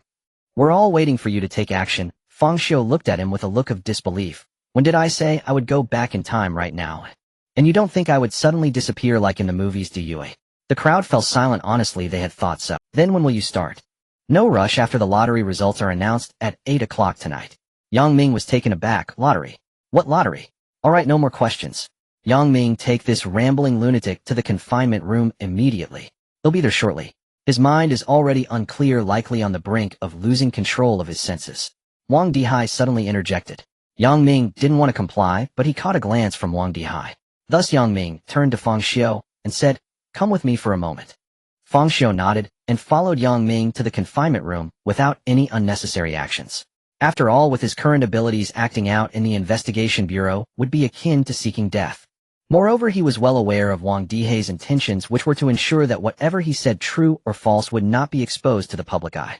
If what he said was true, the ability to go back in time and reverse the future would be too shocking. Once leaked, it would undoubtedly cause a huge uproar. If it were false, it would become the biggest joke the investigation bureau had encountered this year, and it was best that not too many people knew about it. Wang Dihai's considerations led him to have Yang Ming take Fang Xiu away. Upon reaching the confinement room, Fang Xiu asked Yang Ming many questions regarding the head phantom and shadow phantom, as well as information related to Bai Qi. It turned out that Bai Qi's ability was speed, possessing an unimaginable speed that far exceeded that of his peers, giving him an absolute advantage whether attacking or fleeing. He once achieved a record of taking down a second-tier spirit manipulator in seconds. He also successfully escaped from a powerful and bizarre pursuit. Because of this, he was allowed to act alone with Yang Ming, as Bai Qi could run if he couldn't win. As for Yang Ming possessing the ability of luck, it was difficult for him to meet an unfortunate end. Unfortunately, this time Bai Qi was limited by information and failed to notice the presence of the shadow phantom, leading to a surprise attack. Ordinary phantoms would find it hard to ambush Bai Qi due to his incredible speed and quick reflexes, but the shadow phantom was different. It lurked within Bai Qi's shadow, and no matter how fast Bai Qi was, he couldn't shake off his shadow. During the fast-paced battle with the head phantom, Bai Qi's shadow followed him closely and delivered a fatal blow at a crucial moment. The two chatted for a long time, but Fang Xiu didn't manage to extract much useful information. Although Yang Ming appeared rough and carefree, he was tight-lipped, not revealing anything he shouldn't, as he still couldn't ascertain whether Fang Xiu could indeed reverse the future. About an hour later, Wang Dihai arrived at the confinement room with Xinling Xue. Fang Xiu, what exactly is your purpose? What do you want to use Yang Ming for? There are 3 hours left after the lottery results are announced. Everything will be clear, Fang Xiu said calmly. Lottery? Didn't you say your ability was to foresee the future? Why has it now changed to reversing the future? Is there any difference? After I foresee the future, I make corresponding changes. To some extent, isn't that equivalent to changing the future? For example, if I foresee that I will be hit by a car when I go out today, as long as I don't go out, I won't die in the future. Looking at Fang Xiu's earnestness, Xinling Xue, it couldn't help but interject, but now Deputy Captain Bai is already dead. This matter has undoubtedly become an unchangeable past. How do you intend to change the past? Oh, Fang Xiu glanced at her indifferently and countered, on what basis do you determine that this is the present? Is there a possibility that you, Yang Ming, and everyone else, including me, do not exist at all? That everything happening now is the future I see through my eyes from the past? As soon as he said this, Xinling Xue and the others were all stunned, a sense of absurdity flooding their minds. We don't exist. Yang Ming even more strangely asked, do you want to hear what you're saying? Fang Xiu closed his eyes to rest and fell silent. A strange atmosphere lingered among the three. Fang Xiu's words seemed absurd, yet for some reason, as they pondered over it, they felt an do we really not exist? Soon after, a while in the confinement room, the few of them left, leaving Fang. After all, they were all part of the investigation bureau and had pressing matters at hand, so they couldn't just wait idly for 3 hours. Time flowed like water, and before long the 3 hours had passed in the blink of an eye. Bang! The door of the confinement room was pushed open forcefully. Wang Dihai, Xinling Xue, and Yang Ming entered with grim expressions, their gazes fixed intently on Fang Xiu, who was meditating. Suddenly Fang Xiu opened his eyes and calmly looked at the three.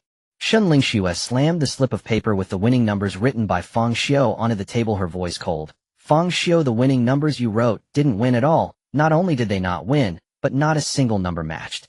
Look, here are the winning numbers I just wrote. Fang Xiu, you can now explain who you are and who sent you. Wang Dihai said solemnly. Yang Ming remained silent, but his gaze towards Fang Xiu carried a hint of murderous intent. However, at this moment Fang Xiu smiled slightly. My foresight will not be wrong.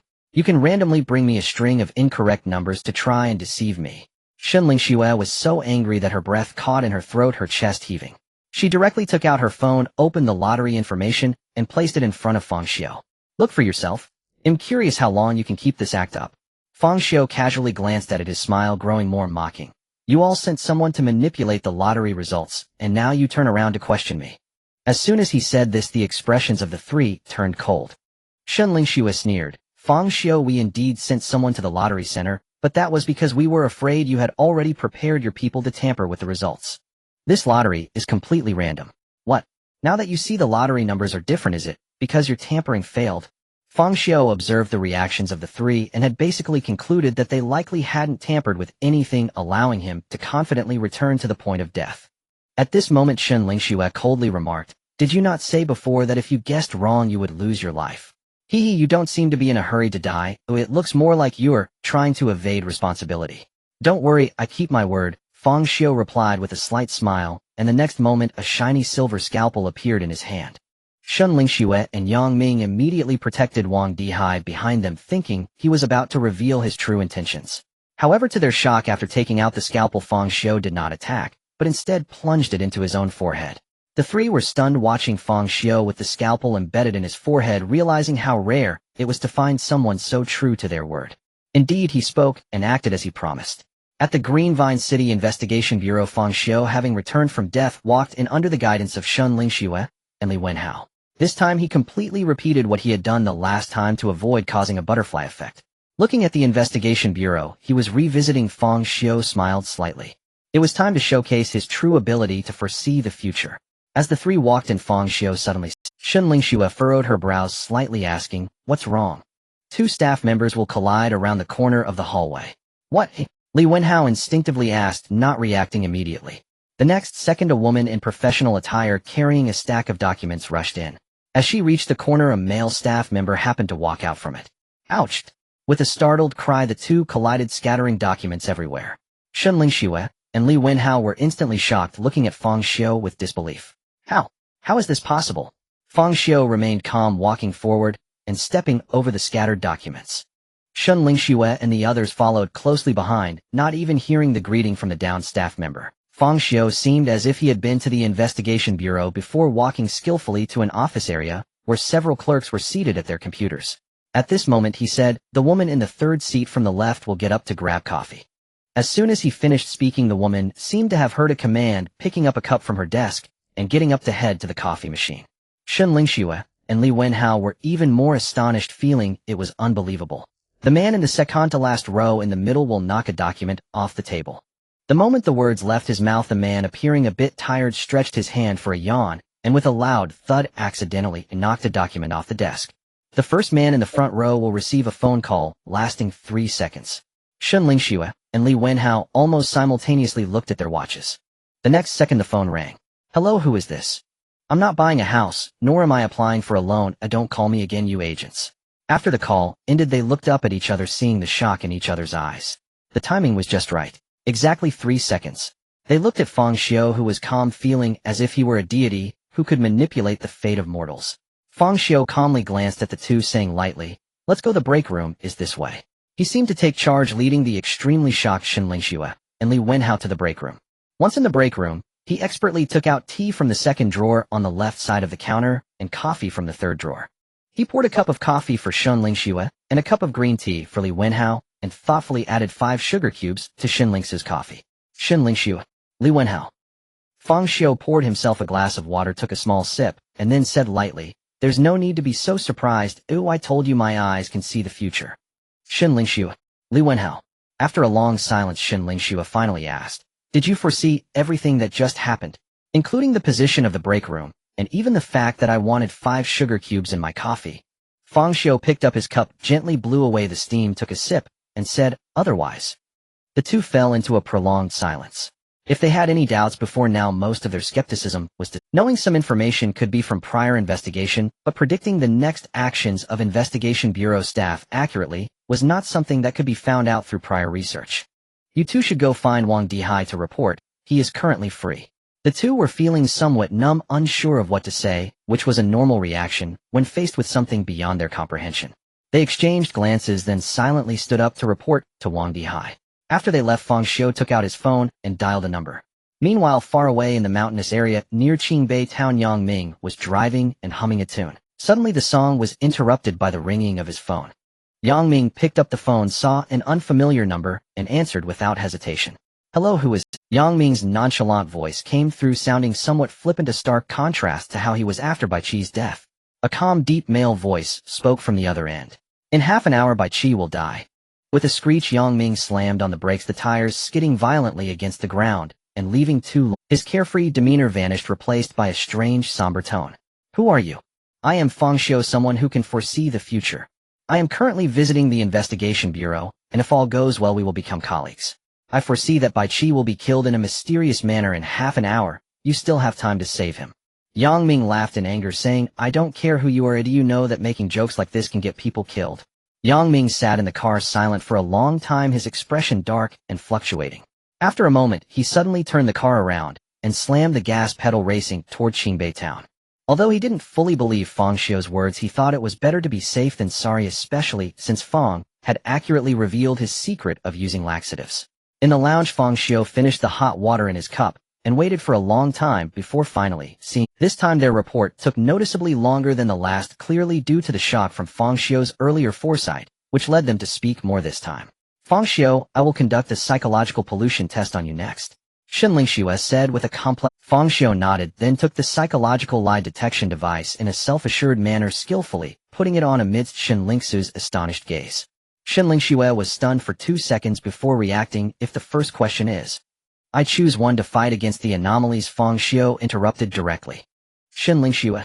Ignoring Shen Lingxue's wide-eyed astonishment, Fang Xiu continued for the second question. "I will not join the anomalies, even if they offer me great power and a promise to protect my family, friends, and loved ones from harm. I still will not join. My family will not side with the anomalies because I have no family. If Xiao Hao joins the anomalies and demands my betrayal, I will personally send him on his way. For the third question, the thing I most want to do after becoming a spirit master is to kill all the anomalies in the world." Fang Xiu didn't even wait for Shen Lingxue to ask the questions and stated all the answers in one breath. The psychological lie detection device did not beep even once throughout. After speaking, Fang Xiu stood up and calmly said to the still dumbfounded Shen Lingxue, "The test has been passed. Let's go meet Wang Dihai." Then he walked out of the lounge while Shen Lingxue remained dazed in her seat, lost in thought. For a moment, it was hard to tell who was testing whom. Wang Dihai's office. Upon meeting Wang Dihai, he did not introduce himself as before, but instead scrutinized Fang Xiu, saying, "Mr. Fang, since you have already foreseen my name, I suppose I need not introduce myself. Please take a seat." After Fang Xiu sat down, Wang Dihai continued, "To be honest, Mr. Fang, even after hearing their reports, I still find it hard to believe you can foresee the future. The level of such ability far exceeds that of other spirit masters. I don't know if you understand my meaning. Typically, a first-level spirit master's abilities are limited to fire, strength, speed, and so forth, yet your abilities are clearly above theirs. You mean to say that I am not on the same level as them?" Fang Xiu suddenly interjected. "The ability to foresee the future should not belong to a first-level spirit master." Wang Dihai nodded. "Exactly. If you were a third-level spirit master with precise foresight, I would not be too surprised. But you are merely a newly promoted spirit master, and by normal reasoning, even if you could foresee the future, it would likely only be for the next second or a few seconds ahead. However, you foresaw the visit from Xiao Shun and the investigation bureau, and even the lottery numbers for tonight. That is rather unbelievable. Director Wang, have you considered that perhaps I am simply on a different level than them? There will always be individuals in this world who cannot be measured by common logic. Indeed, some people are born geniuses, and there are certainly many genius spirit masters. However, Mr. Fang, if you were to see a newborn baby who could speak and even solve math problems right after birth, would you consider them a genius?" Fang Xiu smiled slightly. "Why wouldn't that count as genius?" Wang Dihai. He took a deep breath. For some reason, hearing that question made him suddenly feel an urge to lash out. "Since you think that way, I have nothing more to say. By the way, Xiao Shun, where is Mr. Fang's psychological pollution test report?" Shen Lingxue seemed somewhat out of it, not even hearing Wang Dihai's words, simply sitting there in a daze. Wang Dihai frowned slightly and called out again, "Xiao Shun." "Oh." Shen Lingxue came back to her senses, looking at Wang Dihai with a puzzled expression, asking, "What is it, Director Wang?" "Report. The report on Mr. Fang's psychological pollution test." Shen Lingxue instinctively reached for the report, but was suddenly stunned, realizing she hadn't written the report. She hadn't even asked the questions. Fang Xiu had already answered everything, and she was too shocked at the time to remember to take notes. I didn't write the report. Didn't write it. Wang Dihai felt his blood pressure rising. Xiaoxin, you are already an experienced investigator. Have you really become this negligent? No, Director Wang, it's not that I didn't write the report, but I didn't ask the questions for the psychological pollution test. Wang Dihai's voice instantly rose. He felt Ling Xiu was deliberately going against him. Not only had she not written the report, but she hadn't even asked the questions. Ling Xiu quickly realized her words were ambiguous and hurriedly explained, that's not what I meant. I planned to ask the questions for the psychological pollution test, but Fang Xiu foresaw all the questions in advance and didn't wait for me to ask. He directly stated all the answers perfectly, and the psychological lie detection device didn't beep at all. Wang Dihai looked at Fang Xiu in shock, speechless for a long time. After a moment, he finally asked, Mr. Fang, even if you can truly foresee the future, don't you have to expend energy? Is it something you can do freely?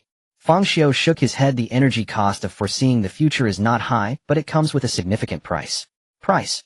Wang Dihai asked, somewhat curious. Loss of spiritual control.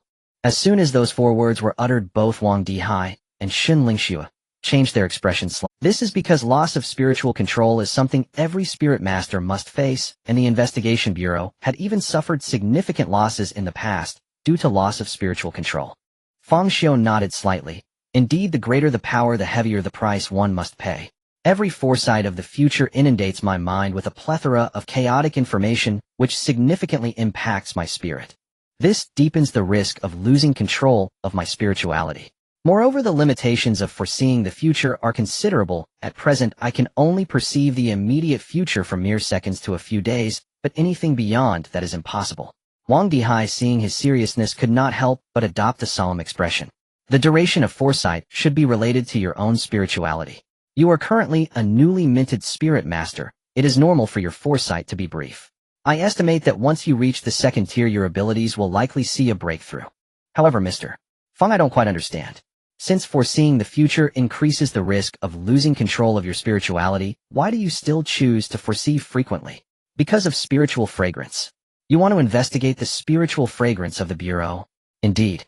The reason I frequently showcase my abilities is to prompt your Bureau to take notice, thereby allowing me to join the Investigation Bureau to obtain spiritual fragrance to stabilize my spirituality. Upon hearing this, Wang Dihai's mind formed a logical loop, perfectly explaining Fang Xiu's current actions and understanding his intentions. So the goal is to obtain spiritual fragrance. Although spiritual fragrance is precious, Wang Dihai would not hesitate. Faced with a spirit master capable of foreseeing the future, no matter the price offered, they must have him join. Mr. Fang, if I were to invite you to join the Investigation Bureau, how much salary would you require? I require the treatment of a 2nd-tier spirit master, and in addition, a stick of spiritual fragrance each month. Furthermore, I need relatively flexible working hours and the right to refuse some unreasonable work demands. Moreover, if an event arises that requires my abilities, there must be corresponding compensation afterward. In other words, it means there must be additional payment. As this string of demands was laid out before Wang Dihai could respond, Ling Xiu could not hold back any longer. Fang Xiu, are you joking? Are you saying that you want work daily and the Investigation Bureau must sustain you as a 2nd-tier spirit master with spiritual fragrance, and when you are needed, additional payment is required? Fang Xiu nodded. Excellent reading comprehension. You? Ling Xiu immediately glared angrily, then turned to Wang Dihai and said, Director Wang, you cannot agree to his conditions. This is against the rules. He is merely a rookie spirit master. If we comply with his demands, his treatment would rival that of a team leader.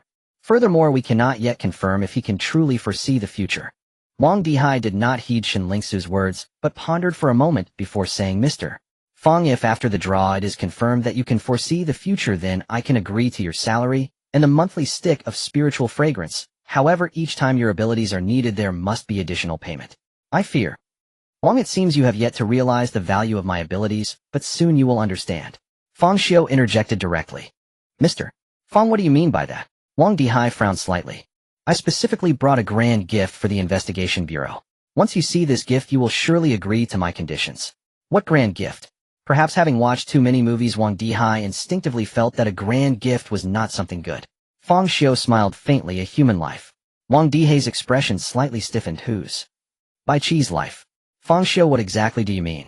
Are you threatening me with Bai Qi's life? This is not a threat, but a grand gift. If you don't believe me, you can call Bai Qi right now. Fang Xiu's demeanor at that moment coupled with his words easily stirred up misunderstandings resembling a villain in a movie who threatens the protagonist with a life they claim to have in their grasp. Wang Dihai did not immediately make the call. Instead, he gave Shen Lingxue a knowing glance. Shen Lingxue immediately understood and stood up, walking over to Fang Xiu. Clearly she intended to take action if the situation turned unfavorable. Fang Xiu remained unfazed, for he was there to save lives, not to take them. Soon Wang Dihai took out his phone and began dialing Bai Qi's number. Beep, beep, beep. The number you have dialed is powered off. Wang Dihai's expression instantly darkened as he fixed a piercing gaze on Fang Xiu. Bai Qi is equipped with an encrypted phone provided by the Investigation Bureau. This phone is supposed to be operational 24 hours a day, yet it is now powered off. Mr. Fang, can I interpret this as your grand gift? Boom. A bright and scorching flame appeared in Shen Lingxu's delicate hand, the threat evident on her face. Speak. What have you done to Vice Team Leader Bai? Fang Xiu frowned slightly. Did Yang Ming fail? At that moment, a shrill ringtone shattered the tense atmosphere. Wang Dihai glanced at the phone screen. The caller ID displayed Yang Ming. Without hesitation, he answered the call. Hello. As he uttered a word, Yang Ming's enraged voice erupted from the other end. Director Wang. Is there someone named Fang Xiu in the Investigation Bureau? Feeling Yang Ming's agitated and restless emotions, Wang Dihai instinctively thought the situation was dire. How do you know about Fang Xiu? And what about Bai Qi? Wasn't he with you pursuing the case? What happened to him? He asked urgently. Bai Qi is seriously injured. Where's Fang Xiu? Are you? What? Bai Qi is injured. Wang Dihai interrupted Yang Ming with sudden intensity, rising abruptly and staring intensely at the calm expression of Fang Xiu. In that instant, many thoughts raced through his mind. Fang Xiu was able to severely injure the top spirit master of Woltang City. The forces behind him were simply unimaginable. Who could it be? Not only did he possess such formidable power, but he also had the audacity to injure someone and then come to the Investigation Bureau to provoke. Shen Lingxue also lost her composure, the flames in her hands swelling dramatically as she furiously exclaimed, Fang Xiu. Who are you? Who sent you? How dare your organization lay hands on Bai Qi? Faced with their pressure, Fang Xiu merely replied indifferently. I suggest you listen to what Yang Ming has to say. Wang Dihai narrowed his eyes, not issuing any commands to take action. After all, the other party was capable of seriously injuring Bai Qi and remained so unperturbed, they must have some form of backing. Yang Ming, what exactly happened? Tell me everything in detail. Is Fang Xiu next to you? Wang Dihai nodded gravely. Indeed, he is currently in my office. He just mentioned bringing me a grand gift, and then I received your call saying Bai Qi is injured. This truly is a grand gift. It was indeed a great boon. Had Fang Xiu not phoned ahead to warn me, I could not have hurried to save Bai Qi, and he would surely have perished. What? Wang Dihai paled in alarm. Do you mean to say Fang Xiu warned you in advance to rescue Bai? Exactly. I received a call from someone claiming to be Fang Xiu. He said that during Bai Qi's fierce clash with a grotesque head-like specter, a strange ambush would emerge from within its shadow and kill Bai Qi. After I got the call, I went straight to join Bai Qi, and everything unfolded exactly as Fang Xiu described. If I had not arrived in time, Bai Qi would indeed have died. Wang Dihai stared at Fang Xiu in disbelief, so stunned he could not find words. Fang Xiu replied calmly, Director Wang, are you satisfied with my gift? And you, Miss Shun, accept the Shintong. Bang! The flame in Shen Lingxu's hand guttered out. She looked at Fang Xiu in utter disbelief, speechless. She had not expected a single phone call from him to save Bai Qi, the foremost spirit master of Woltang City. Anxious voice came through the phone. Fang Xiu is at the bureau. Wait, I'm on my way. With that, Yang Ming hastily hung up. After a pause, Wang Dihai said, Mr. Fang, you are right. If our investigation later confirms that Bai Qi's incident was not caused deliberately, then your ability truly holds immense strategic value. I can agree to your request, but let us wait until the results are announced. He still harbored some suspicion about Fang Xiu's powers even after Fang Xiu had saved Bai Qi. As director of the Investigation Bureau, he could not lightly trust a stranger.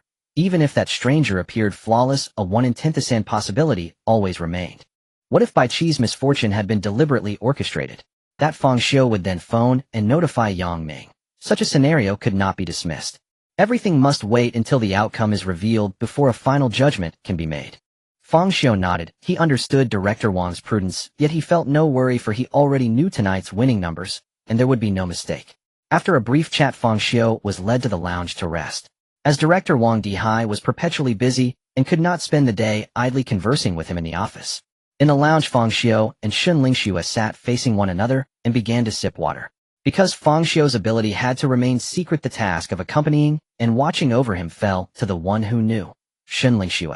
Lingxue was far from pleased with the duty, especially since Fang Xiu had mentioned her quirks, and even a private tattoo, leaving her feeling utterly exposed and without concealment before him.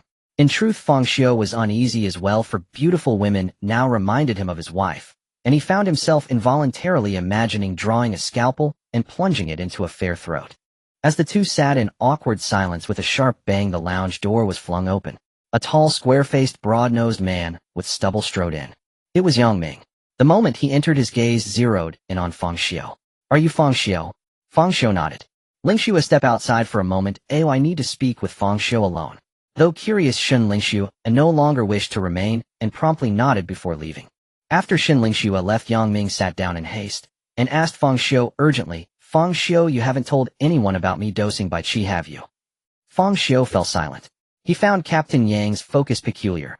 Wouldn't a normal person in such circumstances first worry about foreseeing the future? Or at least express gratitude for the warning that saved by qi? Yet astonishingly, Yang Ming's chief concern was whether anyone else knew he had drugged by qi. After a moment, Fang Xiu said, "At present, apart from me, no one else knows, but I cannot promise that will remain so in the future." Yang Ming had relaxed at the first half of the reply, but upon hearing the second half, his face darkened. "What do you mean by that?" "I mean more money." Instantly, Yang Ming's expression soured, as if he had tasted filth. He forced a smile and said, "Fang Xiu, you intend to join the investigation bureau, yes? Do you know I am the captain here? You understand the weight of a captain's backing, do you not? The bureau's waters run deep, and you are a newcomer who cannot yet grasp many things. But if I as captain stand behind you..." Fang Xiu cut him off. "Captain Yang, you would not want by qi to discover he was drugged, would you?" "Yang Ming. Xiao Fang, do you know that your current remarks are quite dangerous? 100 spirit, you..." Yang Ming became somewhat anxious, his expression darkening as he said, "Fang Xiu, you haven't even joined the investigation bureau yet. Do you believe that one word from me could make you 200? What the heck? Enough. My monthly salary is only 10 spirit coins. Do you want 20 months of my salary? Then you can just say it. I'd rather be beaten to death by Xiao Bai than lose 20 months' salary. That's simply more painful than death." "All right." Fang Xiu stood up directly and opened the door to the lounge, then took a deep breath and shouted, "Yang. Hey. Don't. Are you kidding, bro?" Yang Ming's face turned pale with fright, and he hurriedly pulled Fang Xiu back and closed the lounge door. With a cheeky smile, he said, "Bro Xiu, good, can we negotiate and just stick to the original price of 100 spirit coins?" Fang Xiu took another deep breath. "Yang Ming, give." 200. I'll give you 200. In the end, Yang Ming painfully took out 200 spirit coins from his little vault as a hush money for Fang Xiu. After giving the money, Yang Ming felt utterly defeated, just like the last time in the meeting when he learned about Bai Qi's death, sitting in the corner, smoking with a forlorn expression. 7:50 in the evening. In the small meeting room of the investigation bureau, Fang Xiu, Wang Dihai, and Lingxue were chatting casually at the table, while Yang Ming squatted in the corner with a sad expression. "Captain Yang, could you please put out your cigarette?" Lingxue covered her delicate nose with her small hand. In the corner, Yang Ming lifted his head and replied, "Lingxue, can you lend me some spirit coins?" Lingxue immediately became more irritated. "As a first-tier senior spirit master, I only earn 5 spirit coins a month, and you, as the captain, earn 20. Are you borrowing money from me?" "No way." After hearing that the captain earned 20 spirit coins a month, Fang Xiu realized he had been rash and decided to extort Yang Ming again next time. "All right, everyone, stop arguing. The call is here." Wang Dihai suddenly interrupted. Then he picked up his phone and turned on the speaker. "Director Wang, today's winning numbers are 1, 12, 17, 18, 26, 27, 05.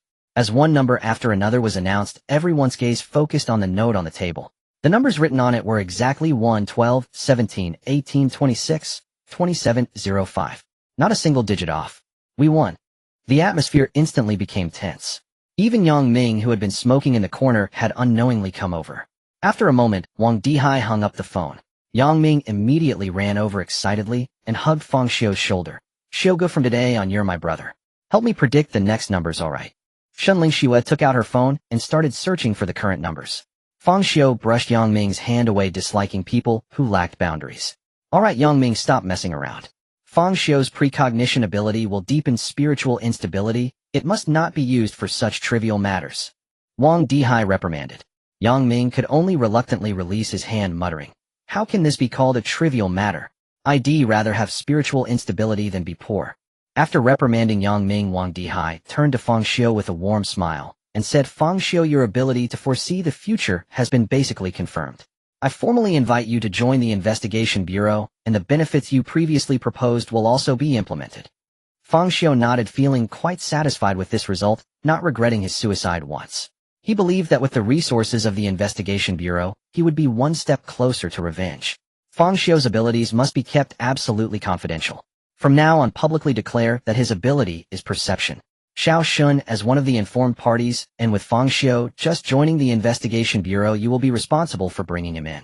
Now take him to complete the onboarding process. Although Xinling Xue was somewhat unwilling, she ultimately did not defy Wang Dihai's orders. "Let's go." Saying this, she took Fang Xiu to complete the onboarding process. After the two left, Wang Dihai suddenly asked, "Yang Ming, what do you think of Fang Xiu?" Yang Ming slowly extinguished his cigarette and said seriously, "This person is not simple. He is too calm.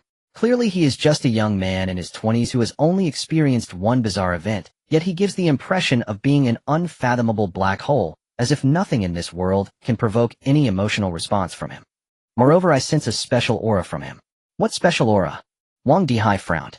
"Indifference to life and death," Yang Ming said with a hint of solemnity. "Indifference to life and death. Indeed, I have seen a similar aura in some mercenaries and assassins, very similar, yet not entirely the same as Fang Xiu's aura." "Where is it different?" Yang Ming shook his head. "I can't quite say. It just feels like Fang Xiu seems to have experienced countless deaths. If the assassins are not afraid of death, then Fang Xiu feels like he has become accustomed to death." "Accustomed to death?" Wang Dihai was instantly startled. "Are you sure you are not mistaken?" Unexpectedly, Yang Ming laughed heartily and returned to his previous carefree demeanor. "I'm not that precise. But what about you, Director Wang? How do you plan to report Fang Xiu's situation to your superiors?" Wang Dihai pondered for a moment and said, "Fang Xiu's related information will be classified as top secret.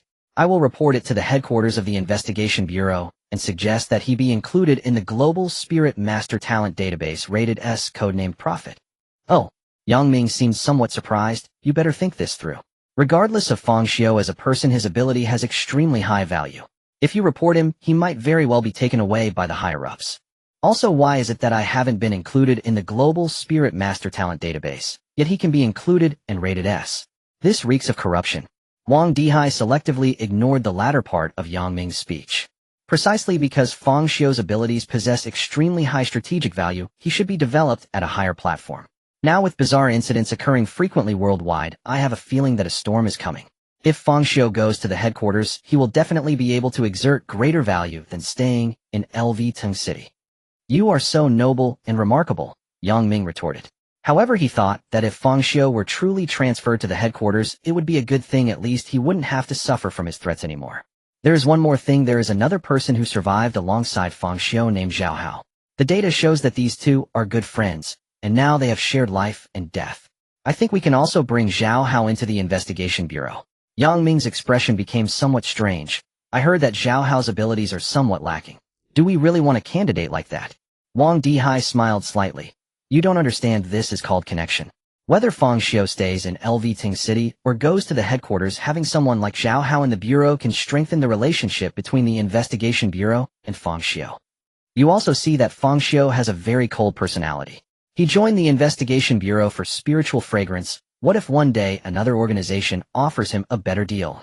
For example, if Fang Xiu goes to the headquarters, what if the LV Tung City Investigation Bureau needs his abilities? At that point, they could easily send Zhao Hao to negotiate.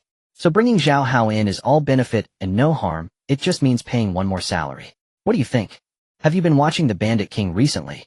Yang Ming said oddly. Wang Dihai. His old face flushed. He coughed twice and quickly changed the subject. "By the way, how is the investigation into the shadow deception matter going? Was Bai Chi's incident an accident, or was it deliberately designed?" Upon hearing about shadow deception, a rare murderous aura appeared on Yang Ming's face. "Although there is no evidence, I have a feeling it might be man-made. Share your thoughts."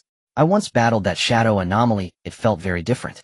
Although it was entirely shrouded in shadows and resembled an anomaly, fighting it felt akin to battling a human. Wang Dihei's expression suddenly stiffened. Are you suggesting that this shadow anomaly is likely not an anomaly at all, but rather a spirit master with shadow abilities? Yang Ming nodded gravely, saying that shadow anomaly is quite powerful, and it also had a head anomaly by its side. If I hadn't been fortunate enough to kill the head anomaly first and break through to the third level on the spot, I probably wouldn't have stood a chance. Honestly, even after breaking through to the third level, I had no absolute confidence in defeating the shadow anomaly. But the other party was quite strange, though as soon as I advanced it immediately vanished into the shadows. During the battle it was also peculiar, it seemed to be holding back. Despite its formidable strength, it primarily relied on the head anomaly to entangle us, while it occasionally launched sneak attacks from the side. I have a strange feeling that it seemed to be waiting for my advancement to the third level, so it left right after my breakthrough, though that's just my speculation. It's probably unlikely. In reality, how could there be a villain like in novels toying with the protagonist without killing them, just waiting for their breakthrough? By the way, I found this at the scene. Yang Ming pulled out a metallic playing card made of dark gold material from his pocket. The card was somewhat damaged, but it was still faintly visible that it was marked with the Ace of Spades. Ace of Spades. This is a playing card made from mind steel. Wang Dihai gazed at the card, falling into deep thought. After a long while he said, if this playing card belongs to the shadow anomaly, then things have escalated. Because this could indicate that the shadow anomaly is not an anomaly, but a spirit master, and moreover a spirit master with a vast organization. Is it possible that Fang Xiu is also part of this organization? Yang Ming suddenly questioned. Wang Dihai shook his head. No, the ability to foresee the future is extremely valuable in any organization. It's impossible for anyone to allow Fang Xiu to act as an undercover agent. Such talents are best kept in the rear to foresee the future, and regardless of the forces behind the shadow anomaly, they are definitely enemies of the Investigation Bureau. Since they are foes, it would make no sense for them to allow Fang Xiu to call and warn you. It would be in their interest for Bai Qi to die. Yang Ming, your primary task now is to investigate the shadow anomaly. If there truly is such an organization lurking in the shadows attempting to scheme against the Investigation Bureau, their threat could far exceed that of anomalies. Understood. I will not rest until this matter is resolved, especially since Xiao Bai nearly died. No matter who is behind this, I will pursue it to the end. A fierce killing intent flashed in Yang Ming's eyes. By the way, what about Fang Xiu? Should we send someone to protect him? His abilities are crucial. Wang Dihai pondered for a moment, then slowly shook his head. No need. Currently Fang Xiu's information has not been leaked. The outside world will only think he is a newly emerged spirit master with sensing abilities and won't pay much attention. But once we assign specialized protection, he is likely to come into the enemy's sights, which would be more dangerous. The most crucial point is that the shadow anomaly's strength is formidable. If it wants to attack, who in the entire Greenvine City Investigation Bureau can stop it aside from you and Bai Qi? You and Bai Qi can't be by Fang Xiu's side 24 hours a day. Otherwise, who will handle the anomalous incidents in Greenvine City? Therefore, everything should remain normal. Treat Fang Xiu as a new spirit master, and do not send anyone. This is the greatest protection for him. Husband, I miss you so much. His wife fluttered around Fang Xiu like a butterfly among flowers. But Fang Xiu merely sat quietly on the sofa, examining the investigator's badge in his hand along with the newly issued uniform and encrypted mobile phone. Then he picked up a black briefcase beside him, opened it, revealing a dense collection of dark golden coins. Exactly 200 coins. These coins displayed a dark golden hue engraved with exquisite patterns. They had a great texture and weight, though they were not large, about the size of ordinary coins. These are spirit coins made from mind steel, a precious metal capable of conducting spiritual energy. One spirit coin can fetch hundreds of thousands, or even millions in the black market, and they are often hard to come by. This does not mean that the value of spirit coins is worth so much money, but rather that very few people would sell spirit coins. Most spirit masters hoard spirit coins to forge their own spiritual weapons. After all, no amount of money can save a life when facing anomalies, but spiritual weapons can enhance combat power and increase survival chances, something money cannot achieve. Moreover, the forging of spirit coins is controlled by the headquarters of the Investigation Bureau. Typically, they are first consumed internally, and only the surplus flows to the outside, causing spirit coins to maintain high prices in the black market. This indicates the high value of these 200 spirit coins. It's only because Yang Ming is the team leader that he can take out such a large number of spirit coins at once. For an ordinary spirit master, even selling themselves would be difficult. Yang Ming's salary is 20 spirit coins a month, the highest in the entire Greenvine City Investigation Bureau. However, the Investigation Bureau provides additional rewards for resolving anomalous incidents, which is where the real gains come from. The stronger one is, the more spirit coins they can obtain.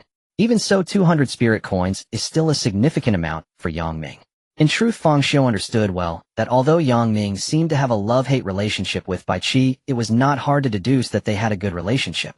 The reason Yang Ming accepted his extortion might partly be because he didn't want Bai Qi to know about the drugging, but probably more so to express his gratitude. Gratitude for the prior warning that prevented Bai Qi's death.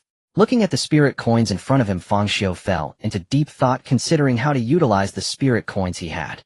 Should I forge armor? He quickly ruled out that option, as with his ability to rewind death, he has a high margin for error and does not have a significant need for armor, and 200 spirit coins is unrealistic for full body armor. That leaves only two options: forging a weapon or selling the spirit coins. Selling the spirit coins for money, then recharging them to the Global Anomalous Forum to gain more information to understand the anomalies and the truth of the world. As for forging a weapon, he actually has a scalpel on him, and he doesn't have a high demand for weapons. However, considering the scalpel is an anomalous item, it's not easy to expose it, so having a weapon is still necessary. 200 spirit coins may sound like a lot, but it's simply insufficient to forge a weapon like a sword or blade. Fortunately, Fang Xiu wasn't planning on forging a sword or blade. He finds the scalpel easy to handle, and due to the nature of his pain abilities, he doesn't need a weapon with high lethality. He just needs a weapon like a scalpel, small, sharp, and capable of bypassing defenses. After comprehensive consideration, Fang Xiu decided to use the 200 spirit coins to forge a scalpel, one that suits him and can be used to disguise the existence of an anomalous item. If there are any leftovers, they will be exchanged for money to buy information. Just as he was pondering, suddenly a knock echoed at the door. Fang Xiu furrowed his brows, wondering who it could be. The Investigation Bureau. Or Zhao Hao. Why would someone knock at the door in the dead of night when communication is so convenient? He rose slowly and walked towards the door, choosing not to open it immediately, but instead observing through the peephole. As he peered through, he was shocked to see a bloodshot human eye glaring back at him. The eye was wide open, devoid of eyelids, as if someone had pried the entire eyeball out and pressed it firmly against the other side of the peephole. The sclera of the eye was blood red, and the pupil was pitch black, resembling a person whose eye whites were so suffused with red veins that they completely obscured the sclera. Just as Fang Xiu was about to take action, the bloodshot eye suddenly emitted a bizarre wave of spiritual. In the next moment, Fang Xiu's vision went dark, his consciousness sank, and he felt as though someone had struck him hard on the back of his head. After an unknown amount of time, when Fang Xiu regained consciousness, he found himself in a dilapidated warehouse.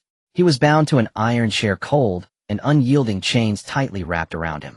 The warehouse was large, with a rough concrete floor scattered with dark red, dried bloodstains.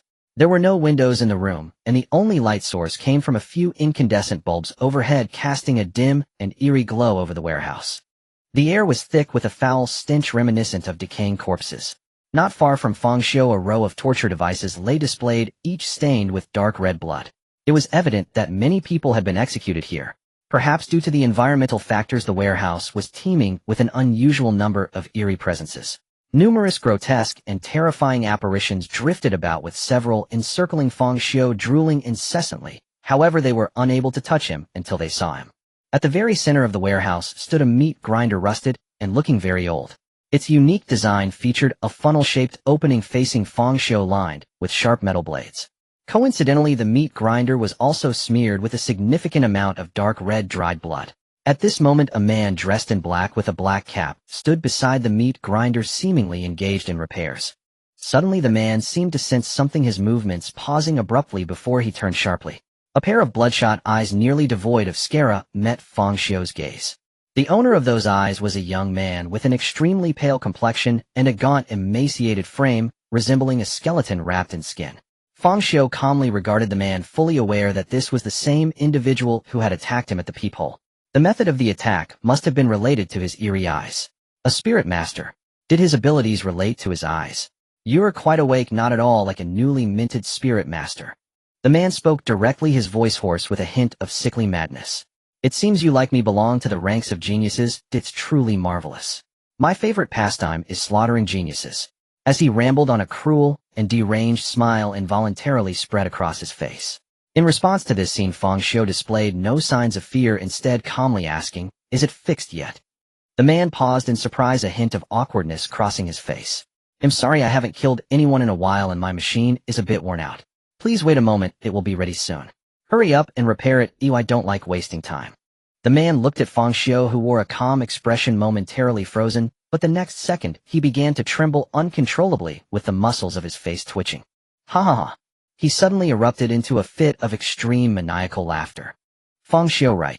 I must say you are quite interesting, just to my liking. What a pity my cousin is dead, so you must die too. Oh, you're Wang Zitang's cousin.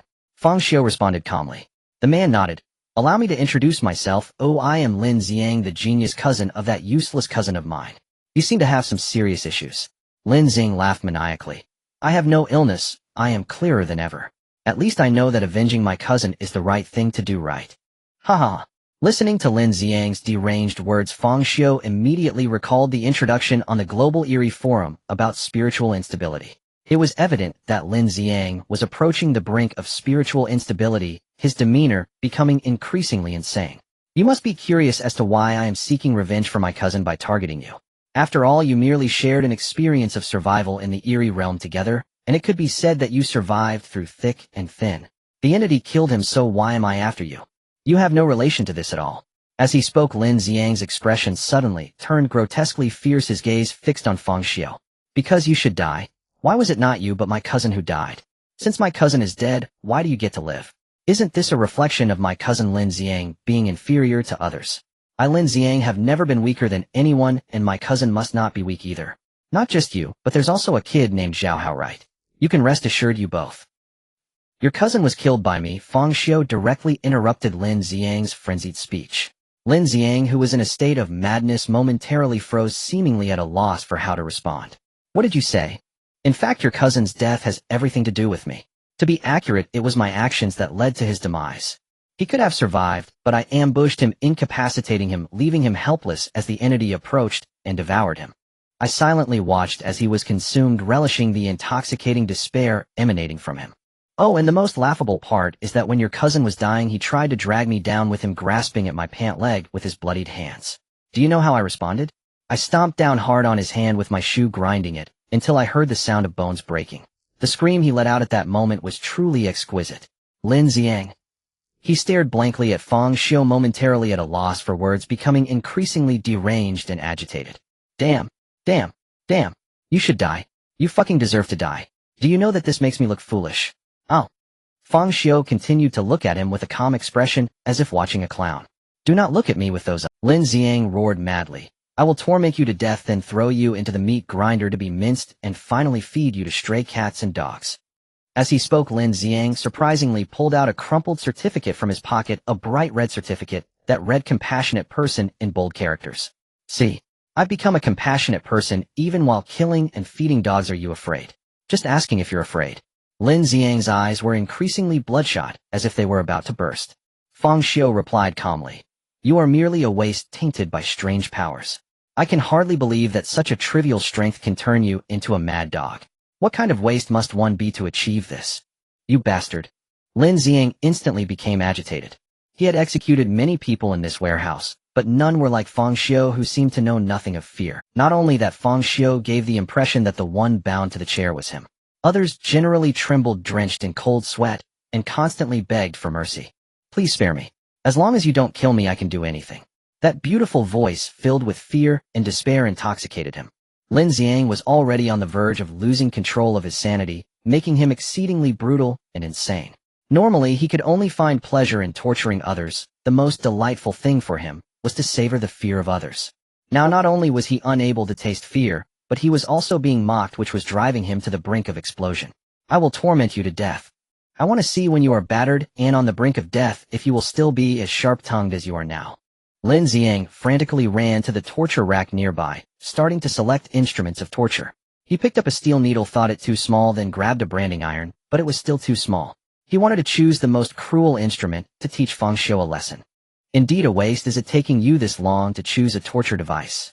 Fang Xiu's calm voice echoed in the empty warehouse. Lin Xiang shouted angrily, then suddenly smashed both hands onto the torture table, deforming the iron table with instruments scattering all over the floor. He was utterly provoked by Fang Xiu's calm demeanor. He picked up a pair of pliers from the ground and approached Fang Xiu with a sinister expression. Sharp-tongued, brat, I will pull out all your teeth one by one. The upper ones will be thrown on the roof, and the lower ones will be buried in the ground.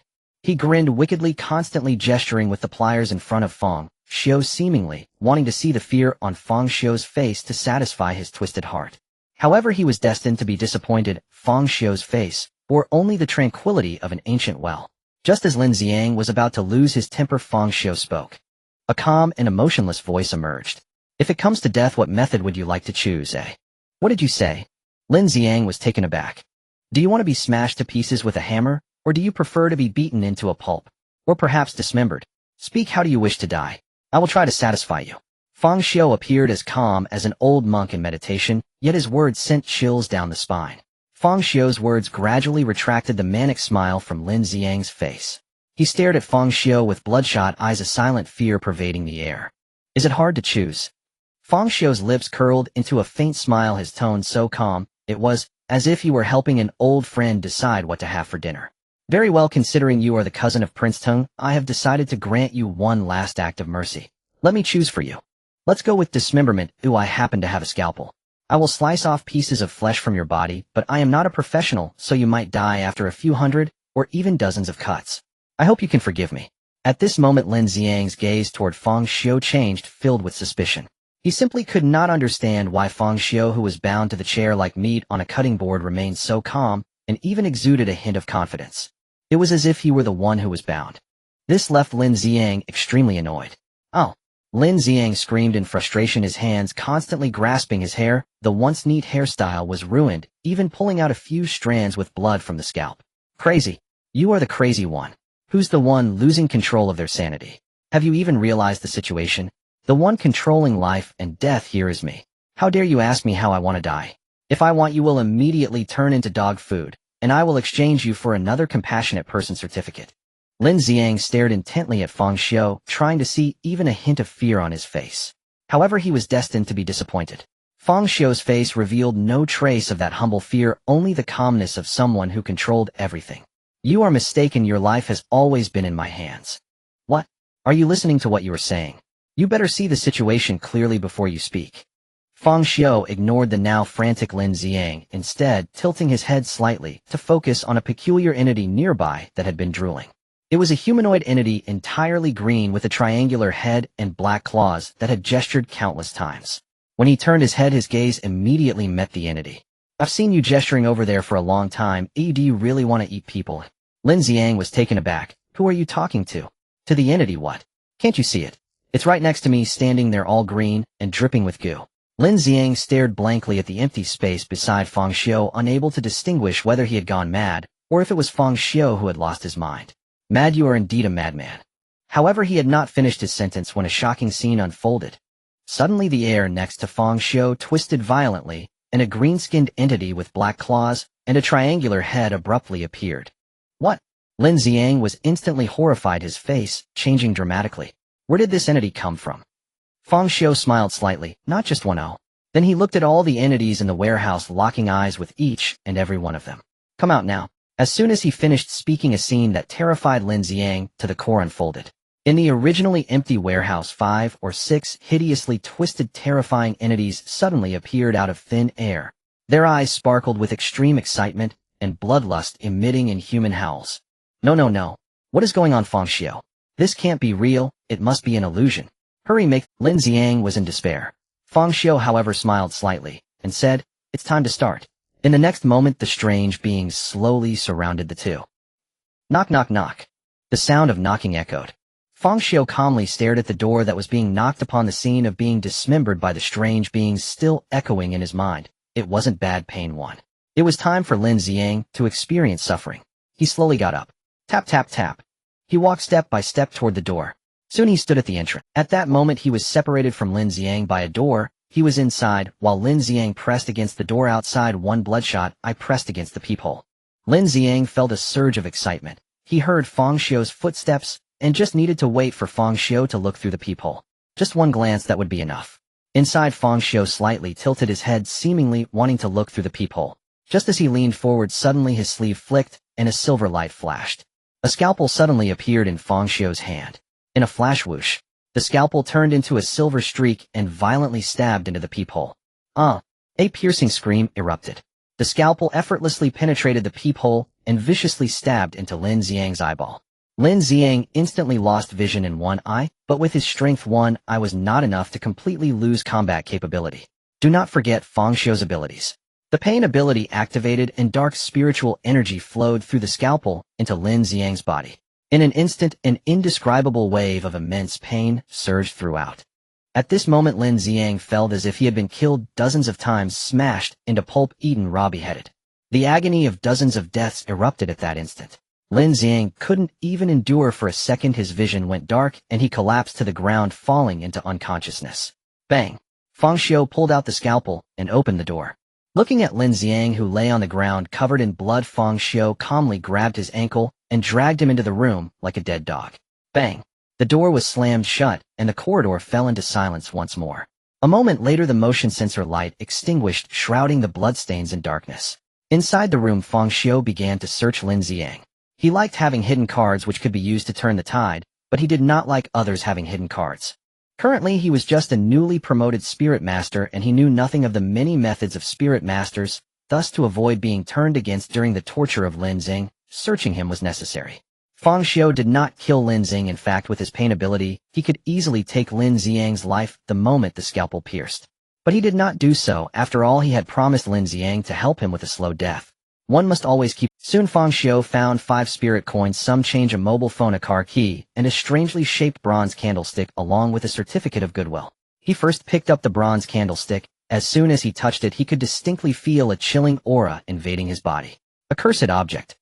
Feeling this familiar sensation, Fang Xiu believed he would not misjudge. This bronze candlestick was indeed a cursed object. Lin Xiang's status must not be low, possessing even a cursed object. Although this cursed object felt significantly inferior to the scalpel, it was still a cursed object. Fang Xiu speculated that Lin Xiang's strength was at least close to a second-tier spirit master, making him a senior first-tier spirit master.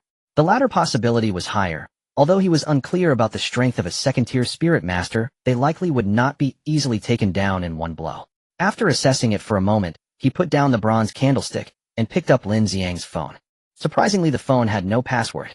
There are 2 possibilities. One is that Lin Xiang was very confident in his abilities, and the other is that Lin Xiang, due to his spiritual instability, often fell into madness and feared he would forget the password. However, all of this was irrelevant to Fang Xiu. Having no password was just convenient for him. He began to browse through the phone. 5 minutes later, he obtained the information he wanted. Lin Xiang was a member of the Light Club. The specific information about the Light Club was still unknown, but it should be an organization formed by civilian spirit masters. Those who are invaded by strange powers call themselves Light. In addition, Fang Xiu also found many videos on Lin Xiang's phone, mostly graphic videos of him torturing others. There were also some simple messages about purchasing spirit incense in the black market. This explained why Lin Xiang had so few spirit coins, as he probably spent them all on spirit incense. It seems that spirit incense cannot completely suppress spiritual instability, it can only alleviate it. Subsequently, Fang Xiu smashed the phone to prevent any tracking. He then took a bedsheet, wrapped Lin Xiang in it, and carried him away. Under the cover of night, and with the area being an old rundown district, Fang Xiu easily located Lin Xiang's car, throwing him in and heading straight for the warehouse. The warehouse's address was also found on Lin Xiang's phone, since this kid had once ordered takeout when he was hungry from the warehouse.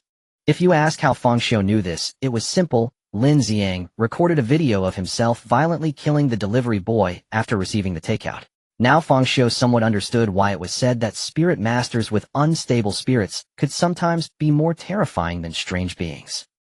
Lin Xiang slowly awakened, still unclear about what had happened, when he felt a piercing pain in his leg. He could not stop his piercing screams. His remaining eye instinctively scanned the surroundings. The more he looked, the more familiar it seemed. Oh, wasn't this his own warehouse? Wait, why am I tied up? Lin Xiang exclaimed in shock, discovering that he was bound to an iron chair in the center of the warehouse. Not far away, a young man was repairing a meat grinder. Finally awake a bit later than I expected, the young man said calmly, his back to Lin Xiang. Rumble. The meat grinder was fixed, and the blades inside spun rapidly, producing a deafening noise. Who are you? Who the hell are you? Lin Xiang shouted in terror, looking at the meat grinder, and he clearly realized something. Oh, you came to my house late at night, and knocked on the door, yet you don't know who I am. Lin Xiang's pupils suddenly contracted. You are Fang Xiu. He instantly recalled that just moments ago he was preparing to ambush Fang Xiu at the peephole, only to have a knife pierce his eye, and then he found himself here. Correct. As a reward, I will have you executed by slow slicing, Fang Xiu said with a slight smile. He turned around wearing a cloak-like hat that concealed his features in shadows. This was to guard against Lin Xiang's ability to activate his eyes. He did not blind Lin Xiang's other eye, for he wanted him to watch closely how he met his tragic end. He walked slowly towards Lin Xiang, quietly standing behind him, leaving no chance for him to activate his abilities. Let me go? Let me go? I tell you, I am a member of the Bright Club. Our president is a second-tier spirit master, and I am his most valued member. If you dare to harm me, you will be doomed. Shoo. Fang Xiu leaned slightly, whispering in Lin Xiang's ear, I told you your life has always been in my hands. The calm words carried a chilling aura that sent shivers down one's spine. Lin Xiang struggled violently, the chains rattling around him, yet he could not escape. This was specially designed by Lin Xiang himself. He had killed spirit masters here before, so the design was incredibly sturdy, ensuring no spirit master could break free. Now all of this would send him on his way. What do you want from me? I have no enmity with you. I just heard you are a newly promoted spirit master, and wanted to come over to recruit you for the Bright Club. Oh, you are mistaken. We have a grudge. A grudge. Lin Xiang was taken aback for a moment. This is my first time meeting you. How could there be a grudge? It seems you have forgotten about your useless cousin, I am the one who killed him. Lin Xiang was shocked, but quickly replied, my cousin was never a good person. If he's dead, then so be it. That won't do. A family must be complete. Since I killed your cousin, I must also kill you. Madman. This is truly a madman. Lin Xiang thought he was crazy enough, but Fang Xiu was even more insane. He wanted to say something else, but Fang Xiu did not give him the chance. Fang Xiu placed his hands on Lin Xiang's shoulders and gave them a heavy pat. Now the roles are reversed. I will let you know what cruelty means. Swish. A flash of silver light passed. Oh, damn. Lin Xiang let out a horrifying scream. A mere cut was made on his chest. The wound was short, about 3 centimeters long, and not deep, around 1 centimeter deep. Yet such a small wound made Lin Xiang feel as if he was about to faint from pain. He hurriedly looked down, thinking he had been disemboweled, only to discover the wound was so small. Bastard! What did you put on the knife? Why does it hurt so much, damn it? The reason Lin Xiang felt such pain was that Fang Xiu had subtly activated a pain-inducing ability. Merely a trace caused pain that reached a level 12. Swish! Another cut. Lin Xiang continued to scream in agony. After over 100 cuts, Lin Xiang's voice had become hoarse. The madness in his eyes faded, leaving only fear, endless fear. Please kill me. Just kill me. Fang Xiu calmly watched him, his face betraying no emotion. Who said that loss of control over one's spirit is hard to treat? Isn't this a treatment? I ask you, answer, what is the bronze candlestick used for? At this moment, Lin Xiang was already tormented to the brink of collapse, hurriedly saying it can be used to defend against strange attacks. Just inject it with blood that has spiritual essence to ignite it. Once ignited, it can defend against the strange within the candlelight range. However, the stronger the strange being defended against, the faster the blood will burn. Spiritual blood. Is it the blood of spirit masters? Relying on burning blood to stay alive, this counts as a decent strange artifact. How much of your spirit is lit? 20%. I only lack 1% to be promoted to a second-tier spirit master. Why did it go out of control? The more spirit is lit, the deeper the pollution of the mind. If that's the case, why continue to light the spirit?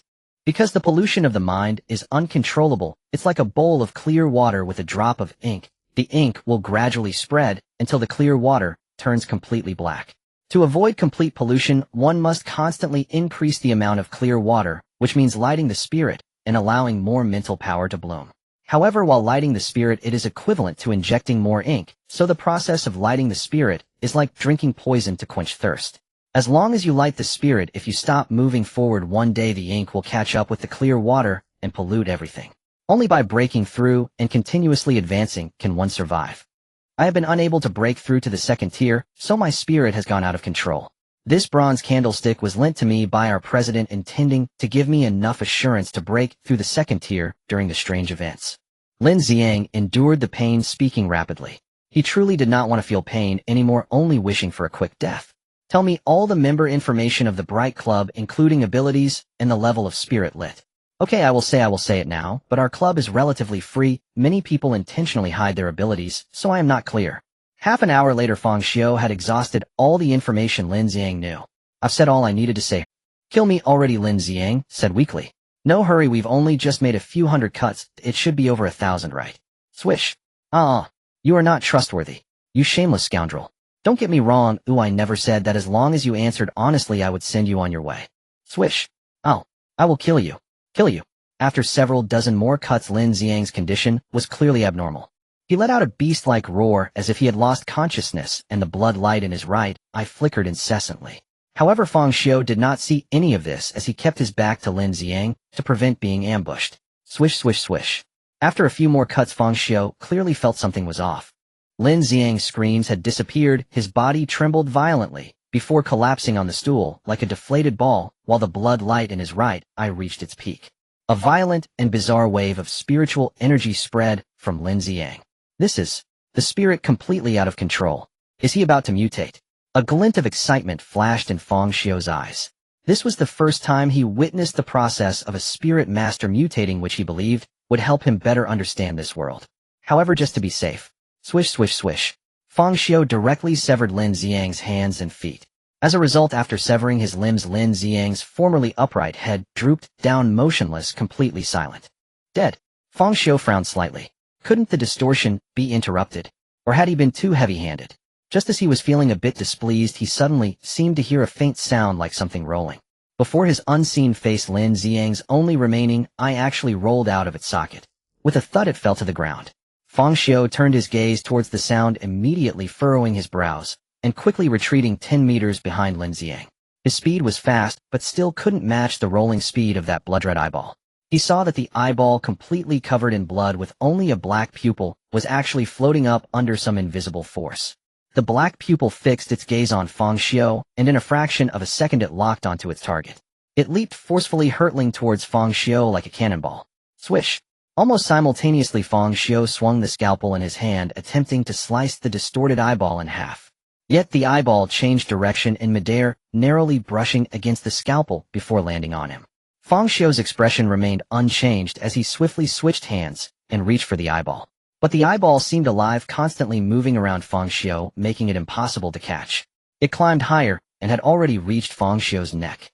Fang Xiu instinctively judged that the target of the eyeball was his own eyes.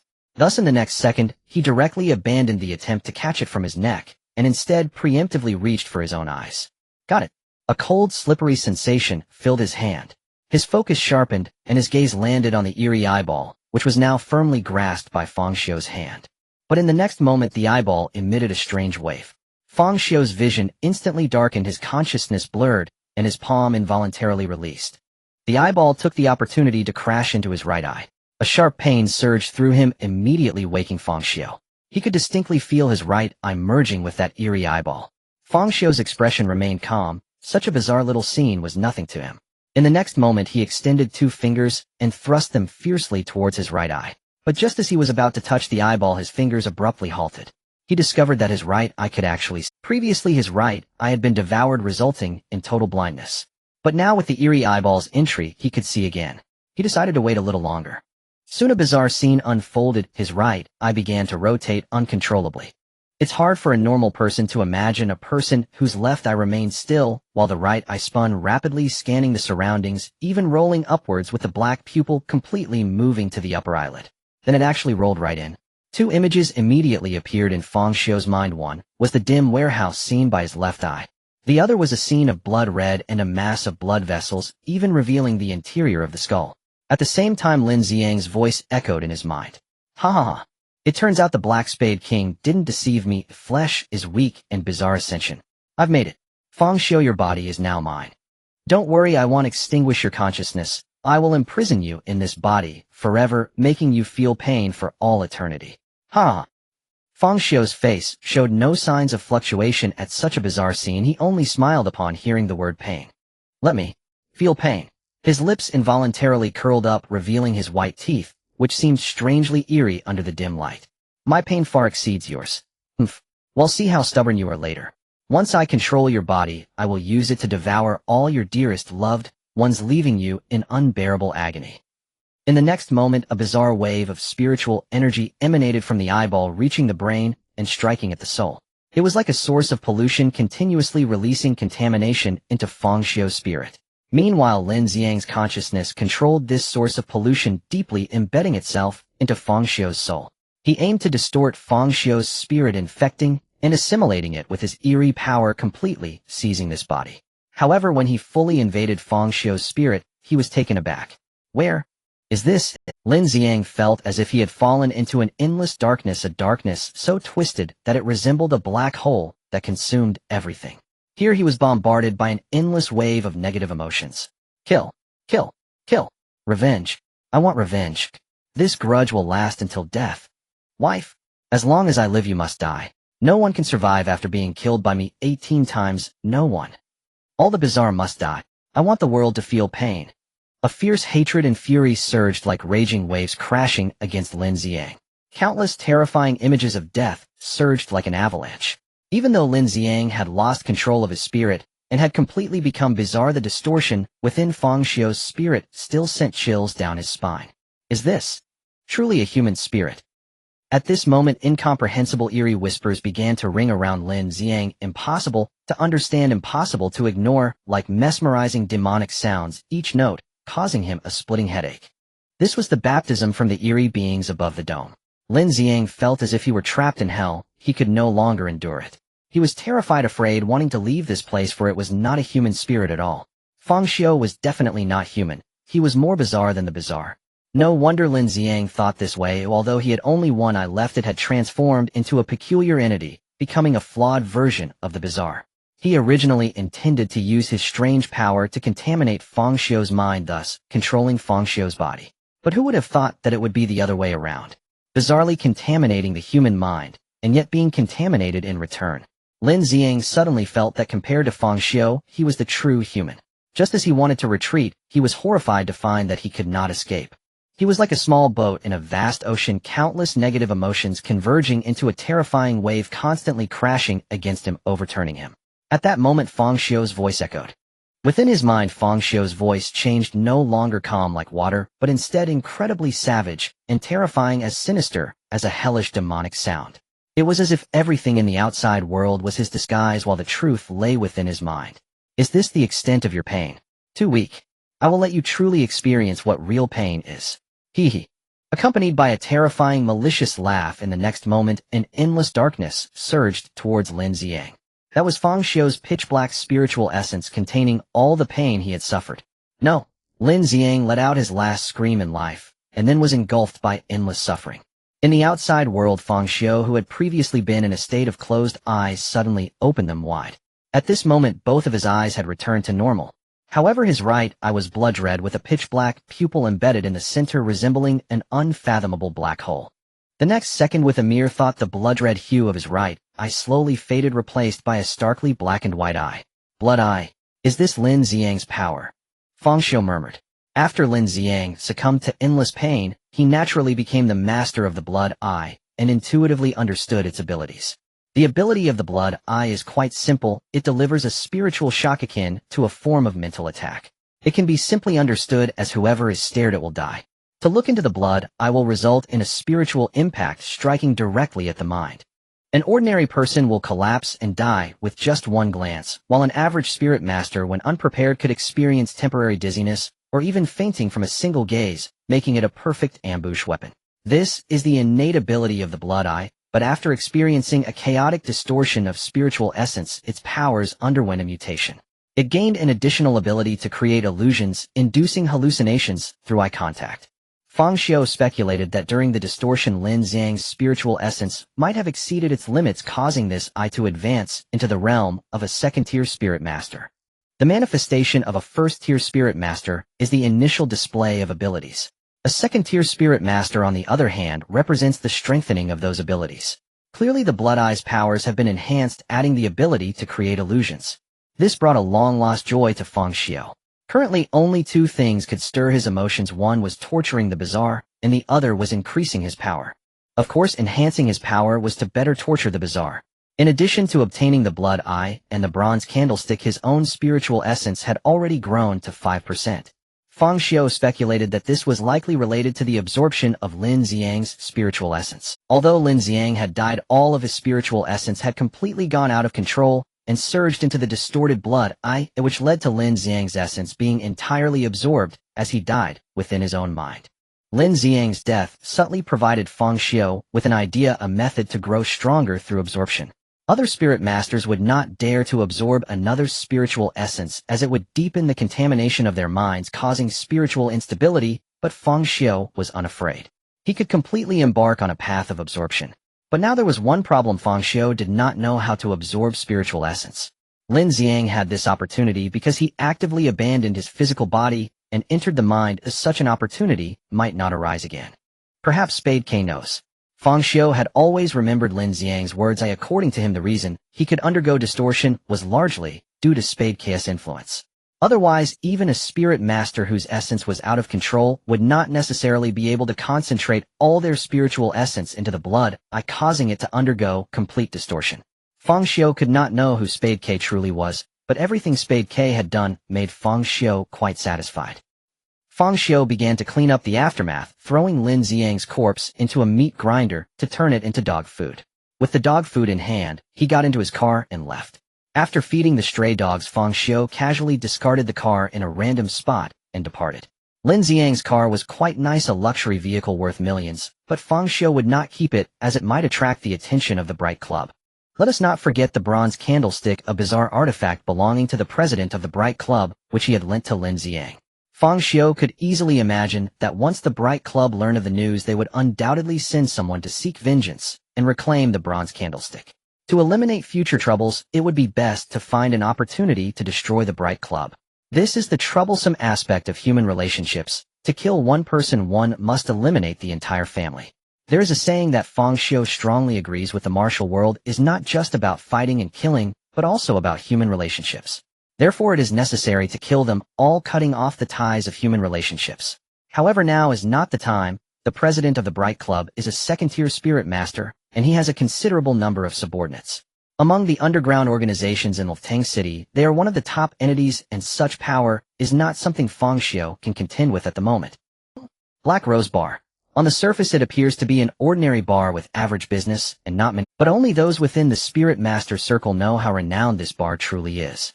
Black Rose Bar is the underground black market of the entire Lutang City and is a crucial place for most civilian spirit masters to trade spiritual materials and information.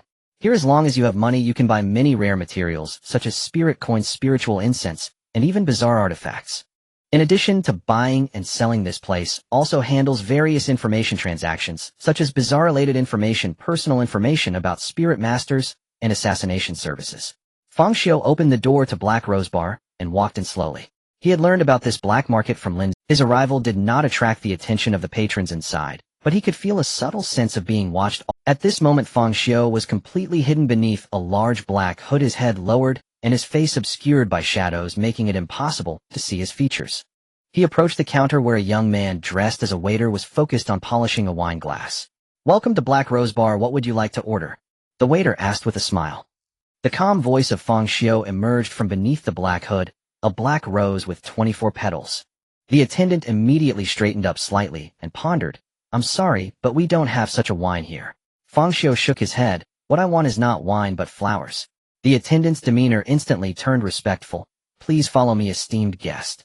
As he spoke, the attendant led Fang Xiu to a room behind the bar, where there was a password-protected door.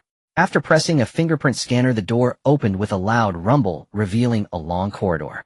The corridor was quite dim, but he could vaguely see the path beneath his feet. "Please proceed inside. Someone will attend to you there," the attendant said. Fang Xiu nodded and entered as the password door closed behind him. At the end of the corridor, he turned a corner and spotted an elevator with two robust men in black standing. The two men had bulging waists, clearly concealing weapons. "Guest, please present your membership card," they requested. Fang Xiu promptly took out Lin Xiang's membership card. This membership card was anonymous, so he felt quite at ease presenting it. The Black Rose Bar placed great emphasis on the confidentiality of their guests' information. They only issued membership cards to qualified individuals and never forced guests to register. According to Lin Xiang, the forces behind the Black Rose Bar were immensely powerful, likely not local, with branches in many cities. After inspecting the membership card and confirming its authenticity, the two men said, "Esteemed guest, entering the trading market requires a routine check and conflicts are strictly prohibited inside. We hope for your understanding." Fang Xiu nodded and allowed the two to use their devices to scan him. Of course, they only checked for firearms and explosives. They dared not tamper with anything belonging to a spirit master. Once the inspection was completed, Fang Xiu successfully entered the elevator, which then descended. Clearly, the underground trading market, like the investigation bureau, was established below ground. When the elevator doors opened, Fang Xiu stepped into the trading hall which was not crowded with only a few dozen people scattered about, but the space was vast, equivalent to a football field.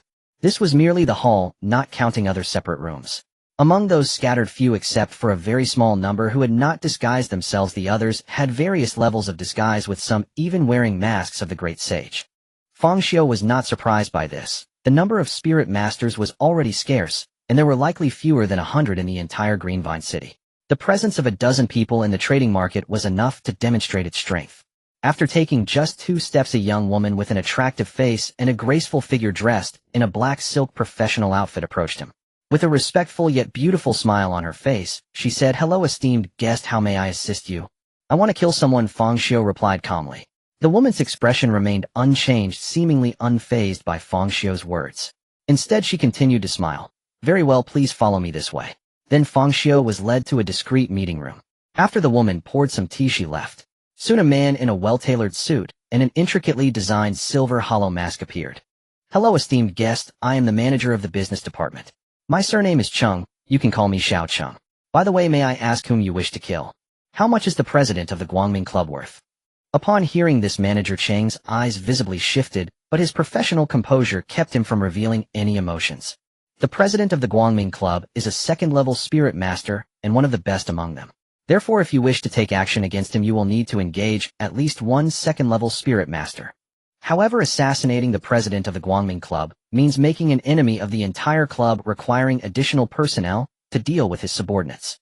The manpower and resources involved in this are likely immense. Local assassins would probably find it difficult to take on this job. If you really want to proceed, we would need to bring in people from outside, but the price would not be cheap. "How much?" Fang Xiu asked again. "For someone of this caliber, we don't accept money, we only accept spirit coins or equivalent value in spiritual materials. Roughly, it would require about 5,000 spirit coins." Fang Xiu was not surprised that after all, the leader of a spirit master organization wouldn't come cheap. "How much for the assassination of Guang Yuan from the Guangming Club?" Although Guang Yuan is not a second-level spirit master, he is a core member of the Guangming Club and possesses considerable strength. Assassinating him would require at least 1,000 spirit coins. Fang Xiu fell silent. Indeed, poverty was the greatest sin. "What about Li Jiwei?" "That would be cheaper, just 200 spirit coins." "Oh," Fang Xiu asked, slightly surprised. "Why is he so cheap?" "Esteemed guest, your question involves some valuable information. Unless you confirm your intention to kill Li Jiwei and pay a deposit of 100 spirit coins or pay separately for the information, I cannot disclose it to you." With a slam, Fang Xiu placed a black briefcase on the table, and the sound of clinking coins resonated. Manager Chung opened the briefcase to check, and upon finding exactly 100 spirit coins inside, immediately beamed with a smile. "Since you've placed your order, this information will be a complimentary gift for you." Although Li Jiwei was also a core member, his ability was related to perception, so his direct combat capability was weak, resulting in a lower price. "And just to remind you, Li Jiwei is the president's cousin." Fang Xiu thought, "Another cousin? Forget it, When will the operation take place?" Fang Xiu inquired. "That is industry confidential information, so I cannot disclose it. However, I should be able to provide you with a response within a week. You can download the Kill Me app. It's a mini-program we developed internally, allowing you to track the dynamics of the assassins in real time and follow your order. You may also choose to investigate the news yourself from the outside. Li Jiwei is considered a notable figure, and his death should not be hard to verify. At that time, you will have a month to gather information. If the assassination is successful, you need to pay the remaining balance within a month." Manager Chung smiled. "What if it fails?" "If the assassination fails, we have 2 options. One is a refund, but only half of the task amount can be returned. The second option is that you can continue to increase the payment to hire a stronger assassin." Fang Xiu nodded. "Let's sign a contract." Manager Chung quickly drafted a contract. "You can sign your real name or a pseudonym." This statement surprised Fang Xiu slightly. "I can also sign a pseudonym." Manager Chung nodded. "As a spirit master, you can feel the essence of this contract." Upon hearing this, Fang Xiu immediately picked up the contract and felt a strange fluctuation emanating from it. He instantly had a suspicion. There is a mystical force within this contract. Manager Cheng's eyes flashed with surprise. Being able to clearly identify it as a strange artifact likely indicated that the guest before him also possessed one, or at the very least had come into contact with such an artifact, for it was impossible to judge with such accuracy otherwise. "You have a discerning eye indeed. This contract does carry the power of a strange artifact, but rest assured this power is not harmful. It merely serves to guarantee the contract's validity. If the assassination succeeds, and you do not pay the remaining amount within a month, the contract will ignite, transforming into a strange aura that will entwine around you, making it easier for us to collect the payment. Fang Xiu nodded slightly, just about to sign, when Manager Cheng's phone suddenly emitted a notification sound. He took it out to check, and immediately the system's voice echoed. "You have a new assassination order, please check it." Manager Cheng glanced briefly, and then smiled apologetically at Fang Xiu, saying, "I'm sorry, a new order has come in, please continue." Fang Xiu cast a glance at Manager Cheng, and then wrote a 6 on the contract. After finishing without a word, he turned and left. Manager Cheng respectfully stood up and bowed slightly, saying, "Have a safe journey, esteemed guest. We welcome you again next time." After leaving the Black Rose Bar, Fang Xiu wandered around outside for several rounds, using his blood pupil to investigate for a long time. Confirming that no one was following him, he finally returned home. Spending 200 spirit coins didn't trouble him. After all, that money was merely picked up for free. He could always ask Yang Ming for more next time. As long as he could eliminate Li Jiwei, it would be worth it. Li Jiwei, with his perceptive abilities, was akin to the eyes of the Bright Club. Eliminating the eyes could potentially grant him a bit more safety for a while. Fang Xiu was never a passive person. Since he had already offended the Bright Club, it was better to strike first. Why wait for them to come knocking at his door for revenge? Thus he omitted the intermediate steps and chose to retaliate directly. As for why he resorted to hiring a killer, it was simple. He had drawn inspiration from the novels he read in his previous life.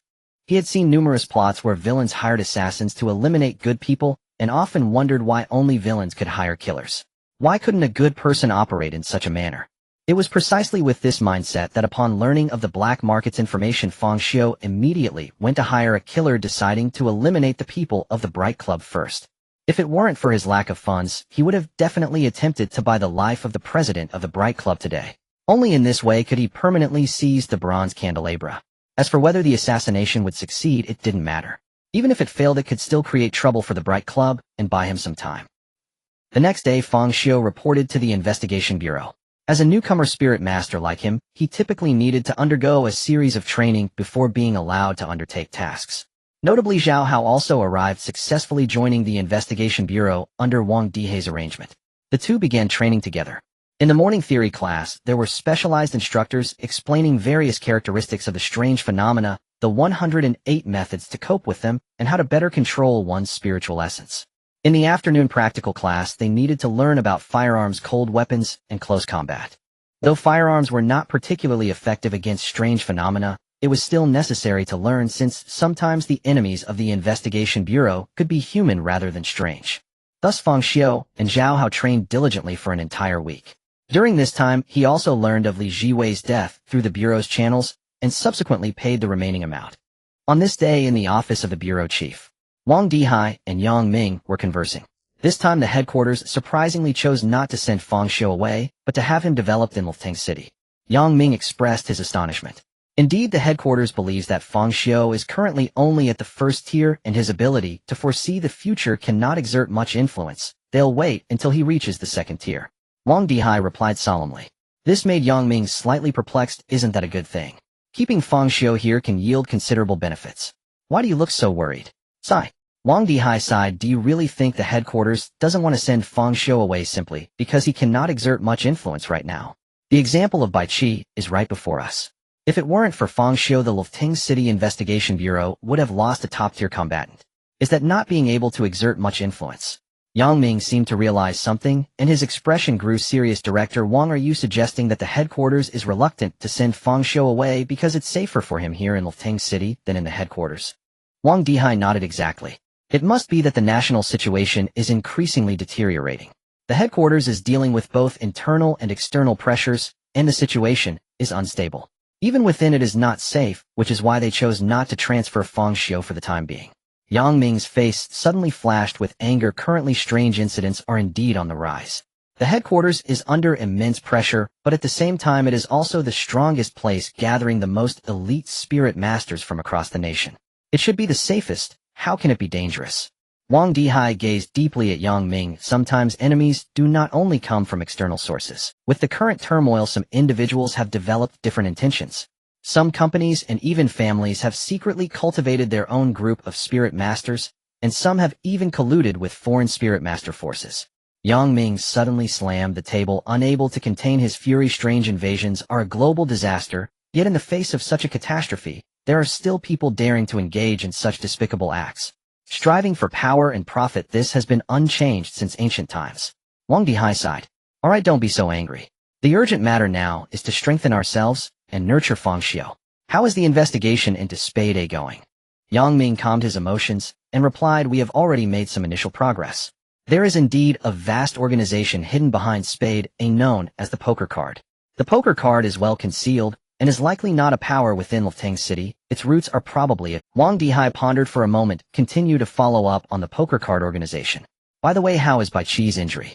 He has basically regained the ability to move, but he is currently unable to engage in combat.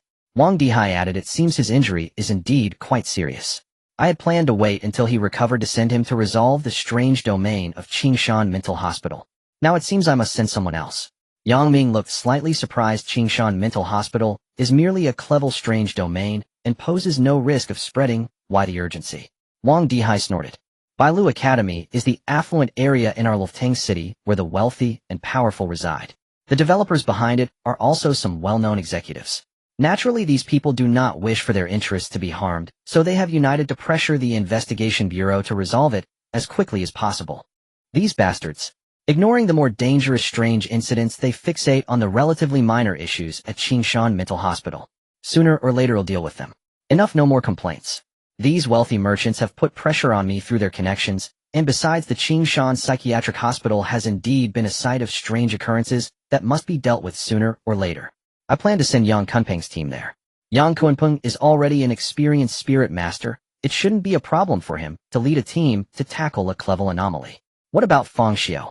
He has been to the Qingshan Psychiatric Hospital, or shouldn't he go along as well? Wang Dihai shook his head. Fang Xiu is too important, and he is still a novice spirit master. What he should focus on now is honing his skills through level anomalies. Once he has accumulated enough experience and enhanced his abilities, then we can discuss clever tasks. Yang Ming scoffed slightly. Isn't your protection a bit excessive? What's the difference between C and D? Wang Dihai's face darkened immediately. You brat. For a third-tier spirit master like you, C and D are naturally not much different, and your ability is luck. You can't die no matter what happens to others, so of course you don't care. If it were you or Bai Qi leading the team, then Fang Xiu could go to the Qingshan Psychiatric Hospital, or even a more dangerous anomaly. But since neither of you can be dispatched at the moment, we must prioritize safety. A man should endure the trials of blood and fire, not be a sheltered flower. Get lost. Go call Fang Xiu for me. Wang Dihai roared, driving Yang Ming out. Yang Ming helplessly dug at his ears, and then went to some... In the urban area of Greenvine City, at the top of a skyscraper, several elegantly dressed men and women, clearly elites, gathered together. The leading man was in his 20s, tall and handsome, wearing a custom white suit, holding a high-end wine glass, and drinking with a gloomy expression. The faces of the others also bore a hint of gloom, silent and tense. Suddenly the man in the white suit broke the silence. Lin Xiang has gone missing. The bronze candlestick is gone, and my cousin has been assassinated. Who the hell is responsible for this? Bang! He slammed the high-end wine glass to the ground, glass shards and red wine scattering everywhere. The others, seeing the man in the white suit enraged, looked increasingly uneasy, with some even showing fear on their faces. This is definitely someone targeting me. Targeting the Bright Club. Investigate. I want a thorough investigation. At this moment, a charming woman in a winered gown approached with a playful smile. Alright, calm down. You actually know to come here. Aren't you off with your boyfriends? Don't say it like that. I'm just playing around with them. My heart only belongs to you. At that moment, the man in the white suit seemed truly furious, standing up with an imposing aura, his eyes fierce like a tiger descending from the mountain. Seeing that he was genuinely angry, the woman quickly changed her tune. Darling, let me handle this task. I promise to have you satisfied within a week. After saying this, she turned and ran, pausing at the door to throw a wink and a kiss at the man in the white suit. Seeing that he was about to get angry again, she hurriedly laughed and dashed out. In the Investigation Bureau, Fang Xiu arrived at Wang Dihai's office. At this moment, Wang Dihai wore a grave expression. Fang Xiu, the reason I've called you here is to assign you a challenging task. I won't take on anything unrelated to anomalies. Rest assured, our main task in the Investigation Bureau is to deal with anomalies, and the task I am assigning to you is to investigate and resolve the anomaly in Heishui Village. Fang Xiu, this task is very important and quite dangerous. You must be on high alert. The anomaly in Heishui Village has been initially rated as clever, which only means that it could potentially be rated even higher. Wang Dihai said this gravely while secretly adding in his mind that it could also possibly be rated lower. In fact, the initial rating of the Heishui village anomaly was indeed clever, but after further investigation, it was found that only one villager had died, and there was no danger of spreading, so it was downgraded to level. Wang Dihai said this mainly because he feared that Fang Xiu, being young and not afraid of tigers, would only want to hunt high-level anomalies. It's no wonder he thought this, as the report on Fang Xiu's mental pollution was right there. A young man like Fang Xiu who harbors such animosity towards anomalies and with such extraordinary abilities might look down on a level task. Heishui village. Fang Xiu asked with slight confusion, as he had never heard of this village. It's normal that you don't know about Heishui village. It's a remote little mountain village in the mountainous area of our Green Vine City. Due to the poor roads, it's sparsely populated, so not many people know about it. Heishui village has a black water river named after the river itself. In recent years, many villagers have drowned in the Blackwater River. Initially, it was thought to be ordinary drowning incidents, but according to the villagers, there is a water anomaly in the river that specifically pulls your feet while you are swimming. Even stranger events have occurred, such as a villager who was sleeping at home only to wake up and find himself by the river with half his body submerged in the water. If he hadn't woken up in time, he would have surely drowned. There are many similar eerie legends, and since a number of people have indeed died in Heishui village, the Investigation Bureau has initially determined that an anomaly exists there codenamed Water Anomaly. Your mission is to investigate and resolve the Water Anomaly incident. Since this is your first task and your abilities are classified, I will assign Insider Fang Xiu to lead the team along with Yu Zhao Hao and another newly joined Spirit Master to execute this task. Alright, Fang Xiu nodded. He was eager to undertake this task as he hadn't dealt with anomalies for a while. He was very much looking forward to the thrill of plunging a scalpel into the body of an anomaly. Moreover, this was rated as clever initially and could potentially be level later, which made him even more satisfied. With Fang Xiu's current strength igniting 5% of his spiritual essence, possessing a scalpel, and 2 peculiar artifacts along with his blood-red eyes and the ability to inflict pain, ordinary level tasks could not possibly satisfy him. Moreover, due to his involvement in hired killings, he was currently in dire need of money. The Investigation Bureau's Spirit Masters received additional rewards for resolving strange incidents. Resolving a level strange incident rewards 10 spirit coins. Resolving a level strange incident rewards 100 spirit coins. Resolving a level strange incident rewards 1,000 spirit coins. This pattern continues for subsequent levels. Fang Xiu's treatment is somewhat special because he had previously made a request, which Wang Dihai also agreed to, hence his rewards are doubled. In other words, if he resolves this level strange incident, he could earn 200 spirit coins. At that point, he could afford to buy a life from the Guangming Club. He believed that as long as he persisted in earning money, he would eventually be able to buy the life of the president of the Guangming Club. Of course, by the time he could accumulate 5,000 spirit coins, he might have surpassed the president's strength. Before executing the task, the Bureau will assign you a partner to help you handle some trivial matters, just like the one you met Li Wenhao. He is Shun Ling's partner. In the Investigation Bureau, every formal Spirit Master is paired with an ordinary person as a partner, Wang Dihai suddenly said. Partner, huh? Fang Xiu did not refuse. Having a partner to handle trivial matters would indeed save him a lot of trouble. Seeing that Fang Xiu did not object, Wang Dihai picked up the desk phone and dialed a number. Kuxian, come to my office. A clattering sound came from the other end of the line, as if someone was sitting on a chair, and then suddenly jumped up to answer the call. Oh, okay, Director Wang, I'll be there right away. A soft, sweet female voice responded, accompanied by a sound of pain. After hanging up the phone, Wang Dihai awkwardly remarked, although this girl Kuxian is a bit scatterbrained on usual days, she is quite serious and responsible when it comes to work. She graduated from a prestigious university and excelled in the comprehensive assessment at the Investigation Bureau. Wang Dihai, acting like a matchmaker, wanted to continue introducing her, but was interrupted by Fang Xiu. As long as she doesn't hold me back, that's enough. After a moment, Fang Xiu's ears perked up as he heard hurried footsteps approaching from a distance. However, as the footsteps reached the office, they suddenly slowed down. Following that were the sounds of clothes being adjusted and faint breaths of encouragement. Go for it, Kuxian. Even if Spirit Masters are hard to get along with, as long as you work hard, you will definitely be recognized. Keep it up. After taking a deep breath, there came a knock on the door. Come in. Creak. The office door opened to reveal a petite girl with fair skin and delicate features, as soft and cute. She was about 1.6 meters tall, wearing an oversized business suit that made her figure appear even smaller. Her distinctly dark and bright eyes were focused straight ahead, and she wore a slightly nervous and stiff smile.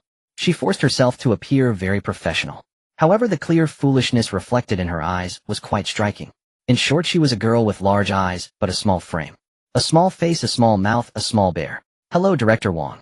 The soft and cute girl greeted respectfully, while stealing glances at Fang Xiu. Wang Dihai nodded and introduced Ku Xian. This is Fang Xiu, and you will be responsible for assisting him in his work from now on. The soft and cute girl immediately turned to face Fang Xiu, bowing deeply at a 90-degree angle nervously and politely saying, "Hello, Mr.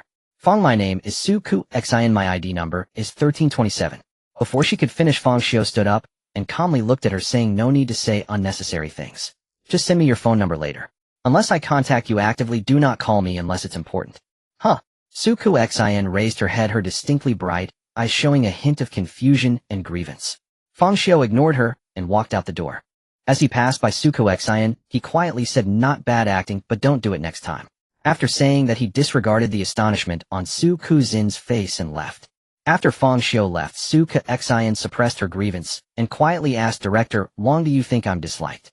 Wang Dihai comforted her, saying, "Ku Xian, don't take it to heart. You must understand that spirit masters are inherently difficult to engage with. You need to learn to adapt." Su Ku Xian shook off her dejection, clenched her small fist, and declared with determination, "I will definitely work hard." Not long after Fang Xiu left, he received a text message. It was from Su Ku Xian, containing her phone number, name, and a short message. "Mr. Fang, perhaps you have some misunderstandings about me, but that's okay. I will gain your recognition through my professional qualities one day. Please take care of me in future work." After jotting down her phone number, Fang Xiu ignored it. Although on the surface Su Ku Xian appeared to be the stereotypical sweet and naive girl, he did not think so. This Su Ku Xian was quite scheming. First of all, as a graduate of a prestigious university and having undergone professional training at the Investigation Bureau, she was an elite talent. Even if it was her first time partnering with a spirit master, she shouldn't be overly nervous. Secondly, as her partner, she must have some understanding of spirit masters and could not possibly be unaware that their senses far exceeded those of ordinary people. Yet she still chose to motivate herself outside the door, which felt more like she was speaking for someone else. Of course, it's possible that Su Ku Xian's nature was simply like this, but that didn't matter. Fang Xiu had only one requirement for his partner: don't act on your own and hold him back. The next day, a black SUV set off from the Investigation Bureau, heading straight for the remote Heishui village. Driving was Shen Lingxue, while Fang Xiu, Zhao Hao, and a chubby man were seated in the car. Today, Shen Lingxue was not wearing work attire, but was clad in a white tracksuit which accentuated her tall and outstanding figure. If it weren't for her overly cold expression, she could easily be mistaken for a youthful sports beauty. Fang Xiu and the others were also dressed in casual clothes. In the car, the chubby man began to introduce himself, adopting a senior demeanor as he addressed Fang Xiu and Zhao Hao, saying, "You are Fang Xiu and Zhao Hao, right? Nice to meet you. Let me introduce myself. My surname is Liu with the single character Shui. I can be considered an old hand at the Investigation Bureau, so you can just call me Shui Gu from now on." Zhao Hao glanced at Liu Shui's 300-pound frame, finding it truly difficult to call him a handsome guy. But in the next moment, Liu Shui said, "By the way, since we're executing a mission together, let's introduce our abilities to each other. He'll go first. I'm a spatial ability user." As soon as the word spatial ability left his lips, Zhao Hao couldn't help but exclaim in surprise. After all, anyone with a bit of common sense knows that abilities related to space are incredibly powerful. "Handsome guy, are you really a spatial ability user?" Zhao Hao asked in astonishment. Liu Shui smiled proudly, saying, "Absolutely, I'm a spatial summoner, and my ability is teleportation." Upon hearing this, Zhao Hao couldn't help but feel a pang of envy. Teleportation. That's so strong. I thought my ability was already impressive, but I didn't expect yours to be even greater. What about your ability?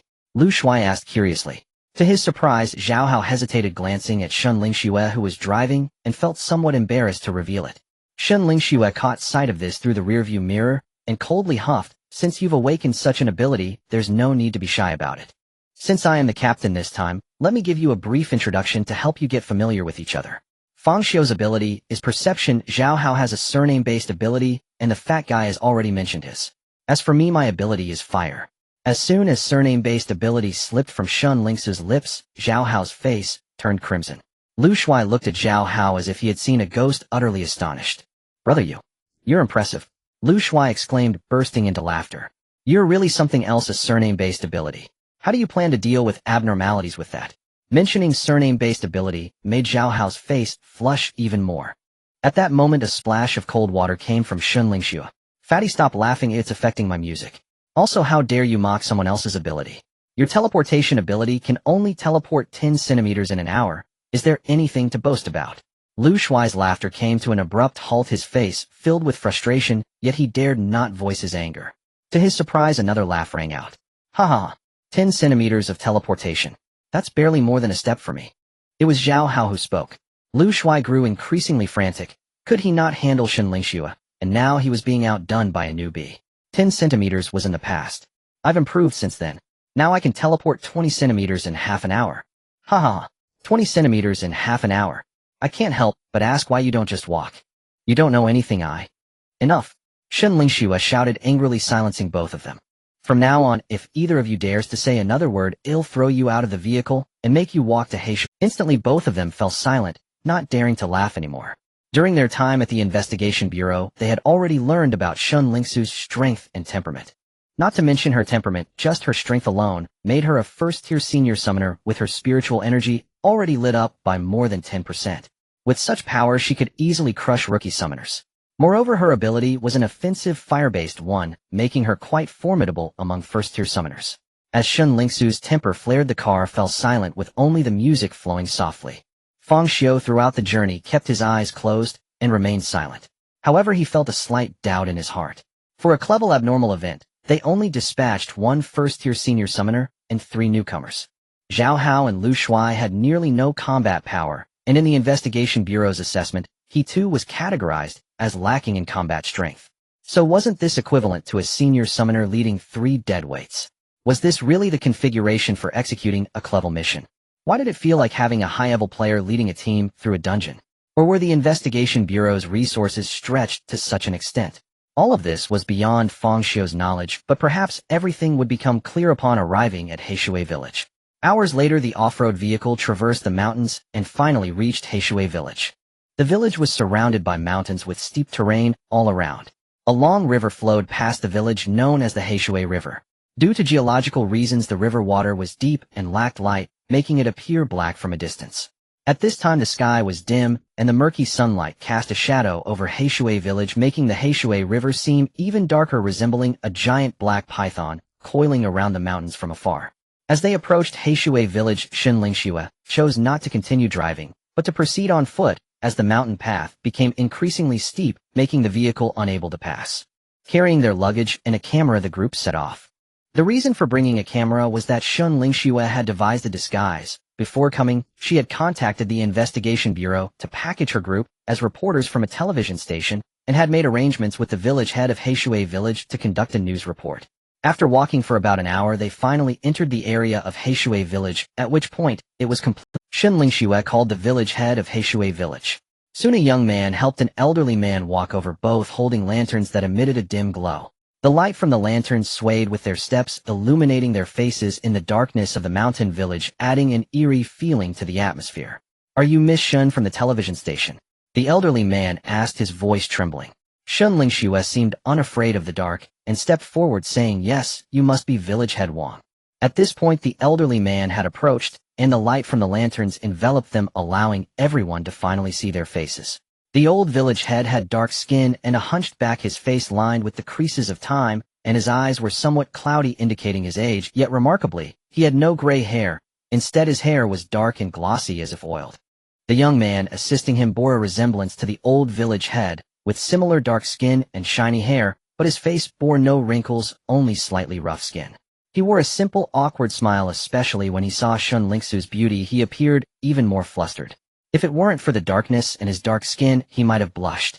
Fang Xiu's beauty was indeed a stark contrast upon arriving in Heishui village, with her exquisite features and skin as fair as freshly shelled eggs, making her presence seem out of place among the villagers. It was as if a polished star had come to aid the impoverished mountain village. "I am Wang Yogawei, and this is my grandson Wang Fugawei. Fugawei, greet the guests." Fang Xiu nodded, saying, "Hello everyone, let me introduce you to our television station staff. This is Fang Xiu, Zhao Hao, and Lu Shuai. I believe you are already aware of our purpose for visiting Village Chief." Village Chief Wang nodded with a smile, saying, Yes, I know. The city wants to develop a tourism spot, so you are here to shoot the scenery of Heishui village for promotional reports. This is a good thing for our village, and we will trouble you for the next few days." "It's no trouble at all, if this is our job," and we hope for your cooperation, village chief. Absolutely, absolutely. However, it's already dark now, so let's shoot tomorrow. By the way, there are no hotels in the village, so I can only invite you to stay at my home. It's a mountain village, and I don't know if you city folks will be comfortable here. After exchanging a few more pleasantries, they followed village chief Wang to his home. True to his position, village chief Wang's home was noticeably better than the other villagers' brick houses. It was a small courtyard formed by several single-story houses, giving off a slightly dilapidated courtyard feeling. Guifeng, the reporters from the city have arrived. Quickly prepare some food. With Wang's call, a stout, middle-aged woman walked out of the house. She seemed somewhat flustered upon seeing so many city people and didn't know where to put her hands. This is my daughter-in-law, Wang Guifeng. My son has gone to the city to work, so it's just the three of us living here. You can rest assured there's enough room for everyone. Guifeng, quickly catch a chicken and stir-fry some mushrooms and wild vegetables to treat our guests. Wang Guifeng seemed eager to escape and hurriedly went to prepare the meal. Zhao Hao seemed reluctant to trouble them and quickly said, Village Chief Wang, there's no need to go through all that trouble. We already ate on the way and aren't hungry. Ling Xiu chimed in, that's right, Village Chief Wang. We can skip the meal for now, we've been driving all day and are quite tired. We'd like to rest early. Oh, I should have considered that. Guifeng, don't prepare the meal for now, I'll go boil some hot water. Fugui, take Miss Shun and the others to their rooms. Alright, Grandpa. After a bit of hassle, Fang Xiu and the others settled down at Wang's house. Since Wang's house was large and only 3 people lived there were plenty of empty rooms, enough for each person to have their own space. At night, after Village Chief Wang and the others had gone to bed, Fang Xiu and the others gathered in a room. Did anyone notice anything unusual? Ling Xiu asked the group. Lu Shuai shook his head, indicating he hadn't noticed anything. Zhao Hao, however, remarked with some sentiment, back when I was working I thought my life was tough enough, but now looking at Village Chief Wang, and then my working days don't seem like much at all. Village Chief Wang's family may not be wealthy, yet they are preparing chicken for us. I've heard that chickens are important to them because they can lay eggs, so they generally wouldn't slaughter them unless the chickens are too old.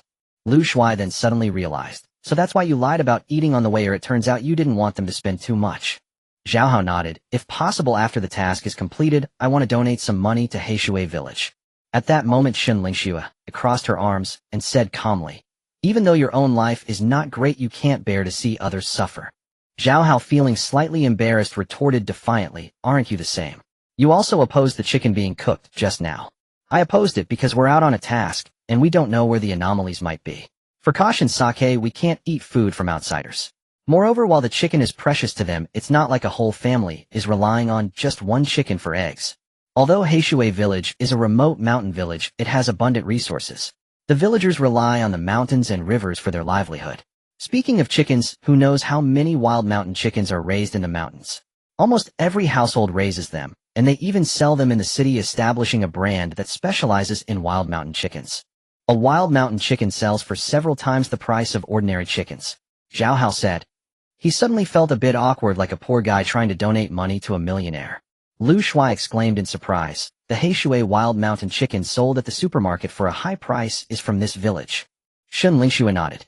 Zhao Hao felt even more embarrassed. Since nothing unusual has been discovered, let's rest. Tomorrow morning, we will set off to Heishui River. From the data, it appears that the anomaly is likely related to Heishui River. Additionally, you 3 are newcomers, so it's best to sleep in one room and take turns keeping watch. Remember, when facing anomalous events, the absence of anything unusual is the biggest anomaly.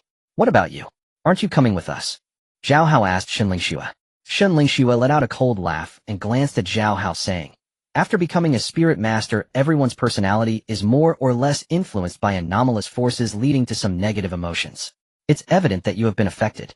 After all, your awakening was of a surname ability. Zhao Hao hurriedly retorted, what are you talking about? I don't want to sleep with you. I just think that since Heishui village has anomalies, it would be safer for everyone to stay together at all times. Do you believe what you're saying? Ling Xiu scoffed and turned to leave. In fact, under normal circumstances, Ling Xiu would never choose to be alone in a room, and she might not even sleep at night. After all, facing anomalous events, one careless mistake could lead to death. But this time was different, as she knew the inside story. This anomalous event was not a clever mission, but a level one, and it might even be D among D. Wang Dihai was currently paying very close attention to Fang Xiu and did not want him to take too many risks. However, in order to improve his abilities, he had no choice but to send him on the mission. Thus, this anomalous event was carefully selected by Wang Dihai specifically to let Fang Xiu come to gain experience. and Shun Lingxue was merely the caretaker.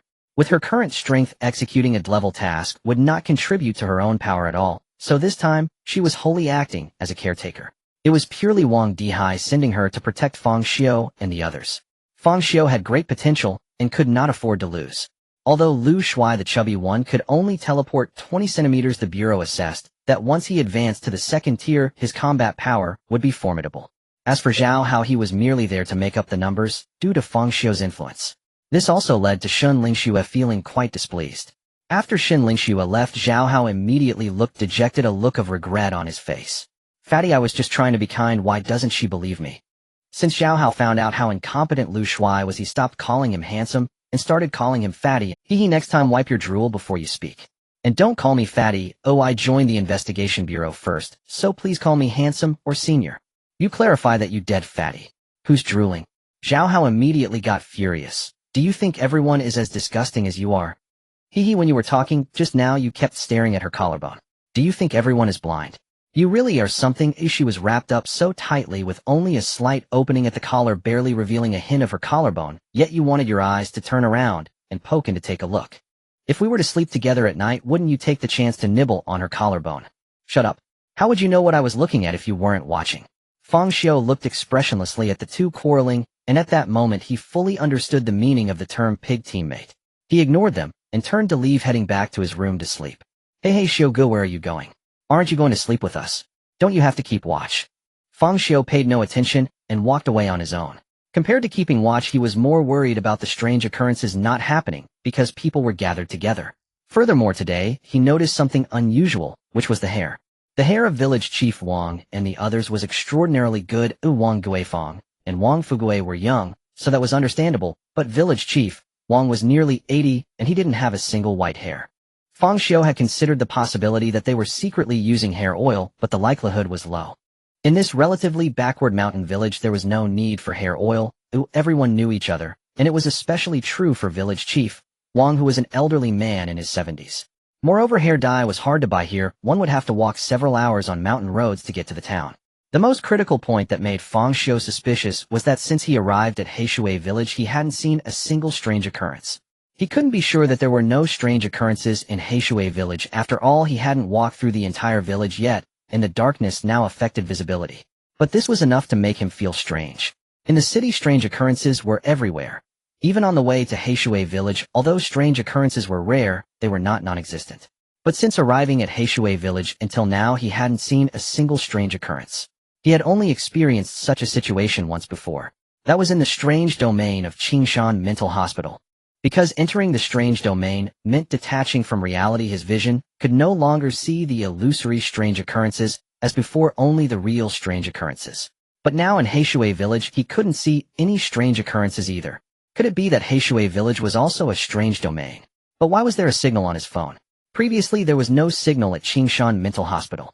This was also why Fang Xiu suspected the hair, because he was the only one who understood that something was off in Heishui village. With this cautious attitude, any hint of anomaly would be magnified infinitely. With such doubts, Fang Xiu soon fell into a deep sleep. He was covered with 2 layers of blankets because the nights in the mountain village were very cold. Even though he was a spirit master, he was still human at heart, not a superhuman. In the deep of night at 3 in the morning, splashing sounds. The sound of flowing water reached Fang Xiu's ears, and in his dream, he suddenly felt a dampness, and the surroundings seemed to grow colder. Swish! Fang Xiu instantly opened his eyes. Has it appeared? He murmured to himself, then suddenly sat up and looked around. All he could see was darkness, nothing was clear. The strangest thing was that he could vaguely feel the bed moving. Suddenly, he realized something, pulled out his phone and turned on the flashlight. The bright light pierced through the night, illuminating the scene beneath the bed. It was no longer the hard lime floor, but water. River water.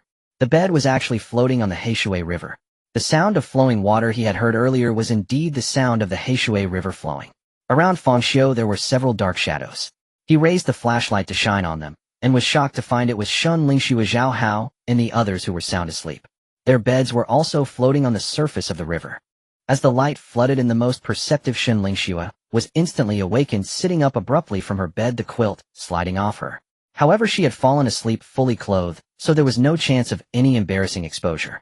Perhaps it was due to her sleep, but her collar appeared even more disheveled, and opened them before revealing most of her delicate fair collarbone. Unfortunately, Zhao Hao was still asleep at that moment, and did not see the collarbone he had been yearning for. Who? Shenling Xue was unable to see Fang Xiu's face clearly due to the flashlight's glare. It's me, Fang Xiu replied calmly. When did you come into my room? Shenling Xue's expression seemed rather displeased. Look around before you speak, Fang Xiu said, shaking the flashlight to illuminate the surrounding black river water.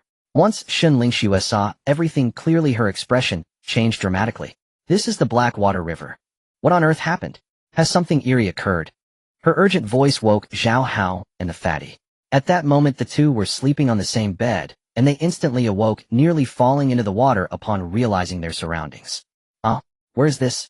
Why were we sleeping soundly in bed, and suddenly we are in the river? This is totally unreasonable. The fatty's face turned pale as he tightly clung to Zhao Hao as if holding onto a lifeline. Fatty, don't move around. Your weight will tip the bed. Zhao Hao was also terrified, holding onto the fatty tightly. Ignoring the two who were embracing each other, Fang Xiu calmly observed the surroundings, keenly realizing that the bed was slowly moving. And the direction of the movement was unmistakably towards the center of the Blackwater River. He directed the flashlight towards the center of the river, faintly revealing a deep, dark whirlpool, resembling a giant abyss ready to swallow them all.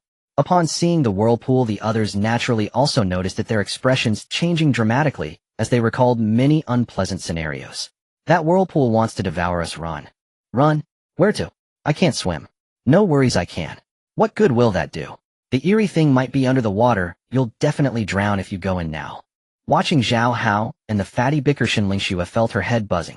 She coldly huffed. Everyone shut up, don't enter the water. Use your hands to paddle. Thus Zhao Hao and the others immediately began to paddle, but Fang Xiu did not. He simply observed. To him, paddling with their hands seemed a foolish act. If this eerie entity could silently move them onto the Blackwater River, then if they could paddle their way out, that would truly be strange. He pondered whether they had been silently moved by the eerie entity, or if the place they had stayed before was not actually Blackwater Village, but rather the Blackwater River. Before long, the fatty's panicked voice rang out. It's no use. We've been paddling for ages, but we're not moving at all. It was as if something beneath the water was tugging at the bed. Upon hearing this, the expressions of everyone changed slightly as they looked at the pitch-black water beneath the bed, a wave of inexplicable fear rising in their hearts, akin to a fear of the deep sea. In the depths of the sea there was no light, only an endless expanse of black water. Not only are we not moving, but we're also accelerating towards the whirlpool in the center of the river. Shenling Xue said gravely. We must not get close to the whirlpool, otherwise our bed will be sucked in. Once we're in the water, our combat abilities will drastically decrease. This eerie entity has the power to control the river water. Being in the river is its domain. In such circumstances we would undoubtedly lose. Moreover, as the strongest combat power in our team, with my abilities primarily centered around fire, once in the water, I would be severely restricted, likely only able to protect myself, unable to safeguard you all. Shenling Xu's analysis nearly terrified Zhao Hao and the fatty into submission. Zhao Hao instinctively glanced at Fang Xiu. What should we do, Brother Xiu? After all, it was under Fang Xiu's guidance that he had survived the Qingshan mental hospital and become a Fang Xiu calmly scanned the increasingly distant riverbank, ultimately locking onto a relatively sturdy tree. He opened the backpack on the bed, which contained pre-prepared ropes, a spade, a handgun, and other tools. He took out the rope and the spade, connected them, and then flung them with force. The spade with the rope traced a beautiful arc and accurately landed on the tree trunk wedged between the branches. As a spirit master, his control had reached an extraordinarily precise level of tasks that would require extensive training for ordinary people. He could now accomplish with ease. Everyone grab onto my bed. At Fang Xiu's command, the others revealed expressions of joy and hurried towards Fang Xiu's bed. Fortunately, the distance was not far, and the rope provided assistance. The group quickly gathered together.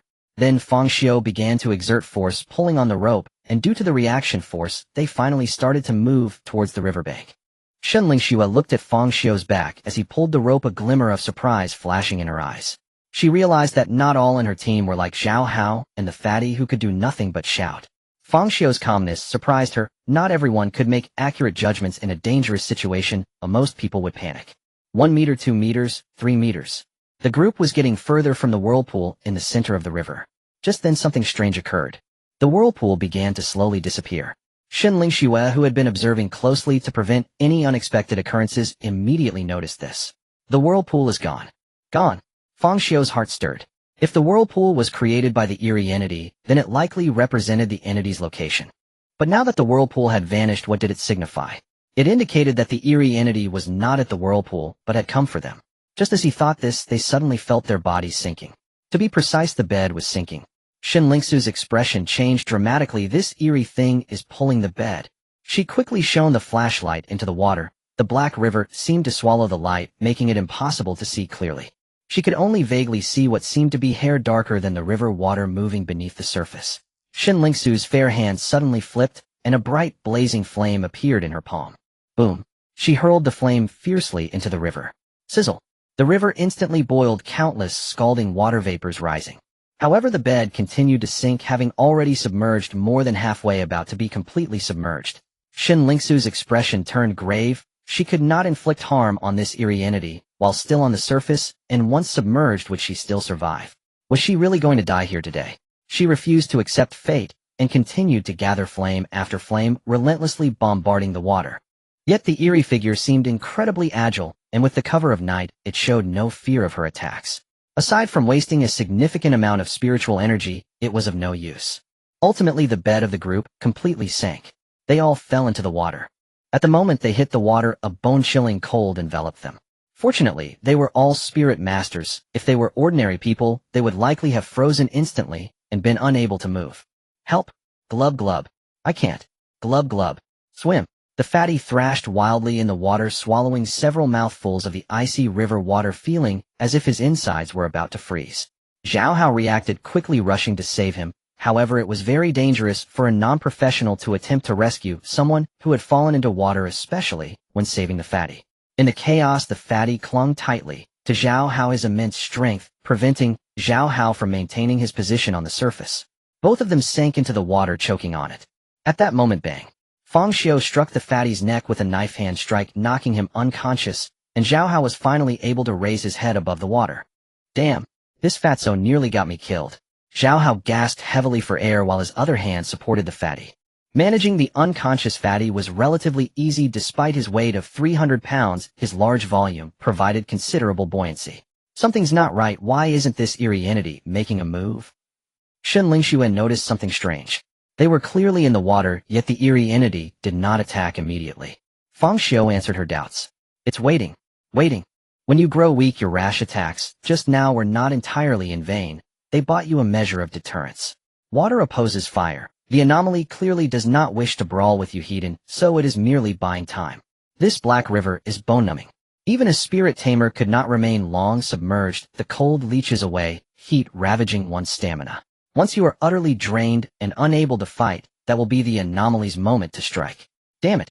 Shin Lingxiu gritted her silver teeth.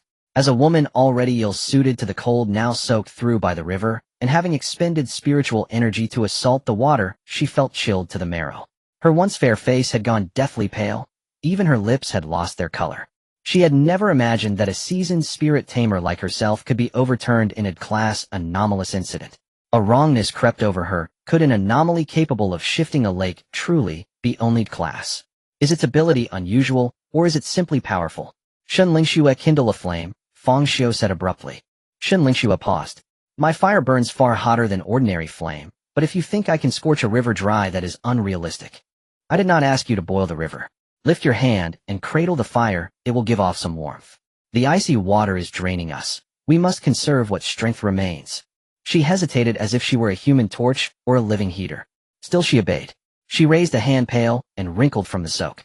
Then, a burst of scorching, brilliant flame blossomed, and a fierce wave of heat pushed back some of the cold. Ah, how warm, like soaking in a hot spring, Zhao Hao blurted an ill-timed joke. Shin Lingxiu shot him a cold glare. Typically, when extreme cold suddenly feels like warmth, it means you are close to freezing to death. Startled, Zhao Hao hurriedly pressed the fainting, corpulent man closer to himself, hoping to siphon a little warmth. Shin Lingxiu kept the flame alive. A trace of color returned to her face, but her expression grew ever graver. With my spiritual energy, I can hold this flame for at most 10 minutes, she thought. After 10 minutes my spirit will be spent. This is nothing more than drinking poison to quench thirst, trading spirit for stamina. When my spirit is exhausted and the anomaly appears, what then? Fang Xiu glanced at her calmly and said, It does not matter. I will act. Shin Lingxiu looked at Fang Xiu with deep skepticism. In her mind his power was foresight, Formidable, yes, but devoid of direct combat capability. You will act, she asked doubtfully. Zhao Hao, however, believed Fang Xiu without question.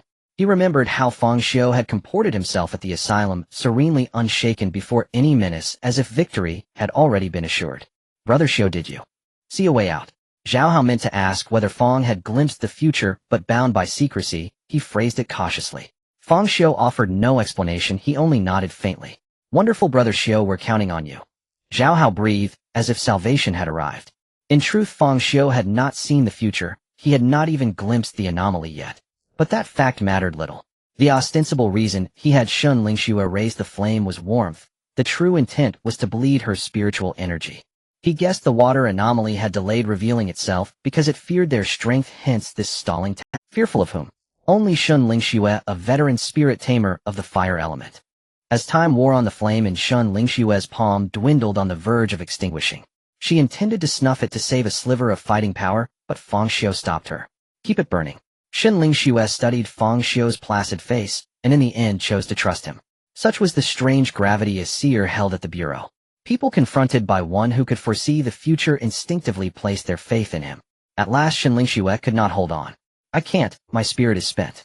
No sooner had she spoken than the flame guttered out, and the world fell into pitch darkness.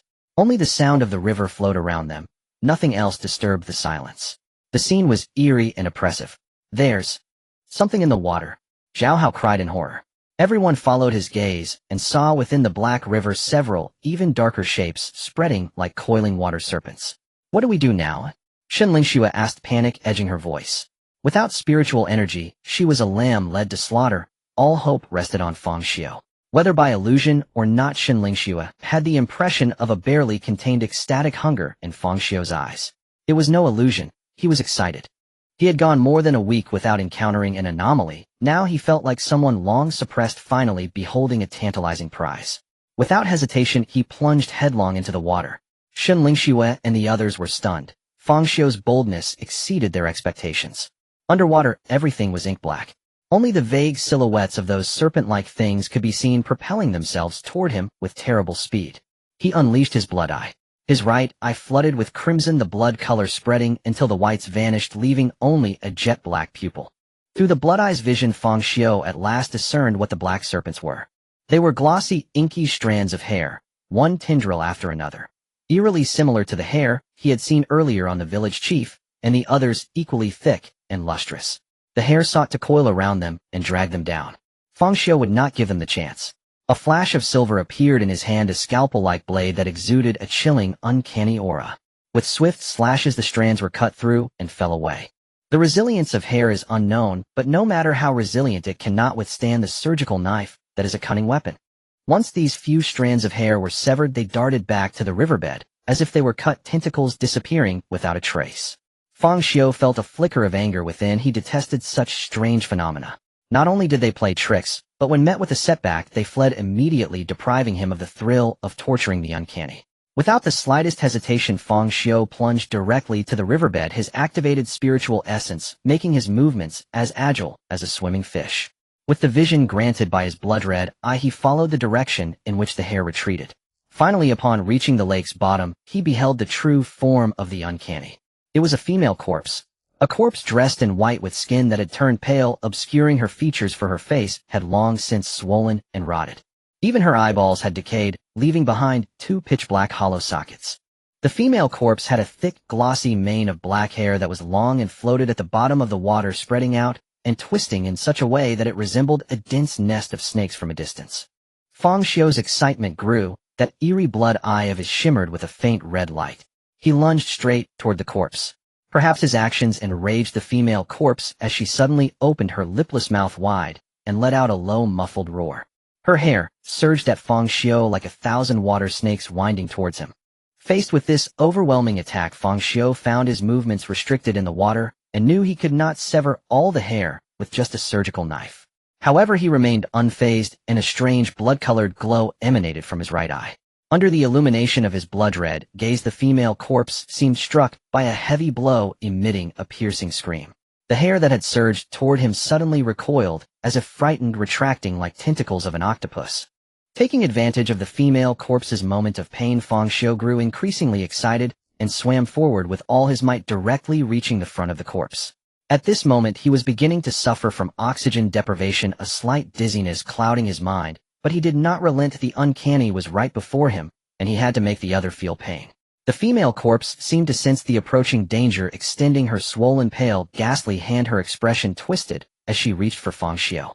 But Fang Xiu did not care. The excitement in his eyes was nearly tangible, and the calm expression on his face had vanished, replaced by an involuntary twisted grin.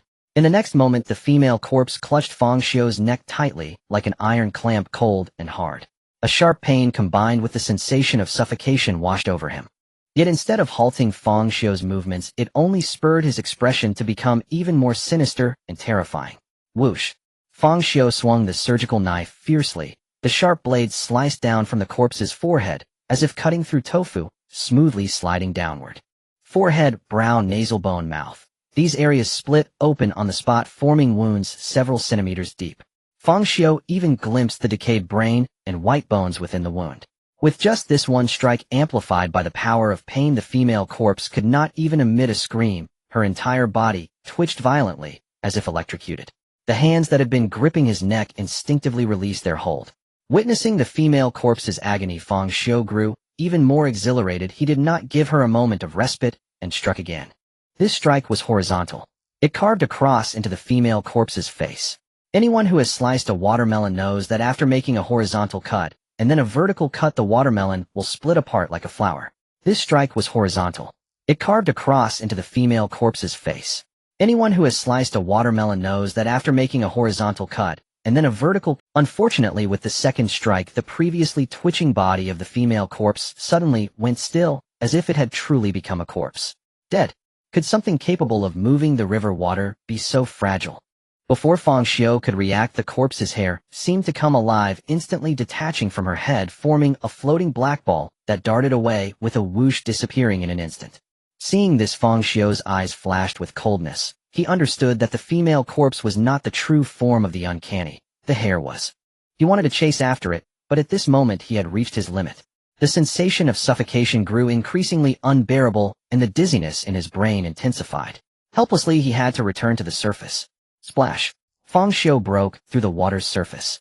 Xiu and the others hurriedly looked over. Upon seeing it was Fang Xiu, they breathed a slight sigh of relief, but upon noticing the deep red handprint on his neck, their expressions turned to concern. Xiugu, are you alright? What about the uncanny? Zhao Hao asked anxiously. Fang Xiu did not respond immediately. He took several deep breaths of air, finally calming down enough to say, "Let it escape. The true form of that uncanny seems to be the hair." Hair. No time to explain while the uncanny is fleeing. Let's quickly see if we can reach the shore. Xiu urged. The group nodded and swam toward the shore.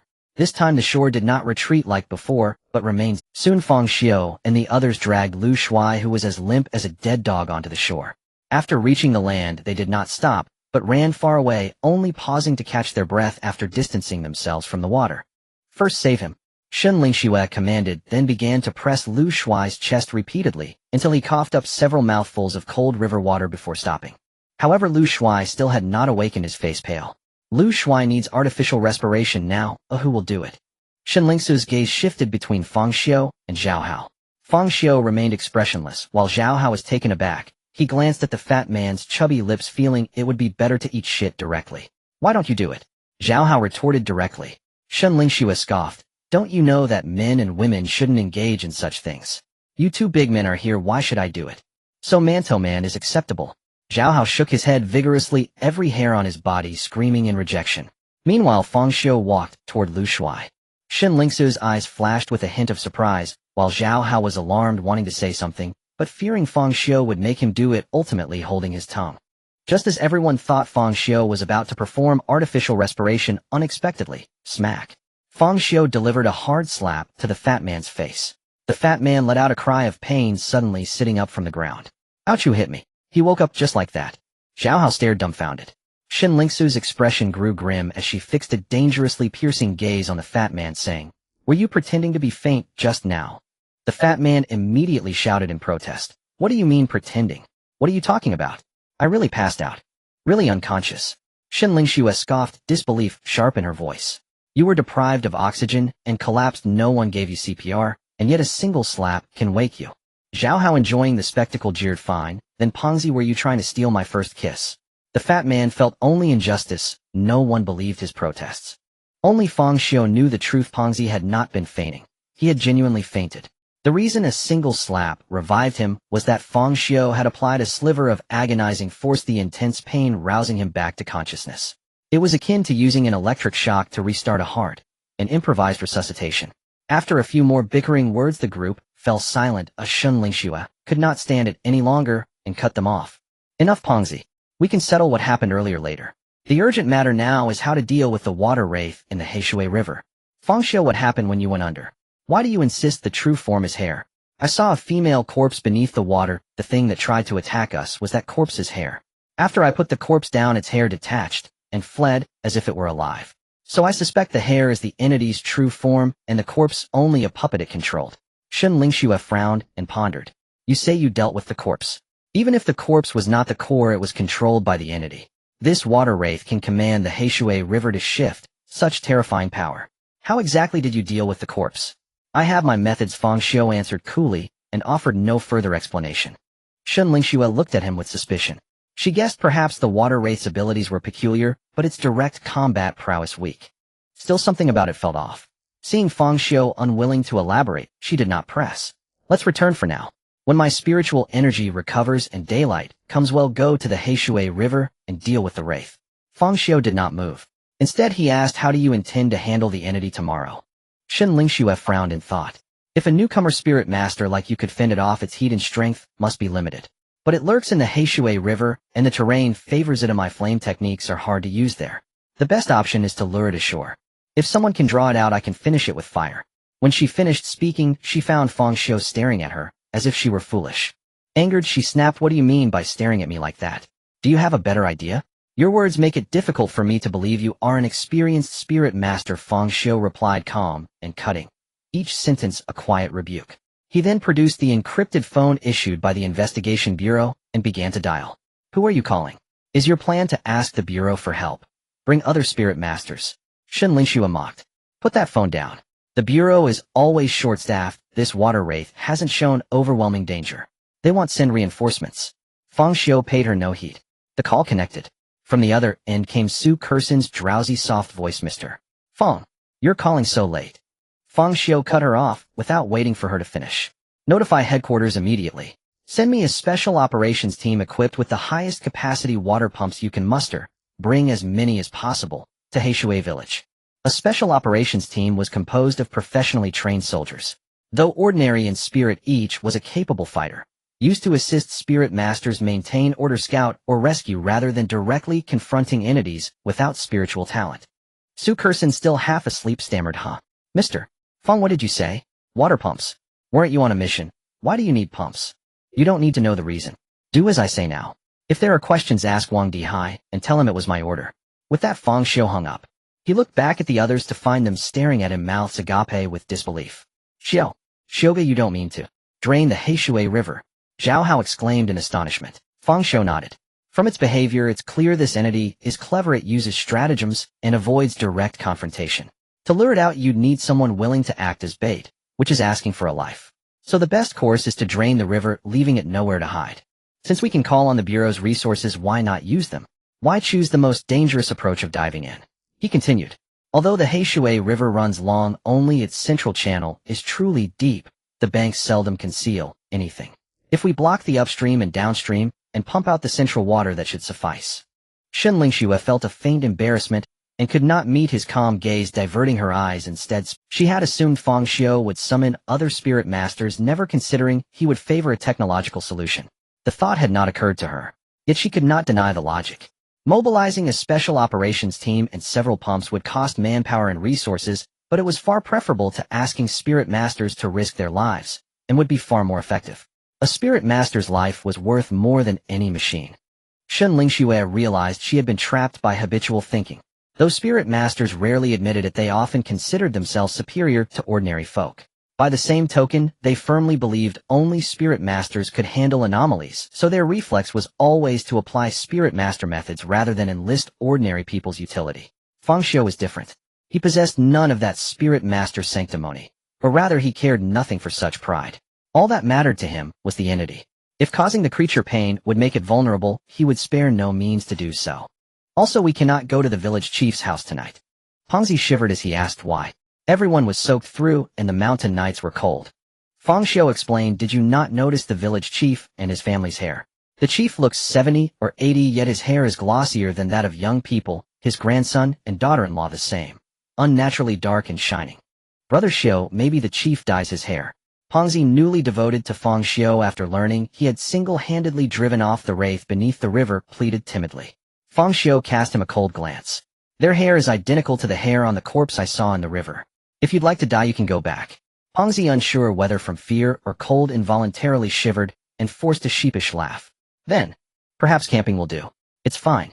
All accepted Fang Xiu's plan without objection. Even Shen Lingxue, though nominally the leader, said nothing. Command had silently shifted to Fang Xiu.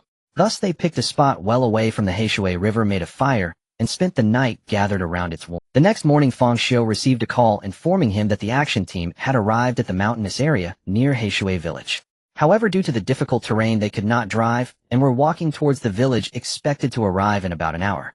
Fang Xiu had arranged to meet the action team in the middle of the Heishui River before entering the village with everyone. Notably, he was wearing the sunglasses he had prepared in advance. He needed to verify his speculation. He hadn't seen any other villagers yesterday, because it was too late, and today, he wanted to take a look at the hair of the other villagers. As they entered Heishui village, their group attracted the attention of countless villagers. Many had already gone out to work, some farming, and others herding. Fang Xiu and his companions were dressed in a way that was completely out of place in the village, clearly coming from a big city, which drew the villagers' attention. However, the villagers' gazes were mostly filled with curiosity and did not carry any hostility. Perhaps the village head had already informed the villagers that reporters would be coming.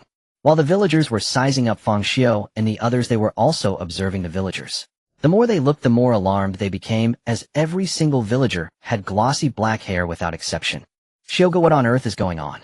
Did these villagers grow up eating black sesame? Zhao Hao asked, his voice trembling slightly. Where could one find such potent black sesame? I just saw several elderly people, and their hair was the same, glossy black without a single white strand. The fat guy chimed in. While everyone was looking at the hair, Fang Xiu's gaze drifted around. There were no anomalies. Not a single one.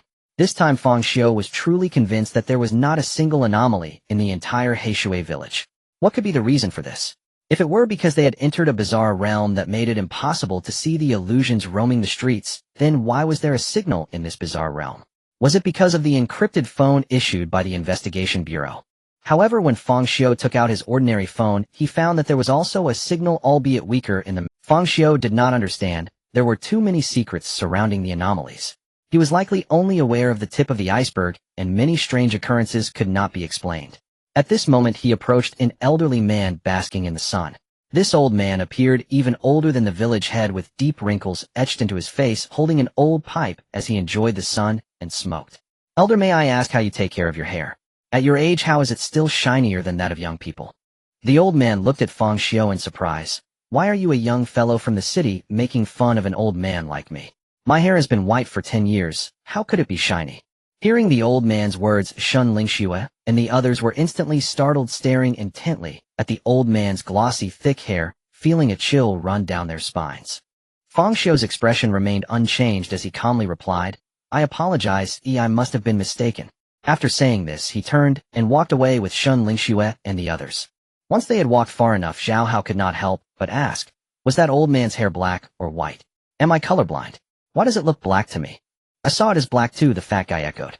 These villagers have problems. They are highly likely to have been affected by anomalies. Shen Lingxue asserted, those affected by anomalies may exhibit strange characteristics to varying degrees. Typically this manifests as physical weakness, emotional abnormalities, and mental fatigue, but other influences are not excluded. Fang Xiu glanced at her and calmly said, how can you be sure that the affected ones are the villagers, not us? The group was slightly taken aback, and Zhao Hao and the fat guy turned pale. At this moment voices suddenly came from afar. Miss Shen, so you are here. The newcomer was none other than the village head's grandson, Wang Fugue. Wang Fugue jogged over panting as he asked, Miss Shen, you all are up really early. I was just about to call you for breakfast, but found no one in the room. The group looked at Wang Fugue's glossy black hair with strange expressions, especially Zhao Hao and the fat guy. Knowing that the villagers might have something strange about them, they found it hard to act as politely and warmly as before. Fortunately, Fang Xiu, being a seasoned spirit master, did not show any unusual reactions and replied calmly. Yes, we are used to waking up early. After all, we have work to do. Are you going to start filming? I can take you to some scenic spots, Wang Fugue offered.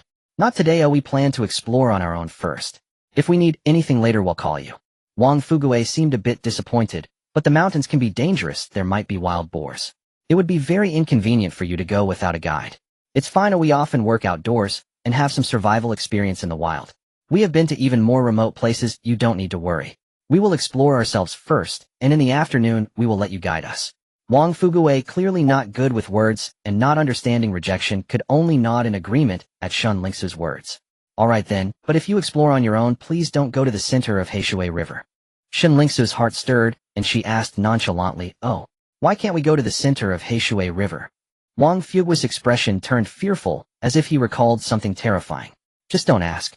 My grandfather doesn't allow spreading superstitions, but more than one person in the village has mentioned that it's haunted, so please don't go. Seeing that she couldn't get any more information, Fang Xiu finally nodded, indicating that she understood. Then Wang Fugue left. Soon after, Fang Xiu's phone rang. Investigator Fang, the 10th Special Action Team, is in position. Okay, we will be there soon. Fang Xiu hung up the phone and said to the others, don't worry about the villagers for now, let's deal with the anomalies in Heishui River first. In the center of the Heishui River, Fang Xiu and his companions walked briskly, spotting a special operations team dressed in black tactical gear, armed with submachine guns from a distance. Each member of the team was robustly built and stood upright, clearly having undergone professional training. However, in front of the special operations team stood a man and a woman, both wearing jackets and hiking boots, holding trekking poles and carrying backpacks, dressed like tourists. The man and woman appeared to be arguing with the special operations team. On what grounds are you forcing us to leave? This place isn't yours. We're here to enjoy the scenery, and you have no right to interfere. Exactly, this isn't even a tourist spot. Even if it were, we could buy tickets. We are on a special mission and no unauthorized personnel are allowed near. Please leave immediately, a member of the special operations team said coldly. At that moment, Fang Xiu and the others had already. The member of the special operations team quickly jogged over and saluted, saying, Investigator Fang, the 10th Special Operations Team reports to you. Fang Xiu nodded slightly, about to speak when the man and woman walked over. The man was tall and sturdy with a rugged appearance, while the woman was tall with a wheatish complexion, giving off an impression of someone who often engages in outdoor activities. Are you their leader? On what grounds do you? The woman started speaking, her tone brash and aggressive. Fang Xiu did not give them a chance to finish and directly ordered, remove them. Yes. The special operations team immediately sprang into action, sending 2 members to forcibly escort the man and woman away. The man attempted to struggle, but upon seeing the overwhelming numbers and weapons, he ultimately refrained from resisting. In contrast, the woman was the most vocal, protesting loudly. You wait. I'm going to file a complaint against you. Do you know who I am?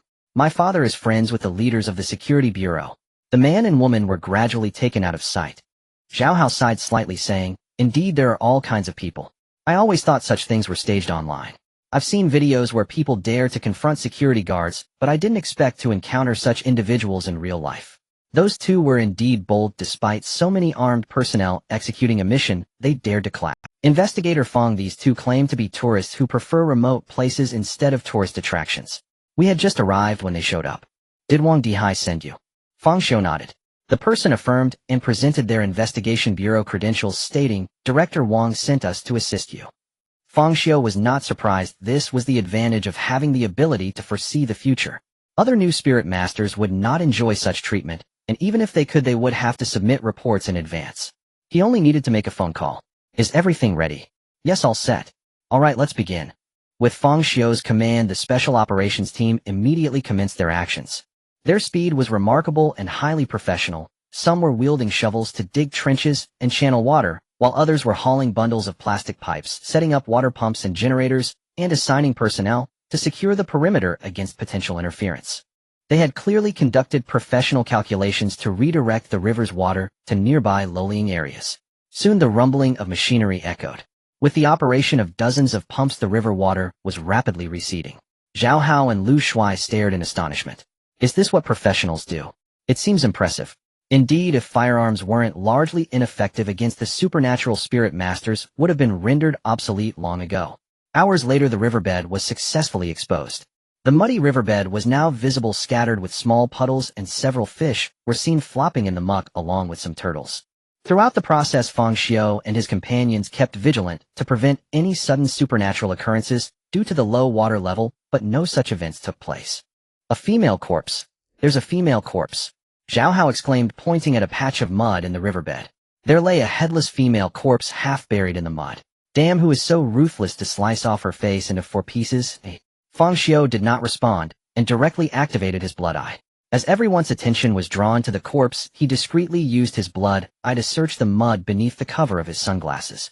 Moments later, his gaze fixed on a small puddle in the center of the river.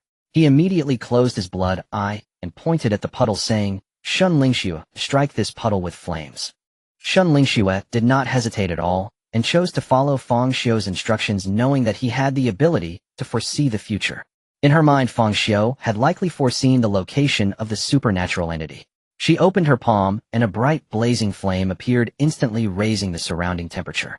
She hurled the flame towards the spot Fang Xiu indicated. The fire shot forth like a dragon, aiming straight for the puddle. Boom! The fire erupted with a deafening explosion, sending a heat wave surging throughout the area. The water in the puddle boiled and evaporated, causing the wet mud around it to crack. At that moment, a piercing scream echoed from the bottom of the puddle. Soon after, a mass of charred flaming hair emerged, writhing as it broke through the surface. The supernatural entity has appeared. Zhao Hao exclaimed in shock, then instinctively ducked behind Fang. The hair floated in midair, thrashing wildly, and several fiery strands lashed out, as if severing like a gecko's tail. At that moment, the hair seemed enraged, spreading like a web, extending 5 meters, 10 meters, 20. It appeared ready to envelop everyone. At this moment, Shun Lingxiu struck back, seeking revenge for her immersion in the icy lake water the previous day. Bang bang! She gathered blazing flames in her hands, continuously launching them at the hair. But just then, Fang Xiu heard the sound of bullets being chambered. He furrowed his brows and looked towards the special operations team. Instinctively sensing something was amiss, he wondered why these professionally trained soldiers, aware that firearms were ineffective against the supernatural, would load their weapons without receiving orders. Beside him, Zhao Hao and Lu Shuai urged, "Just stay back and watch. Shun Lingxiu's ability counters this supernatural entity perfectly." But in the next moment, something shocking happened, as the special operations team, seemingly ignoring everyone's words, raised their weapons and aimed them at Fang Xiu and the others. Hey, what are you doing? We're on the same side," Zhao Hao shouted in panic. "Quick, get away. We can't control our bodies." A member of the special operations team shouted stiffly. "What?" Shun Lingxiu recoiled in shock, abandoning the burning-haired demon entirely as she whirled around, raising her flames toward the special task force members. Yet she could not bring herself to strike. In that fleeting moment of hesitation, a special task force member had already pulled the trigger. Click, click, click. Burning bullets erupted toward Fang Xiu and the others. A single pistol wielded by one person might have allowed Fang Xiu a chance to evade, but facing a squad armed with submachine guns, death was inevitable. He did not activate his blood eye either. It was a single-target ability. In an instant, Fang Xiu and his companions were riddled with bullets, collapsing into pools of crimson. Fang Xiu opened his eyes, finding himself standing in Heishui village, surrounded by villagers past. Zhao Hao's voice sounded beside him. "Brother Xiu, what on earth is going on? Have these villagers all been eating black sesame seeds since childhood?"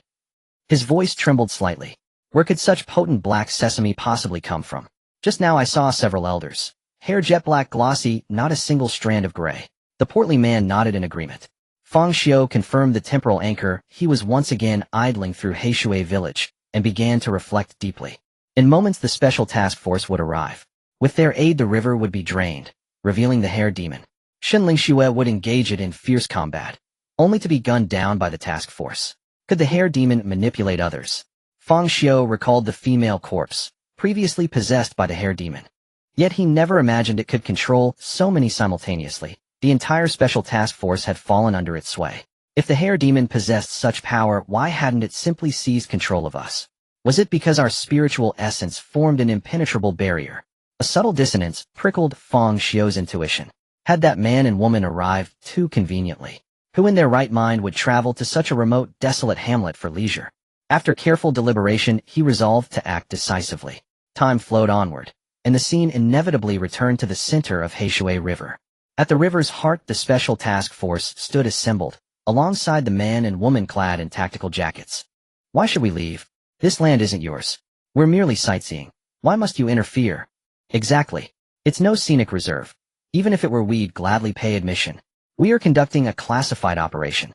Unauthorized personnel must evacuate immediately. A task force operative spoke coldly. Recognizing this familiar tableau, Fang Xiu led his team forward. Instantly, a task force member jogged over and saluted. Investigator Fang, the 10th Special Task Force reports for duty. Fang Xiu gave a silent nod. At that moment, the man and woman approached, just as before, and the woman launched her sharp, insolent interrogation. Are you their commander? By what authority? Fang Xiu observed them calmly. Ordinary, unremarkable, utterly devoid of anomaly. Yet his principle remained unwavering. When perception fails, action reveals. A silver flash sliced the air, the woman's voice cut off mid-sentence. Not just her voice, the entire world fell silent. Xiu, the task force operatives, all stared stunned at Fang Xiu and the woman. There, embedded deep in the woman's pale throat, gleamed a surgical scalpel, held firmly in Fang Xiu's hand. No one anticipated such sudden, merciless lethality, utterly without warning, bordering on the surreal. Even granting her rudeness, she had merely stepped forward to question him, her words still unfinished. Yet he struck her down without hesitation. Fang Xiu ignored their bewildered stares, scrutinizing every micro-expression on her face, searching relentlessly for a flaw, a crack in the facade. Yet her expression held no flaw. She performed like a consummate actor, convincingly portraying disbelief, confusion, terror, flawless in every nuance. Shink. Fang Xiu withdrew the scalpel. Crimson arterial spray burst from her throat like an arrow. This was not his first time severing a carotid. His technique was precise, practiced, fatal. As the blade slid free, the woman emitted a guttural, wordless cry. Her pupils dilated, consciousness fled, and she crumpled lifelessly to the ground. Fang Xiu frowned faintly. Had he moved too swiftly, leaving her no time to react? Or had his judgment erred entirely? Was she, after all, merely human? Fang Xiu, what are you doing? Xiu's voice shattered the silence, furious, aghast. They're compromised. Fang Xiu offered only a terse explanation. The man accompanying her finally registered what had occurred. Screaming in terror, he spun to flee. Shink. Another silver flash. Then a second wound bloomed across the man's throat. Xiu instantly retreated, maintaining wary distance from Fang Xiu. Fang Xiu, I strongly suspect your spiritual essence has destabilized. Explain yourself, now. I said they were compromised. They are compromised. Zhao Hao seemed to grasp something. Hesitant, he ventured, Brother Xiu. Did you sense it? Xiu remained ambivalent, but discretion demanded silence. Fang Xiu's abilities were classified, not for public discourse. Fang Xiu cared little for suspicion. He would soon reset time through death reversion. Killing the pair served solely to eliminate them as suspects. Their suspiciously perfect timing gnawed at him. The task force's possession need not originate from the hair demon alone. Other investigative methods existed, but none swifter than lethal elimination. Whether or not they were responsible, killing them would reveal the truth. Would the task force remain uncontrolled? Fang Xiu then commanded the task force, immediately disarm yourselves. Every weapon, every piece of gear. Their captain hesitated, but obeyed. Once fully disarmed, Fang Xiu ordered them to begin draining the river. Several hours later, the central part of the Blackwater River revealed the bottom once more. Xiu attacked this puddle, Fang Xiu commanded. Xiu cast a doubtful glance at Fang Xiu, then began to work, bright flames igniting in her hands as she hurled them directly at the puddle. As before, the hair monster was blasted out again. However, this time Fang Xiu's gaze was not on the hair monster, but remained fixed on the special operations team. Just as Xiu was engaged in battle with the hair monster, the special operations team moved. Their bodies moved in a disjointed manner like marionettes, stiff for only 2 or 3 seconds before their movements became coordinated. Like fierce leopards, they pounced fiercely towards Fang Xiu and the others. Be careful. Our bodies are out of control. The speed of the special operations team was rapid, but Fang Xiu, who was already prepared, was faster. Facing a group without firearms, he found it easy to deal with them. The surgical knife, emanating a chilling aura, danced like a butterfly in Fang Xiu's hands. His figure moved like a ghost, weaving through the special operations team. Swish, swish, swish. Countless silver lights flashed, and in a moment numerous members of the special operations team found bloodlines appearing on their legs. The bloodlines initially were very faint, nearly invisible, but in the next second they deepened and turned red until blood gushed forth. Then those struck fell to the ground. Strangely, even after losing their ability to move, those individuals seemed to lack any sense of pain, crawling towards Fang Xiu to kill him and the others. Xiu eliminate the hair monster immediately. They are all under control, and I will restrain. Fang Xiu's calm voice rang out amidst the crowd as he moved like a specter, and every time he revealed himself, several members of the special operations team would fall. Hearing this, a surge of anger rose in Shun Lingsu's eyes as the temperature of the flames in her hands seemed to rise with her fury. Her hands each formed a blazing bright fireball, which she then raised high above her head, merging the two into an even larger fireball. Die! With Shun Lingsu's exclamation, the massive fireball smashed towards the hair monster like a small sun. Boom! A violent roar erupted, and the hair monster was completely engulfed by the fireball, burning fiercely until reduced to ashes. It's dealt with. A glimmer of joy flashed in Shun Lingsu's eyes. However, Fang Xiu doused her excitement with cold water. Their control hasn't been lifted. It seems the one controlling them wasn't this monster, or perhaps the monster isn't dead. What? Shun Lingxiu looked in astonishment, seeing that the members of the special operations team were still attacking. Fang Xiu was handling nearly all of them, while Zhao Hao and the fatty were each being chased by one person. Although Zhao Hao and the fatty had lit their spiritual senses, granting them extraordinary strength, they were hindered by their kindness, unwilling to harm their own, and their lack of combat experience meant they couldn't gain the upper hand against fully armed soldiers. Soon Shun Lingxiu also joined the battle. Instead of using her flames, she chose to knock out all of these people with her fists. After several minutes, all the members of the special operations team were finally subdued, most of them slipping into unconsciousness. Fang Xiu looked at the unconscious individuals deep in thought. They were neither travelers nor hair monsters. Why were the special operations team controlled? Clearly the monster was dealt with, but he realized that the truth not only remained unsolved, but had become more enigmatic. While Fang Xiu was pondering, only Shun Lingxiu looked at him with a suspicious gaze. She suddenly recalled Fang Xiu's earlier command to the special operations team to disarm. Had he foreseen this? Was that why he ordered them to disarm? What a terrifying ability to foresee. If he hadn't predicted it in advance, facing a fully armed special operations team at such close range, everyone might have died. What Shun Lingxiu didn't know was that she had actually died once. Fang Xiu, what do we do next? Shun Lingxiu suddenly asked, clearly recognizing who was truly capable of making the right judgment. First, let's tie them all up and wait for them to wake up before we discuss further. The others complied with his words. Fortunately, the special operations team had brought ropes, so there was no worry about a shortage. After securing them, more than half an hour passed before a few team members slowly awakened. What has happened? Why are we tied up? Do you remember what just happened? Fang Xiu stepped forward to ask. The few team members shook their heads in confusion. Don't remember. It seems the control has been lifted. Was it because the hair monster died? Or was the true mastermind only able to control these individuals for a limited time? With too little information, it was impossible to judge. After another half hour, most of the team members had fully awakened and no one remembered what had just occurred. Seeing this, Fang Xiu let them bandage their wounds before leaving. These people couldn't be used for the time being, otherwise one wouldn't know when they might betray again. Shun Lingxiu meanwhile made a phone call to report the incident and requested that the higher-ups send specialists to comprehensively examine the members of the special operations team involved in this operation. After everything was settled, Fang Xiu said, "Let's go back to Blackwater Village." Huh, we're going back. Isn't the monster dealt with? The fatty exclaimed in surprise. It's not over yet, Fang Xiu replied calmly, leading everyone back to Blackwater Village. Fang Xiu gazed thoughtfully at the villagers passing by, their hair dark and shiny. Shun Lingxiu said gravely, logically speaking, if these villagers' hair was caused by the monster, now that the monster has been dealt with, they should return to normal. Don't say that. The more I look at these villagers, the more afraid I become, Zhao Hao said, hiding somewhat behind the fatty. Hey, don't hide behind me. I'm scared too. Shun Lingxiu cast a disdainful glance at the two, utterly puzzled by why his fellow novice spirit masters Fang Xiu displayed such competence while they merely dragged him down. I think you two should form a duo and call yourselves the Cowardly Duo. At that moment, Fang Xiu suddenly asked, in the past, what methods did your investigation bureau have for dealing with such anomalies? Shun Lingxiu thought for a moment and replied, we could first explore the entirety of Blackwater Village to search for clues, and then contact the investigation bureau to send professionals with the right equipment to conduct a full-body examination of the villagers to determine the cause of the anomaly. Fang Xiu shook his head, saying, too slow. This process would take at least several days, and modern instruments may not necessarily detect these anomalies. We should use my method instead. As he spoke, Fang Xiu had already walked towards an elder from Blackwater Village. Shun Lingxiu felt a sudden sense of foreboding and quickly asked, what is your method?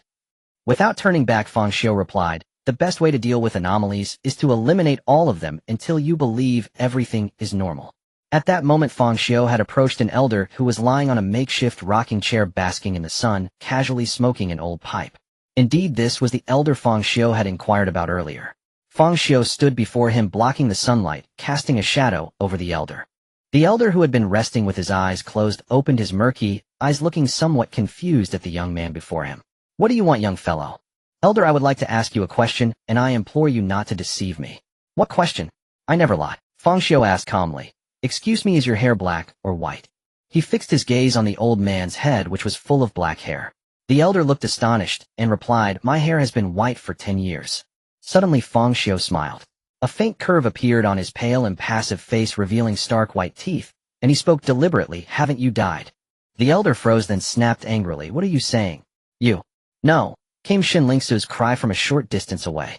A silver flash sliced through the air. A keen surgical blade tore through the atmosphere and cut the elder's throat. The elder's eyes bulged, his body trembled, his face filled with disbelief. Zhao Hao and Pengzi stood stunned.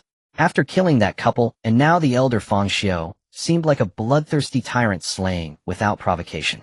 Lingsu rushed forward, fury on her face, as she looked at Fang Xiu. "What are you trying to do? How can you kill ordinary people?" She began. "You." But Fang Xiu interrupted, "He is not an ordinary man." Fang Xiu pointed at the elder's neck. Lingsu glanced and immediately froze. At the elder's throat there was no blood, where flesh should have been there were only severed strands of hair. Jet black, glossy hair. Hair.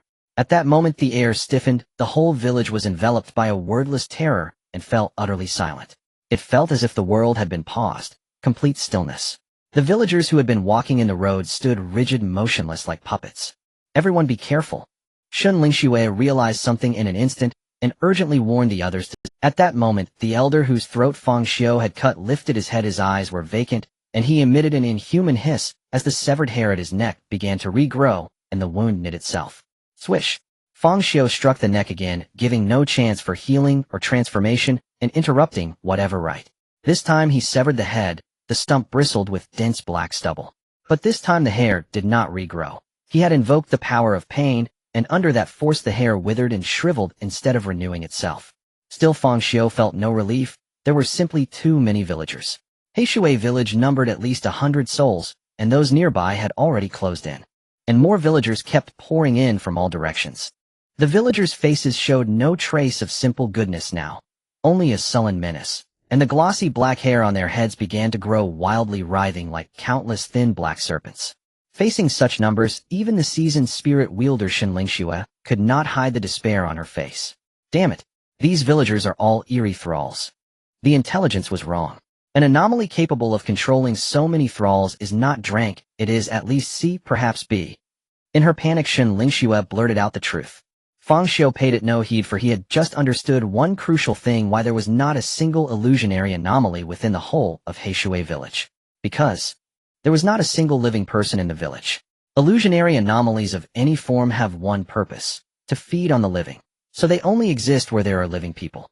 Heishui village sat in the mountains, remote and sparsely populated. With the entire village turned into eerie thralls, there was not a living soul for miles, and over time no anomalies remained there. This explained why Heishui lacked an eerie domain, yet showed no anomalies. Roar! Countless villagers erupted in inhuman cries, and like the undead, surged toward them. Lingsu's expression grew grave. She gritted her teeth and said, "We cannot stand and fight. I'll blast a path with flame. Follow behind me and break through." She addressed Fang Xiu. "If I'm not mistaken, that surgical blade in your hand is a paranormal artifact, is it not? It is sharp enough to sever hair. These hairs are exceptionally strong. Even my flames take seconds to reduce them to ash. For now only the two of us can harm these eerie thralls. I'll open the way. You deal with the scattered thralls. Lu Shui Zhaohao, you two stay behind." Fang Xiu move. At her command, she hurled 2 blazing fireballs into the crowd. Boom. The villagers before them were blasted away, some were set aflame and burned violently. A brief gap opened in the encirclement, and they rushed toward it, but they had barely moved when the villagers closed in again. Boom. Lingsu relentlessly struck the advancing villagers with flame. Though devastating, she could only incinerate 3 to 5 at a time, and such intense exertion drained her spiritual energy rapidly. Despite their fear, Zhao Hao and Pengzi drew pistols and fired repeatedly at the villagers. Alas, firearms were of little use against the eerie thralls. Even if a bullet punched a hole in them, countless strands of hair would instantly seal it, rendering the shots futile, only delaying the end. They managed only to push a few dozen meters before being hemmed in by ever more villagers. More alarming was that Shun Lingsu's spiritual energy was nearly spent. The fireball in her hand visibly shrank, her face paled, and despair slowly clouded her beautiful eyes. Then a cry rang out. It was Zhao Hao. A few strands of hair, ignoring gravity, drifted and wrapped around his neck. Hissing, the black locks retracted and tightened, strangling Zhao Hao with such force that they threw him to the ground and began dragging him toward the crowd. Zhao Hao clutched the hair at his throat, his eyes bulging, face flushing. Xiao, brother, help. Swish. A silver flash cut through the air, and the hair at Zhao Hao's neck was severed. He gasped, huh? Zhao Hao panted wildly, still shaken to his core. Yet the danger was not over. In the next instant, countless hairs from the villagers rose, defying gravity, and shot like blades toward Zhao Hao. The dense strands wove into a net and instantly swallowed him. Fang Xiu kept swinging his surgical blade, but the knife was small and the hair endless. Even as he severed strand after strand, the combined hair of hundreds would take days or nights to cut through. And so Zhao Hao fell. At that moment, another scream echoed. It was the fat man. The fat man's feet were entangled by hair, and he was yanked to the ground, dragged along as he desperately clawed at the earth, leaving behind several half-meter-long streaks of blood. I don't want to die. Save. His voice cut off abruptly as he was pulled into the crowd of villagers, where countless strands of black hair immediately wrapped around him, some even burrowing into his mouth, nose, ears, and every orifice on his body. On Shun Lingsu's side, things were no better. Her spiritual essence was completely depleted, leaving her with no flames to rely on, forcing her to engage in hand-to-hand combat. However, without her spiritual essence, she was like a martial artist who had lost their internal power, unable to defeat even the smallest foes. She only lasted a moment before being dragged into the crowd of villagers, following the fates of the fat man and Zhao Hao. Countless strands of black hair ensnared her, the hair slithering into her mouth, nose, and every part of her body. Thus, only Fang Xiu remained. It wasn't that he was the strongest. In terms of destructive power, Shun Lingxiu was undoubtedly superior.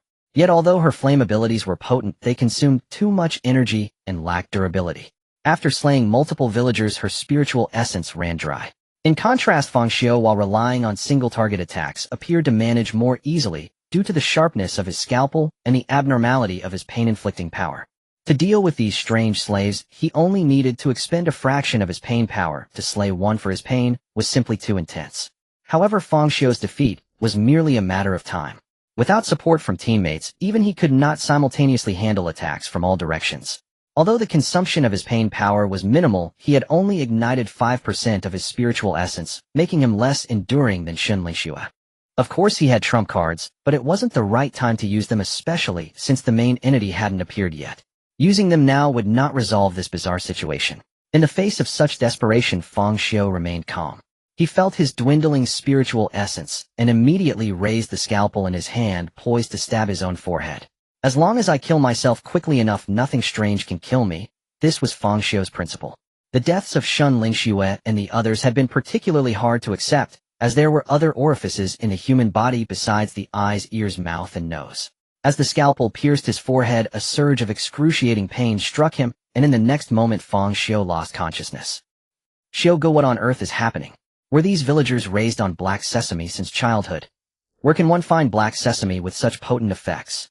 I just saw several elderly people. Their hair was the same jet black and shiny, without a single gray strand. The voices of the deceased, Zhao Hao and the fat man, echoed once more. Fang Xiu regained his senses, his gaze deep and tranquil, like an unfathomable abyss. He looked around at the villagers who had yet to mutate, and already had suspicions brewing in his mind. It seemed that these villagers lived like ordinary people until their identities were exposed. This time he wasn't prepared to take action against the villagers, as it would be futile. These villagers were all strange slaves, and even if he killed them all, it wouldn't resolve this bizarre incident. To completely resolve this, he could only find the true entity behind the strangeness. Clearly the strange thing at the bottom of the lake was not the true body, but rather a strange slave controlled by the hair, much like the villagers. However, why did that strange entity possessing so many strange slaves not directly eliminate him and the others, but instead lure them to the Blackwater River to let the corpse of the strange woman take action? Could it be that this strange entity was deliberately diverting attention, leading them to mistakenly believe that the female corpse was the source. After they killed the corpse, they would think they had completed the task and could return to report. But if that were the case, then the question arises, what was the situation with the Special Operations Team being controlled? The first time they had all died at the hands of the Special Operations Team's guns. If the strange entity's goal was to kill him and the others, it could have easily attacked them with its hundreds of strange slaves while they were staying in the village chief's house that night, without needing to go through such elaborate steps. Moreover, the methods of controlling villagers and the Special Operations Team were evidently different. The villagers were controlled by hair, with each person's body containing its strands, yet the Special Operations Team did not. The two incidents were already beginning to contradict each other. Fang Xiu had a vague feeling that there might be some crucial key hidden within, but with too little information, he couldn't make a judgment for now. According to normal logic, perhaps he should start from the female corpse. Who was the corpse?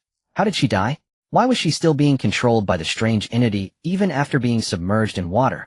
As long as he could clarify these issues, peeling back the layers would reveal the source of the strangeness. However, Fang Xiu did not intend to play by conventional rules. Unraveling the truth was the detective's job. As for the strange entity, he would only focus on killing, not burying. He took out the encrypted phone from the investigation bureau and began dialing. Su Kurson, tell the Special Operations Team to turn back immediately, go to the nearest gas station and buy all the gasoline and diesel they can carry. After speaking, he hung up the phone immediately. Shun Lingxue and the others looked at him in astonishment. Shoga, what do you need the gasoline for? Zhao Hao asked curiously. I have my uses, Fang Xiu replied calmly. After making arrangements, Fang Xiu once again went through the previous process, but this time he did not kill a man and a woman. Instead, he drove them away. As for the Special Operations Team, Fang Xiu instructed them to set up the pump and dig the ditch before quickly leaving, not giving the controlled any opportunity. After observing a few times, he had a rough idea of how to drain the Blackwater River and could operate it himself. After a busy half-day, once the river was drained, the hair strange entity reappeared and Shun Lingxue engaged it in battle. Meanwhile, Fang Xiu began checking the gasoline and diesel. The Special Operations Team was very responsible and executed orders without fail. They had brought nearly 100 barrels of gasoline and diesel. At this point, Shun Lingxue had already resolved the battle, successfully turning that mass of hair to ashes. Mission accomplished. Oh, we can prepare to head back. Not yet, Fang Xiu shook his head and said, it was merely a split body of the strange entity. The true strange entity is still hidden within Blackwater Village. Shun Lingxue was taken aback and cautiously asked, did you sense it? Yes, not only that the entire population of Blackwater Village are strange slaves of that entity, there isn't a single living person left. The only way to resolve this incident completely is to find the source ghost. Fang Xiu calmly uttered the chilling words. What? Shun Lingxue and the others were instantly taken aback. Are you sure you didn't misinterpret? If what you say is true, then this bizarre entity is very likely to be grade B, which is beyond our capabilities. The best course of action now is to report to the Investigation Bureau and wait for assistance. Shun Lingxue said in a deep voice. Fang Xiu glanced at her, asking, how many spirit masters are there in the Investigation Bureau? Just a dozen or 20. And how many of them are novices? With such a small number of personnel responsible for all the bizarre incidents in Luftang City, how long do you think it will take for them to send help? Even if they cannot send anyone for now, the best action is to retreat. I will not allow you to take risks. At this, the unaware fat man watched the two of them with a sly look, even whispering to Zhao Hao, hey, don't you think there's something going on between them? Shun Lingxue is clearly showing an unusual concern for Fang Xiu. Zhao Hao, who knew the inside story, said nothing and merely rolled his eyes. Fang Xiu naturally would not heed Shun Lingxue's advice.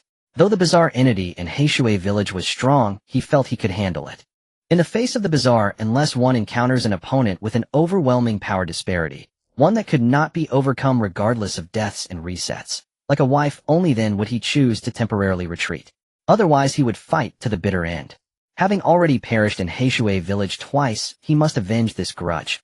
Ritian, you take the fat man and move away. I need to speak to Shun Lingxue alone. All right, Shogu, Zhao Hao replied, pulling the fat man aside. The fat man had a look on his face as if he had expected this all along, thinking to himself that he knew these two were having an affair. After the two left, Fang Xiu calmly said, there's no need to report to the higher-ups. I have foreseen the outcome. Shun Lingxue looked at him in surprise. What is the outcome? Naturally, it will be a great victory, successfully resolving the Heishui village incident. Are you sure? Shun Lingxue expressed doubt, recalling Fang Xiu's behavior during the mental pollution test. Fang Xiu was the kind of person who would risk his life to kill the bizarre Has my foresight ever been wrong until now? It hasn't been wrong, but there's nothing to debate. Life is precious. If I don't have absolute confidence, do you think I'm the kind of person who would disregard my own life? This statement moved Fang Xiu.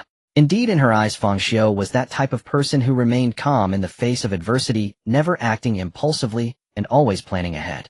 Sometimes, even she, a seasoned spirit master, had to admit that her psychological resilience was somewhat inferior to Fang Xiu's. At that moment, Fang Xiu caught sight of a large barrel filled with gasoline out of the corner of her eye, and suddenly realized something, exclaiming, "You didn't buy gasoline to set fire to the village, did you?" Fang Xiu nodded calmly, saying, "That's right, there is no longer any need for Heishui village to exist." After saying this, Fang Xiu didn't give Fang Xiu any time to decide, and turned to leave. "Hey you!" Fang Xiu opened her mouth, but ultimately didn't say anything, primarily because Fang Xiu's actions were always too unexpected. This was her first time witnessing a spirit master addressing a bizarre incident in such a manner. Drawing water from the river to deal with the bizarre lurking there, and setting fire to the village filled with bizarre minions. This method was indeed astonishing. Meanwhile, in a secluded grove near Heishui village, the previously encountered travelers in windbreakers suddenly knelt to the ground, their expressions blank and eyes devoid of spirit. If they had still seemed somewhat human before, now they appeared completely like two puppets being controlled. Standing before them was a charming woman dressed in a mink coat inside, which was a wynard long dress. The long wynard dress was elegant, but it had a long slit revealing a long fair leg. The woman in the wynard dress looked at the two kneeling figures deep in thought. "I finally managed to leave a seed of control on you two puppets from the special operations team, thinking I could manipulate you to kill Fang Xiu and the others in the chaos, but unexpectedly that kid named Fang Xiu actually sent the special operations team back. Was it unintentional? Or did he sense something? Regardless, Fang Xiu is not simple. Since the bronze candlestick is with him, it also means Lin Xiang was most likely killed by him. Possessing the power to kill Lin Xiang, yet only being a newly promoted spirit master, he must have secrets." Sighing, the woman in the wynard dress lamented, "All my life is so hard. I thought I would be able to resolve them quickly, but now I have to seek another opportunity. How much longer do I have to stay in this deep mountain forest? You two, why can't Fang Xiu and the others just obediently go to their deaths?" She asked the two kneeling figures, but they remained as still as would, not responding. "I'm so angry right now. You two come here to help me vent my frustration." "Yes, master," the two replied stiffly, and then the woman rose and walked toward the woman in the wynard dress. Thud! The woman directly knelt on the ground, supporting herself with her hands and knees, her back parallel to the ground, resembling a human chair. The woman in the wynard dress gracefully adjusted her skirt behind her, ensuring it clung to her curves, then gently sat down. Once settled, she opened her legs, revealing a long, smooth leg from the slit of her dress. At this moment, the man who had been kneeling on the ground began to move, lifting his head and crawling towards the woman step by step, as if trying to crawl through a dog hole. Time quickly passed to 9 o'clock at night. Fang Xiu and the others hid around the perimeter of Heishui village, taking advantage of the darkness. He chose not to take action during the day because it would be too easy to be discovered, so he waited until nightfall, when the villagers had returned to their homes to sleep, before making his move. There were no entertainment activities in the mountains, and the villagers went to bed early, so by around 9 o'clock there were hardly any people out and about. "Split up and douse the entire village with gasoline," Fang Xiu commanded. "All right, Xiu Gu." Zhao Hao and the others each picked up 2 barrels of gasoline and began their operation under the cover of night. Fang Xiu was also busy spreading gasoline around. "This bizarre entity loves to perform right. Then I shall give you a grand flame show." An hour later, it was 10 o'clock. The surroundings of all the houses in Heishui village had been soaked in gasoline. Fortunately, it was relatively cold in the mountains, so the gasoline wouldn't evaporate too quickly. Fang Xiu, ignite the fire. Fang Xiu hesitated for a moment, but ultimately chose to trust Fang Xiu. She extended a delicate, slender finger, and with a soft pop, a small flame appeared at her fingertip. She flicked her finger, and the small flame immediately landed on the gasoline. Boom! The gasoline was ignited in an instant, and a tremendous blaze erupted, presenting a grand display of flames before everyone. Trees, houses, chicken coops, piles of firewood. All were mercilessly consumed by the fire. Under the illumination of the blazing flames, the entire Heishui village seemed as bright as day. Feeling the waves of heat rushing toward them, Fang Xiu and the others involuntarily took a step back. "Xiu, Brother Xiu, are the villagers of Heishui village really all ghost slaves? If you sensed it wrong, then we've committed an unforgivable crime." Lu Shui asked anxiously. Fang Xiu ignored him and calmly gazed at the burning Heishui village, the flames reflecting in his pitch-black pupils flickering incessantly. Don't you all feel it's too quiet? Zhao Hao seemed to realize something. By common sense, if the villagers were normal, why is no one screaming amidst this great fire? Not even leaving their houses. At this moment, the entire Heishui village had completely fallen into a sea of fire. Suddenly, an extremely suppressed and low roar echoed from the sea of fire, the sound resonating powerfully, causing even Fang Xiu and the others, despite their distance, to feel a sharp pain in their eardrums. You shall die. Abruptly, a sharp female voice filled with killing intent rang out. Boom. A house in the northwest corner of Heishui village exploded in an instant, sending countless sparks flying. Finally willing to show herself. A flicker of excitement flashed in Fang Xiu's right eye. Against the backdrop of the raging flames, a young woman slowly emerged from the ruins. She was slender with rough skin, a large black birthmark on her left cheek, and wore a red floral top resembling a peasant girl. Yet her waist-length silver hair appeared exceedingly out of place. As she appeared, a terrifying and eerie aura began to spread, an icy chill that even suppressed the raging flames, causing the temperature to drop several degrees. Looking at this unfamiliar silver-haired woman, Fang Xiu was not surprised. Had the mastermind been the village chief, or Wang Fugui, he would have been taken aback. After all, since the mastermind chose to remain hidden, the best approach is to stay out of sight, avoiding revealing any flaws. This is not like a TV drama where the murderer loiters in front of you every day, giving the protagonist a chance to notice something unusual. I never intended to kill you, but you dared to destroy my home, so you shall die. The words of the silver-haired woman acted like a signal. The next moment, figures began to emerge from the houses, engulfed in flames one after another. These villagers were completely covered in flames, their skin already charred, revealing blackened hair beneath, which continued to burn and grow, cycling endlessly. They silently howled as if they were souls struggling in hell. Fang Xiu was not surprised by this scene. He had long guessed that ordinary flames could not kill these ghost slaves, only inflicting certain damage upon them. Although the hair that formed the ghost slaves appeared thin, each strand was as strong as steel. The ghost slaves gathered around the silver-haired woman like loyal guards protecting their queen. At that moment, the silver-haired woman waved her hand toward the direction of the Heishui River, and a powerful wave of spiritual energy emerged. Splashing sounds echoed from the Heishui River. In the next second, a shocking scene unfolded as a wave towering over 10 meters high seemed to be drawn by some magical force, surging from the Heishui River toward Heishui village. Splash! The giant wave crashed down violently like a colossal hand, instantly extinguishing the raging flames of Heishui village. The flames on the ghost slaves were also extinguished, but they had completely lost their human form, only retaining the shape of a person. Their bodies were entirely composed of hair, pitch black, resembling mummies, but instead of being wrapped in cloth, they were enveloped in hair. Seeing this scene, Xin Xiu was stunned, for she had just clearly sensed the powerful wave of spiritual energy emanating from the silver-haired woman. She is not a ghost. She is a spirit master. A second-tier spirit master. The water manipulation just now was her ability, Xin Xiu exclaimed. Upon hearing this, the bloodlight that had been faintly rising in Fang Xiu's right eye was instantly extinguished like a stove ready to burn, doused with a bucket of cold water. She is a spirit master. But what about those hair ghost slaves? Zhao Hao asked in astonishment. She is indeed a spirit master, but her hair is eerie. If I'm not mistaken, this hair ghost should be a type of possession ghost attached to this person, Xin Xiu explained. After hearing this, the bloodlight in Fang Xiu's right eye began to rise again. He was gradually understanding everything. On the first night, it was the silver-haired woman who lured everyone to the Heishui River, using her water manipulation ability to control the river, and then employing the hair ghost's power to manipulate the corpses. Kill them. With the silver-haired woman's command, the hundreds of ghost slaves around her roared and charged at everyone. Oh my god! Help! Xiu! Brother Xiu, there are too many of them. Should we retreat first? Fang Xiu, didn't you say we would definitely win? Where is our chance of winning? Xin Xiu asked anxiously. Although she was confident in her strength, facing a second-tier spirit master along with hundreds of ghost slaves, it was no longer a matter of confidence, but rather survival. Such a powerful lineup in the entire investigation bureau, only Captain Yang Ming and Deputy Captain Bai Qi could handle it. Facing the charge of hundreds of ghost slaves, Fang Xiu showed no signs of panic. Instead, he smiled coldly. The odds are in my favor. Xin Xiu was taken aback. Fang Xiu, this is not the time for jokes. You just need to hold off these ghost slaves, allowing me to approach the silver-haired woman. In fact, the most correct approach at this time was to commit suicide and return to the last checkpoint. Because once the true identity of the Eerie was known, one could slowly strategize, looking for opportunities to execute a decapitation tactic, such as bringing in heavy weaponry to directly strike her without her knowledge. Eeris are difficult to kill with heavy weaponry, but the silver-haired woman is still human. This is indeed the optimal solution. But Fang Xiu had no intention of doing so.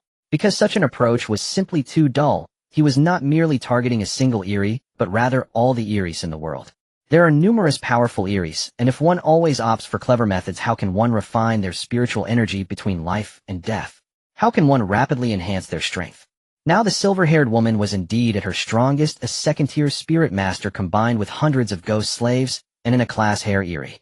But so what? Since he chose to fight, he would strike when she was at her strongest. It is precisely the strongest that he would challenge. If he couldn't even achieve this level, how could he make all the Eeris in the world feel pain?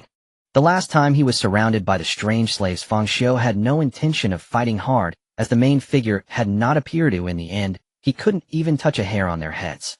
But this time was different. The main figure had shown up, and he could finally unleash his power. As the strange slaves drew closer, Fang Xiu finally pulled out his scalpel and slashed at Lu Shuai. Lu Shuai clutched his bloodied palm, unable to stop yelling. "What are you doing?" Lu Shuai instinctively caught it. "What is this?" Meanwhile, Shen Lingsu's pupils suddenly constricted. This is a strange artifact. This strange artifact uses blood containing spiritual energy as fuel. Once ignited, it can defend against the bizarre. "Fatty, you have plenty of blood, so you'll hold on to it. Is this your reason for suddenly stabbing me?" Lu Shuai was stunned. He complained, but obediently grasped the bronze candlestick with his bloodied left hand. The moment his blood touched the candlestick, it seemed to come to life. The bronze patterns began to slowly writhe, with countless lines twisting and finally converging into a gaping maw that greedily sucked the blood from Fatty's hand, startling him. With the continuous flow of blood, the bronze candlestick unexpectedly ignited without a flame, producing a ghostly green candlelight that gradually enveloped everyone. The candlelight was chilling, seeming to carry a bone-deep cold. At this moment, over 100 strange slaves had already charged before them. Zhao Hao, frightened, hurriedly shrank behind Lu Shuai. "Fatty, it's up to you." Fatty trembled, his face pale, too scared to utter a word. He just gripped the bronze candlestick tighter, his veins bulging. In the next moment, the strange slaves howled as they charged into the range of the ghostly green candlelight. Countless ear-piercing, sizzling sounds erupted as the ghostly green candlelight corroded the bodies of the strange slaves like sulfuric acid, causing their hair to twist and emit black smoke. Moreover, as these strange slaves continued to enter the range of the candlelight, their speed slowed down and their movements became increasingly sluggish, indicating the candlelight was dealing significant damage and obstruction to them. Shun Lingxue and the others were instantly overjoyed, not expecting the bronze candlestick to be so effective. However, Lu Shuai could not smile at this moment, for the color was visibly draining from his face. Even his chubby lips lost their color. Hurry and act, I can't hold on much longer." Whoosh. A silver light flashed as Fang Xiu neatly severed a strange slave's head. Shun Lingxue also sprang into action, gathering intense flames in her hands and relentlessly bombarding the strange slaves. This time the two of them fought with great ease, for within the range of the bronze candlestick these strange slaves not only acted slowly, but even the resilience of their hair was decreasing, turning them into moving targets. The strange slaves attempted to unleash their skills, manipulating the hair on their bodies to spread out, launching an overwhelming hair attack like last time, but under the influence of the bronze candlestick, the hair that defied gravity began to corrode as soon as it left the strange slaves' bodies, rendering them incapable of forming an effective offense. Thus, everyone gradually advanced towards the silver-haired woman, relying on the bronze candlestick. However, this ease could not last long, as Lu Shuai's blood was rapidly depleting. The characteristic of the bronze candlestick is that the stronger the bizarre entity, the greater the consumption. Although these strange slaves were not particularly strong individually, their sheer number posed a significant challenge. At this moment, Lu Shuai felt as if he had donated blood 3 times within an hour, receiving 3 blood donation certificates, leaving his mind dizzy and his vision darkening. At this time, Zhao Hao cut his palm and snatched the bronze candlestick. "Fatty, take a break for a while, it'll take over." Fang Xiu noticed the situation with the two and immediately said, "Shun Lingxue, clear the way." Shun Lingxue understood the urgency of the situation. All she needed to do was fully obey Fang Xiu's commands to create opportunities for him. Although she did not know what he intended to do, the only thing she could do now was to trust him. She suddenly spread her hands, and it seemed as if flames were burning in her eyes. The temperature around her sharply increased, giving an overwhelming sensation of being in a furnace. In the next second, two extremely hot flames appeared in her hands, gradually rising like two rivers of fire, ascending from her palms and converging above her head. Finally, above Shen Lingsu's head, a gigantic fireball resembling a small sun formed. Illuminated by the blazing firelight, Shen Lingsu's hair danced, and her delicate fair face shone brilliantly in the night, giving the illusion of a fire goddess. She held up the small sun with one hand, her expression serious, as she said to Fang Xiu, "This is all I can do. No matter what you plan to do next, you must succeed." With a powerful shout, she prepared to throw the small sun from her hands. "You damned bizarre entities, take..." Suddenly a ton of cold water fell from the sky, directly extinguishing Shen Lingsu's small sun and drenching her thoroughly. Caught off guard, Shen Lingsu's delicate body was forcefully slammed to the ground. Her once fluffy hair drooped, her pristine sportswear became muddy, and her exquisite makeup was ruined. Most tragically, she fell face first into the dirt, which turned into mud when mixed with water. Thus her face inevitably got smeared with grime, resembling a layer of seaweed mud mask. At that moment, a sinister voice emerged from the silver-haired woman. "Damn you, didn't you see me here?" Perhaps due to her own ugliness, the silver-haired woman was particularly hostile towards Shen Lingxiu. It is said that water and fire are oppositional. Whether water overcomes fire or fire overcomes water depends on which is stronger. Clearly, the silver-haired woman, as a second-tier spirit manipulator, was stronger than Shen Lingxiu. Moreover, since the silver-haired woman was a spirit manipulator, the bronze candlestick could not block her attacks. "You filthy wench, how dare you!" Shen Lingxiu panicked, as she had never felt so helpless. Struggling, she tried to rise from the mud and water. Splash! Another ton of water fell from the sky, slamming her back to the ground, making the scene appear rather comical for a moment. "I must kill." The silver-haired woman suddenly began to laugh eerily, as if witnessing the bowtie's distress brought her immense pleasure. Perhaps it echoed the saying, "Why should you remain untainted by dust? Why should you be spotless and white? Don't sit on high ground, you will fall tumbling into the dirt." At that moment, while the two women were engaged in their passionate interaction, Fang Xiu was not merely spectating, he was relentlessly striking down the approaching Ginu.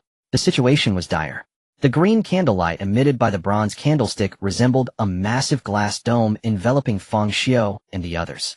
They pressed forward under the dome, but with Shen Lingsu's fall, the speed of the Ginu significantly decreased.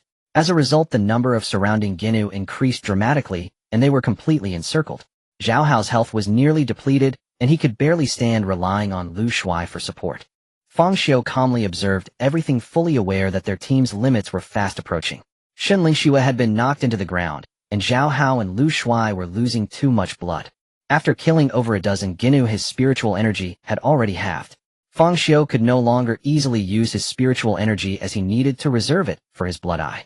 His initial plan was to have Zhao Hao and the others utilize the bronze candlestick and Shen Lingsu's flames to carve a path, allowing him to successfully approach the silver-haired woman and execute the decapitation plan with the blood eye. However, he was still dozens of meters away from the silver-haired woman, a distance that made it impossible to activate the blood eye. The blood eye was a spiritual impact, but if the distance was too far, the spiritual energy could not propagate that far. It might sound futile, but the power of the blood eye was beyond doubt.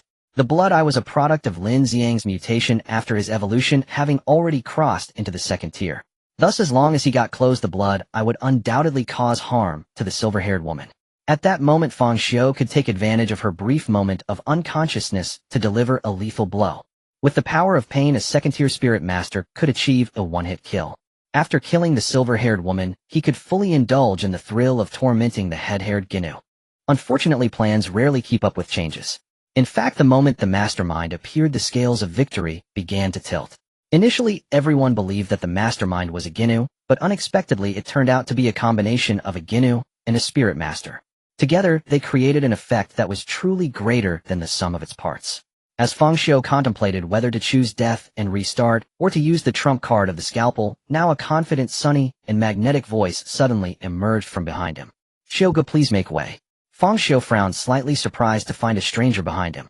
When did that happen? He turned around and saw a man standing at 185 centimeters tall, with sharp and exquisite features, fair skin, slick back hair, and a physique resembling that of a model, smiling as he gazed at the surrounding Ginu. Though the man's smile was subtle, it was filled with confidence and warmth. It was a mere smile, yet it seemed to dispel the surrounding gloom and terror, exuding a convincing power. He was the epitome of a sunny and cheerful boy. It is often said that the pinnacle of hairstyles is the slicked back look, and this is no lie, it is an extremely difficult style to pull off. Handsome individuals can enhance their charisma with this style, while those who are less fortunate only appear worse. The man before him was undoubtedly in the former category. On him the slick-back style looked anything but greasy, instead highlighting his charisma. Looking at this sunny, cheerful boy, a hint of confusion flashed in Fang Xiu's eyes. This person looked remarkably similar to Zhao Hao, an idealized version of him. Moreover, he had just called him Xiu. Fang Xiu suddenly recalled Zhao Hao's ability. After 11 o'clock, he would become taller, more handsome, build muscle, and slightly enhance his physical attributes, with a certain aspect being significantly boosted. Just from this one glance, Fang Xiu could conclude that this person was indeed Zhao Hao. Now, witnessing Zhao Hao's transformation, he realized that the kid was not lying. He truly was a prime candidate for the role. His ability should be called Duck King Transformation. Re-Tian. The sunny, cheerful boy's lips curled into a charming arc. That would be me. Xiugo, I know you're very surprised right now, but please don't be shocked just yet, because there's even more surprising news to come. Zhao Hao said, casually handing the bronze candlestick to Lu Shuai. Then he stepped past Fang Xiu, his stride, steady hands in his pockets, with a proud expression, walking alone towards the Ginu. Though surrounded, he seemed to embody the stance of someone who could encircle all the Ginu. Soon Zhao Hao stepped out of the protective range of the candlelight. The Ginu, upon seeing him emerge, charged at him like sharks sensing blood. At this moment, Zhao Hao finally took his hands out of his pockets, crossed them, and cracked his knuckles. Facing the oncoming Ginu, he smiled proudly. The hour has arrived. Before he finished speaking, whoosh, Zhao Hao's figure vanished from the spot, like a ghost crashing into the Ginu horde, like a tiger descending the mountain. With his arms wide open, he instantly ensnared the Ginu on either side with his iron-like arms, and in one charge he knocked down more than 20 Ginu like autumn winds sweeping through fallen leaves. It should be noted that each of these Ginu possessed strength far exceeding that of ordinary individuals, and their hair strands were comparable to steel wires. Under such intensity, unless one was a spirit master with enhancement abilities, it would be difficult for anyone else to achieve such a feat. Yet Zhao Hao managed to do just that.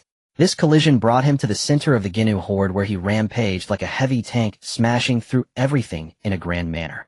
With a punch thrown, a Gaius' head was immediately blown apart, scattering black hair like confetti in the wind. A kick sent several Ginu flying, knocking them down like bowling pins. Zhao Hao's combat power was off the charts. At this moment, Fang Xiu recalled the phone call he received when Zhao Hao first awakened his ability. My ability is that after 11 o'clock I become more handsome, then my physical attributes increase, and I become muscular, but the increase in physical attributes is just a bonus, the strongest is. So this is the bonus physical enhancement. No matter how much one loves men with yellow hair, if one awakened this ability, they would certainly regard this ability as a bonus without a second thought. Such a perception of one's own abilities is rather skewed. As the saying goes, the more one lacks something, the more one cares about it. Therefore, Fang Xiu suddenly found himself somewhat understanding Zhao Hao's psychology. If the merely accompanying physical quality is this strong, it can only mean that Zhao Hao's innate ability is even stronger. Perhaps it's true that he can withstand 100 gene weight, and he's not just boasting.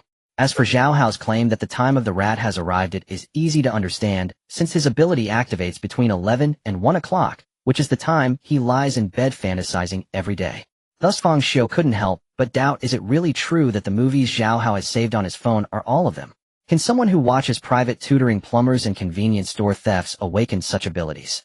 He seriously suspected that Zhao Hao must have hidden movies like Superman vs. Catwoman and Batman interrogating Harley Quinn at home. Lu Shuai beside him stared blankly at the astonishing Zhao Hao.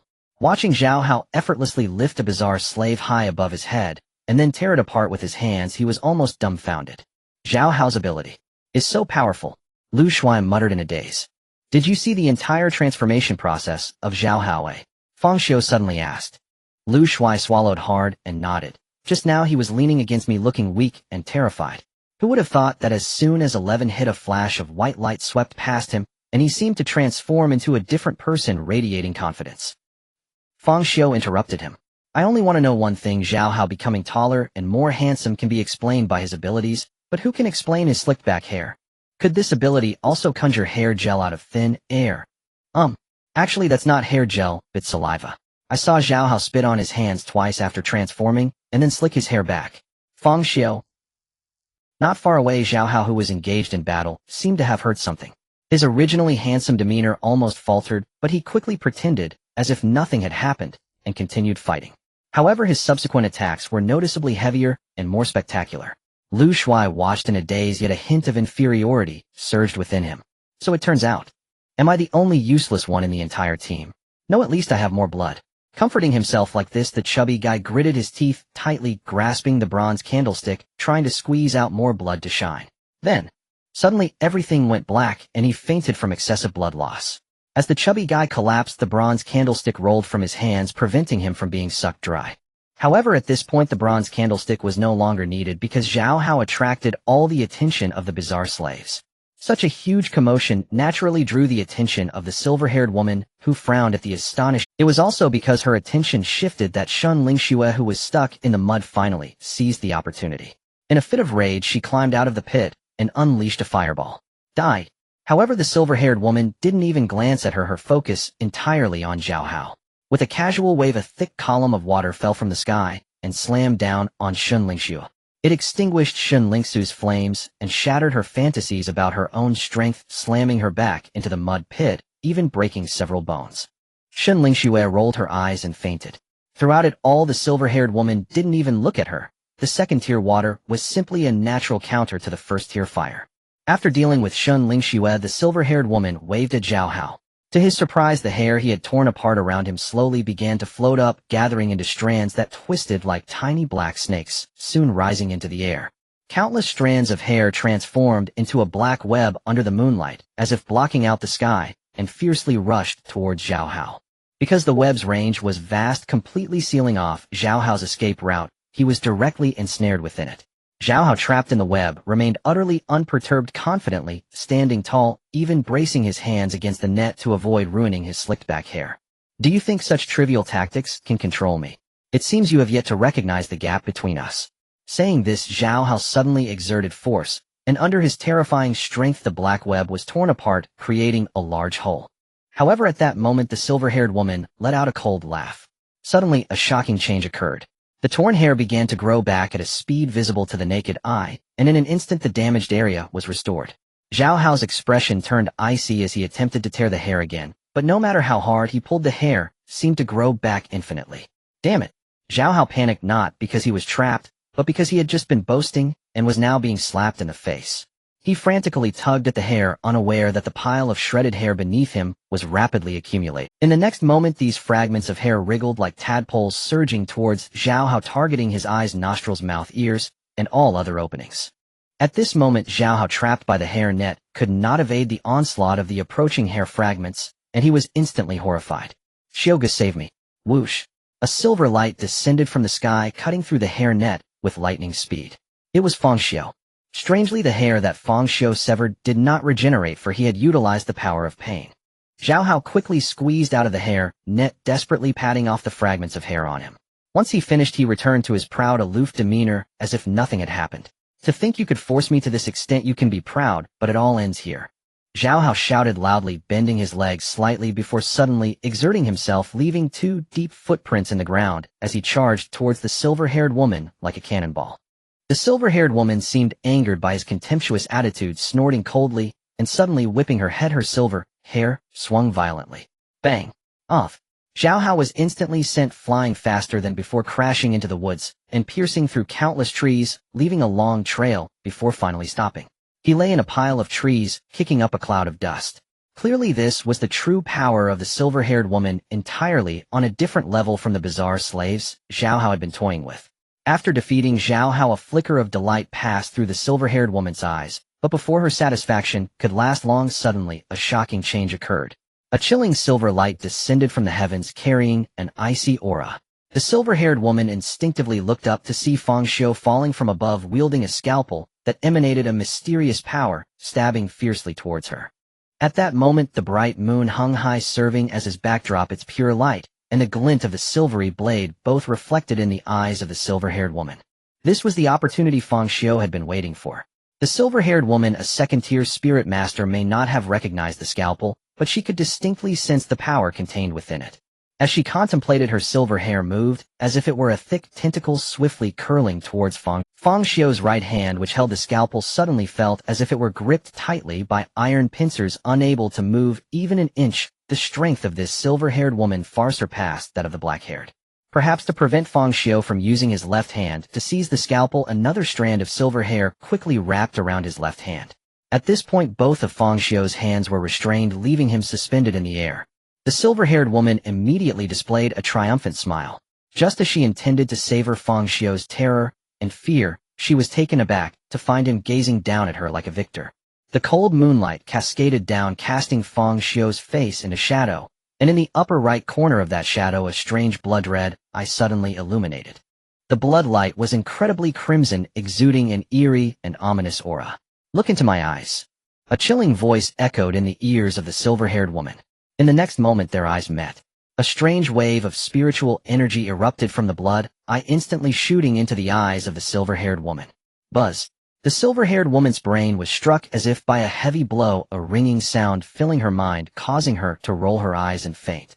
As she collapsed, her silver hair immediately loosened its grip on Fang Xiu.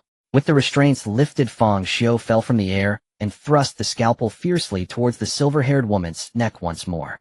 Just then several whooshing sounds came from afar. Swish, swish, swish. 3 silver-glinting throwing knives shot towards Fang Xiu in a triangular formation. Faced with the sudden attack, Fang Xiu showed no sign of panic, even revealing a slight, cold smile. Did they finally decide to show themselves? Fang Xiu immediately redirected his scalpel, slicing through the air at high speed. Clang, clang, clang. The sounds of crisp metal clashing rang out as the 3 incoming throwing knives broke apart into 2 pieces each. However, the force from the throwing knives still sent him flying several meters away. At that moment, he noticed 2 men and 2 women slowly emerging from behind a nearby small hill. At the forefront was a woman in a weiner dress, followed closely by the pair of travelers, along with a broad-shouldered, 2-meter-tall, muscular man concealed beneath a black hood. Upon the appearance of the woman in the weiner dress, she wasted no time with pleasantries, directly issuing a command: "Kill him." Upon receiving the order, the travelers immediately drew their guns and began firing at Fang Xiu. Being flesh and blood, Fang Xiu could not withstand bullets. He swiftly dodged and took cover behind a large rock. At this distance, it was still difficult for 2 handguns to hit a spirit master who had activated 5% of their spiritual energy. However, it seemed the woman in the weiner dress was not aiming to kill Fang Xiu with gunfire. Even with him hidden behind the rock, she did not order her subordinates to cease shooting. Only after the bullets ran out did the travelers stop. They stood idly by, their eyes vacant like puppets, seemingly awaiting new orders. Fang Xiu slowly rose from behind the rock, looking at the woman in the weiner dress, finally understanding her intentions. The silver-haired woman. The silver-haired woman who had just fainted had been carried away by the towering muscular man without him noticing. "Quick, bring her to me." As the muscular man brought the silver-haired woman over, the woman in the weiner dress, seductive eyes sparkled with uncontrollable joy. Finally, the silver-haired woman was at her side. Like a madwoman, she hurriedly extended her long pale hand adorned with crimson diamond-studded nails. Slap. The woman in the weiner dress slapped her hand against the forehead of the silver-haired woman, releasing a strange wave of spiritual energy that burrowed into her brain like a parasite. In the next moment, a shocking event occurred. The previously fainted silver-haired woman stood up on her own, though her eyes were vacant and her body stiff, resembling a puppet. Thud. The silver-haired woman knelt directly at the feet of the woman in the weiner dress. "Wang Ernie greets her master." As she spoke, the silver-haired woman even leaned in to kiss the exposed white instep of the woman in the weiner dress, high heels demonstrating her submission. Ha ha ha. The woman in the weiner dress suddenly burst into a fit of ecstatic laughter, seemingly overwhelmed with excitement, causing even her seductive face to flush with 2 shades of red, as if savoring the aftertaste. A second-tier spirit master. Upgrade anomaly. Now all mine. With such powerful combat strength, when I return I will be S. The president will be M. Ha ha. Have you laughed enough? A calm voice interrupted the laughter of the woman in the weiner dress. The woman slowly ceased her laughter, looking alluringly towards Fang Xiu, her gaze seemingly capable of weaving threads as she playfully winked, and said, "You must be Fang Xiu, right? You don't seem surprised to see us." "It's not surprising to see members of the Bright Club appear." The woman in the weiner dress appeared increasingly intrigued, saying, "You know me. The puppet master Wang Yanran, a core member of the Bright Club." Fang Xiu calmly stated her name, which he had learned from Lin Xiang, including details about Wang Yanran's appearance, personality, abilities, and status. Although he had never met the puppet master Wang Yanran, he could infer her identity quite accurately based on the abilities she had just displayed. In fact, he had suspected something from the moment the special operations team was controlled. Because the silver-haired woman's method of controlling the villagers was clearly different from that used on the special operations team, which had no hair. Moreover, the silver-haired woman's strength was formidable. She could have directly controlled the entire village to eliminate him and others that night at the village chief's house, yet she chose not to, instead going to great lengths to lure them to the Blackwater River. It was not difficult to deduce that the silver-haired woman had never intended to kill them from the start. Given her evident concern for Blackwater Village, treating it as home, it was easy to infer her true purpose. Her goal was likely to create a doppelganger, allowing her to have them kill each other, and then return to report the task. However, the intervention of Puppet Master Wang Yanran caused the situation to escalate. I never expected to be so famous. Wang Yanran giggled. Fang Xiu, I really should thank you. If it weren't for your fierce struggle with the others leading to your success in knocking Wang Ernie unconscious, I wouldn't have had the chance to control a second-tier spirit master. Having controlled Wang Ernie, her hair has also come under my command. You have truly helped me immensely. As a token of gratitude, I shall bestow upon you the highest honor. Come kiss my feet, obediently become my puppet, and you shall live. In the face of Wang Yanran's insult, Fang Xiu remained calm and replied, You really do talk too much, and you've kept me waiting so long that I almost thought you wouldn't dare to show up. Oh, Wang Yanran slightly frowned. Wait for me. You can't possibly mean that your fierce battle with Wang Ernie was all an act just to wait for me to appear and reap the benefits. Why not? For some reason, looking at Fang Xiu's calm face made Wang Yanran feel an inexplicable surge of anger rise within her. Hey, little handsome guy, I thought you were someone who understood the situation, but it seems you can't even discern the only you remain capable of fighting on your side, while I have two spirit masters whose spiritual points are lit at over 10%, a second-tier spirit master, and a class anomaly, and dozens of aberrant slaves. With such a luxurious lineup, your defeat is inevitable. At this point, Wang Yanran seemed to lose interest in Fang Xiu and waved her hand saying, Kill him. With her command, the remaining dozens of aberrant slaves roared and charged at Fang Xiu, while the burly man beside her, over 2 meters tall, let out a roar, his muscles instantly bulging. Ripping sounds echoed as his clothes burst open, revealing muscles that emanated a steely sheen. He charged at Fang Xiu like a giant tank. Simultaneously, Wang Ernie attacked her, countless silver strands transforming into a rain of arrows shooting straight at Fang Xiu. Although Wang Yanran appeared carefree, she was indeed a cautious person. Even with her side's advantage, Fang Xiu's abnormal calm still made her feel uneasy. Thus, as she struck, she unleashed her full power, striving to eliminate all potential dangers in their infancy. At this point, a scene of despair unfolded. Under the cold moonlight, Fang Xiu stood alone on the earth, his slender shadow stretched long while enemies poured in from all directions like a tide. The aberrant slaves made of black hair, the burly man with muscles gleaming like metal, and the silver strands raining down from above. As for his teammates, Shun Lingxue lay muddy in the muck. Zhao had been knocked away dozens of meters and was nowhere to be found, and Lu Shuai had fainted from blood loss. Faced with such a scene, even a second-tier spirit master would despair and await death, yet Fang Xiu. In the next moment, he controlled his spiritual energy and directly detonated the strange power within the scalpel, a residue left from cutting through countless anomalies. Boom. Countless terrifying mottled anomalies surged from the scalpel, transforming into wisps of black smoke that howled outwards, each wisp seemingly containing a terrifying anomaly screaming. These black smokes coiled around Fang Xiu like giant black pythons, swirling and ultimately rushing into him through his mouth, nose, eyes, and ears. In an instant, all 7 of his orifices turned black. As the strange power continuously poured in his mind, twisted further, his aura intensifying, and his laughter became increasingly distorted. Kikik. A horrifying, sinister laughter echoed across the field, reminiscent of the cries of souls emerging from the 9 hells. Is that all? How can I lose? When the strange power contained in the scalpel surged into Fang Xiu's body, his suppressed mind finally found release at that moment. Calmness had always been his disguise, a means to shield himself from the illusions of the anomalies. But madness was his true nature.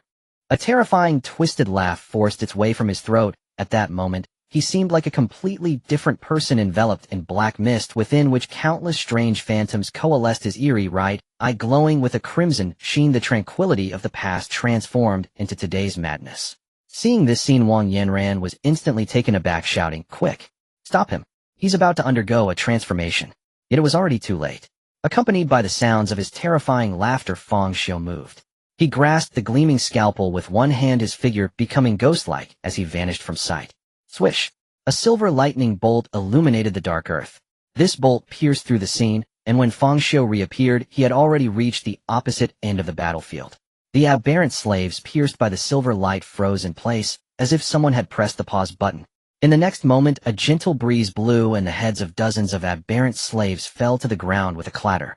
After their heads fell, the hair that formed their bodies instantly scattered and twisted, withering away. At this moment, the sky was filled with a rain of silver arrows, dense and overwhelming, as if sealing off all paths of life. However, Fang Xiu's figure transformed into streaks of black afterimages, constantly darting and weaving through the silver arrow rain. His movements were graceful and swift, his expression wild and sinister, like a dark dancer in the moonlight, forcefully finding a glimmer of hope amidst the overwhelming assault. Even as he dodged the arrow rain, the scalpel in his hand flew continuously, resembling the grim reaper's scythe, harvesting the lives of one aberrant slave after another. In a brief moment, the aberrant slaves were slaughtered to near extinction. What? How is this possible? Upon witnessing this bizarre scene, Wang Yanran was instantly shocked. He actually dared to let such chaotic, immense, anomalous power enter his body. He intends to perish alongside me. Madman. He's a complete madman. Quickly, everyone charge. Wang Yanran directly sent Wang Ernie out, as well, clearly determined to eliminate Fang Xiu. Even the ordinary traveler couple rushed in, wielding handguns with freshly loaded bullets. However, these two rushed in quickly, only to die just as fast. Fang Xiu didn't even glance at them. He kicked two shards of stone on the ground, which embedded themselves in the foreheads of the two like bullets. They fell to the ground with wide eyes, stiff and dead. Soon Wang Ernie joined the battlefield, her aura fully unleashed, her silver hair swirling and growing astonishingly, reaching dozens of meters in mere moments. In the next moment, billions of silver strands intertwined, instantly solidifying into a conical silver spike akin to a scorpion's tail, fiercely piercing towards Fang Xiu's body. Fang Xiu's right eye glowed with blood-red light, a sinister smile appearing at the corner of his mouth. Faced with such a terrifying strike, he did not flinch or evade. He raised the scalpel in his hand and met it heat in. In an instant, the scene became somewhat exaggerated. On one side was a gigantic silver conical spike, measuring dozens of meters. On the other was a small scalpel, less than 20 centimeters long. Two entities completely out of the same league. But in the next second, an astonishing scene unfolded. Clang! A loud metallic clash reverberated. The short and slender scalpel effortlessly blocked the massive silver conical spike, preventing it from advancing an inch. As the saying goes, the more one lacks something, the more one cares about it. Therefore, Fang Xiu suddenly found himself somewhat understanding Zhaohao psychology. This is impossible. Such a powerful and bizarre force cannot possibly be endured by a first-tier spirit master. With this strange power entering his body, he should have transformed into a monster immediately. Why hasn't he changed yet? Suddenly, he swung the scalpel fiercely, and with a swift stroke, he severed the top of the silver spike, causing silver hair to scatter across the ground. One cut followed another. Swish, swish, swish. He kept chopping, seemingly intent on slicing the entire silver spike into pieces like a chef slicing through potato shreds. Wang Ernie seemed enraged, relentlessly attacking Fang Xiu with the silver spike from all directions, but all she got in return was shorter and shorter hair. Clang, clang, clang. The sound of the scalpel clashing with the silver hair grew increasingly intense. Too weak. Too weak. Why can't you make this more enjoyable for me? A twisted and suppressed voice emerged from Fang Xiu's mouth. At this moment, his face was shrouded in dark energy, appearing extremely distorted, with only one blood-red eye radiating a crimson glow. Strange, yet even more bizarre. His speed of swinging the knife increased, almost approaching Wang Ernie. Steel slave, kill him now. At this moment, a burly man next to him roared, charging at Fang Xiu like a ferocious tiger. Previously, Fang Xiu's speed was too fast for the meat shield type player to catch up. Now, due to continuously slicing the silver hair, Fang Xiu's speed had slowed, presenting an opportunity. However, just as Steel Slave reached Fang Xiu's side, he raised his right fist, aiming to strike with the force of a heavy hammer to crack his skull. To his surprise, Fang Xiu didn't even glance at him. Swish! A silver flash passed by. A line of blood appeared at Steel Slave's neck. Then he widened his eyes in disbelief, veins bulging, his body convulsing, as if enduring immense pain, before he fell straight down. Did something just come over here? Fang Xiu, shrouded in black smoke, murmured in confusion, before continuing to chop hair. Seeing this scene, Wang Yanran was nearly stunned. Only she knew that Steel Slave was a spirit master of her puppet, with 15 of its spiritual points activated, possessing the ability of steel skin, making his skin as hard as iron, rendering ordinary bizarre attacks ineffective. Because of this ability, Steel Slave's defensive power, vitality, and strength were extraordinarily impressive. Wang Yinran had put in considerable effort to create Steel Slave. Now she never expected that against Fang Xiu he would not even look at him once. With a casual wave, Steel Slave was done for. The main reason was that Fang Xiu's abilities countered Steel Slave perfectly. Steel Slave was a typical meat shield warrior, high in defense, thick in blood, and strong in power. Fang Xiu, on the other hand, was a born assassin, high in attack, thin in blood, and fast, which should have resulted in a prolonged struggle between the two. But let's not forget Fang Xiu's attack was not just any high attack. The scalpel was indestructible, having cut through so many bizarre entities in a mental hospital, showcasing its sharpness. Steel skin was as soft as tofu in front of the scalpel. Moreover, with his power of pain, no matter how thick your blood was, it would be a one-hit kill. That's why Steel Slave died so cleanly. As Fang Xiu continued to slash, Wang Ernie's silver hair grew shorter, and the distance between them diminished. At this moment, Wang Ernie let out a furious roar, her whole body erupting with intense spiritual fluctuations. The next second, the ground trembled, and the sound of waves crashing against the earth echoed. From the direction of the Blackwater River, a nearly 100-meter-long water dragon entirely formed from river water roared as it charged toward Fang Xiu from behind. To his surprise, Fang Xiu seemed to have eyes on the back of his head. Without turning around, he lightly tapped the ground with his foot, instantly soaring into the air, gracefully arching through the night sky, successfully evading the water dragon and landing smoothly. Wang Ernie waved her hands fiercely, and the water dragon turned back, fiercely attacking Fang Xiu again. A sinister smile appeared at the corner of Fang Xiu's mouth as he transformed into a ghostly figure charging toward the water dragon.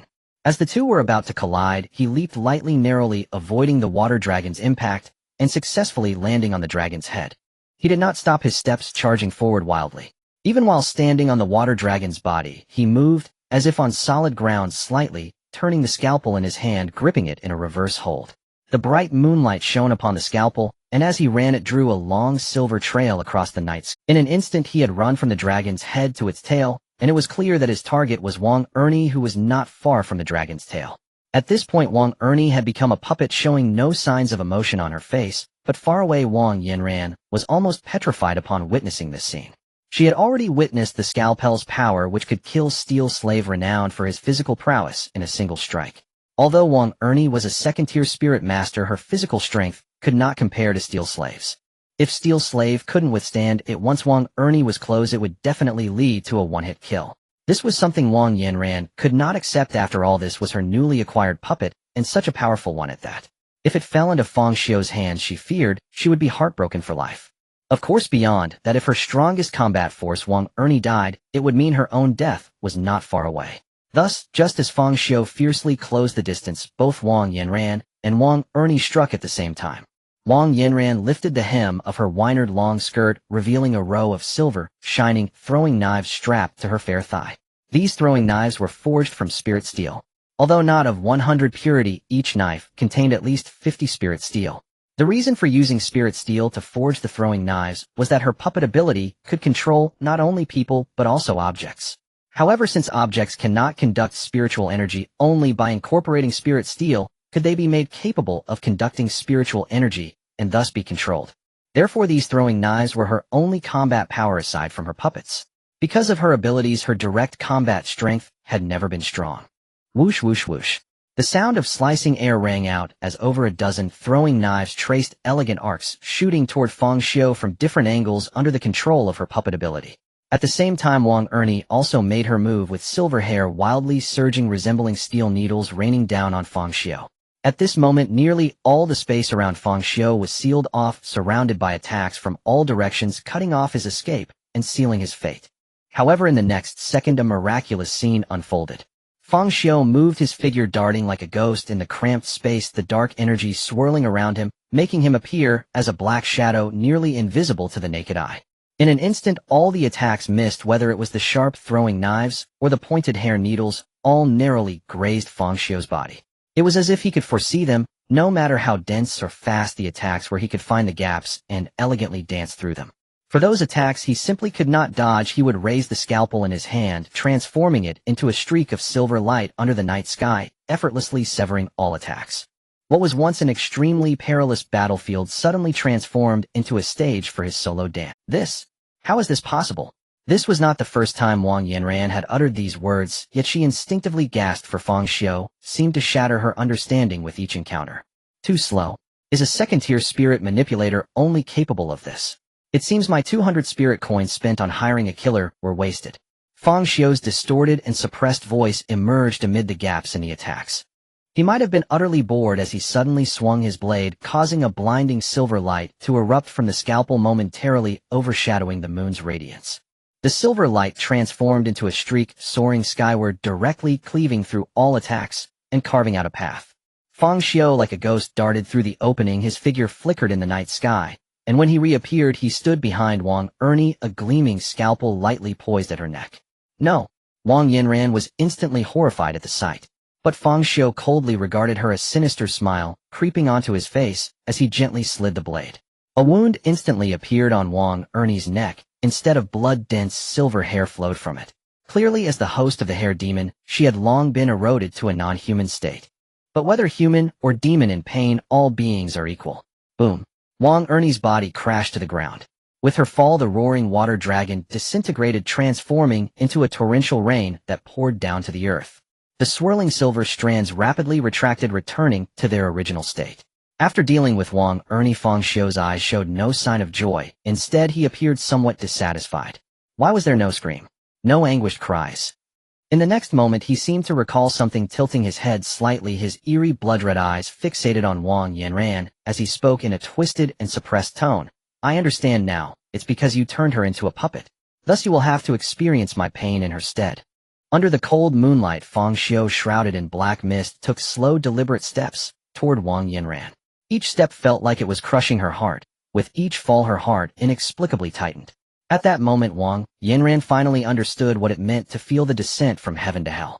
The initial ecstasy of acquiring a second-tier spirit manipulator's grade puppet had long since vanished. All she wanted now was to survive. She also finally grasped that when Fang Xiu had claimed he and his companions had finally arrived, he had indeed been waiting all along, waiting for all the masterminds to reveal themselves, so he could catch them all in one fell swoop. However, one thing she still could not comprehend was how, despite enduring such powerful and chaotic supernatural forces, like being simultaneously possessed by dozens of demons, Fang Xiu was still able to maintain his sanity and not become warped. It was simply absurd. As Fang Xiu drew closer, Wang Yanran did not choose to flee. She clearly understood that escaping under his ghostly speed would mean certain death, but if she knelt and begged for mercy, now there might be a glimmer of hope. She had done this before, especially effective when dealing with men, and after all, no one could refuse a delicate. Of course, she had encountered some men with particularly strong wills. These men would often promise to spare her life, claiming to end their enmity after one night, but once pleasure was derived, they would prepare to kill her during the so-called sage time. But by then it would be too late, as they had already become puppets. Aren't you going to run? Fang Xiu had already stood beside Wang Yanran, his towering frame blocking the moonlight, casting a shadow that enveloped her.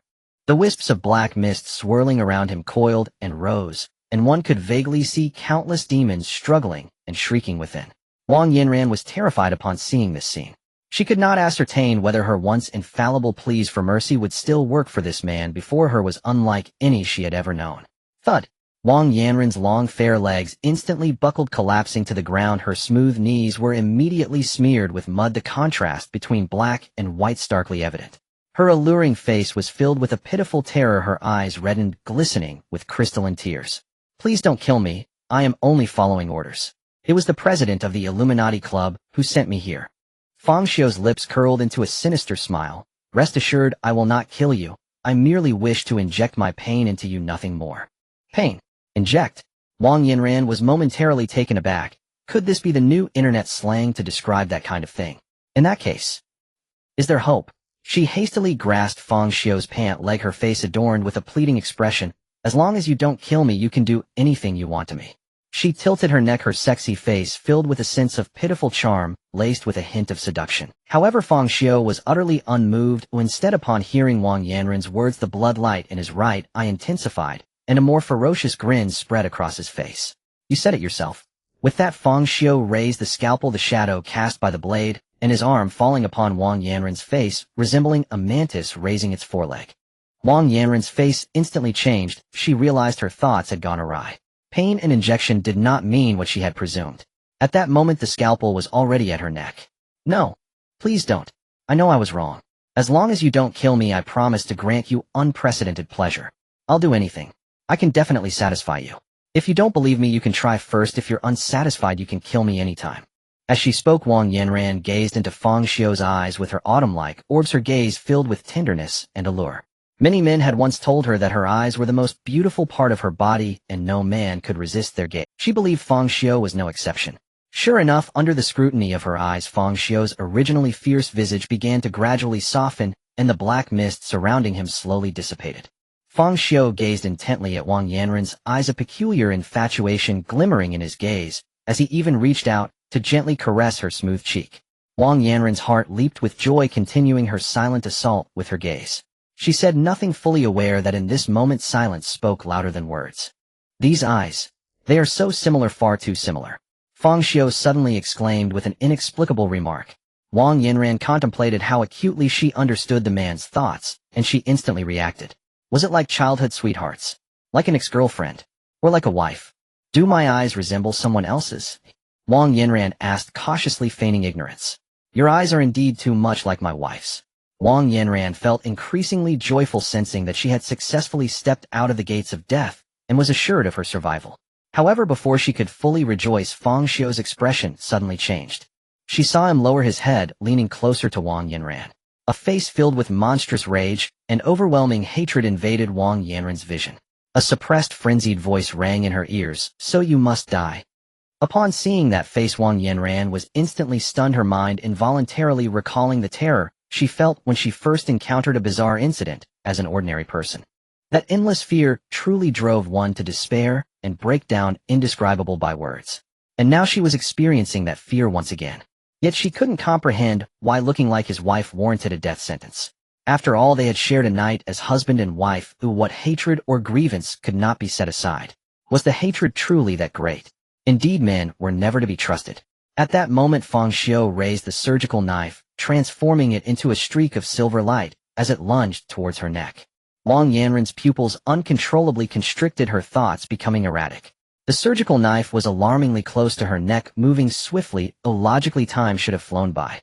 Yet Wang Yanran felt as if time had slowed, her thoughts drifting back to that first bizarre incident. At that time, she was just an ordinary person, cherished like a princess by men, able to indulge in fruit platters and drinks in any private room, without paying and even receiving money. But that beautiful life changed in an instant due to an accident. One deep night, after finishing her shift, she unwittingly stumbled into a bizarre domain where there was no food and no way out. There she encountered many trapped men. In the face of fear, any negative emotion would be amplified. Thus she became like a sheep falling into a wolf's den. However, she did not give up. In the absence of food, she navigated among various men, consuming their leftovers. Ultimately, when everyone was too weak from hunger and began to see each other as prey, she, being the most physically capable, survived, eventually awakening her spiritual essence and becoming a spirit master. Perhaps having long been treated as a mere doll, she yearned to become the master, thus awakening her puppet abilities. Sometimes she wondered, perhaps, if she hadn't been so vain in college, not desiring luxury bags, maybe she wouldn't have strayed off course and wouldn't have encountered the bazaar after finishing her shift. A flash of silver light passed, and Wang Yanran's thoughts abruptly ceased. Perhaps Fang Xiu did not know of Wang Yanran's tragic past, but even if he did, he would still kill her. Because your tragedy has nothing to do with me. A murderer always kills. After resolving Wang Yanran, Fang Xiu suddenly heard some movement behind him.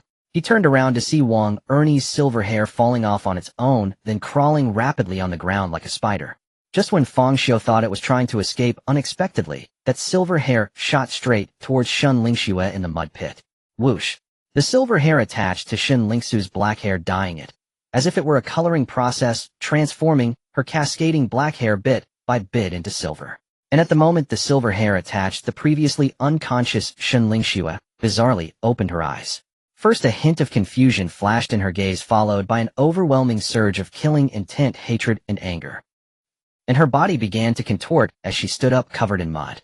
As she rose, an eerie aura gradually spread out, and the silver strands began to defy gravity, floating and dancing wildly. Clearly the new host of the eerie hair was rising. With a snap, Fang Xiu appeared ghost-like before Shen Lingxue, delivering a powerful blow. Breaking the spell? As pain beyond human limits surged through her, Shen Lingxue rolled her eyes back and fainted once more. Thud! She fell again into the mud pit, and the once flaring silver strands drooped down. Whoosh! A flash of silver light. The surgical knife glided closely along Shun Lingsu's scalp. The silver long hair was instantly grasped by Fang Xiu, and Shun Lingsu's once long black hair transformed into a buzz cut. It wasn't that Fang Xiu wanted to cut so much, mainly only the roots of Shun Lingsu's hair remained unaffected, not yet turned silver. Otherwise he would have shaved it all off long ago. As he grasped the silver long hair, it acted like a live octopus, writhing madly, the strands wrapping around Fang Xiu's arms, seemingly trying to crawl up to his head. "Want to parasitize me? As you wish." Fang Xiu chuckled, then pressed the silver long hair on. After a moment of itchiness on his scalp, he took out his phone to check, only to find that his black hair had completely vanished, replaced by a cascade of silver hair. Then he felt an eerie and evil aura begin to invade his mind, as if it sought to twist his psyche. Yet when this aura entered his mind, he felt no disturbance, even wanting to laugh a little. "Is that all?" Immediately Fang Xiu manipulated his pitch-black spiritual essence to counteract the silver long hair. As the power of pain laden with boundless hatred surged into the silver strands, they seemed to have been startled, instantly becoming frizzy. In an instant Fang Xiu's hair transformed into a wild, explosive style. However, with a cold grunt from Fang Xiu, the silver hair quickly retracted, rapidly shortening and becoming exceedingly fitted. Ultimately, it reverted to Fang Xiu's original hairstyle. The silver also turned back to black. Seeing that he had finally resolved all his enemies, Fang Xiu sheathed the surgical knife at his waist. At that moment, the terrifying black mist surrounding him and the countless eerie phantoms began to dissipate slowly. The blood light in his right eye faded away, transforming into a pair of clear black and white irises, and his once grotesque face returned to its previous calm. In the next moment, a pop resounded. The sound of bursting blood vessels echoed, and crimson blood erupted from Fang Xiu's skin. In an instant, he transformed into a figure drenched in blood, with the sound of his bones fracturing accompanying the spectacle. Agonizing pain radiated from every part of his body, as though he had been crushed into pieces. However, such a degree of suffering could not provoke any change in Fang Xiu. His expression remained as calm as water, as if nothing had transpired. Yet his body could no longer support itself, collapsing towards the ground. But just when his face was merely 10 centimeters from the ground, Fang Xiu's body unexpectedly froze in place. It was as if some force held him back. Fang Xiu remained calm, seemingly having anticipated this. "Get up," he commanded. Then a miraculous scene unfolded. His body stood upright once more, as if defying the pull of gravity. At this moment, if someone were to walk in and take a look, they would find countless fine strands of hair entwined around Fang Xiu's body. Indeed, this was the ability of the silver hair. Although Fang Xiu's body could no longer move, his hair could. He manipulated his hair, wrapping it around various parts of his body, like a puppet controlled by strings, except this puppet was controlled by its own will. After standing up, he once again commanded his hair. With a thought, countless silver strands stealthily extended from his black hair, piercing into his body like innumerable needles, beginning to stitch up wounds and mend broken blood vessels. In just a moment, the bleeding wounds that had covered Fang Xiu's body ceased. After completing this task, the hair did not stop. Like a diligent worker, it divided into countless strands spreading outwards. Some went to the corpses of Wang Yanran and others to search for valuables. Some began to clean the battlefield, collecting scattered fragments of throwing knives, and others ventured into the ruins of Heishui village, unearthing untouched money, gold, and silver jewelry. These strands of hair were incredibly resilient and possessed immense strength. A single strand, when wrapped around something, easily lifted dozens of spirit coins. Once the battlefield was cleared, the strands swiftly retracted, storing all the spoils in a backpack of unknown origin, which they then placed on Fang Xiu's back. At this moment, another strand of hair drilled into Fang Xiu's head, extending into his pocket, wrapping around his phone, and delivering it into his hand. Fang Xiu began to dial Su Kerson's number. He had a nearly invisible silver strand on each fingertip, controlling his fingers to tap lightly on the screen, and soon the call connected. "Mission accomplished. Send someone to Heishui village to pick us up along with medical personnel." After speaking, Fang Xiu hung up the phone. Looking around at the chaotic battlefield and his own broken body, he knew his decision was the right one. That was to reveal his trump card only at the last moment, using the bizarre power contained within the scalpel. This power was too formidable. Once unleashed, it felt as if countless bizarre forces possessed him, causing great harm to both mind and body. Although the mind could endure, the human body could not withstand it. After a brief outburst, the body would completely lose its fighting capability. Had he used it earlier, such as when first besieged by the bizarre slaves, even if he had defeated the slaves, it would have been futile. He could have frightened Wang Ernie, who was hiding in the shadows, causing her to hesitate. Then when his effectiveness waned and his body fell into a state of collapse, she could emerge, and he would be at her mercy. Similarly, just now, if he had used the bizarre power earlier to eliminate Wang Yinran, who was hiding in the dark, would not have appeared. Thus, to draw out all the enemies, he had no choice but to hide and wait for the opportunity to strike and eliminate all his foes in one blow. Fortunately, he had waited for this moment. Subsequently, Fang Xiu controlled his body to seek out Zhao Hao. He wanted to check if Zhao Hao was alive. As for Shun Lingxue and Lu Shuai, they were of no concern. After all, Shun Lingxue had been knocked unconscious by him, having experienced pain beyond human tolerance triggering the protective mechanism of her brain. It was colloquially known as fainting from pain, and she would not die. Lu Shuai was even less of a concern, as he had not sustained any serious injuries and had merely fainted from excessive blood loss, which could be deemed a weight loss effort. Only Zhao Hao's fate remained unknown, as he had been sent flying, and it was unclear where he had landed. However, Fang Xiu speculated that it was not a major issue. Earlier, when Zhao Hao transformed into the Duck King, he had showcased formidable physical prowess. Given that level of combat ability, it was likely that even Shun Lingxue could not defeat him, and his strength had subtly approached that of a second-tier spirit master. If Zhao Hao had not encountered a combination of a second-tier spirit master and a class bizarre, being the outcome was truly uncertain. Even Fang Xiu had never anticipated that Zhao Hao, who had always been a useless character, possessed such powerful abilities capable of challenging levels above his own. However, he did not envy Zhao Hao, for this power came at the cost of his previous uselessness. It took a full day to recharge with only a mere 2 hours of effective use. Soon he easily found Zhao Hao by following the trail of destruction in the forest. At this moment, Zhao Hao had reverted to his original useless state, trapped under several fallen trees. His right leg seemed to be caught beneath them, and he was howling in pain, his eyes bloodshot and filled with tears. "Help! Help! Xiu Ge, where are you? Help!" Zhao Hao, unable to see the slowly approaching Fang Xiu in the darkness, cried out desperately. However, Fang Xiu saw Zhao Hao's pitiful state, a mix of snot and tears, clearly through his blood eye. The contrast was so stark that it was difficult to reconcile with the confident image he had previously displayed. If he did not know Zhao Hao was indeed the same person, Fang Xiu might have doubted whether they were truly the same individual. By day it was Xiu Ge saving him, by night it was time for the child to face the consequences. Speaking of the time, Fang Xiu took out his phone to check the hour. It was barely 12 o'clock, not yet 1. Had the hour not passed yet, and the Duck King's transformation already ended? It seemed that Zhao Hao's claim of lasting 2 hours applied only under non-combat conditions. After all, when he had first tested his abilities, it had been at home, and only the surname ability had been experimented with for 2 hours. The specific experimental process was known only to Zhao Hao himself. Suddenly, while he was crying and lamenting, Zhao Hao noticed the trees pressing down on him emit cracking sounds. His face turned pale in an instant, and he trembled all over. "It can't be collapsing, can it? Oh no, I'm done for. I don't want to die. I'm still a virgin." "Who said that? The object cannot be counted as a ghost." Zhao Hao instinctively retorted, then froze his expression, turning ecstatic. "Xiu Ge. Great. I knew you would definitely come to save me. Xiu Ge, I really. Stop. Don't say anything that is not conducive to unity." Then a rumbling sound echoed as the trees that had been pressing down on Zhao Hao were flung away one by one. Due to the cover of night and the angle, Zhao Hao did not see how Fang Xiu cleared the trees. He still thought Fang Xiu was using his hands. In reality, Fang Xiu used his hair. Soon Zhao Hao was rescued, but one of his legs was in an abnormal twisted state, clearly broken. "Your leg is broken, or it's not suitable to move now. Just wait here. I have already contacted the investigation bureau. Someone will be here soon." Zhao Hao grimaced in pain for a while before saying, "Xiu Ge, did you take care of that silver-haired girl?" "Mum, she's dead." Zhao Hao immediately looked in awe. "Impressive, my brother. I thought my time was up and couldn't do anything to her. I didn't expect you to deal with her so easily. Is your ability called time up? Oh, is it very stylish?"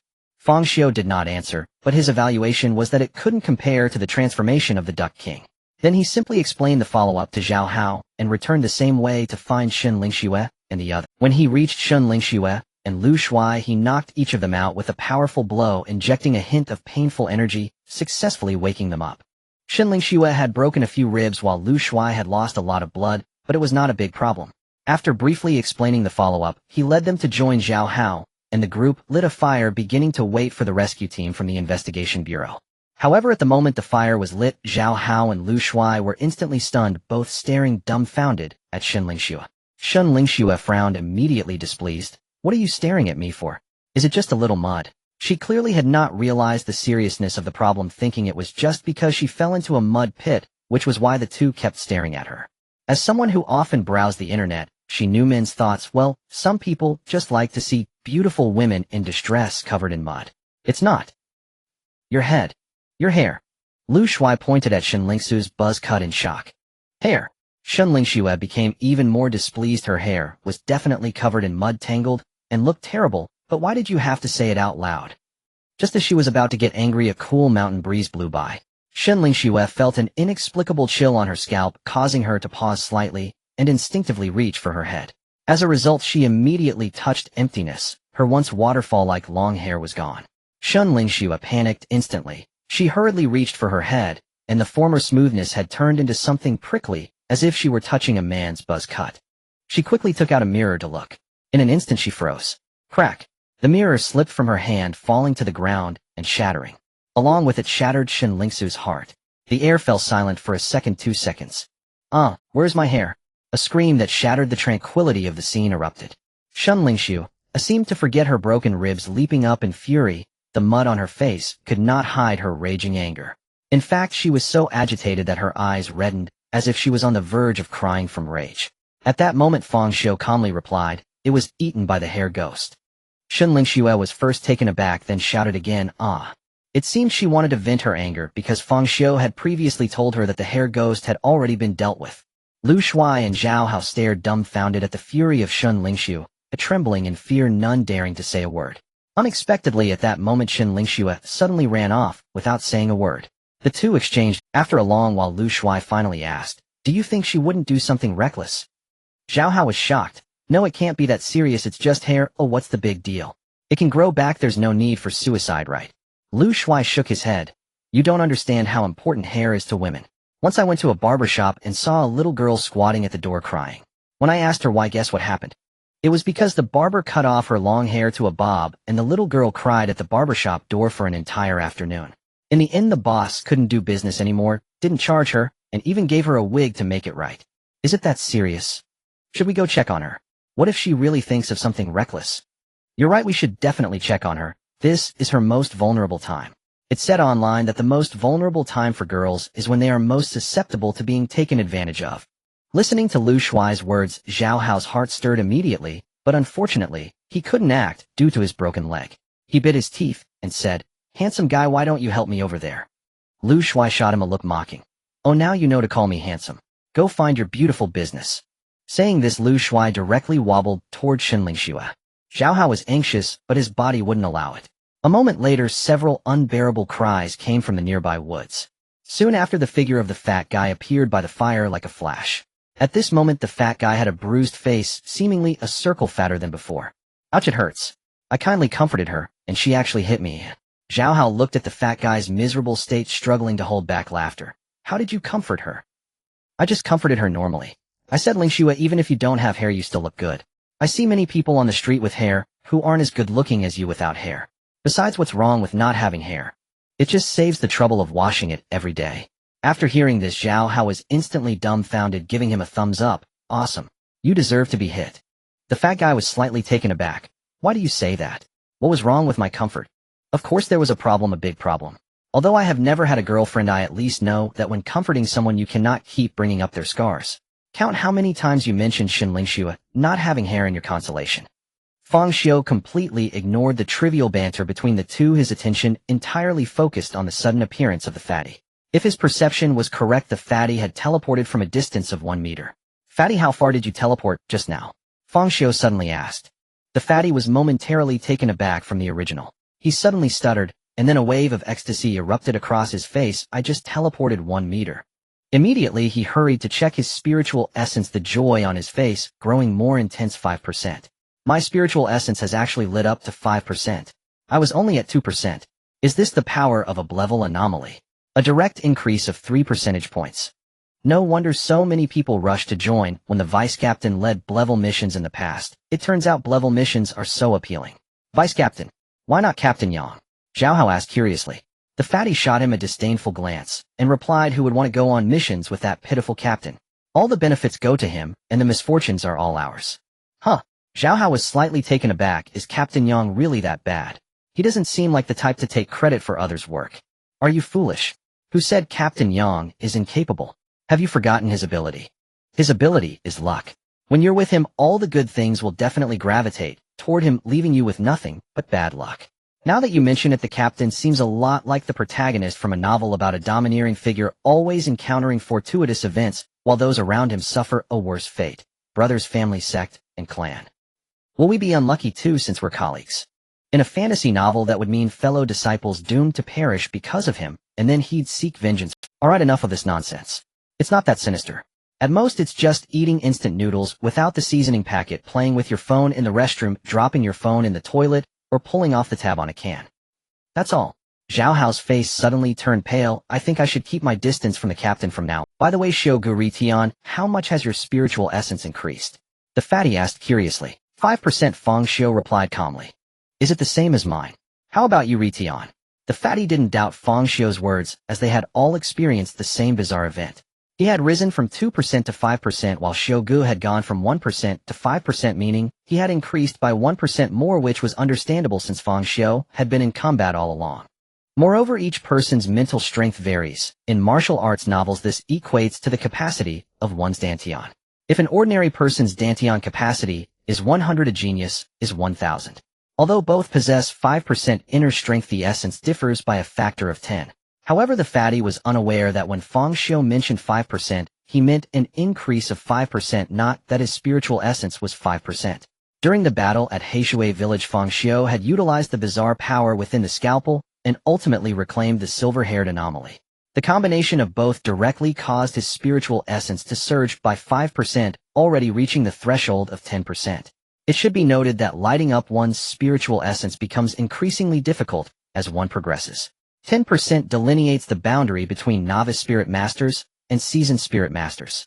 Furthermore, 10% is evidently a small critical point in the context of a fantasy novel. It equates to breaking through a small realm, clearly allowing one to sense the greater development of their physical potential, sharpening their 5 senses and enhancing their overall strength. No wonder Xin Lingxue often regarded herself as a seasoned spirit master. It turns out there is a distinction between novice and seasoned spirit masters. This distinction is not only reflected in physical qualities and sensory acuity, but also in the durability of their abilities. Novice spirit masters often have insufficient spiritual essence, rendering them incapable of using their abilities more than a few times before becoming exhausted. Fang Xiu had experienced this feeling numerous times. The power of pain was simply inadequate. Initially, when confronting the female physician, he even exhausted his spiritual essence with just one punch. But now, with his spiritual essence lit to 10%, he found himself increasingly adept at wielding the power of pain, avoiding the awkward situation of running out of energy after a single basic attack. In fact, had someone else experienced this battle, their improvement would have undoubtedly far exceeded 5%. First, they were eroded by the countless bizarre powers within the scalpel, then possessed by a level anomaly. Note it was possession. Ordinary spirit masters typically absorb the powers of anomalies passively through battles and life-and-death situations, subsequently lighting up their spiritual essence. However, battling is one thing, and being possessed is another. Clearly, possession provides a more direct and lasting connection, resulting in a greater influx of anomalous power. With both influences combined, it would be easy for one's spiritual essence to grow by 15%. Yet Fang Xiu only grew by 5% because his mental state was different from that of ordinary people. Numerous brushes with death had transformed his psyche, elevating it beyond the realm of normalcy. Using the example of dantian capacity, if an ordinary person's capacity is 100, a genius is 1,000, then Fang Xiu's capacity is at least 10,000. Thus, with the same amount of inner strength entering the dantian, only his percentage is the least. This also explains why, when he devoured Lin Xiang's spiritual essence, it only reached 5%. It is important to note that Lin Xiang was a spirit master whose spiritual essence had been lit up to 20%, one of the strongest among first-tier spirit masters. Even with some loss during the distortion process, it shouldn't have been reduced to such a meager amount. I'm also at 5%. Zhao Hao exclaimed excitedly. The fatty was slightly surprised, but quickly calmed down, realizing Zhao Hao had also engaged in direct combat for a long time after transforming, so it was normal for him to rise from 1% to 5%. While everyone's mental states differ, ordinary people are generally similar to one another, so the fatty naturally assumed Zhao Hao's 5% was roughly equivalent to Fang Xiu and his own 5%. However, no one knew how much of it was merely superficial. Shortly after, Zhao Hao and Lu Shuai excitedly chatted, each boasting. One claiming to be invincible at midnight, the other boasting about his infinite teleportation. The more they boasted, the more excited they became, until eventually they even dismissed Captain Yang. Xiao Hao boldly stated, "I'm not bragging, but when midnight strikes, haha. I'm invincible beneath the captain, and above the captain, it's one for on." Fang Xiu didn't participate in their boasting, but silently communicated with his hair. Previously, when he was controlling the hair anomaly, he vaguely sensed some fragmented memories from within the hair anomaly, but at the time, there had been no opportunity to examine them. Now waiting for rescue, he had some time on his hands, so it was a good moment to take a look. When he absorbed those memory fragments into his mind, a series of fragmented images suddenly surfaced in his mind. He saw Wang Ernie during her black-haired phase playing and frolicking with a beautiful girl of the same age, and then witnessed this beautiful girl being forced by the villagers to jump into the river and commit suicide. Fang Xiu finally understood why the hair anomaly chose Wang Ernie as its host. Wang Ernie was born in Heishui village, an orphan after the early death of her parents. With a large birthmark on her face, she was considered ugly, and as a result faced discrimination from a young age, with hardly any peers willing to play with her. This situation persisted until the arrival of a beautiful woman in the scene. That beautiful woman was the corpse at the bottom of the river, named Lin Mingxi. Just from her name, it was clear that Lin Mingxi was not a villager of Heishui village. Indeed, Lin Mingxi had been abducted to be a bride for the village chief's grandson Wang Fugui. After arriving in Heishui village, she suffered greatly and tried to escape multiple times, but in the mountains, how could she outrun the locals? Each time she was caught and subsequently abused. However, she never gave up, and because of that perseverance, she was met with disdain and ostracism everywhere. Thus, by a twist of fate, two similarly marginalized individuals came together. In this way, Lin Mingxi and Wang Ernie became good friends. Lin Mingxi did not mind Wang Ernie's ugliness. She believed Wang Ernie's heart was beautiful, far superior to those villagers. Wang Ernie was also very happy, as Lin Mingxi was her only friend since childhood, someone she valued more than her own life. A year passed like this. During that year, Lin Mingxi had been pregnant several times, but had terminated each pregnancy. Notably, there were no clinics in Heishui village, let alone contraceptives, and even if there were, no one would sell them to her. One day, Lin Mingxi told Wang Ernie that she had figured out the escape route, and hoped that Wang Ernie would start a fire to attract the villagers' attention when she made her escape. Wang Ernie asked her why she had to escape. Lin Mingxi replied that her family and friends were outside the mountains, so she had to get out. But Wang Ernie thought, what about me, who is inside the mountains? Are the people outside truly her friends? She began to doubt, questioning the friendship between them, wondering if Lin Mingxi, like the villagers, looked down on her, and if she was only befriending her to learn the escape route and to use her for cover. That day, Wang Ernie faced Lin Mingxi's plea and agreed. Lin Mingxi smiled brightly, the first time Wang Ernie had seen her smile so joyfully. On the night of the escape, Lin Mingxi complied exceptionally well with Wang Fugui's demands, who naively thought she had accepted her fate, becoming excited until he was exhausted. Once Wang Fugui fell asleep, Lin Mingxi escaped. Many families in the village kept dogs, and there were night patrols to prevent wild beasts from entering the village, so a large fire was essential. At that moment, Wang Ernie, who was supposed to set the fire, secretly ran to the village chief's house to inform him of Lin Mingxi's escape plan. Wang Ernie's thought was simple: no matter what, she could not lose her only friend Lin Mingxi. She only wanted to keep Lin Mingxi by her side forever. Of course, Wang Ernie was not foolish, as she advised the village chief not to reveal that she had reported, and assured him that she would act as a spy next time Lin Mingxi tried to escape. The village chief readily agreed, and then led the villagers and hunting dogs to search for Lin Mingxi. When Lin Mingxi saw the countless torches lit in the village, she knew her plan had been exposed. She also knew she would soon be caught and subjected to imprisonment and abuse. Of course, she realized that the villagers could track her down so quickly because her best friend had betrayed her. After enduring such a double blow, Lin Mingxi felt utterly exhausted, unable to hold on any longer, ultimately choosing to jump into the Heishui River to end her life. Upon learning of Lin Mingxi's death, Wang Ernie completely collapsed. She never believed she had done anything wrong. She just wanted Lin Mingxi to stay by her side forever. What was wrong with that? Then who was at fault? It could only be the villagers of Heishui village. They were the ones who drove Lin Mingxi to her death. Therefore, they deserved to die. With such a twisted mindset, Wang Ernie successfully caught the attention of the hair anomaly, ultimately becoming its host. Stimulated by the hair anomaly, she naturally became a spirit master. To become a spirit master, two conditions must be met: a significant stimulus during life and death, and contact with the anomaly. Wang Ernie fulfilled both. Moreover, because the hair anomaly was a possessing type of anomaly, its power continuously corrupted Wang Ernie's mind. Her spiritual sensitivity rapidly increased, and her already twisted psyche became even more distorted, ultimately transforming her into a creature that was neither human nor anomaly. The silver hair exposed after her neck was cut open was enough proof of this. After becoming a monster, her growth in spirituality seemed limitless. Unlike ordinary spirit masters, she did not need to constantly face life and death scenarios. With the help of the hair anomaly, she successfully advanced to a second-tier spirit master. After that, she enacted a massacre in the village, but afterward, she felt lonely again, so she transformed all the villagers into anomaly slaves. This was the life of Wang Ernie. After observing her life, Fang Xiu became increasingly interested in the distorted group of spirit masters utilizing anomaly powers to combat anomalies. As one's strength grows, they would sink deeper. What happens when spirituality reaches 100%? Would they directly become an anomaly? Or, the endpoint of spirit masters is to become an anomaly. Wang Ernie's rapid increase in spirituality illustrates this point well.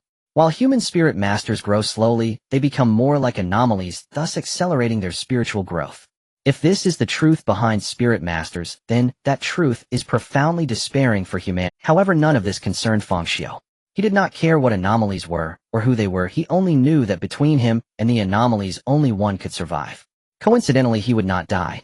After an unknown amount of time, Fang Xiu returned wearing a tattered and half-burned hat she had scavenged.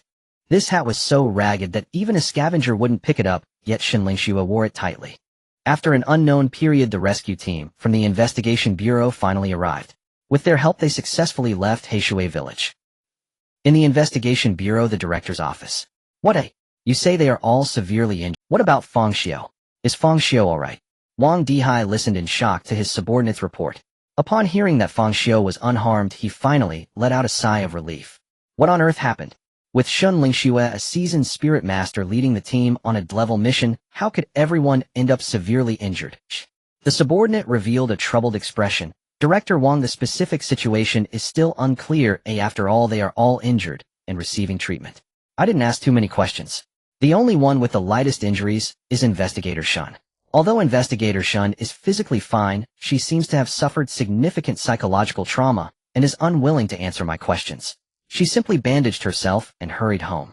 Wang Dihai's expression grew slightly serious. Xiao Shun is a senior investigator and has experienced many bizarre events. If even she is suffering from psychological trauma, then this incident must be quite severe. The subordinate hesitated. It may not be closely related to the bizarre event, mainly Investigator Shun seems to have lost her hair. Wang Dihai was instantly dumbfounded. What did you say? Xiao Shun is bald. How could she suddenly lose her hair for no reason? Forget it, I can't get anything out of you. As long as the person is okay, let them rest well today. They'll go see them again tomorrow. The next day, as Fang Xiu was just waking up on the hospital bed, he saw Wang Dihai rushing in anxiously. Seeing Fang Xiu, who was wrapped in bandages, a look of concern appeared on Wang Dihai's face as he quickly walked over. Hey, don't get up. You're an injured person. Our investigation bureau doesn't have such formalities, you just lie down. Before Wang Dihai could finish his sentence, Fang Xiu had already gotten out of bed, calmly glanced at him, and then turned to walk into the bathroom. Wang Dihai's outstretched hands froze in place. I'm not angry. It's just how spirit masters are you. I've gotten used to it. After some psychological preparation, Fang Xiu came out of the bathroom, and Wang Dihai seemed to regain his composure as the director. He first briefly expressed concern for Fang Xiu's health before beginning to inquire about what happened in Heishui. Fang Xiu did not withhold any information, but directly spoke about Wang Ernie, the hair bazaar, and the puppet master Wang Yanran. Wang Dihai's expression grew increasingly grave as he listened, especially when he heard about the Guangming Club. A rare flicker of anger appeared on his face. What? The people from the Guangming Club actually dared to openly attack the investigation bureau. What do they want? Are they trying to rebel? What? You said you took their bizarre object first, and even killed a core member. Oh, then that's fine. What? You used the power of the bizarre object. How severe is the psychological contamination? Shaolin, hurry and get a spirit incense from the bureau. No. 2. Soon Fang Xiu received 2 sticks of spirit incense along with 3,000 spirit coins. This is because the hair bazaar is classified as blevel, and the reward for resolving a blevel bazaar is 1,000 spirit coins. Fang Xiu's privilege is to double the reward, which is 2,000. But since the Heishui village incident is not a single bizarre event and involves second-tier spirit masters and interference from civilian forces, the final reward was set at 3,000 spirit coins. The value of spirit incense is also very high, with an official price around 100 spirit coins for one, but if sold on the black market, the price can double or even multiply several times. This item is life-saving. Once encountering a spirit master on the verge of losing control, the other party would go to any lengths to buy one. This time Fang Xiu could be considered to have struck it rich. With the Investigation Bureau's rewards plus the spoils obtained from Wang Yinran, he could afford the life of the president of the Guangming Club. However, just as he had said before, when he could truly afford the life of the president of the Guangming Club, he could take matters into his own hands. He had already killed a second-tier spirit master, so why couldn't he kill the president of the Guangming Club, who is also a second-tier spirit master? Even if Wang Ernie, the second-tier spirit master, has some flaws and lacks combat experience, having just stepped into the threshold of second-tier spirit master, let's not forget, she has teammates like the hair bizarre Wang Yinran. Moreover, after this battle, Fang Xiu's spiritual control reached 10%, allowing him to wield more power with the scalpel, and with the assistance of the hair bizarre, his strength had significantly increased. Coupled with the infinite trial and error of death's rollback, how could he possibly lose? The Guangming Club must be exterminated. After he killed Lin Xiang and Wang Yinran, and seized the bronze candlestick, he had already formed a deadly feud, so he had to continue killing. In fact, Fang Xiu had no interest in killing, he was only interested in the bazaar. But there was no way he was forced into it. He could have been a good person dedicated to killing the bazaar and benefiting humanity, yet there were always those who forced him. Thus, for self-preservation, he had no choice but to take up the butcher's knife, using slaughter to protect himself. Fang Xiu, I will definitely give you an explanation regarding the Guangming Club, but right now Vice Captain Bai Qi is severely injured and not yet healed, and Captain Yang Ming has tasks at hand. I will definitely send them to the Guangming Club in person after some time. Fang Xiu calmly nodded, not paying much attention to Wang Dihai's words, for he had already decided to take matters into his own hands. During this time, you should do nothing and focus on recovering. I have already arranged for some cell repair fluid from the Bureau. After a few injections, you will be fully healed and discharged within a week. The file for the Heishui village incident has been updated, classified as B with the code name Fa Gue. These will all be recorded in your files as honors that will stay with you for a lifetime. The Investigation Bureau will never forget any hero. Be sure to rest while play some games, watch anime, scroll through some lighthearted videos, in short, do whatever you can to relax and entertain yourself. Wang Dihai finished speaking and, fearing a misunderstanding, quickly explained, "Don't get me wrong, the rapid increase in your spirit energy after this bizarre event seems like a good thing, but in the long run it is also a hidden danger.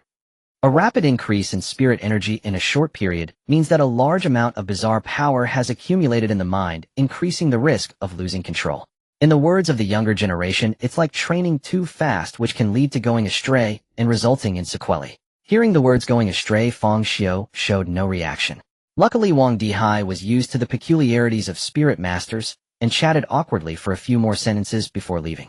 Not long after he left, Zhao Hao, leaning on a cane with his leg in a cast, came in with a lively expression. "Xiaogu, you didn't see it. The little nurse who was giving me info just now was so pretty in her nurse's uniform. All she needed was a white strip tisk. Her hands were so soft and smooth. I deliberately moved around a few times to let her touch me a few more times." Fang Xiu glanced at the needle marks all over Zhao Hao's hands, knowing that the sequelae had already begun. Although Zhao Hao used to be perverted, he wasn't this perverted. Then Zhao Hao slyly pulled out a small piece of spirit incense, which was as thick as a little finger and dark red all over. "Xiaogu, just now Wang Ju gave us 3 people a stick of spirit incense, 1/3 for each of us. He said it's because our spiritual growth is too fast, which may lead to side effects. However, I feel he is overreacting. Ew, I feel perfectly fine. Hee, I heard this spirit incense isn't cheap. I'm thinking of selling it and using the money to buy a sports car to impress the ladies. What do you think? I suggest you keep it for yourself." Fang Xiu shook his head slightly. Zhao Hao is now obsessed with girls, and his symptoms have indeed worsened. "By the way, Xiaogu, do you have any spirit incense? That one stick was divided into 3 portions for us. You must not have any, right? If you don't, I can give you mine." "No need, I have some too. 2 sticks to be precise." Of course, Fang Xiu didn't reveal that last part. There's no need to show off about such things. "I told you this time we survived thanks to you, Xiaogu. How could you not have spirit incense? But really, you should take mine. I heard using strange objects can worsen mental pollution. You might not have enough. Actually, I secretly lit the spirit incense just now." Zhao Hao suddenly whispered mischievously, "This spirit incense is completely unsuitable for me. The feeling of lighting it is unbearable. It feels like I've run a marathon 7 times, and my entire spirit feels empty. I enter a state of sage time, feeling that everything is pointless. Even when the nurse comes to give me a shot, I can't even react." Fang Xiu? He didn't quite understand why getting a shot would leave him feeling so apathetic. Zhao Hao seemed afraid Fang Xiu wouldn't believe him, and pulled out a lighter to ignite the spirit incense again. Moments later, wisps of blue smoke began to drift in the hospital room. As the two breathed in the smoke from the spirit incense entered their nostrils. The smell was somewhat pungent. As the spirit incense entered his body, Zhao Hao's previously lewd expression gradually transformed into one of tranquility, tinged with a sense of futility. Fang Xiu, however, furrowed his brows. He felt his spirit was being polluted. It was as if 20 old monks surrounded him chanting scriptures and striking wooden fish, urging him to let go of his hatred. This made him increasingly irritable, even contemplating the idea of killing a couple of strange creatures to liven things up. Alright, extinguish it. Zhao Hao snuffed out the spirit incense and soon began to chatter excitedly again. How about it, Xiu Go? I wasn't lying, was I? This spirit incense is really no good. Once you light it, life feels like it has lost its joy. Fang Xiu nodded in agreement. The spirit incense was indeed not a good thing. It even attempted to pollute his spirit. It seems he needs to find an opportunity to sell it all. Additionally, he could start considering matters regarding the Qingshan mental hospital. He had always been concerned about the items left behind by the director, Zhou Qingfeng. What is the truth of this world? He couldn't even recall who wrote the blood characters on the ceiling when he first crossed over. There were too many mysteries still unresolved. In the past, he was too weak to have the right to know these secrets. But now he has gained an initial ability to protect himself and can prepare to delve into them. During Fang Xiu's recovery, a major event occurred in the investigation bureau. What did you— Yang Kuanpeng is about to lose control of his spirit. Wang Dihai roared wildly in the office, disbelief etched on his face. What the hell is going on? The Qingshan mental hospital is rated C. Given Yang Kunpeng's strength, it would be one thing for his team to be wiped out, but how could he himself end up in such a state? He was in a coma for 3 days, and now that he wakes up he's about to lose control of his spirit. The doctors said he wasn't injured, right? It turns out just a day before Fang Xiu went to Heishui village, Yang Kunpeng's team was dispatched to the strange domain of the Qingshan mental hospital. That day Wang Dihai issued 2 tasks. One was Heishui village, and the other was Qingshan mental hospital. On the day the tasks were issued, Yang Kunpeng led the team out. Fang Xiu and the others went to Heishui village the next day. Yang Kunpeng's team emerged from the Qingshan mental hospital the following day, but only Yang Kunpeng came out. Not long after he exited, he fell into a coma, only waking up today. The subordinate reporting was drenched in cold sweat from Wang Dihai's fright. Wang Ju, according to Yang Kunpeng, the intelligence was incorrect. In that strange domain of the mental hospital there weren't just the medical spirit and nightmare entities, there were other strange entities as well.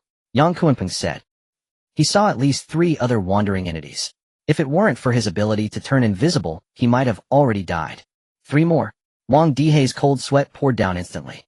He suddenly recalled that Fang Xiu mentioned there were at least dozens of strange entities in the Qingshan mental hospital confined in the patient rooms. But at that time he and Shun Lingshu had judged, based on previous experiences, believing that this was impossible. It wasn't a matter of doubting Fang Xiu's foresight, but rather that dozens of strange entities gathering together had never occurred before. Even the headquarters had previously stated that the characteristics of strange entities differ, making it difficult for them to coexist peacefully, so such gatherings would not occur. It's like in the animal kingdom, solitary animals living together in groups, which is entirely against common sense. Just like 2 tigers cannot coexist in one mountain unless one is male and the other is female. Moreover, Fang Xiu is just a newcomer spirit master, previously an ordinary person who had hardly dealt with strange entities, so they naturally assumed that the entities Fang Xiu saw in the future were simply spirit servants. After all, to ordinary people, there's not much difference between spirit servants and strange entities. But now the seasoned spirit master Yang Kunpeng had seen 3 additional strange entities in the strange domain of the Qingshan mental hospital, which has already broken common sense. This also means that what Fang Xiu said could very well be true. The Qingshan mental hospital likely really has dozens of strange entities rather than just spirit servants. This is a serious matter. If this is the case, then the common knowledge that strange entities do not gather in groups will be shattered, and the strange domain of Qingshan mental hospital in Luteng City will become a unique case globally. Where is Yang Kunpeng now? Take me to him. Wang Dihai said anxiously. In the interrogation room, Wang Ju, he is about to mutate. It's too dangerous for you to go. Has Yang Ming returned? Wang Dihai asked in a deep voice. No, not yet. What about Bai Qi? Is he healed yet? Vice Captain Bai has returned to work normally, but he doesn't seem to be fully recovered. There's no time for that now. Call Bai Qi to my office. Also Fang Xiu, he is the person involved, bring him. Yes, Wang Ju. 10 minutes later. Fang Xiu arrived at Wang Dihai's office unaware of why he had been summoned especially during his recovery period. As soon as Fang Xiu entered the door, he saw a tall, handsome man with a pale complexion sitting across from Wang Dihai, sitting upright, with a serious expression emanating an aura that seemed to signal, "Do not approach." The man had a head of tousled black hair, delicate features, and a cold expression reminiscent of a demon descending to earth. His sharp, indifferent gaze, elongated phoenix eyes, and a high nose were complemented by thin, cold lips. Overall, he appeared to be the type of cold-faced, few-words, domineering figure that commands respect. However, the only flaw was that this domineering figure looked somewhat unnaturally pale, occasionally coughing a few times, giving him a somewhat sickly appearance. Fang Xiu, although you are recovering and shouldn't have been called here, the situation is urgent, and since you are one of the parties involved, I specifically asked you to come. By the way, let me introduce you. This is Bai Qi, the deputy captain of the investigation bureau. Bai Qi, this is Fang Xiu. Fang Xiu and Bai Qi exchanged a silent glance, one calm and the other indifferent. Wang Dihai appeared somewhat awkward at this moment. Suddenly, Bai Qi spoke up. "I don't like to owe others favors, so if you need anything in the future, feel free to seek me out." Fang Xiu nodded, slightly understanding Bai Qi's intention to repay the debt of gratitude from the last time. After all, without that phone call from him, Bai Qi would have been dead. As for Bai Qi's attitude, he found it unsurprising. A spirit master behaving too normally would actually be the most abnormal. "Alright, we'll talk later. Right now, there's an urgent situation. Hey Race, the thing I previously sent Yang Kunpeng to lead a team to the Qingshan Mental Hospital's anomaly, which was classified as a Grade C. Grade C. Fang Xiu's eyes flashed with surprise at this revelation. He never expected the investigation bureau would ultimately classify the Qingshan Mental Hospital as Grade C. Even though he had resolved the B incident in Heishui village, he wouldn't dare say he could explore the Qingshan Mental Hospital at will. The Qingshan Mental Hospital anomaly should at least be Grade A or even S. Hearing Fang Xiu's question, Wang Dihai's eyes revealed a hint of embarrassment and guilt. "This matter is my responsibility. Oh, I misjudged the information. I previously thought the dozens of anomalies you mentioned were merely anomaly servants, which is why I classified the Qingshan Mental Hospital anomaly as Grade C. Had I believed your words back then, I wouldn't have sent Yang Kunpeng, but rather Yang Ming. Perhaps the outcome would have been different, and their team wouldn't have lost all but him." Fang Xiu's heart stirred. Was this the power of luck? He didn't think he looked down on Yang Ming, a third-tier spirit master, but he had a premonition that the Qingshan Mental Hospital was far from an ordinary anomaly, and Yang Ming would likely have perished as well. Yet now Yang Ming, who should have gone, was unable to due to Wang Dihai's misjudgment. Was this merely a coincidence, or had Yang Ming's lucky ability come into play? Was luck truly this powerful? No, that wasn't it. Yang Ming wasn't a first-tier lucky individual, but a third-tier one, so it wasn't an exaggeration to say he could evade danger. Wang Dihai continued. According to Yang Kunpeng, he saw 3 other anomalies in the Qingshan Mental Hospital anomaly aside from the nightmare and the medical anomaly. This has broken common sense, so I suspect that the dozens of anomalies you mentioned might not all be anomaly servants. Fang Xiu didn't elaborate as the events had already occurred, and he couldn't rewind time back to the mental hospital. He pondered and asked, how did Yang Kunpeng survive? This was a matter of concern for Fang Xiu. He cared deeply about the Qingshan Mental Hospital, or more accurately about what the director Zhou Qingfeng had left behind. Wang Dihai explained, Yang Kunpeng's ability is invisibility. He survived thanks to this power, plus you provided the safe route to the mental hospital, which allowed him to escape. However, Yang Kunpeng's current state is not good. He is on the verge of losing control of his spirit. For specific details, we'll need to ask him. The reason I called you here is to have you meet Yang Kunpeng and understand what happened, so that we can make a precise judgment about the Qingshan Mental Hospital anomaly. Let's go, Fang Xiu said calmly. The only thing that sparked his interest now was the anomalies, and among them, he cared most about 2. One was his wife, and the other was the Qingshan Mental Hospital. Wang Dihai understood the urgency of the situation and said nothing further, directly leading Fang Xiu and Bai Qi to the interrogation room. In the interrogation room, wisps of white smoke swirled, emitting a tranquil and peaceful atmosphere. It was indeed the aroma of spirit incense. Upon entering the interrogation room and smelling the scent, Fang Xiu instinctively frowned. On the table in the interrogation room lay a lit stick of spirit incense, and in front of the table was a row of steel bars behind, which was a thin, trembling young man. The man had dyed yellow hair, a pale face covered in cold sweat, and bloodshot eyes that rolled uncontrollably, resembling a junkie caught in the throes of addiction. He occasionally turned to look back, seemingly fearful of someone attacking him from behind. Witnessing this scene, both Wang Dihai and Bai Qi frowned.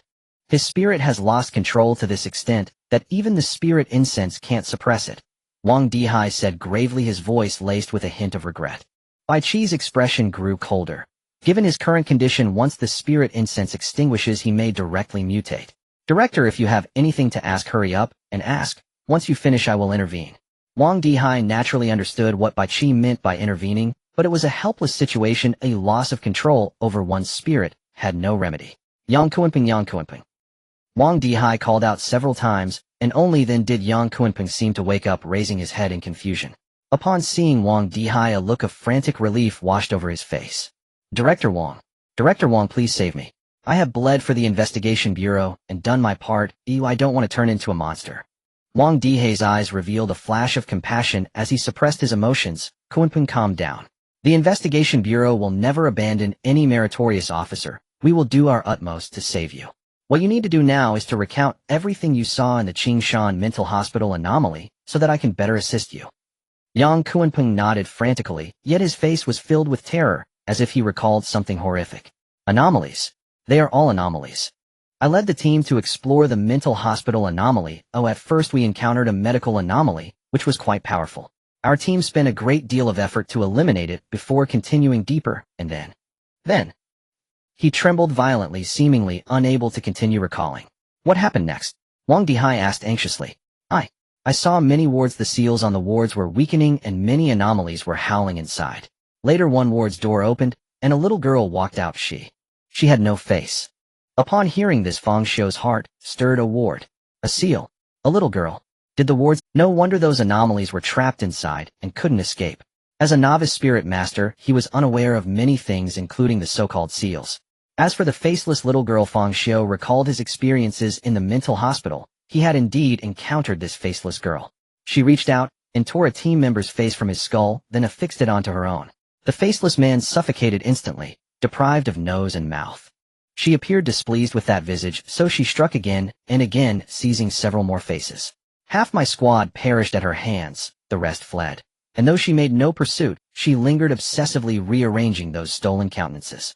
That girl is at least a Class B anomaly, possibly even Class A. Before her we were utterly defenseless. During our flight we encountered another humanoid anomaly. Its head grotesquely inverted fused to its back. It snapped multiple necks with brutal ease. Our attacks struck its body, as if scratching idle flesh.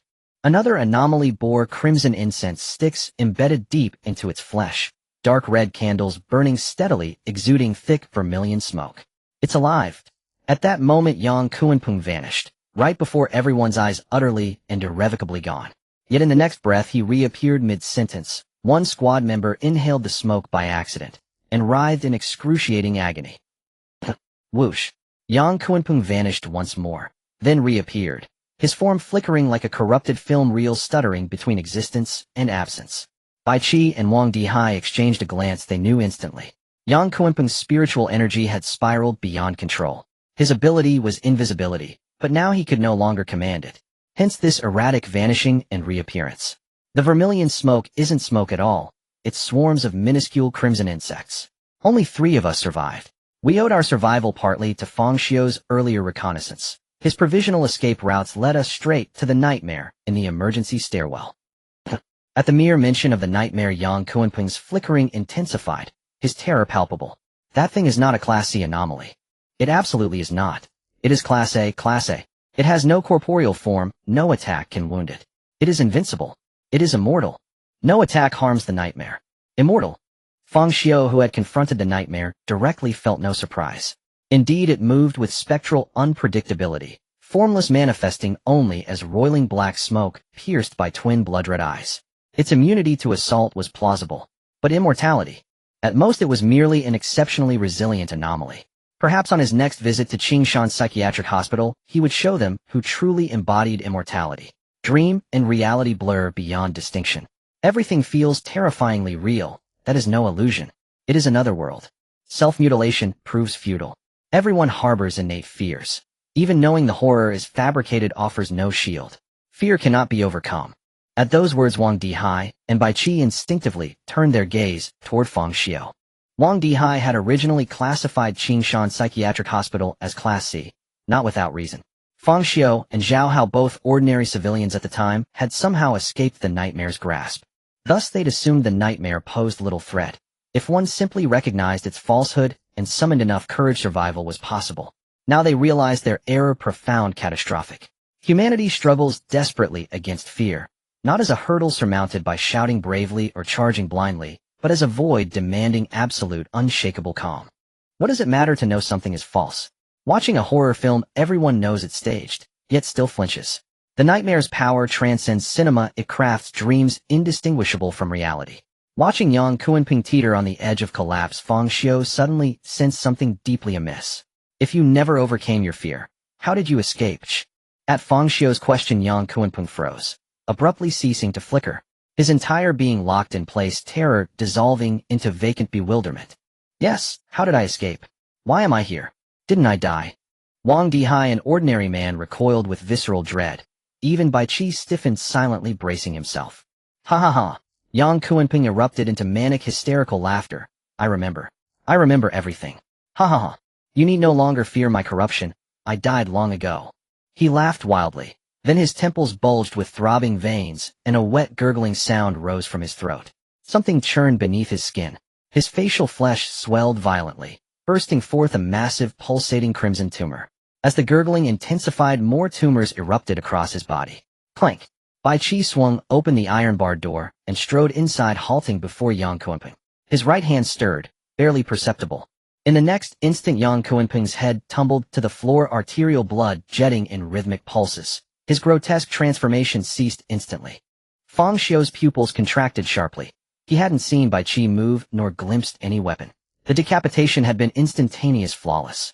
Unfathomable speed, this was true velocity. No wonder he stood unrivaled as Luting City's foremost spirit tamer. Fang Xiu deduced Bai Qi had likely reached the apex of Tier 2, only a hair's breadth from Tier 3. Unlike Yang Ming, however, fortune had eluded him, stalling his breakthrough. The Bureau has suffered grievous losses this time, sighed Wang Dihai, staring at Yang Kunping's corpse. His face suddenly etched with premature age. Anomalies multiply relentlessly, yet the Bureau's personnel dwindle rather than grow. A full squad wiped out in one operation dealt a crushing blow. Dispatch personnel, dispose of Yang Kunping's remains. Per regulations, issue survivor benefits and a martyr's certificate to his family. After speaking, Wang Dihai turned to Fang Xiu and Bai Qi. Let's continue in my office.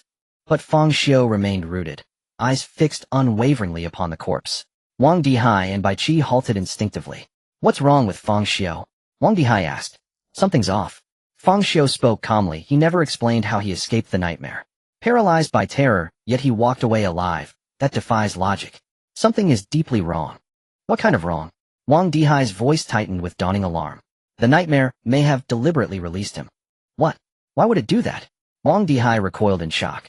Fang Xiu offered no reply, merely drew out a surgical scalpel. This cursed artifact, the Bureau already knew it originated from the psychiatric hospital.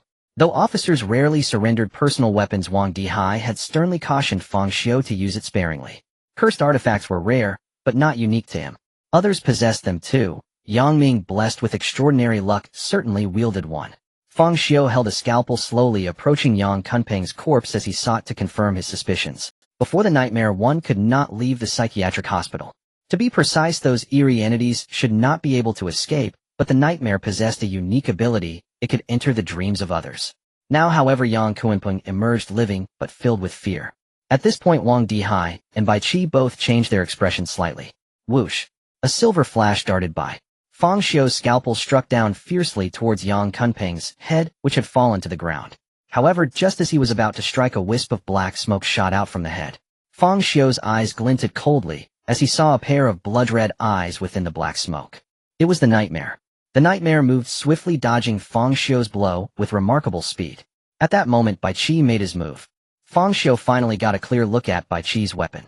A short knife devoid of any unnecessary decorations or patterns, glinting in a dark golden hue, exuding a profound quality. Fang Xiu recognized it at a glance. It was a short knife forged from pure mind steel, hence its resemblance in color to the spirit coins. Bai Qi, wielding the dark golden short knife, seemed to vanish in an instant, reappearing right beside it. Whoosh! A slash was delivered in midair with incredible speed, so fast that the nightmare couldn't evade it. However, the knife merely sliced through the nightmare's form, as if it were cutting through air. The nightmare chuckled coldly. Useless, any attack against me is futile. Bai Qi frowned slightly, and continued to strike several times, each blow landing, yet causing no harm. Is that so? A calm voice echoed. It was Fang Xiu. The scalpel gleamed with silver light aimed directly at the blood-red eyes within the black smoke.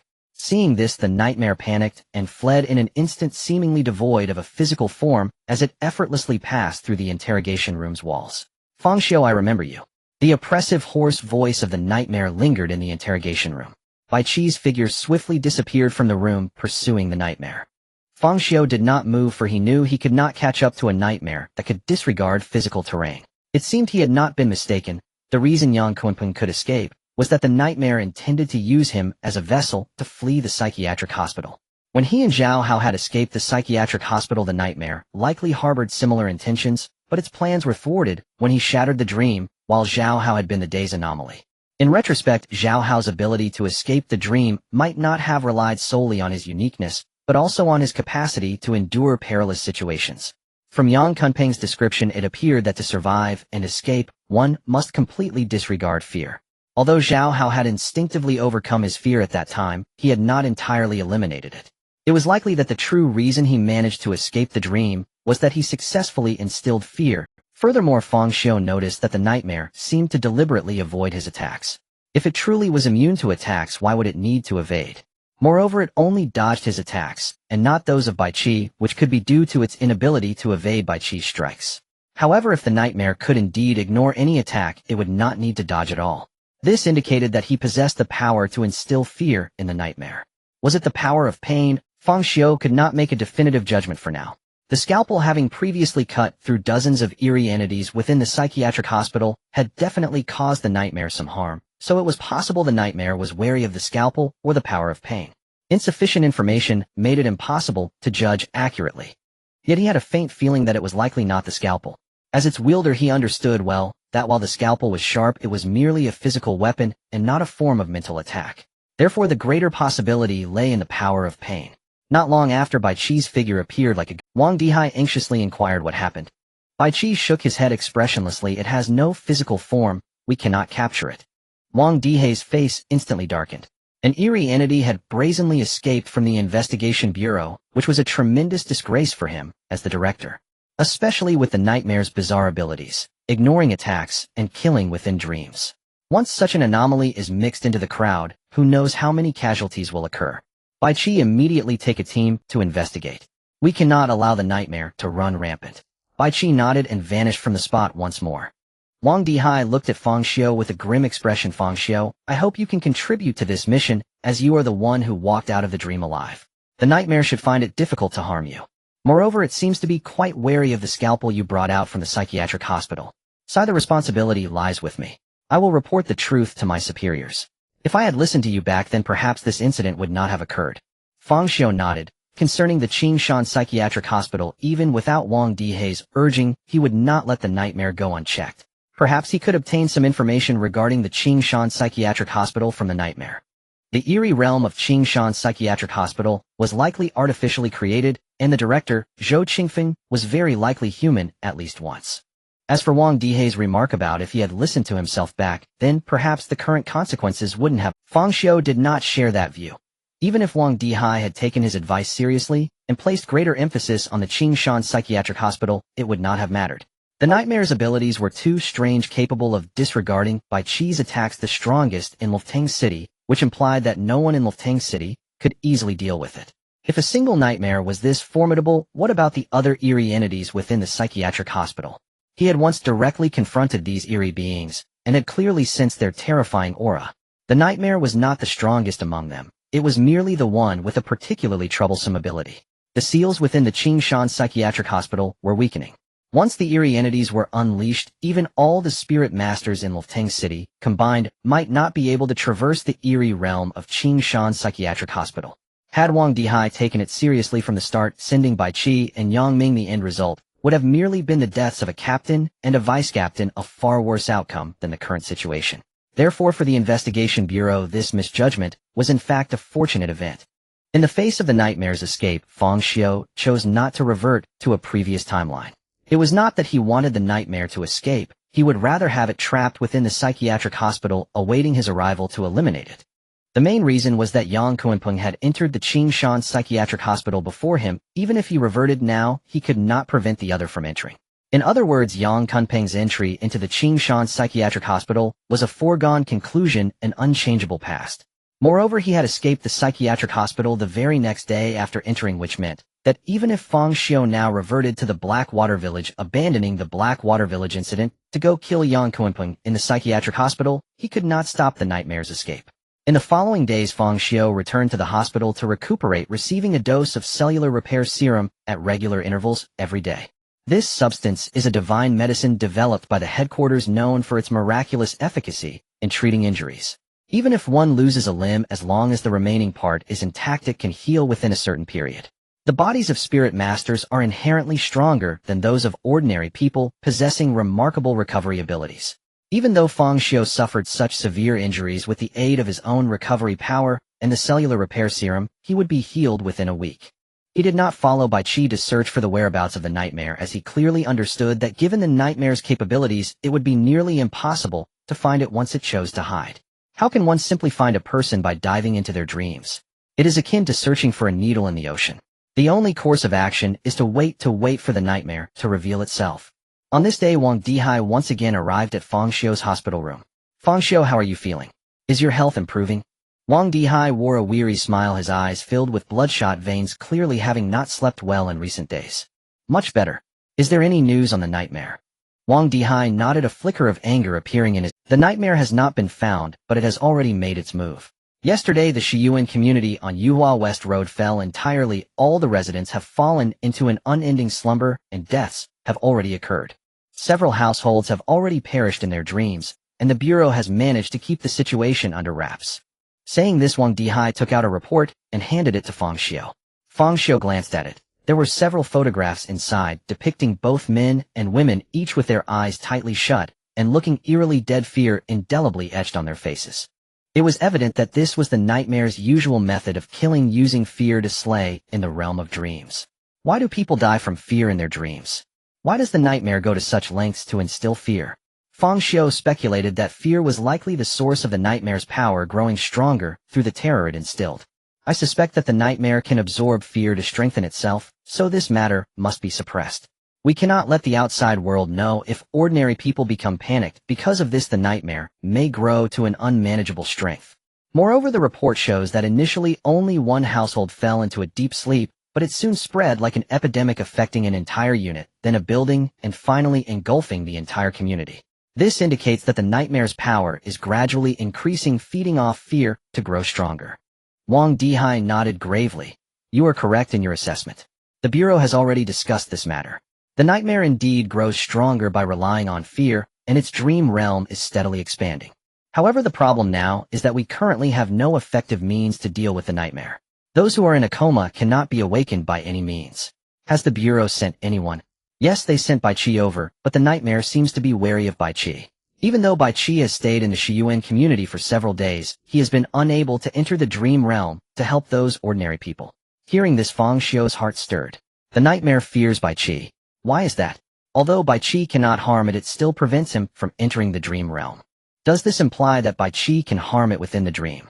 After pondering for a moment, Fang Xiu calmly stated, it seems that the nightmare's weakness lies within the dream.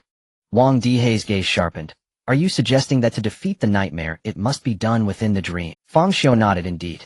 If I am not mistaken, the nightmare lacks a physical form, so most attacks cannot harm it. However, it is different in the dream, as we too would lack a physical form when entering the dream. We would essentially exist in the same state as the nightmare, making only the dream capable of combating the dream. Then this task likely falls to you, and Zhao Hao, as only you two have previously defeated the nightmare within the dream. Fang Xiu shook his head, stating that he could call it a defeat, but Zhao Hao's contribution could only be considered a mere strike. The nightmare's intelligence is no less than that of humans, as evidenced by its reluctance to allow Bai Qi into the dream. If Zhao Hao and I go, we would likely be rejected at the door. Wang Dihai's expression grew increasingly grim. Isn't there any effective solution? Are we to merely watch as the nightmare pulls everyone into its realm? For now, we can only wait. Wait. Wait for how long? Wait until the nightmare becomes strong enough, until it believes it has no need to fear us. Only then will the nightmare bring us into its dream. Fang Xiu calmly articulated a despairing truth. How can that be? Once the nightmare grows powerful enough to no longer fear you, how will you confront it once it pulls you into the dream? Damn it. This damn nightmare is indeed difficult to deal with the initiative entirely in its hands. It can strike when it wishes, and when it does not, it preys on ordinary people's fears to strengthen itself. This has already placed it in an invincible position. Then let's see who is stronger when that time comes, Fang Xiu said calmly. Seeing Fang Xiu's tranquility, Wang Dihai immediately inquired, "Have you seen a glimmer of hope for the future?" Fang Xiu shook his head no. He had not experienced a death rewind during this period, even though he now knew the location where the nightmare was active. Because a rewind would be pointless. Even if he were to stake out in the Xiyuan community, what difference would it make? Even Bai Qi, the foremost spirit master of Ulteng City, cannot enter the dream realm, and Fang Xiu does not believe he could. Thus going back to the Xiyuan community would merely mean watching the residents fall into the dream. As for attempting to disperse the residents in advance to prevent the nightmare from absorbing fear and accumulating power, that too would be futile. When the nightmare confronts ordinary people, it is an absolute, overwhelming presence. Today, dispersing the Xiyuan community would only result in the East Garden community, North Garden community, and South Garden community facing the same fate tomorrow. The nightmare will always select a lucky community to reward with an everlasting nightmare from which they will never awaken. This outcome has been predestined since the nightmare's release. It is destined to kill many. Afterward, Wang Dihai chatted for a while longer before leaving, as the matter concerning the nightmare had left him in a state of distress. Not long after Wang Dihai departed, suddenly 2 hurried footsteps echoed, and soon Xiu, her face full of anxiety and rage, appeared in the ward. Behind her was her partner Li Wenhao.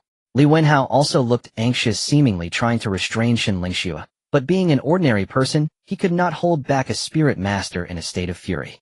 At this moment, Xiu had already donned a wig looking exactly the same as before. Fang Xiu, why didn't you clarify that there were dozens of strange entities at Qingshan Mental Hospital back then? Do you realize that because of you the Yang Kuanping team was annihilated, and now all the residents of the Xiyuan community have fallen into a coma? They might all die. Do you have any idea? Fang Xiu calmly gazed at the enraged Xiu and said lightly, "So you are deaf? Didn't you hear what I said back then?" Xiu's anger remained unabated. "You did say it, but you weren't clear at that time. Who knew if you were talking about the weird or the weird slave?" "Investigator Shen, please stop talking." Li Wenhao hurriedly grabbed Xiu, but she violently shook him off. The force was so great that Li Wenhao crashed into the wall, gritting his teeth in pain. Xiu continued to press on. "Fang Xiu, you knew I didn't believe it at that time. Why didn't you persuade?" Slap. A blood-red handprint suddenly appeared on Xiu's fair and delicate face. She was momentarily stunned, then furiously shouted, "You!" Slap. Another fierce slap landed. Xiu completely exploded. Ew, just as she was about to resist, a large hand tightly gripped her slender neck. Bang! The immense force slammed Xiu's back against the wall, knocking off her wig and revealing her buzz cut, while the large hand pressed down hard on her. At this moment, what entered Xiu's view were a pair of indifferent eyes devoid of any emotion. Fang Xiu's calm voice sounded, "Do you have some misunderstanding about me? I talk to you nicely, yet you think I am easy to talk to. You?" Xiu began to struggle, but she could not pry Fang Xiu's hand off at all. Li Wenhao, lying on the ground, saw this scene and immediately panicked, hurriedly apologizing to Fang Xiu. "Mr. Fang, please don't be angry. Investigator Shen didn't mean it. She was just concerned because her only brother lives in the Xiyuan community, which caused her to be flustered." Hearing this, Fang Xiu smiled and whispered in Xiu's ear, "In fact, I have long foreseen the future of the Xiyuan community, but I won't say it. If I had said it in advance, your brother wouldn't have fallen into a dream. However, many other innocent people would.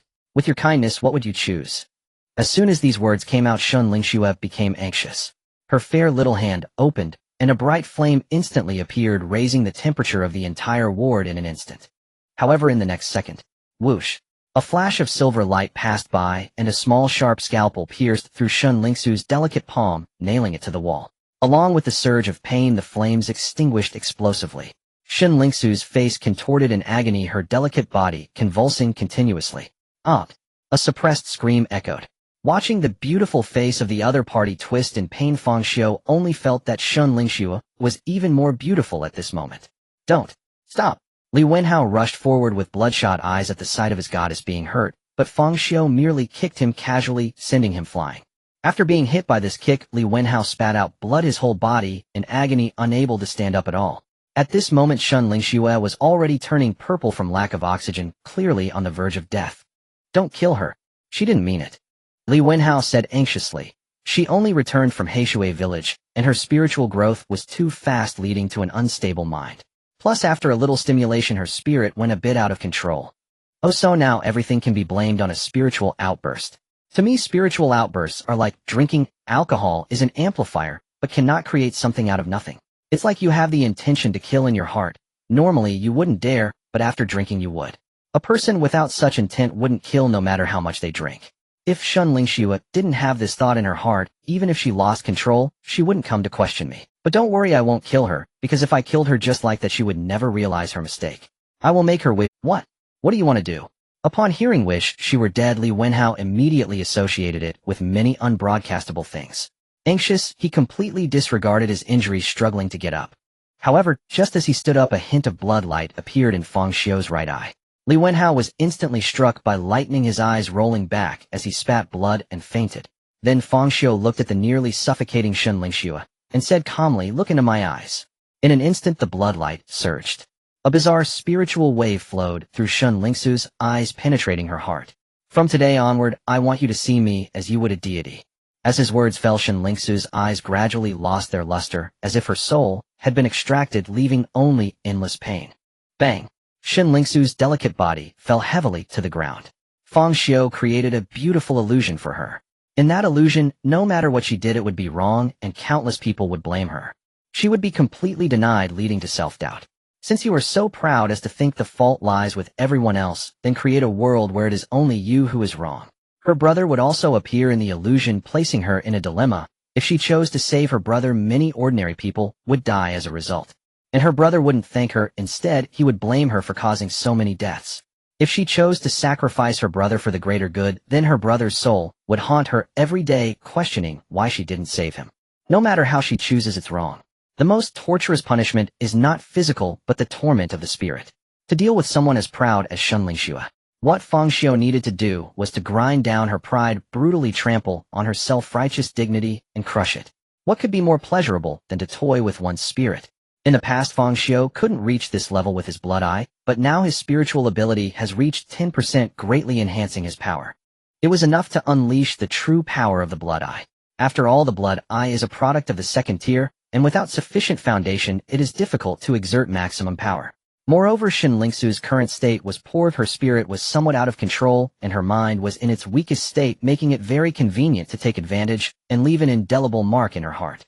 In the illusion, Shun Lingxue was alone in endless darkness, seemingly beneath a spotlight. No matter how she moved, the spotlight always firmly locked onto her, following her every step. The scope illuminated by that spotlight was very narrow, only lighting up a 1-meter radius around Shun Lingxue, like a beam of light, and she couldn't escape from it no matter what. At this moment, Shun Lingxue was completely unable to concentrate, to think, as every part of her body was transmitting a tearing pain, and endless suffering drowned her like a tide. Just then another spotlight lit up not far away. Shun Lingxue struggled to look, only to see Fang Xiu sitting calmly on the throne, his gaze indifferent, resting his chin on one hand, as if a deity looking down upon her. "Fang Xiu, is this all you're doing?" Fang Xiu did not respond. He snapped his fingers. The dark scene around them suddenly transformed into the Shiyuan community. Shun Lingxue's brother appeared. Immediately she saw her brother being chased by a nightmare in his dream, the nightmare taking the form of a butcher wielding a cleaver, teasing her brother like a cat playing with a mouse. From time to time the butcher would strike, blood splattering. Shun Lingxue witnessed this scene, her eyes nearly bursting with rage, turning crimson. "No, don't hurt him." In the illusion, suffering engulfed her, and she had long lost her ability to think, as if she were dreaming without realizing it. At that moment, Fang Xiu's indifferent voice echoed, "Do you want to save him?" "Fang Xiu, what do you want? Don't hurt my brother. Come at me if you have to." "Do you want to or not?" I want. He snapped his fingers again, and the surrounding darkness was instantly dispelled, along with his figure disappearing. The scene shifted back to Shun Lingxue's home. Her brother sat on the sofa expressionless. Seeing this, Shun Lingxue rushed over, hugging her brother tightly, weeping uncontrollably. To her surprise, her brother pushed her away with a blank expression, coldly questioning, "Why did you save me? Do you know that because you chose to save me, the nightmare went to the city center, and now everyone in the city center has fallen into a deep sleep, and they will never awaken?" Suddenly the television turned on, showing a news report where chaos reigned in the city center, cordons sealing off the area outside of which countless relatives wailed and knelt in despair. "Please, save my child. Let me in, and my wife is still inside. Witnessing this scene, Shenlingsu's heart was struck profoundly by immense regret, blame, and despair. Various emotions surged within her. Do you see this, sister? Everything is your fault. You caused their families to be torn apart, their lives ruined. Why did you save me? Her brother erupted with a fierce roar. Then he crazily ran to the window, opened it, and leaped directly from the 15th floor. No. Shenlingsu completely broke down. The scene shattered like a mirror, plunging everything back into darkness. In the darkness, a beam of light shone down, and the indifferent Fang Xiu sat high upon his throne, calmly observing the weeping Shenlingsu, just as before. Snap! With the sound of his fingers, the scene of her brother being chased by the nightmare reappeared. This time, how will you choose? Fang Xiu said indifferently. Shenlingsu saw her brother again, and only then did her eyes regain their brilliance. But just as she was about to save him, images of ordinary people who had lost their loved ones, as well as her brother's tragic death, flashed in her mind. A look of painful conflict flickered in her eyes, and after a long time, she despairingly closed her eyes, saying nothing. Meanwhile, in the scene, her brother was being brutally slaughtered by the butcher. Her brother's screams echoed incessantly in her ears. Off! Please let me go. Sister! Where are you? Come save me. Shenlingsu tightly shut her eyes, tears streaming down her face, her body trembling uncontrollably. She had tried repeatedly to speak, but found herself unable to. The scene shifted again. Shenlingsu returned to her home, but this time the house was empty, without her. But in the next moment, her brother, looking pale and eerie, suddenly appeared. Sister, why didn't you save me? Do you know I am forever imprisoned in this nightmare, tortured endlessly? Sister, why didn't you save me? Why didn't you save me? Shenlingsu collapsed. She rushed forward to hug her brother, feeling as if she was embracing a cold corpse. I'm sorry. She cried until she was exhausted, her voice hoarse. But her brother remained unmoved, repeatedly questioning, why didn't you save me? Why didn't you save me?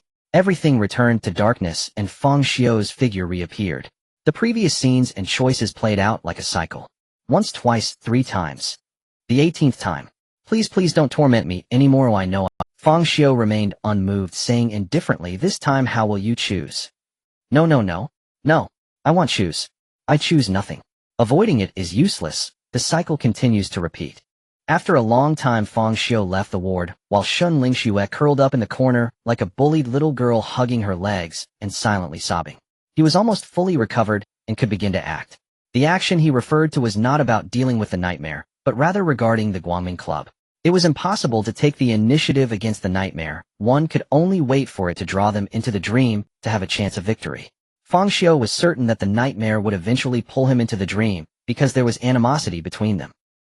At the Black Rose Bar, the Shaling branch, Fang Xiu once again met Manager Chung of Shaling. Manager Chung was still dressed in a well-fitted suit, tall, and wearing a mask exuding an air of elegance. Welcome to the Shaling branch, how may I assist you? Manager Chung smiled. I want to take all the contracts related to the Guangming Club, Fang Xiu replied calmly. Manager Chung was momentarily taken aback. All of them? Guess just a friendly reminder, there are indeed a few contracts targeting the Guangming Club, but no one has taken them due to the low prices. After all, it's not worth going up against the Guangming Club for such a small amount of money. It doesn't matter. I intend to wipe out the Guangming Club and just want to earn some extra money on the side. Hearing this, Manager Cheng's pupils dilated in shock. Wipe out the Guangming Club. It seems we have a remarkable guest today. If I recall correctly, last time you spent 200 spirit coins to buy the life of the Guangming Club's president's cousin. I didn't expect you to decide to take action yourself this time. But guessed if you share such information with me so easily, aren't you afraid it will leak? After all, wiping out the Guangming Club is no small matter. The Guangming Club holds significant sway in the circle of spiritual masters in Tang City. If they are truly wiped out, it will likely cause considerable upheaval. I'm sharing this information with you so you can sell it. This information should be worth quite a bit, right? I believe at least the people from the Guangming Club would be very interested in paying a hefty sum for it. Can it really be operated like this? Manager Chung was dumbfounded. He had never thought he would encounter such a guest one day. This was basically going to drain the Guangming Club of all its value. However, this also subtly revealed that the guest before him had absolute confidence in his own strength, confident enough to let the Guangming Club know in advance. He wasn't planning an assassination. This was a straightforward notification, an open threat. When did Tang City produce such a character? Manager Chung took a moment to compose himself, and said, guest, if you really intend to wipe out the Guangming Club, then this information will be extremely valuable, but it's not that I doubt you, but you should be able to provide some evidence to prove that what you're saying is true before I can sell. Otherwise, if I sell the information and you don't go through with the plan, then bang. Fang Xiu directly slammed a bronze candlestick onto the table. Upon seeing the bronze candlestick, Manager Cheng's pupils instantly contracted. This is a cursed item. It's the cursed item of the Guangming Club's president Ma Wenbin. They had previously offered a reward for clues regarding this cursed item. Hearing this, Fang Xiu's heart stirred. It seemed Wang Yanran hadn't informed Ma Wenbin about the cursed item, or perhaps she intended to surprise him. But now there would be no surprise as Wang Yanran was already dead. Wang Yanran was quite well informed. She found out about something that the Guangming Club's bounty had not uncovered. Yet Fang Xiu was not surprised, for this woman Wang Yanran must have her own methods of gathering information. After all, she had 2 mouths, and could easily extract useful intelligence. I also took the bounty for the cursed item. You can tell the Guangming Club that I have it. Additionally, this cursed item will serve as proof that I am going to act against the Guangming Club, and you can sell the information now. Oh, by the way, my name is Fang Xiu, and I am currently an investigator in the Investigation Bureau. As Fang Xiu spoke, he directly removed his mask. A handsome and calm face appeared before Manager Cheng. Manager Cheng stared at Fang Xiu, quickly recalling the information about him. Fang Xiu, male, 20 years old, a local of Luteng City, a newcomer in the Investigation Bureau with the ability of perception. He was somewhat stunned. A new spiritual master whose ability was primarily supportive perception actually had the audacity to claim he would act against the Guangming Club. Was his spirit out of control? Yet no matter how he looked at Fang Xiu's calm face, he couldn't see any signs of a loss of control. Could it be that the Investigation Bureau was going to act against the Guangming Club? Was Fang Xiu merely a decoy? This was the only relatively reasonable explanation that Manager Cheng could think of. Yes, it must be this way. As a member of the Investigation Bureau, Fang Xiu would surely know about the Bureau's plans to act against the Guangming Club. He was thinking of coming to profit from the insider information. After all, the Guangming Club would eventually be wiped out by the Investigation Bureau, so why not take all the contracts and earn as much as possible? Thinking of this, Manager Cheng's eyes lit up. This was indeed a talent. He was exceptionally skilled at extracting benefits. Mr. Fang, please download the Shalim app now, and I will send you all the orders related to the Guangming Club. Fang Xiu nodded, and under Manager Cheng's guidance downloaded the Shalim app, registering his own account with the nickname Guangming Killer. Notes: accepting all orders related to the Guangming Club. Manager Cheng couldn't help but twitch the corner of his mouth upon seeing Fang Xiu's nickname and notes. What kind of grudge is this? You stole someone's cursed item and planned to annihilate them. Although he silently complained, Manager Cheng dared not say anything superfluous. This was definitely a ruthless character. Directly using the cursed item as a deposit, and even daring to show his face without fear of being targeted for assassination, such a person was either insane or hiding deep cards. Either way, they were not to be trifled with. Then Manager Cheng began sending orders to Fang Xiu. Ding. You have a new Shalim order, please check. You have a new Shalim order, please check. Fang Xiu opened the orders and saw that they were mostly related to people from the Guangming Club, but the prices were so low that no one had taken them for a long time. Soon he saw a familiar name, Wang Yanran. Order notes: this bitch has been dating 8 men behind my back, and actually ranked me 9th. She deceived my affections, and took all my money as she deserves to die. Bounty 5 spirit coins. Seeing the 5 spirit coins, Fang Xiu believed the note. It seemed he had indeed been cheated out of all his money, otherwise he wouldn't only offer a bounty of 5 spirit coins. Moreover, this person was clearly so cheated that he was about to lose control. What he cared about was not that Wang Yanran was dating 8 men, but that he was ranked 9th. This damned competitive spirit. Fang Xiu was no stranger to it. After all, they were spiritual masters, and it was not surprising to hear such earth-shattering and soul-stirring statements. He has seen too much already. For instance, the kind-hearted Lin Xiang, who can wield both ice and fire, and who has entangled Wang Yanran.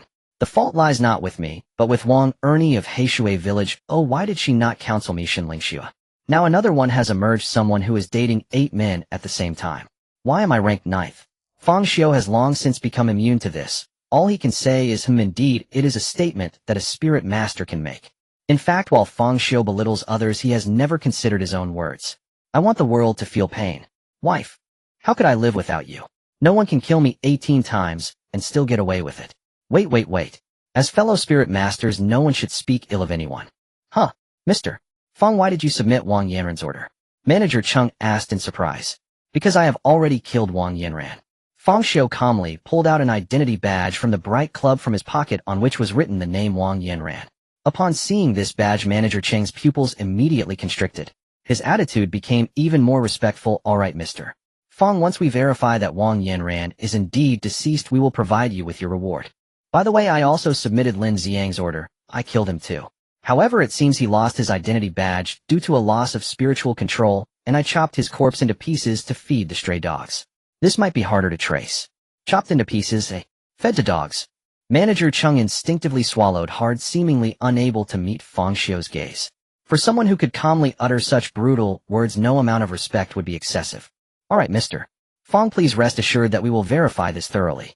Fang Xiu nodded, and then Manager Chung immediately bowed at a 90-degree angle, his attitude extremely respectful and polite. Safe travels, Mr. Fang. We welcome you to visit again. Once Fang Xiu left, Manager Chung straightened up and quickly picked up the phone. Hurry. Contact the president of the Bright Club, Ma Wenbin. I have a significant piece of news to sell him for 500 spirit coins. Right now, immediately. If it's too late, he might be gone. That night, the Spirit Master community of Greenvine City was in turmoil because Fang Xiu was going to take action against the Bright Club. Who is Fang Xiu? Those in the Spirit Master circle may not know, but behind him stands the Investigation Bureau. The Investigation Bureau is an entity that cannot be overlooked in the entire Spirit Master community. Therefore, Fang Xiu's intention to act against the Bright Club sends out a signal that is deeply thought-provoking. Inside the Bright Club, Ma Wenbin, dressed in a white suit, was frantically smashing things. Various expensive red wines on the table were hurled to the ground, shattering glass everywhere. What on earth is going on with Fang Xiu? Why is the Investigation Bureau targeting the Bright Club? Can anyone tell me what's happening? I really should find a feng shui master to take a look. This year it feels like I'm encountering villains. Why do bad things keep happening one after another? Did you idiots offend someone outside? President, you know me. I've been practicing vegetarianism and chanting lately. I haven't offended anyone. President, you know me. If I had offended someone, that person would definitely not be alive to complain. President, you should know that the most troublemaking person in the entire Bright Club is you. I know, damn it. Ma Wenbin angrily threw his phone at that person. I can't be bothered to argue with you. I'm going to make a call and ask what's going on. Huh, where's my phone? President, that's the one you just threw. Ma Wenbin was momentarily stunned, then flew into a rage. Pick it up.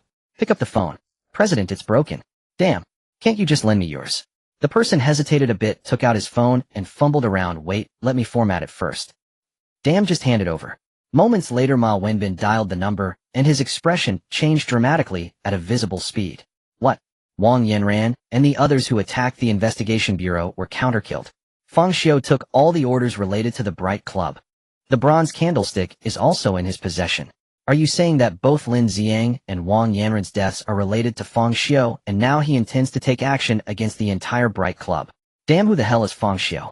Why is he targeting our Bright Club so intensely? The next day, Fang Xiu was called to Wang Dihai's office. He initially thought it was regarding Shen Lingxi's situation, but it turned out to be about the Bright Club. Shen Lingxiu, for some unknown reason, seemed not to have discussed this matter with Wang Dihai. Fang Xiu, this is 2,000 spirit coins sent by the Bright Club. Ma Wenbin said that the actions taken against the Investigation Bureau's staff were purely the personal actions of his subordinates and had nothing to do with the Bright Club. I have heard about your situation. I hope you can accept this reconciliation, as Greenvine City is currently in a critical moment of survival, and we should unite all forces we can. At this point, Wang Dihai's expression became serious. The latest news is that the entire West City district has fallen. We made the utmost effort to evacuate the crowd, but there are still some who could not escape in time. Although all negative news has been suppressed, the scope of influence is too vast, and the entire Greenvine City is now in a state of panic. Due to the public's panic, the power of the nightmare has grown stronger, and the rate of spread has increased. Several spirit masters have already been pulled into the dream. I have already sent someone to headquarters for assistance, but they are also short-staffed, and it will take at least 2 days. Do you think the people from the Bright Club can be relied upon in the face of the nightmare? Rather than leaving them to provide nourishment for the nightmare, it would be better to eliminate them in advance, Fang Xiu said calmly. Indeed, he was speaking the truth, as the nightmare cannot be dealt with simply by having more people. On the contrary, the more useless people there are, the more fear they provide. The more spiritual energy it devours from spirit masters, the stronger it becomes. Although that is true facing a great enemy as a member of the Investigation Bureau, if you take action against the Bright Club, it will cause turmoil among the people. Before Wang Dihai could finish speaking, suddenly hurried footsteps echoed, and bang. The door was put. An anxious staff member rushed in. Director, Vice Captain Bai has entered the dream. What? Wang Dihai stood up abruptly. When did this happen? I don't know. Since Deputy Captain Bai went to sleep last night, he hasn't woken up. No matter how we call him, he remains unresponsive. We have no idea when he fell into the dream. Wang Dihei's expression darkened, for according to Fang Xiu's speculation, the nightmare was extremely cunning, only dragging Bai Qi into the dream when it deemed him strong enough to be a threat. Now that Bai Qi has been dragged into the dream, does that not imply that the nightmare has grown strong enough to confront him? Where is Bai Qi now? Take me to see. After speaking, Wang Dihai hurriedly turned to Fang Xiu and said, Fang Xiu, you can see how serious the situation is. Don't let personal grudges cloud your judgment. Once finished, Wang Dihai quickly followed the staff away. Fang Xiu watched the two departing figures, a stir of emotions rising within him. Bai Qi has already been dragged into the dream. How far could he be? Bai Qi's power far exceeds his own, yet the nightmare chose to take Bai Qi first instead of him. It was almost certain that he possessed something the nightmare feared, which should be the power of suffering. As the scalpel is a physical object and cannot enter the dream, the only thing the nightmare could fear is the power of suffering. Soon Fang Xiu also stood up. He must erase the bright club before the nightmare does. With Bai Qi deeply ensnared, he did not believe the members of the bright club could play any role. They would merely become fodder for the nightmare.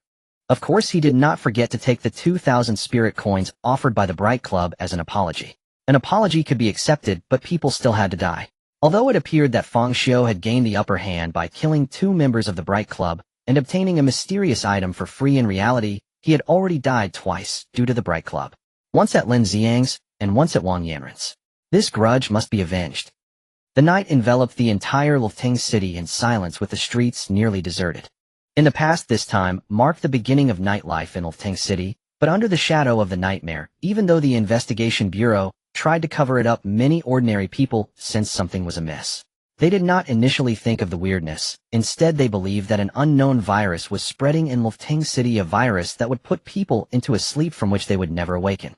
Amidst these rumors, a large number of ordinary people fled, while those who did not believe in the supernatural remained, but dared not venture outside. At that moment, a figure cloaked in a black hood appeared on the desolate street. The streetlight cast a long shadow of him. This person was Fang Xiu. He calmly stopped in front of a tall building. This was the headquarters of the Bright Club. The Bright Club was very wealthy. The entire building belonged to them. At this moment, the building had turned off its lights, with only a few floors still illuminated. 2 security guards stood at the entrance, each tall and imposing, clearly not ordinary people. They were mercenaries hired by the Bright Club. Since spiritual masters were ultimately few in number and generally not very normal, the security work was entrusted to mercenaries. Fang Xiu ignored the 2 mercenaries and walked straight toward the building. Soon he was obstructed. Sir, this is private property. Please do not enter. Swish.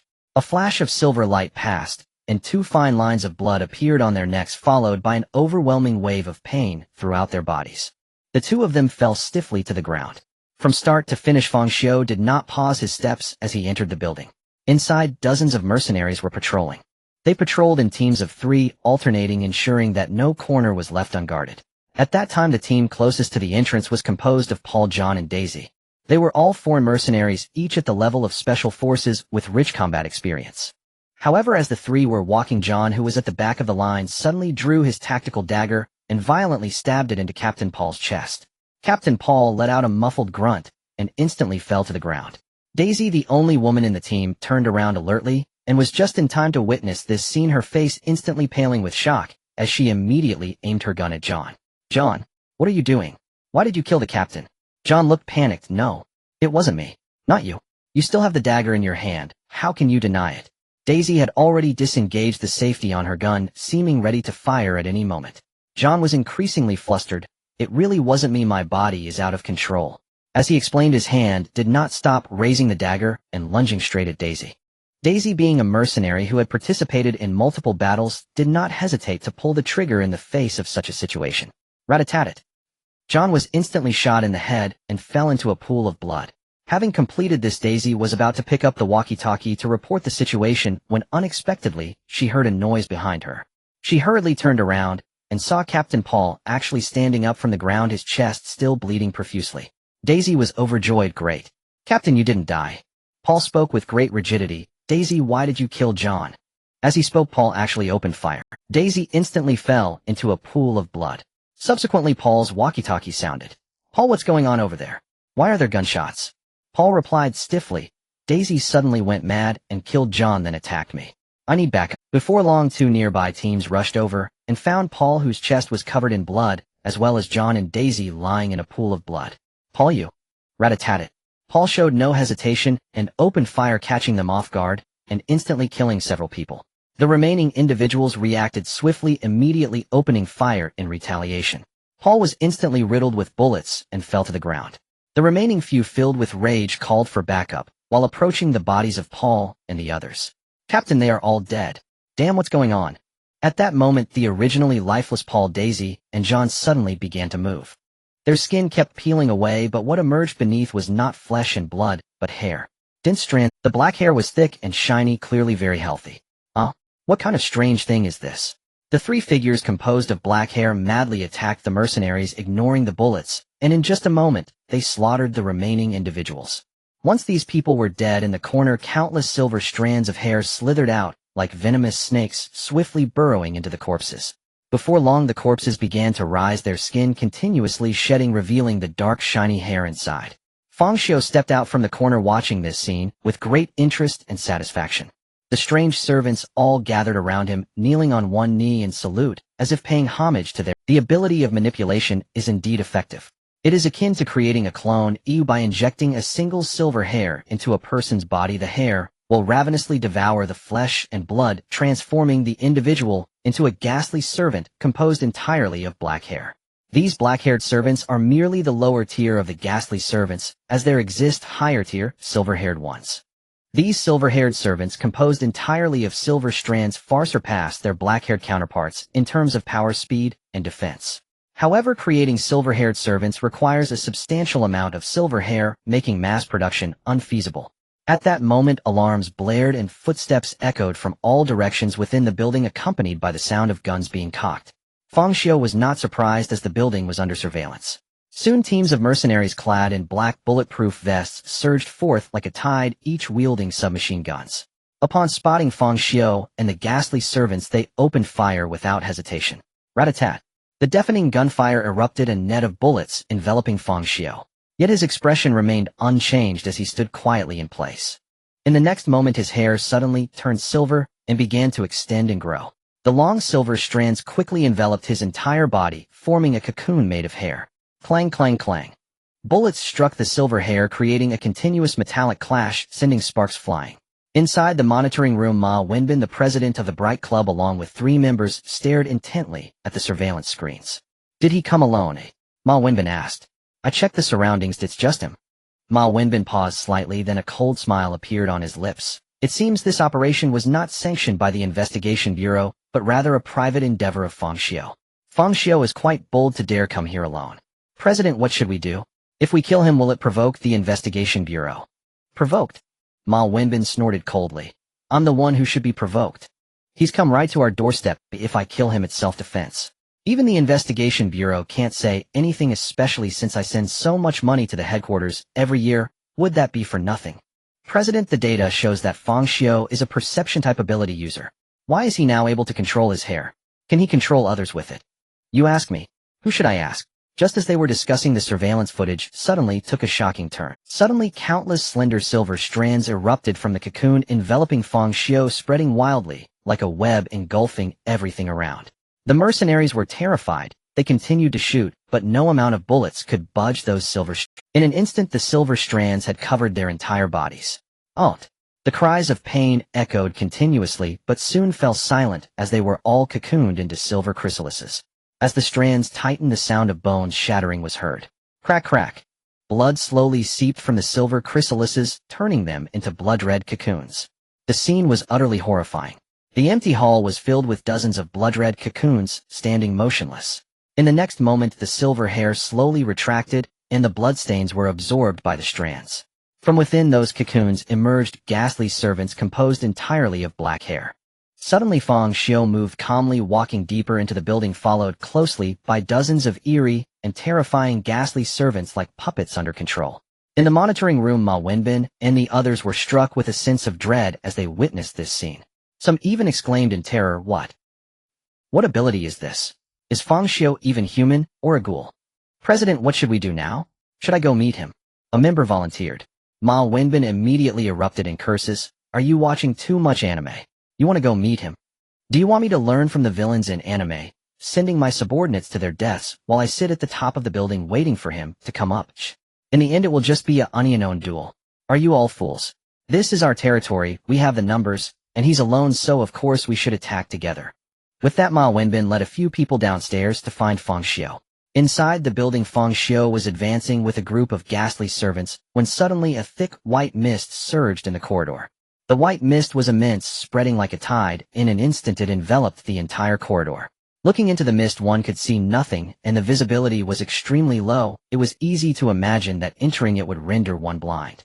However, upon seeing the mist Fang Xiu not only did not retreat, but walked straight into it. Instantly his form was shrouded in white mist, and all he could see was a blank expanse. Moreover, the mist seemed to suppress perception. Even as a spirit master his keen senses were significantly dulled here. The white mist was exceptionally thick, making it feel like he was submerged underwater, with every movement encountering tremendous resistance. Deep within the mist Ma Wenbin and others watched Fang Xiu intently, but Fang Xiu could not see them. A man in his 30s with a shadowy face smirked coldly. He truly is a reckless rookie, daring to walk directly into my mist concealment. Here he's completely blind. What does it matter if he has dozens of black-haired subordinates? President, looks like you don't need to act. Leave it to me. As soon as he finished speaking, he drew a dagger and vanished into the mist. His speed was extraordinarily swift. Within the mist he felt almost at home. President, is it okay for him to go alone? Fang Xiu doesn't seem as simple as he appears. A man with a scarred face holding dual pistols spoke. Ma Wenbin coldly observed Fang Xiu, replying, "Let him make the first move to test the waters. You wait for an opportunity to strike, and use the spiritual bullets to eliminate him directly. Additionally, you old Zhao, quickly cast a weakening curse on Fang Xiu. This kid is way too calm. It's abnormal." The man named Old Zhao appeared scholarly, wearing gold-rimmed glasses with an air of elegance. "Understood, President." Old Zhao replied, then extended his hand towards Fang Xiu in the mist, unleashing a subtle spiritual wave that instantly struck Fang Xiu. Fang Xiu immediately felt as if his body had been hollowed out. He felt as if he were in a severe cold, unable to muster any strength. The situation was perilous. The user of the mist concealment was hiding in the shadows, quietly approaching Fang Xiu from behind, ready to launch a surprise attack. The man with dual pistols had already raised his guns, aiming through the mist at Fang Xiu. Waiting for the moment, he exposed a weakness. The man with the gold-rimmed glasses continued to cast the weakening curse, preventing Fang Xiu from gathering even a sliver of strength. Meanwhile, Ma Wenbin, president of the Bright Club, watched intently from the shadows. Suddenly the man using mist concealment moved his form like a ghost, stabbing fiercely towards Fang Xiu's back heart. Clang! The sound of metal clashing echoed. Suddenly Fang Xiu's hair transformed into a waterfall of silver, blocking the strike aimed at his back. The attack missed, and the fog-hidden man was startled, quickly retreating back into the white mist. He sneered, "You do have some skill to block my strike, but you won't be so lucky next time."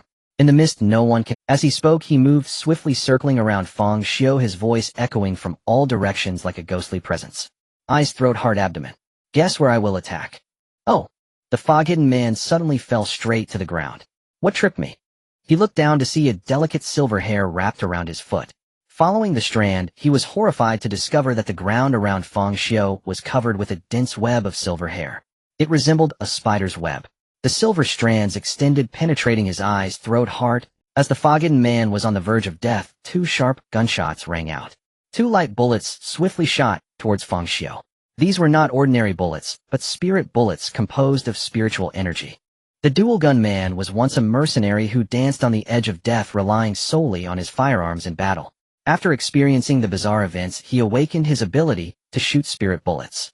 Facing the incoming spirit bullets, Fang Xiu seemed to have foreseen the attack, slightly tilting his head and effortlessly dodging the 2 bullets. His movements were swift and precise. The bullets grazed past his scalp. Seeing this, the elegant man with a weakened ability was taken aback, exclaiming it was impossible.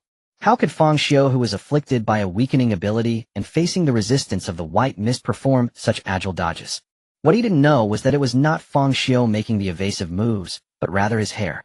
A closer inspection would reveal that Fang Xiu was connected to countless fine silver strands of hair. Indeed, Fang Xiu once again controlled his body like a puppet. It was he who was weakened, not his strange. The scar-faced man, seeing Fang Xiu evade the bullets, revealed a cold smile, fingers lightly curling. The 2 spirit bullets that had passed by Fang Xiu suddenly turned in a bizarre manner. Whoosh! The spirit bullets traced long lines through the mist, heading straight for Fang Xiu. Just when the scar-faced man thought he had succeeded, Fang Xiu's body shifted like a ghost. In a swift lateral movement, he easily dodged the two spirit bullets once again. The scar-faced man's eyes nearly bulged out in disbelief. Dodging an initial attack was one thing, but how could he evade bullets that curved?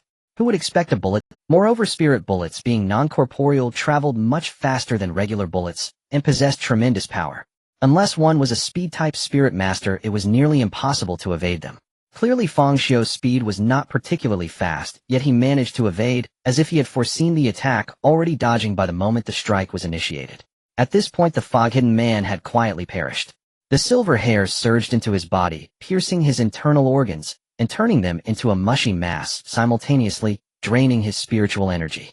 In an instant, the luster of the silver hair became more radiant. No wonder the strange entity sought to consume human souls and the spiritual energy of spirit masters. It was clearly how it enhanced its own power. Fang Xiu could clearly feel the joy of the hair entity. However, he disliked seeing it happy, so he directly infused it with pain energy, causing it to wilt instantly. Once the fog-hidden man died, the white mist that filled the corridor dissipated entirely. Fang Xiu's vision revealed three figures: Ma Wenbin, the scar-faced man with dual guns, and the elegant man with golden-rimmed glasses. Seeing these three, Fang Xiu calmly said, "I didn't expect the renowned Light Club to have only the three of you." Ma Wenbin nearly erupted upon hearing this. "What do you mean, only three? You've clearly killed everyone. Kill him." Without any unnecessary words, Ma Wenbin directly ordered the attack. At this point in the battle, the reason for fighting was irrelevant. The conflict between Fang Xiu and the Light Club no longer mattered. What was important was that only one side could survive. Unfortunately for them, Fang Xiu would not die. The scar-faced man immediately began firing madly, spirit bullets pouring forth without restraint. Fang Xiu maintained a calm expression, his steps unwavering as he walked towards the scar-faced man. Suddenly, something miraculous occurred. Without the restraints of the white mist, Fang Xiu's speed was so great that it created afterimages. The spirit bullets continuously penetrated the afterimages, failing to harm Fang Xiu in the slightest. This was the ability of the hair entity. The silver hair connected all over his body, aiding in faster movement and enhancing strength and speed. While a person's strength could not compare to that of a strange entity, theoretically controlling the body through the hair entity could unleash greater power and speed, provided that one could achieve a perfect unity of body and hair, allowing for such precise maneuvers. Even Wang Ernie at her peak couldn't reach this level, but Fang Xiu could. This was because the hair entity had already conformed to his shape, making it more flexible to control than his own fingers. Of course, this was also aided by his ability to foresee the future. The power of spirit bullets was immense. Even silver hair found it difficult to withstand them. While it wouldn't lead to direct injury, the body would still experience impact, causing delays. Once delayed, he would be subjected to a relentless barrage of attacks. Thus, the best strategy was to evade. Fang Xiu dodged the first wave of attacks, but soon the spirit bullets curved and shot towards him again. This time, under the scar-faced man's control, the spirit bullets formed a dense net, completely sealing Fang Xiu's position and leaving no space for him to evade. Clang, clang, clang. The sound of metal clashing echoed continuously, crisp and clear. During his recovery period, Fang Xiu spent a considerable amount of spirit coins to forge a flying knife made of 100 mine steel based on Wang Yanren's throwing knives. It could fully conduct spiritual energy and was both extremely hard and sharp. These dark golden flying knives were clearly less powerful than spiritual bullets, being constantly knocked away. However, after being knocked away, these flying knives, like living creatures, turned themselves around and charged once more towards the spiritual bullets. Moments later, all the spiritual bullets were shot down. The scarred man was dumbfounded. "Your flying knives can curve too." But Ma Wenbin, who was beside him, had already seen through the trick and bluntly stated, "It's his silver hair. Each flying knife is connected by silver strands of hair. Damn it. What ability does his hair have?" The scarred man cursed as the opponent's hair seemed almost omnipotent. "It can control people, attack, defend, and even manipulate flying knives. Oh, what kind of divine ability is this? His hair is not the ability of a spirit master. It is something strange. It's an embodiment-type anomaly." Ma Wenbin, being a second-level spirit master, quickly identified the crux of the issue. What? An anomaly? He actually lets an anomaly possess him? Is he still human? Ma Wenbin did not respond, as Fang Xiu had already rushed over. Holding a shiny silver scalpel, his silver hair fluttered as he ran, followed by dozens of howling anomalies. At first glance, despite being in the territory of the bright club, Ma Wenbin and the others felt as if they were surrounded. Suddenly, Fang Xiu vanished. His figure transformed into an afterimage, leaping onto the corridor wall, his body crouching low, sprinting against the wall as the scalpel scraped along, creating a series of sparks. His target was not the strongest Ma Wenbin, but the man with golden-rimmed glasses beside him. Although the golden-rimmed glasses man was not powerful, his weakening ability was indeed repulsive. If it weren't for Fang Xiu's hair anomaly, a single weakening would turn him into a lamb to be slaughtered unless he directly detonated the anomaly's power within the scalpel to break the weakening curse. However, while the power within the scalpel was strong, it was not lasting. If he exceeded the time limit without resolving the battle, his own body would collapse first, and he could not use it unless absolutely necessary. Fang Xiu had not forgotten that there was still an anomaly lurking in Greenvine City, watching him closely, Nightmare. He knew that if he fell into a severely weakened state, there was a high chance Nightmare would pull him into a dream. Seeing Fang Xiu charging towards him, the golden-rimmed glasses man was instantly horrified. He was merely a support and could not resist such a fierce opponent. At that moment, Ma Wenbin, who had been silent, finally made his move. He was seen bleeding profusely from all 7 orifices. Not only from the 7 orifices, but even all his pores began to ooze blood, instantly turning Ma Wenbin into a blood-soaked figure. His blood seemed to be drawn by some force, transforming into a blood arrow that shot fiercely towards Fang Xiu. Fang Xiu's silver hair surged, transforming into a silver ribbon to meet the blood arrow. Sizzle! The sound of corrosion erupted instantly as his silver hair began to corrode violently, as if it had encountered sulfuric acid. Swish! A flash of silver light passed, and Fang Xiu directly severed the corroded silver hair. Ma Wenbin's blood had strong corrosive properties. It was no wonder he was a second-level spirit master capable of even corroding hair anomalies.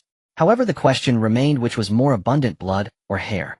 In the next moment, Fang Xiu's silver hair fluffed up like a hedgehog, thousands of needle-like silver strands shooting out, overwhelming the 3 with a barrage. Amidst the thousands of silver strands, there were also a dozen dark golden, flying knives mixed in. Additionally, dozens of anomalies had already surrounded them tightly. Ma Wenbin's face turned the color of despair. Although he was not afraid of Fang Xiu's attacks, his subordinates were. He never expected to experience the feeling of being besieged himself one day. In the past, he would gather everyone from the club to gang up on others. He did not expect that today he kept spilling blood, attempting to withstand the overwhelming attacks. The crimson blood formed a blood-colored dome enveloping the 3 tightly. Countless attacks and anomalies struck against it with the hissing sound of corrosion echoing continuously. Remarkably, it blocked all the attacks. As the silver strands melted, the anomalies became increasingly dismembered. From within the blood dome, Ma Wenbin's cold laughter resounded. Fang Xiu, if this is all you have, you cannot harm me. Oh really? How long do you think you can protect those 2 useless ones? An increase in defensive range means greater consumption. I only need to attack while you expend triple the energy to defend against me. Upon hearing this, Ma Wenbin's expression immediately turned grim, for Fang Xiu spoke the truth. If he were to defend alone, he would not expend too much energy, and could even counterattack, but now due to protecting 2 subordinates, his consumption skyrocketed, forcing him into a passive position. If this continued, once his spiritual energy was exhausted, he would surely die. While speaking, Fang Xiu's attacks did not cease. The dismembered anomalies fearlessly charged into the blood dome. Silver strands shot forth continuously, creating ripples on the blood shield. Give up, abandon those 2 burdens. There's no need to risk your life for others. Fang Xiu's voice penetrated the blood dome, sounding like a devil tempting the heart. Upon hearing this, Ma Wenbin's 2 subordinates immediately changed their expressions drastically. President, please don't listen to him. We are your most loyal subordinates. Don't abandon us. Ma Wenbin's expression fluctuated, seemingly deep in thought. At this moment, Fang Xiu's voice came again. My target is only Ma Wenbin. If you 2 turn against him now and help me kill Ma Wenbin, I can let you go and even recommend you to the investigation bureau. Won't be a problem. Upon hearing this, the expressions of the 3 changed. Fang Xiu, do you think we would believe you're sowing discord? Ma Wenbin shouted loudly. Then turning to the 2, he said, don't worry, I will never abandon you. You remember the oath you took when you joined the club? As long as you are here, the Bright Club exists. President. A hint of gratitude flashed in the eyes of the golden-rimmed glasses man, but in the next second a blood arrow pierced through his heart. Along with him, the scarred man was also instantly pierced, and soon their blood gushed uncontrollably towards Ma Wenbin. President Yu. The 2's eyes widened in disbelief. Ma Wenbin laughed. You can't blame me, blame Fang Xiu instead. Just as he said, if I kept protecting you 2 useless ones, I would be the one dead. It's better to take your blood, allowing me to unleash my strength and avenge you. As for the Bright Club, sorry, as long as I live, the Bright Club will exist forever. As he spoke, the blood shield dissipated, revealing a blood-soaked Ma Wenbin and his 2 subordinates, who were barely hanging on. Whoosh! As soon as Ma Wenbin appeared, countless silver strands shot out without any pause. However, the moment these silver strands made contact with his blood, they were all corroded. Ma Wenbin was not lying with his strength. Had it not been for protecting these two burdens, he would have retaliated long ago, as Fang Xiu's silver strands could not penetrate the layer of blood on his surface. At this moment, Fang Xiu moved. His silver hair suddenly surged and fiercely attacked Ma Wenbin. Ma Wenbin let out a cold smile. You really never learn. Before he could act, he was taken aback. The silver hair did not attack him. Instead, it turned and plunged fiercely into the bodies of the scar-faced man and the man with gold glasses. Sensing the increasingly powerful and strange aura coming from the silver hair, Ma Wenbin suddenly reacted. He exclaimed, "Bastard! You are actually devouring their essence." Fang Xiu calmly glanced at Ma Wenbin. "Aren't you also In a moment, the scene grew bizarre. Two blood arrows extended from Ma Wenbin's body, piercing the two individuals, crazily absorbing their blood like pipelines. Meanwhile, Fang Xiu's silver hair split into two strands, piercing into the two individuals' bodies, frantically absorbing their essence like pipelines. To be precise, it was not him absorbing, but the hair's strange nature. The hair was inherently strange, born to devour essence. For a time, both Fang Xiu and Ma Wenbin were wealthed, only to regret the fates of the scar-faced man and the man with gold glasses. Fang Xiu, who had just consumed a significant amount of silver strands, received a replenishment of essence. At the same time, Ma Wenbin, who had lost a lot of blood, also received a replenishment of blood. Both sides took what they needed. Soon the scar-faced man and his companion were drained to the point of being mere husks. The battle erupted in an instant. Fang Xiu controlled the silver hair to continuously assault Ma Wenbin, while Ma Wenbin's blood shot out from every pore, transforming into numerous blood arrows. At that moment, on the outskirts of Wolftang City, two figures stood leisurely at a height, overlooking the Both figures were dressed in black, covering their skin completely. They wore playing card masks, one with a spade A and the other with a spade K. People from the Investigation Bureau headquarters are on their way to Wolftang City. Old K, go stop them. Spade K nodded. Stopping them for a moment is no problem, but I don't know who the ones sent by the headquarters are. If they are among those few, I can't stop them. The headquarters is currently overwhelmed and internal factions are in constant conflict. Those top-tier combatants won't easily leave the headquarters. Spade A said coldly. Well, if that's the case, I have no problem. It's just that the people of Wolftang City are constantly fleeing, and the fear that nightmares can harvest will decrease more and more. At this rate, how can we test Yang Ming's capabilities? It doesn't matter. I will seal off the entire Wolftang City so that no one can escape. Additionally, I will add some fuel to the nightmares by releasing the newly developed fear gas into Wolftang City, accelerating his evolution. Spade K was clearly a bit surprised. Aren't you afraid Yang Ming will die in Wolftang City? The director has never said to kill Yang Ming. If he dies, what will happen to the gift the director prepared for him at Qingshan Psychiatric Hospital? Yang Ming is someone the director values. If he dies so easily, it just means the director misjudged him. At that time, I will take Yang Ming's place to accept the director's gift. You are insane. Do you want to go against the director's orders? I have no intention of defying the director's orders. I just want to see if Yang Ming is worthy of receiving the director's gift. Why should someone chosen by the director be him? What does he have? Isn't it just luck? Spade K shook his head. He has already advanced to the third tier awakening. His abilities are no longer mere luck, but destiny. And what about destiny? Isn't it still thanks to me that he advanced? I originally planned to kill Bai Qi to stimulate his advancement, but unexpectedly Bai Qi did not die and he advanced as well. From this perspective, it does have some elements of destiny. However, his destiny is too weak. If it weren't for the director's instructions, I could have easily killed him then. Spade K looked at the increasingly deranged Spade A and did not refute him, for he knew that Spade A was not listening to anything at this moment. In Spade K's view, regardless of the process from the outcome, Yang Ming's destiny did indeed play a role, and it was because of this destiny that he was valued by the director. It was precisely because he was valued by the director that Spade A could kill, but did not dare to, and even had to help him advance. No matter how one might say they could easily kill Yang Ming, the result was that due to various reasons he not only survived, but became stronger. What else could this be if not destiny? Soon Spade K vanished into the night. Meanwhile, Spade A coldly gazed at the entire Wolftang City, then transformed into a pitch-black shadow, slamming his hands into the ground. Descend into eternal night. With a low roar, endless shadows surged from his hands, continuously spreading across the entire Wolftang City. A pitch-black shadow enveloped the entire Wolftang City, sealing it off. The originally dark night of Wolftang City became even darker with the moonlight in the sky blocked outside by the shadows. After completing all this, Spade A appeared somewhat strained. The shadows on him had lightened considerably, but he did not care, instead transforming into a shadow that drilled into Fang City. He intended to create panic, release the fear gas, and conveniently unleash all the strange entities hiding in the corners. As a big city, Fang City had always experienced bizarre events, otherwise the spirit masters wouldn't be so busy. However, some of those strange entities were fixed in specific locations while others were hidden in dark places or in sparsely populated areas. What he needed to do now was to concentrate all these strange entities in the city center to help the nightmares gain a large amount of fear. In the Bright Club, Fang Xiu and Ma Wenbin had already reached the boiling point of their battle. The entire corridor was already in ruins, covered with blood and silver strands with glass shards scattered everywhere. At this moment, Fang Xiu's right eye had turned into a blood pupil, attempting to use it to ambush Ma Wenbin.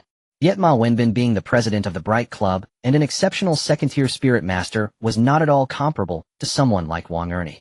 Facing the attack of the blood pupil, he was completely unafraid, his entire body enveloped in blood, even his eyes obscured by blood, fully ignoring the blood pupil's attack.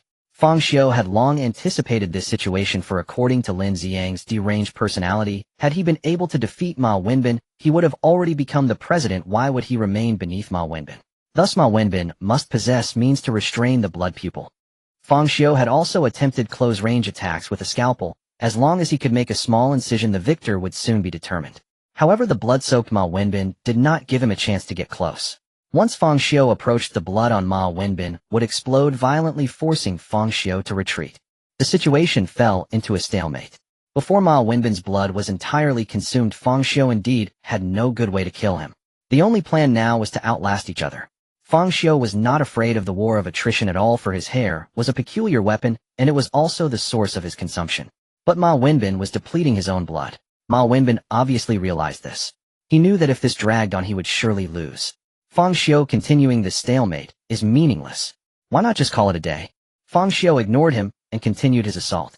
A flash of anger crossed Ma Wenbin's face. Fang Xiu, you took my spirit coins and my peculiar weapon, gaining the upper hand. Why must you push for a life-and-death struggle? Your spirit coins and peculiar weapon, those are clearly mine, Fang Xiu replied calmly. This statement nearly made Ma Wenbin spit blood in rage. You're talking nonsense. I could let the spirit coin slide, but that bronze candlestick base has my name carved on it. Oh, then why did you carve your name on my peculiar weapon? Damn it. Ma Wenbin exploded in fury. He had never encountered someone so shameless. What kind of person could say such shameless words without a change in expression? Although Ma Wenbin was furious, he did not lose his composure. He clearly knew that if this continued, his blood would run dry. Fang Xiu, what grudge do you have against the Bright Club? You killed Lin Xiang and Wang Yinran first, and we hadn't even sought trouble with you.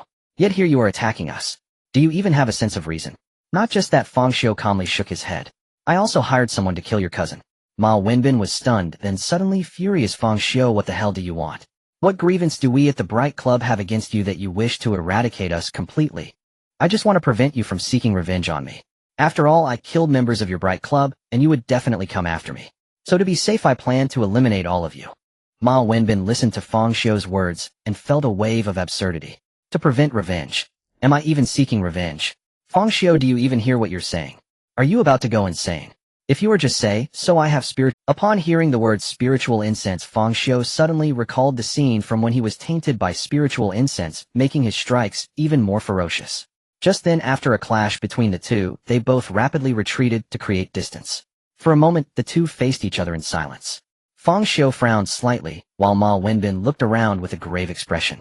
Fang Xiu frowned because he suddenly discovered that the illusory and bizarre figures wandering in the building had vanished into thin air. Ma Wenbin sensed something amiss. A strange aura had begun to permeate the surroundings without him realizing when it had happened. This is a realm of anomalies. Ma Wenbin exclaimed in shock. As a second-tier spirit master, his perception was much sharper than Fang Xiu's. Fang Xiu felt a stir within. A realm of anomalies. No wonder the illusory bizarre figures disappeared. He had left the real world and entered a realm of anomalies similar to when he entered the realm of anomalies in the Qingshan mental hospital. At this moment, Fang Xiu vaguely sensed a familiar aura of strangeness. It was nightmare. Had he entered the dream of the nightmare? What on earth is happening? Why is it so sudden? Wait, this feels different from the last time I entered a dream. Could it be that nightmare has become strong enough to influence reality with its dream, thus forming a dream realm of anomalies? Why has nightmare suddenly become so powerful? Fang Xiu, this is a realm of anomalies. The fact that it can silently pull us and shows that this bizarre creature is incredibly strong. Now is not the time for us to fight, oh why not just call it a day. In response to Ma Wenbin, 1,000 silver hairpins flew at him. Ma Wenbin's face turned pale as he consumed blood to block the 1,000 silver hairpins. Fang Xiu, don't be stubborn. What enmity do we have between us? In this crisis, why must it come to light? At that moment, footsteps suddenly echoed in the corridor. The two turned to look, and before they knew it, the depths of the corridor had been shrouded in darkness. A large, swollen figure slowly emerged from within. It was a bizarre entity 3 meters tall and 2 meters wide, its body exposed and covered in crimson flesh. It gave the impression of a 500-pound fat man being flayed alive. The flesh on its body trembled and swayed like a tumor with each step, leaving behind a trail of foul-smelling crimson footprints. This entity was incredibly fat. As it appeared in the corridor, it nearly blocked the entire passage. Its arms and legs pressed against the corridor walls, leaving bloody scratches. Seeing the emergence of the bizarre entity, Ma Wenbin's face instantly changed dramatically. He hurriedly said to Fang Xiu, the bizarre entity has appeared. Regardless of our grievances, it's best to join forces against the anomaly. In the face of the bizarre, only humans can stand united. Fang Xiu nodded, saying we should indeed join forces, but it will be me teaming up with it. Ma Wenbin suddenly felt an ominous premonition. In the next second, Fang Xiu's silver hair suddenly grew longer, wrapping tightly around his entire body. In an instant, he seemed to transform into those black-haired peculiar slaves, only he was silver. Once Fang Xiu was completely enveloped in silver, Ma Wenbin immediately sensed that the human aura from Fang Xiu had vanished. To be precise, all human aura was completely isolated by his silver hair, leaving only the strange aura of the peculiar weapon exposed. Seeing this scene, Ma Wenbin was left dumbfounded. What the hell? Is this even possible? Looking at the blood and flesh anomaly slowly approaching him along with Fang Xiu, Ma Wenbin felt a surge of panic. At this moment, he was completely trapped.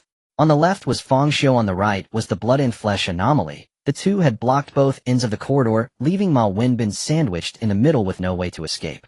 His face showed a mad expression of impending death. In the end, he gritted his teeth and chose to charge toward the blood and flesh anomaly. His reasoning was simple. Having battled with Fang Xiu for so long brought him no success, so rather than choosing Fang Xiu as an escape route, he might as well take his chances with this unknown anomaly. Perhaps this bizarre entity isn't as strong as it seems. Ma Wenbin transformed into a blood figure, rushing towards the grotesque flesh like a frenzied shadow of blood. Boom! He threw a punch, and the blood within him erupted violently, turning into a torrent of crimson that struck fiercely at the grotesque chest. Bang! With a single punch, a large hole was blasted through the grotesque chest. Ma Wenbin's face lit up with joy, realizing he had made the right gamble, for this strange creature was not strong. However, before he could rejoice for too long, the grotesque flesh seemed to be stimulated, letting out a frenzied roar. The sound waves visibly rippled out, deafeningly loud. Then the flesh of the grotesque creature suddenly swelled, as if tumors were growing inside it, It continued to swell, growing larger and larger, and the hole previously blasted in its chest was now filled with flesh, which packed the entire corridor. Yet even so, it kept expanding, with the ceiling and surrounding walls creaking under the unbearable weight. Ma Wenbin felt a sense of foreboding, but at this moment Fang Xiu's attack had already reached behind him.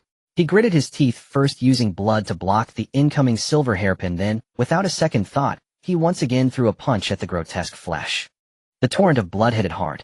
However, this time a shocking change occurred. The grotesque flesh seemed to explode like a bomb after receiving this punch, as if a chemical reaction had taken place within. It suddenly erupted. The corridor was filled with debris.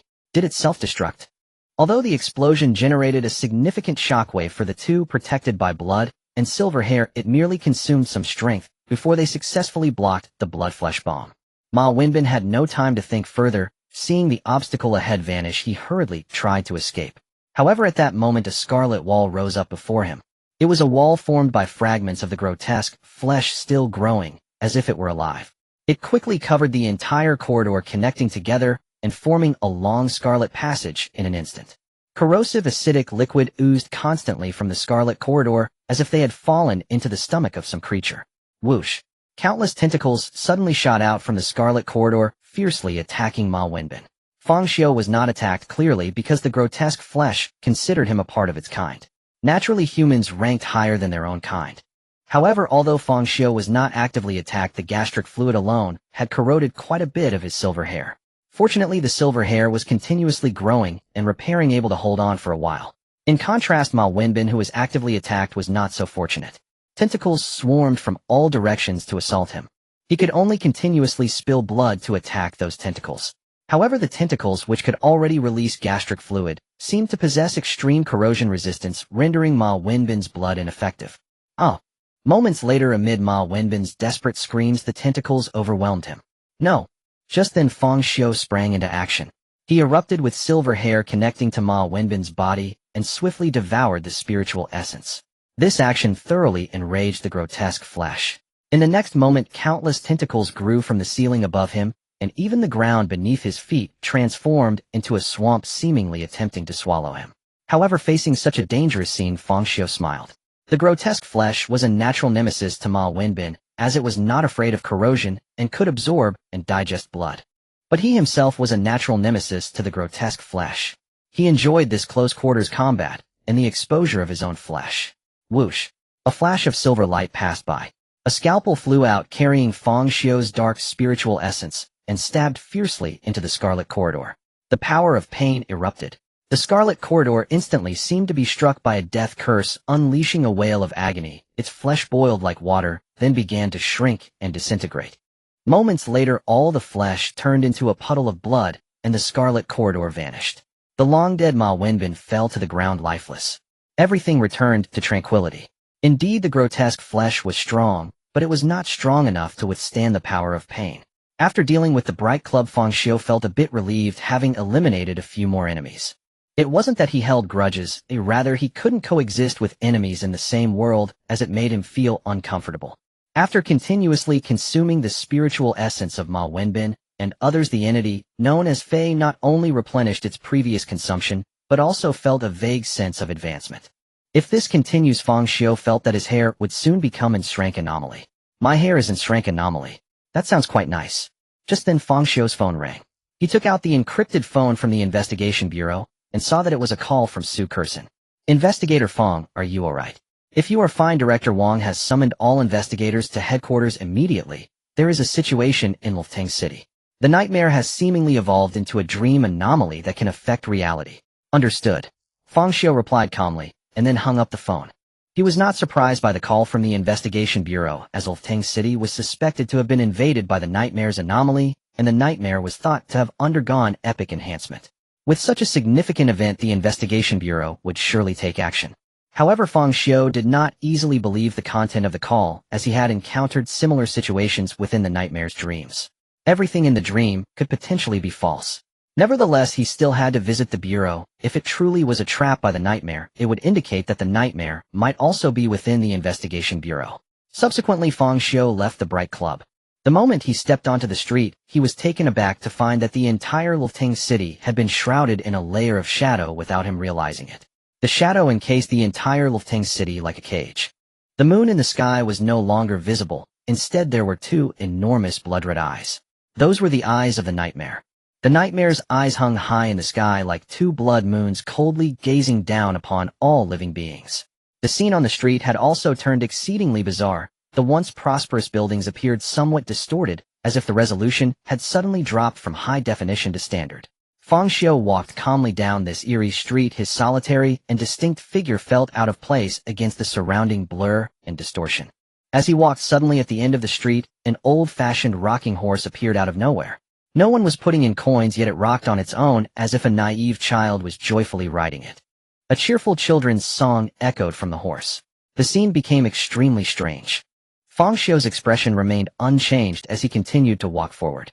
With each blink of his eyes, more and more amusement rides appeared out of thin air on the originally empty street. The carousel, bumper cars, roller coasters.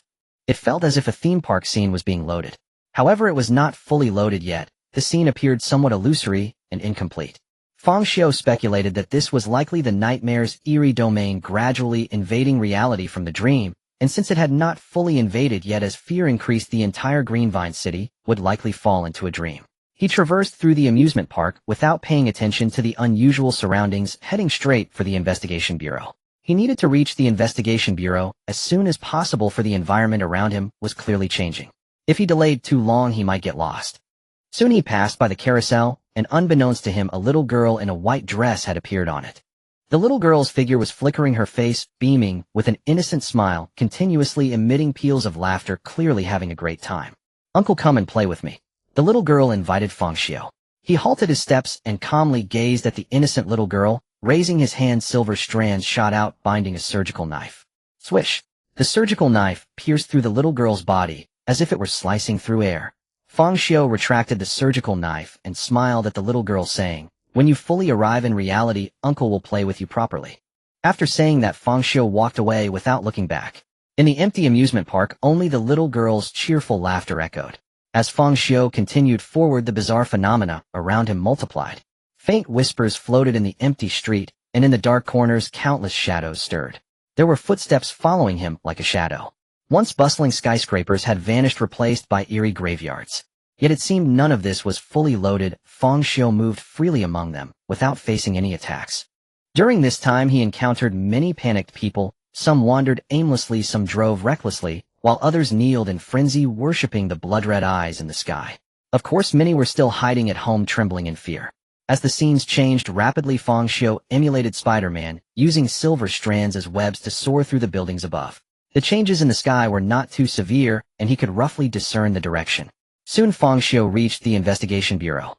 Upon entering, he felt a heavy and anxious atmosphere. The staff who usually frequented the place were reduced by more than half. Su Kursen was anxiously waiting at the entrance.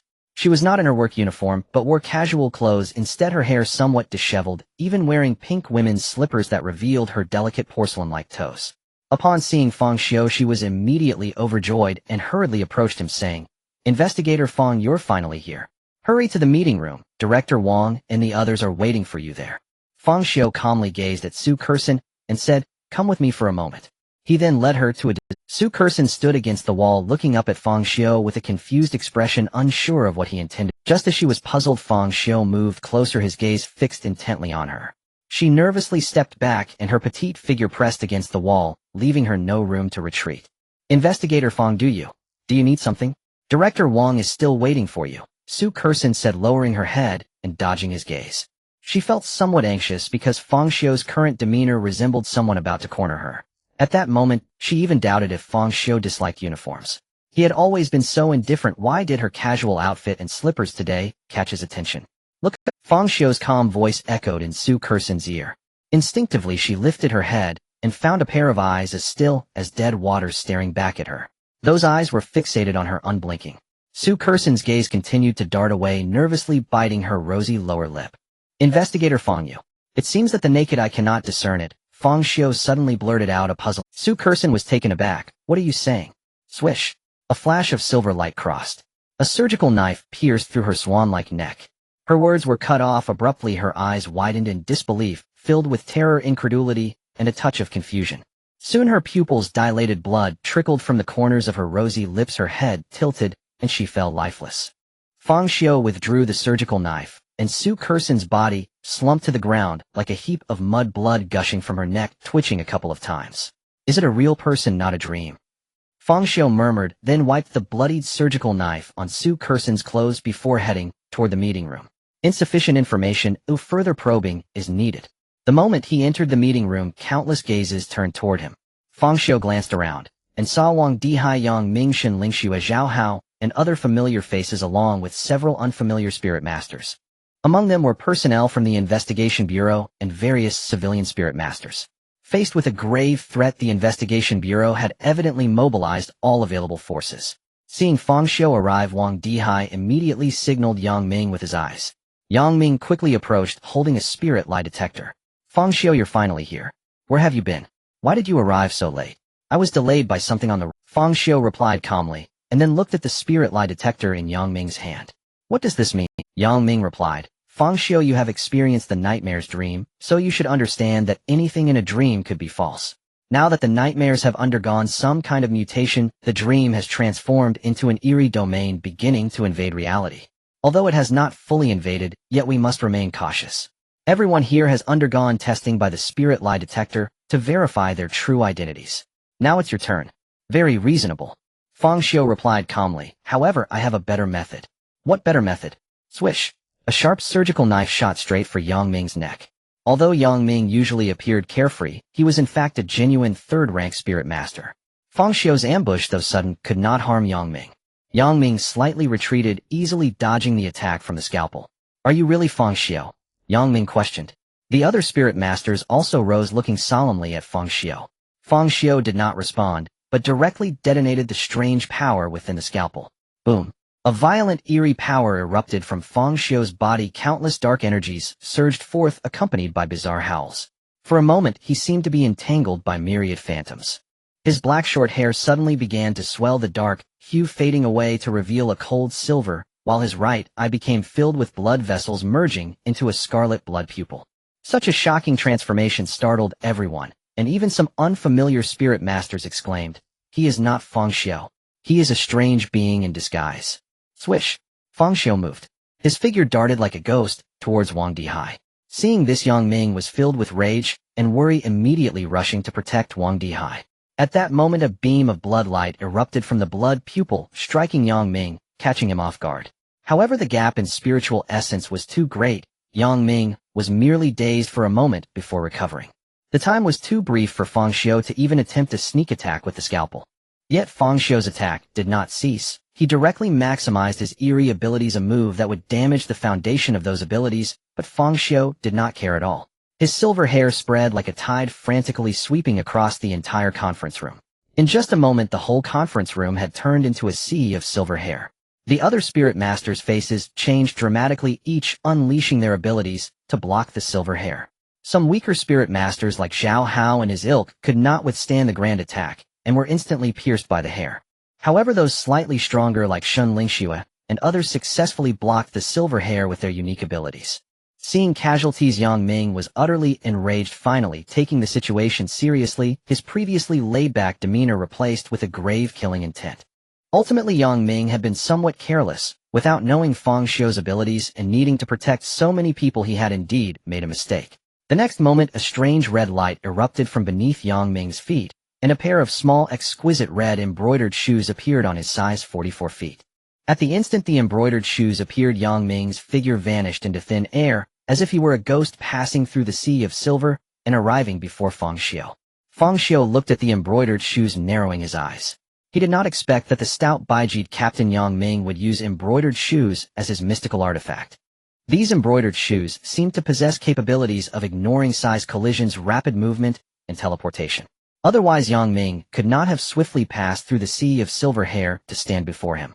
Just as Yang Ming prepared to strike, Fang Xiu had already lifted the scalpel first, and in the astonished gaze of Yang Ming, he forcefully plunged the scalpel into his own forehead. Investigator Fang, you have finally arrived. Hurry to the conference room. Director Wang and the others are waiting for you there.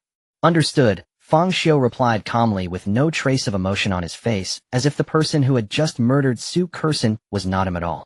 This time he walked directly toward the conference room, not making any attempt to kill Su Kerson. Because he had already tested it out, the people from the Investigation Bureau were not manifestations of nightmares. This should be the Real Investigation Bureau.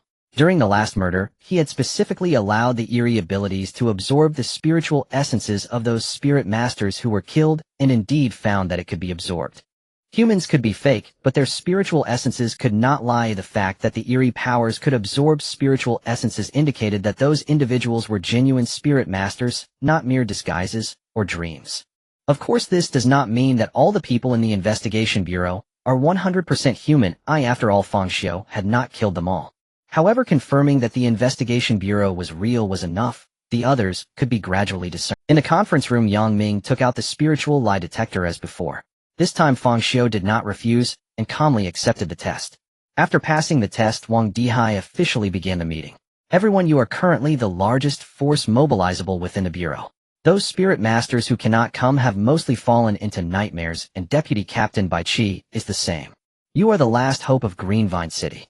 Hearing Wang Dihai's words, the spirit masters did not feel a sense of glorious responsibility. Instead, their faces grew solemn. Some even bluntly stated, "Director Wang, there's no need for such empty talk.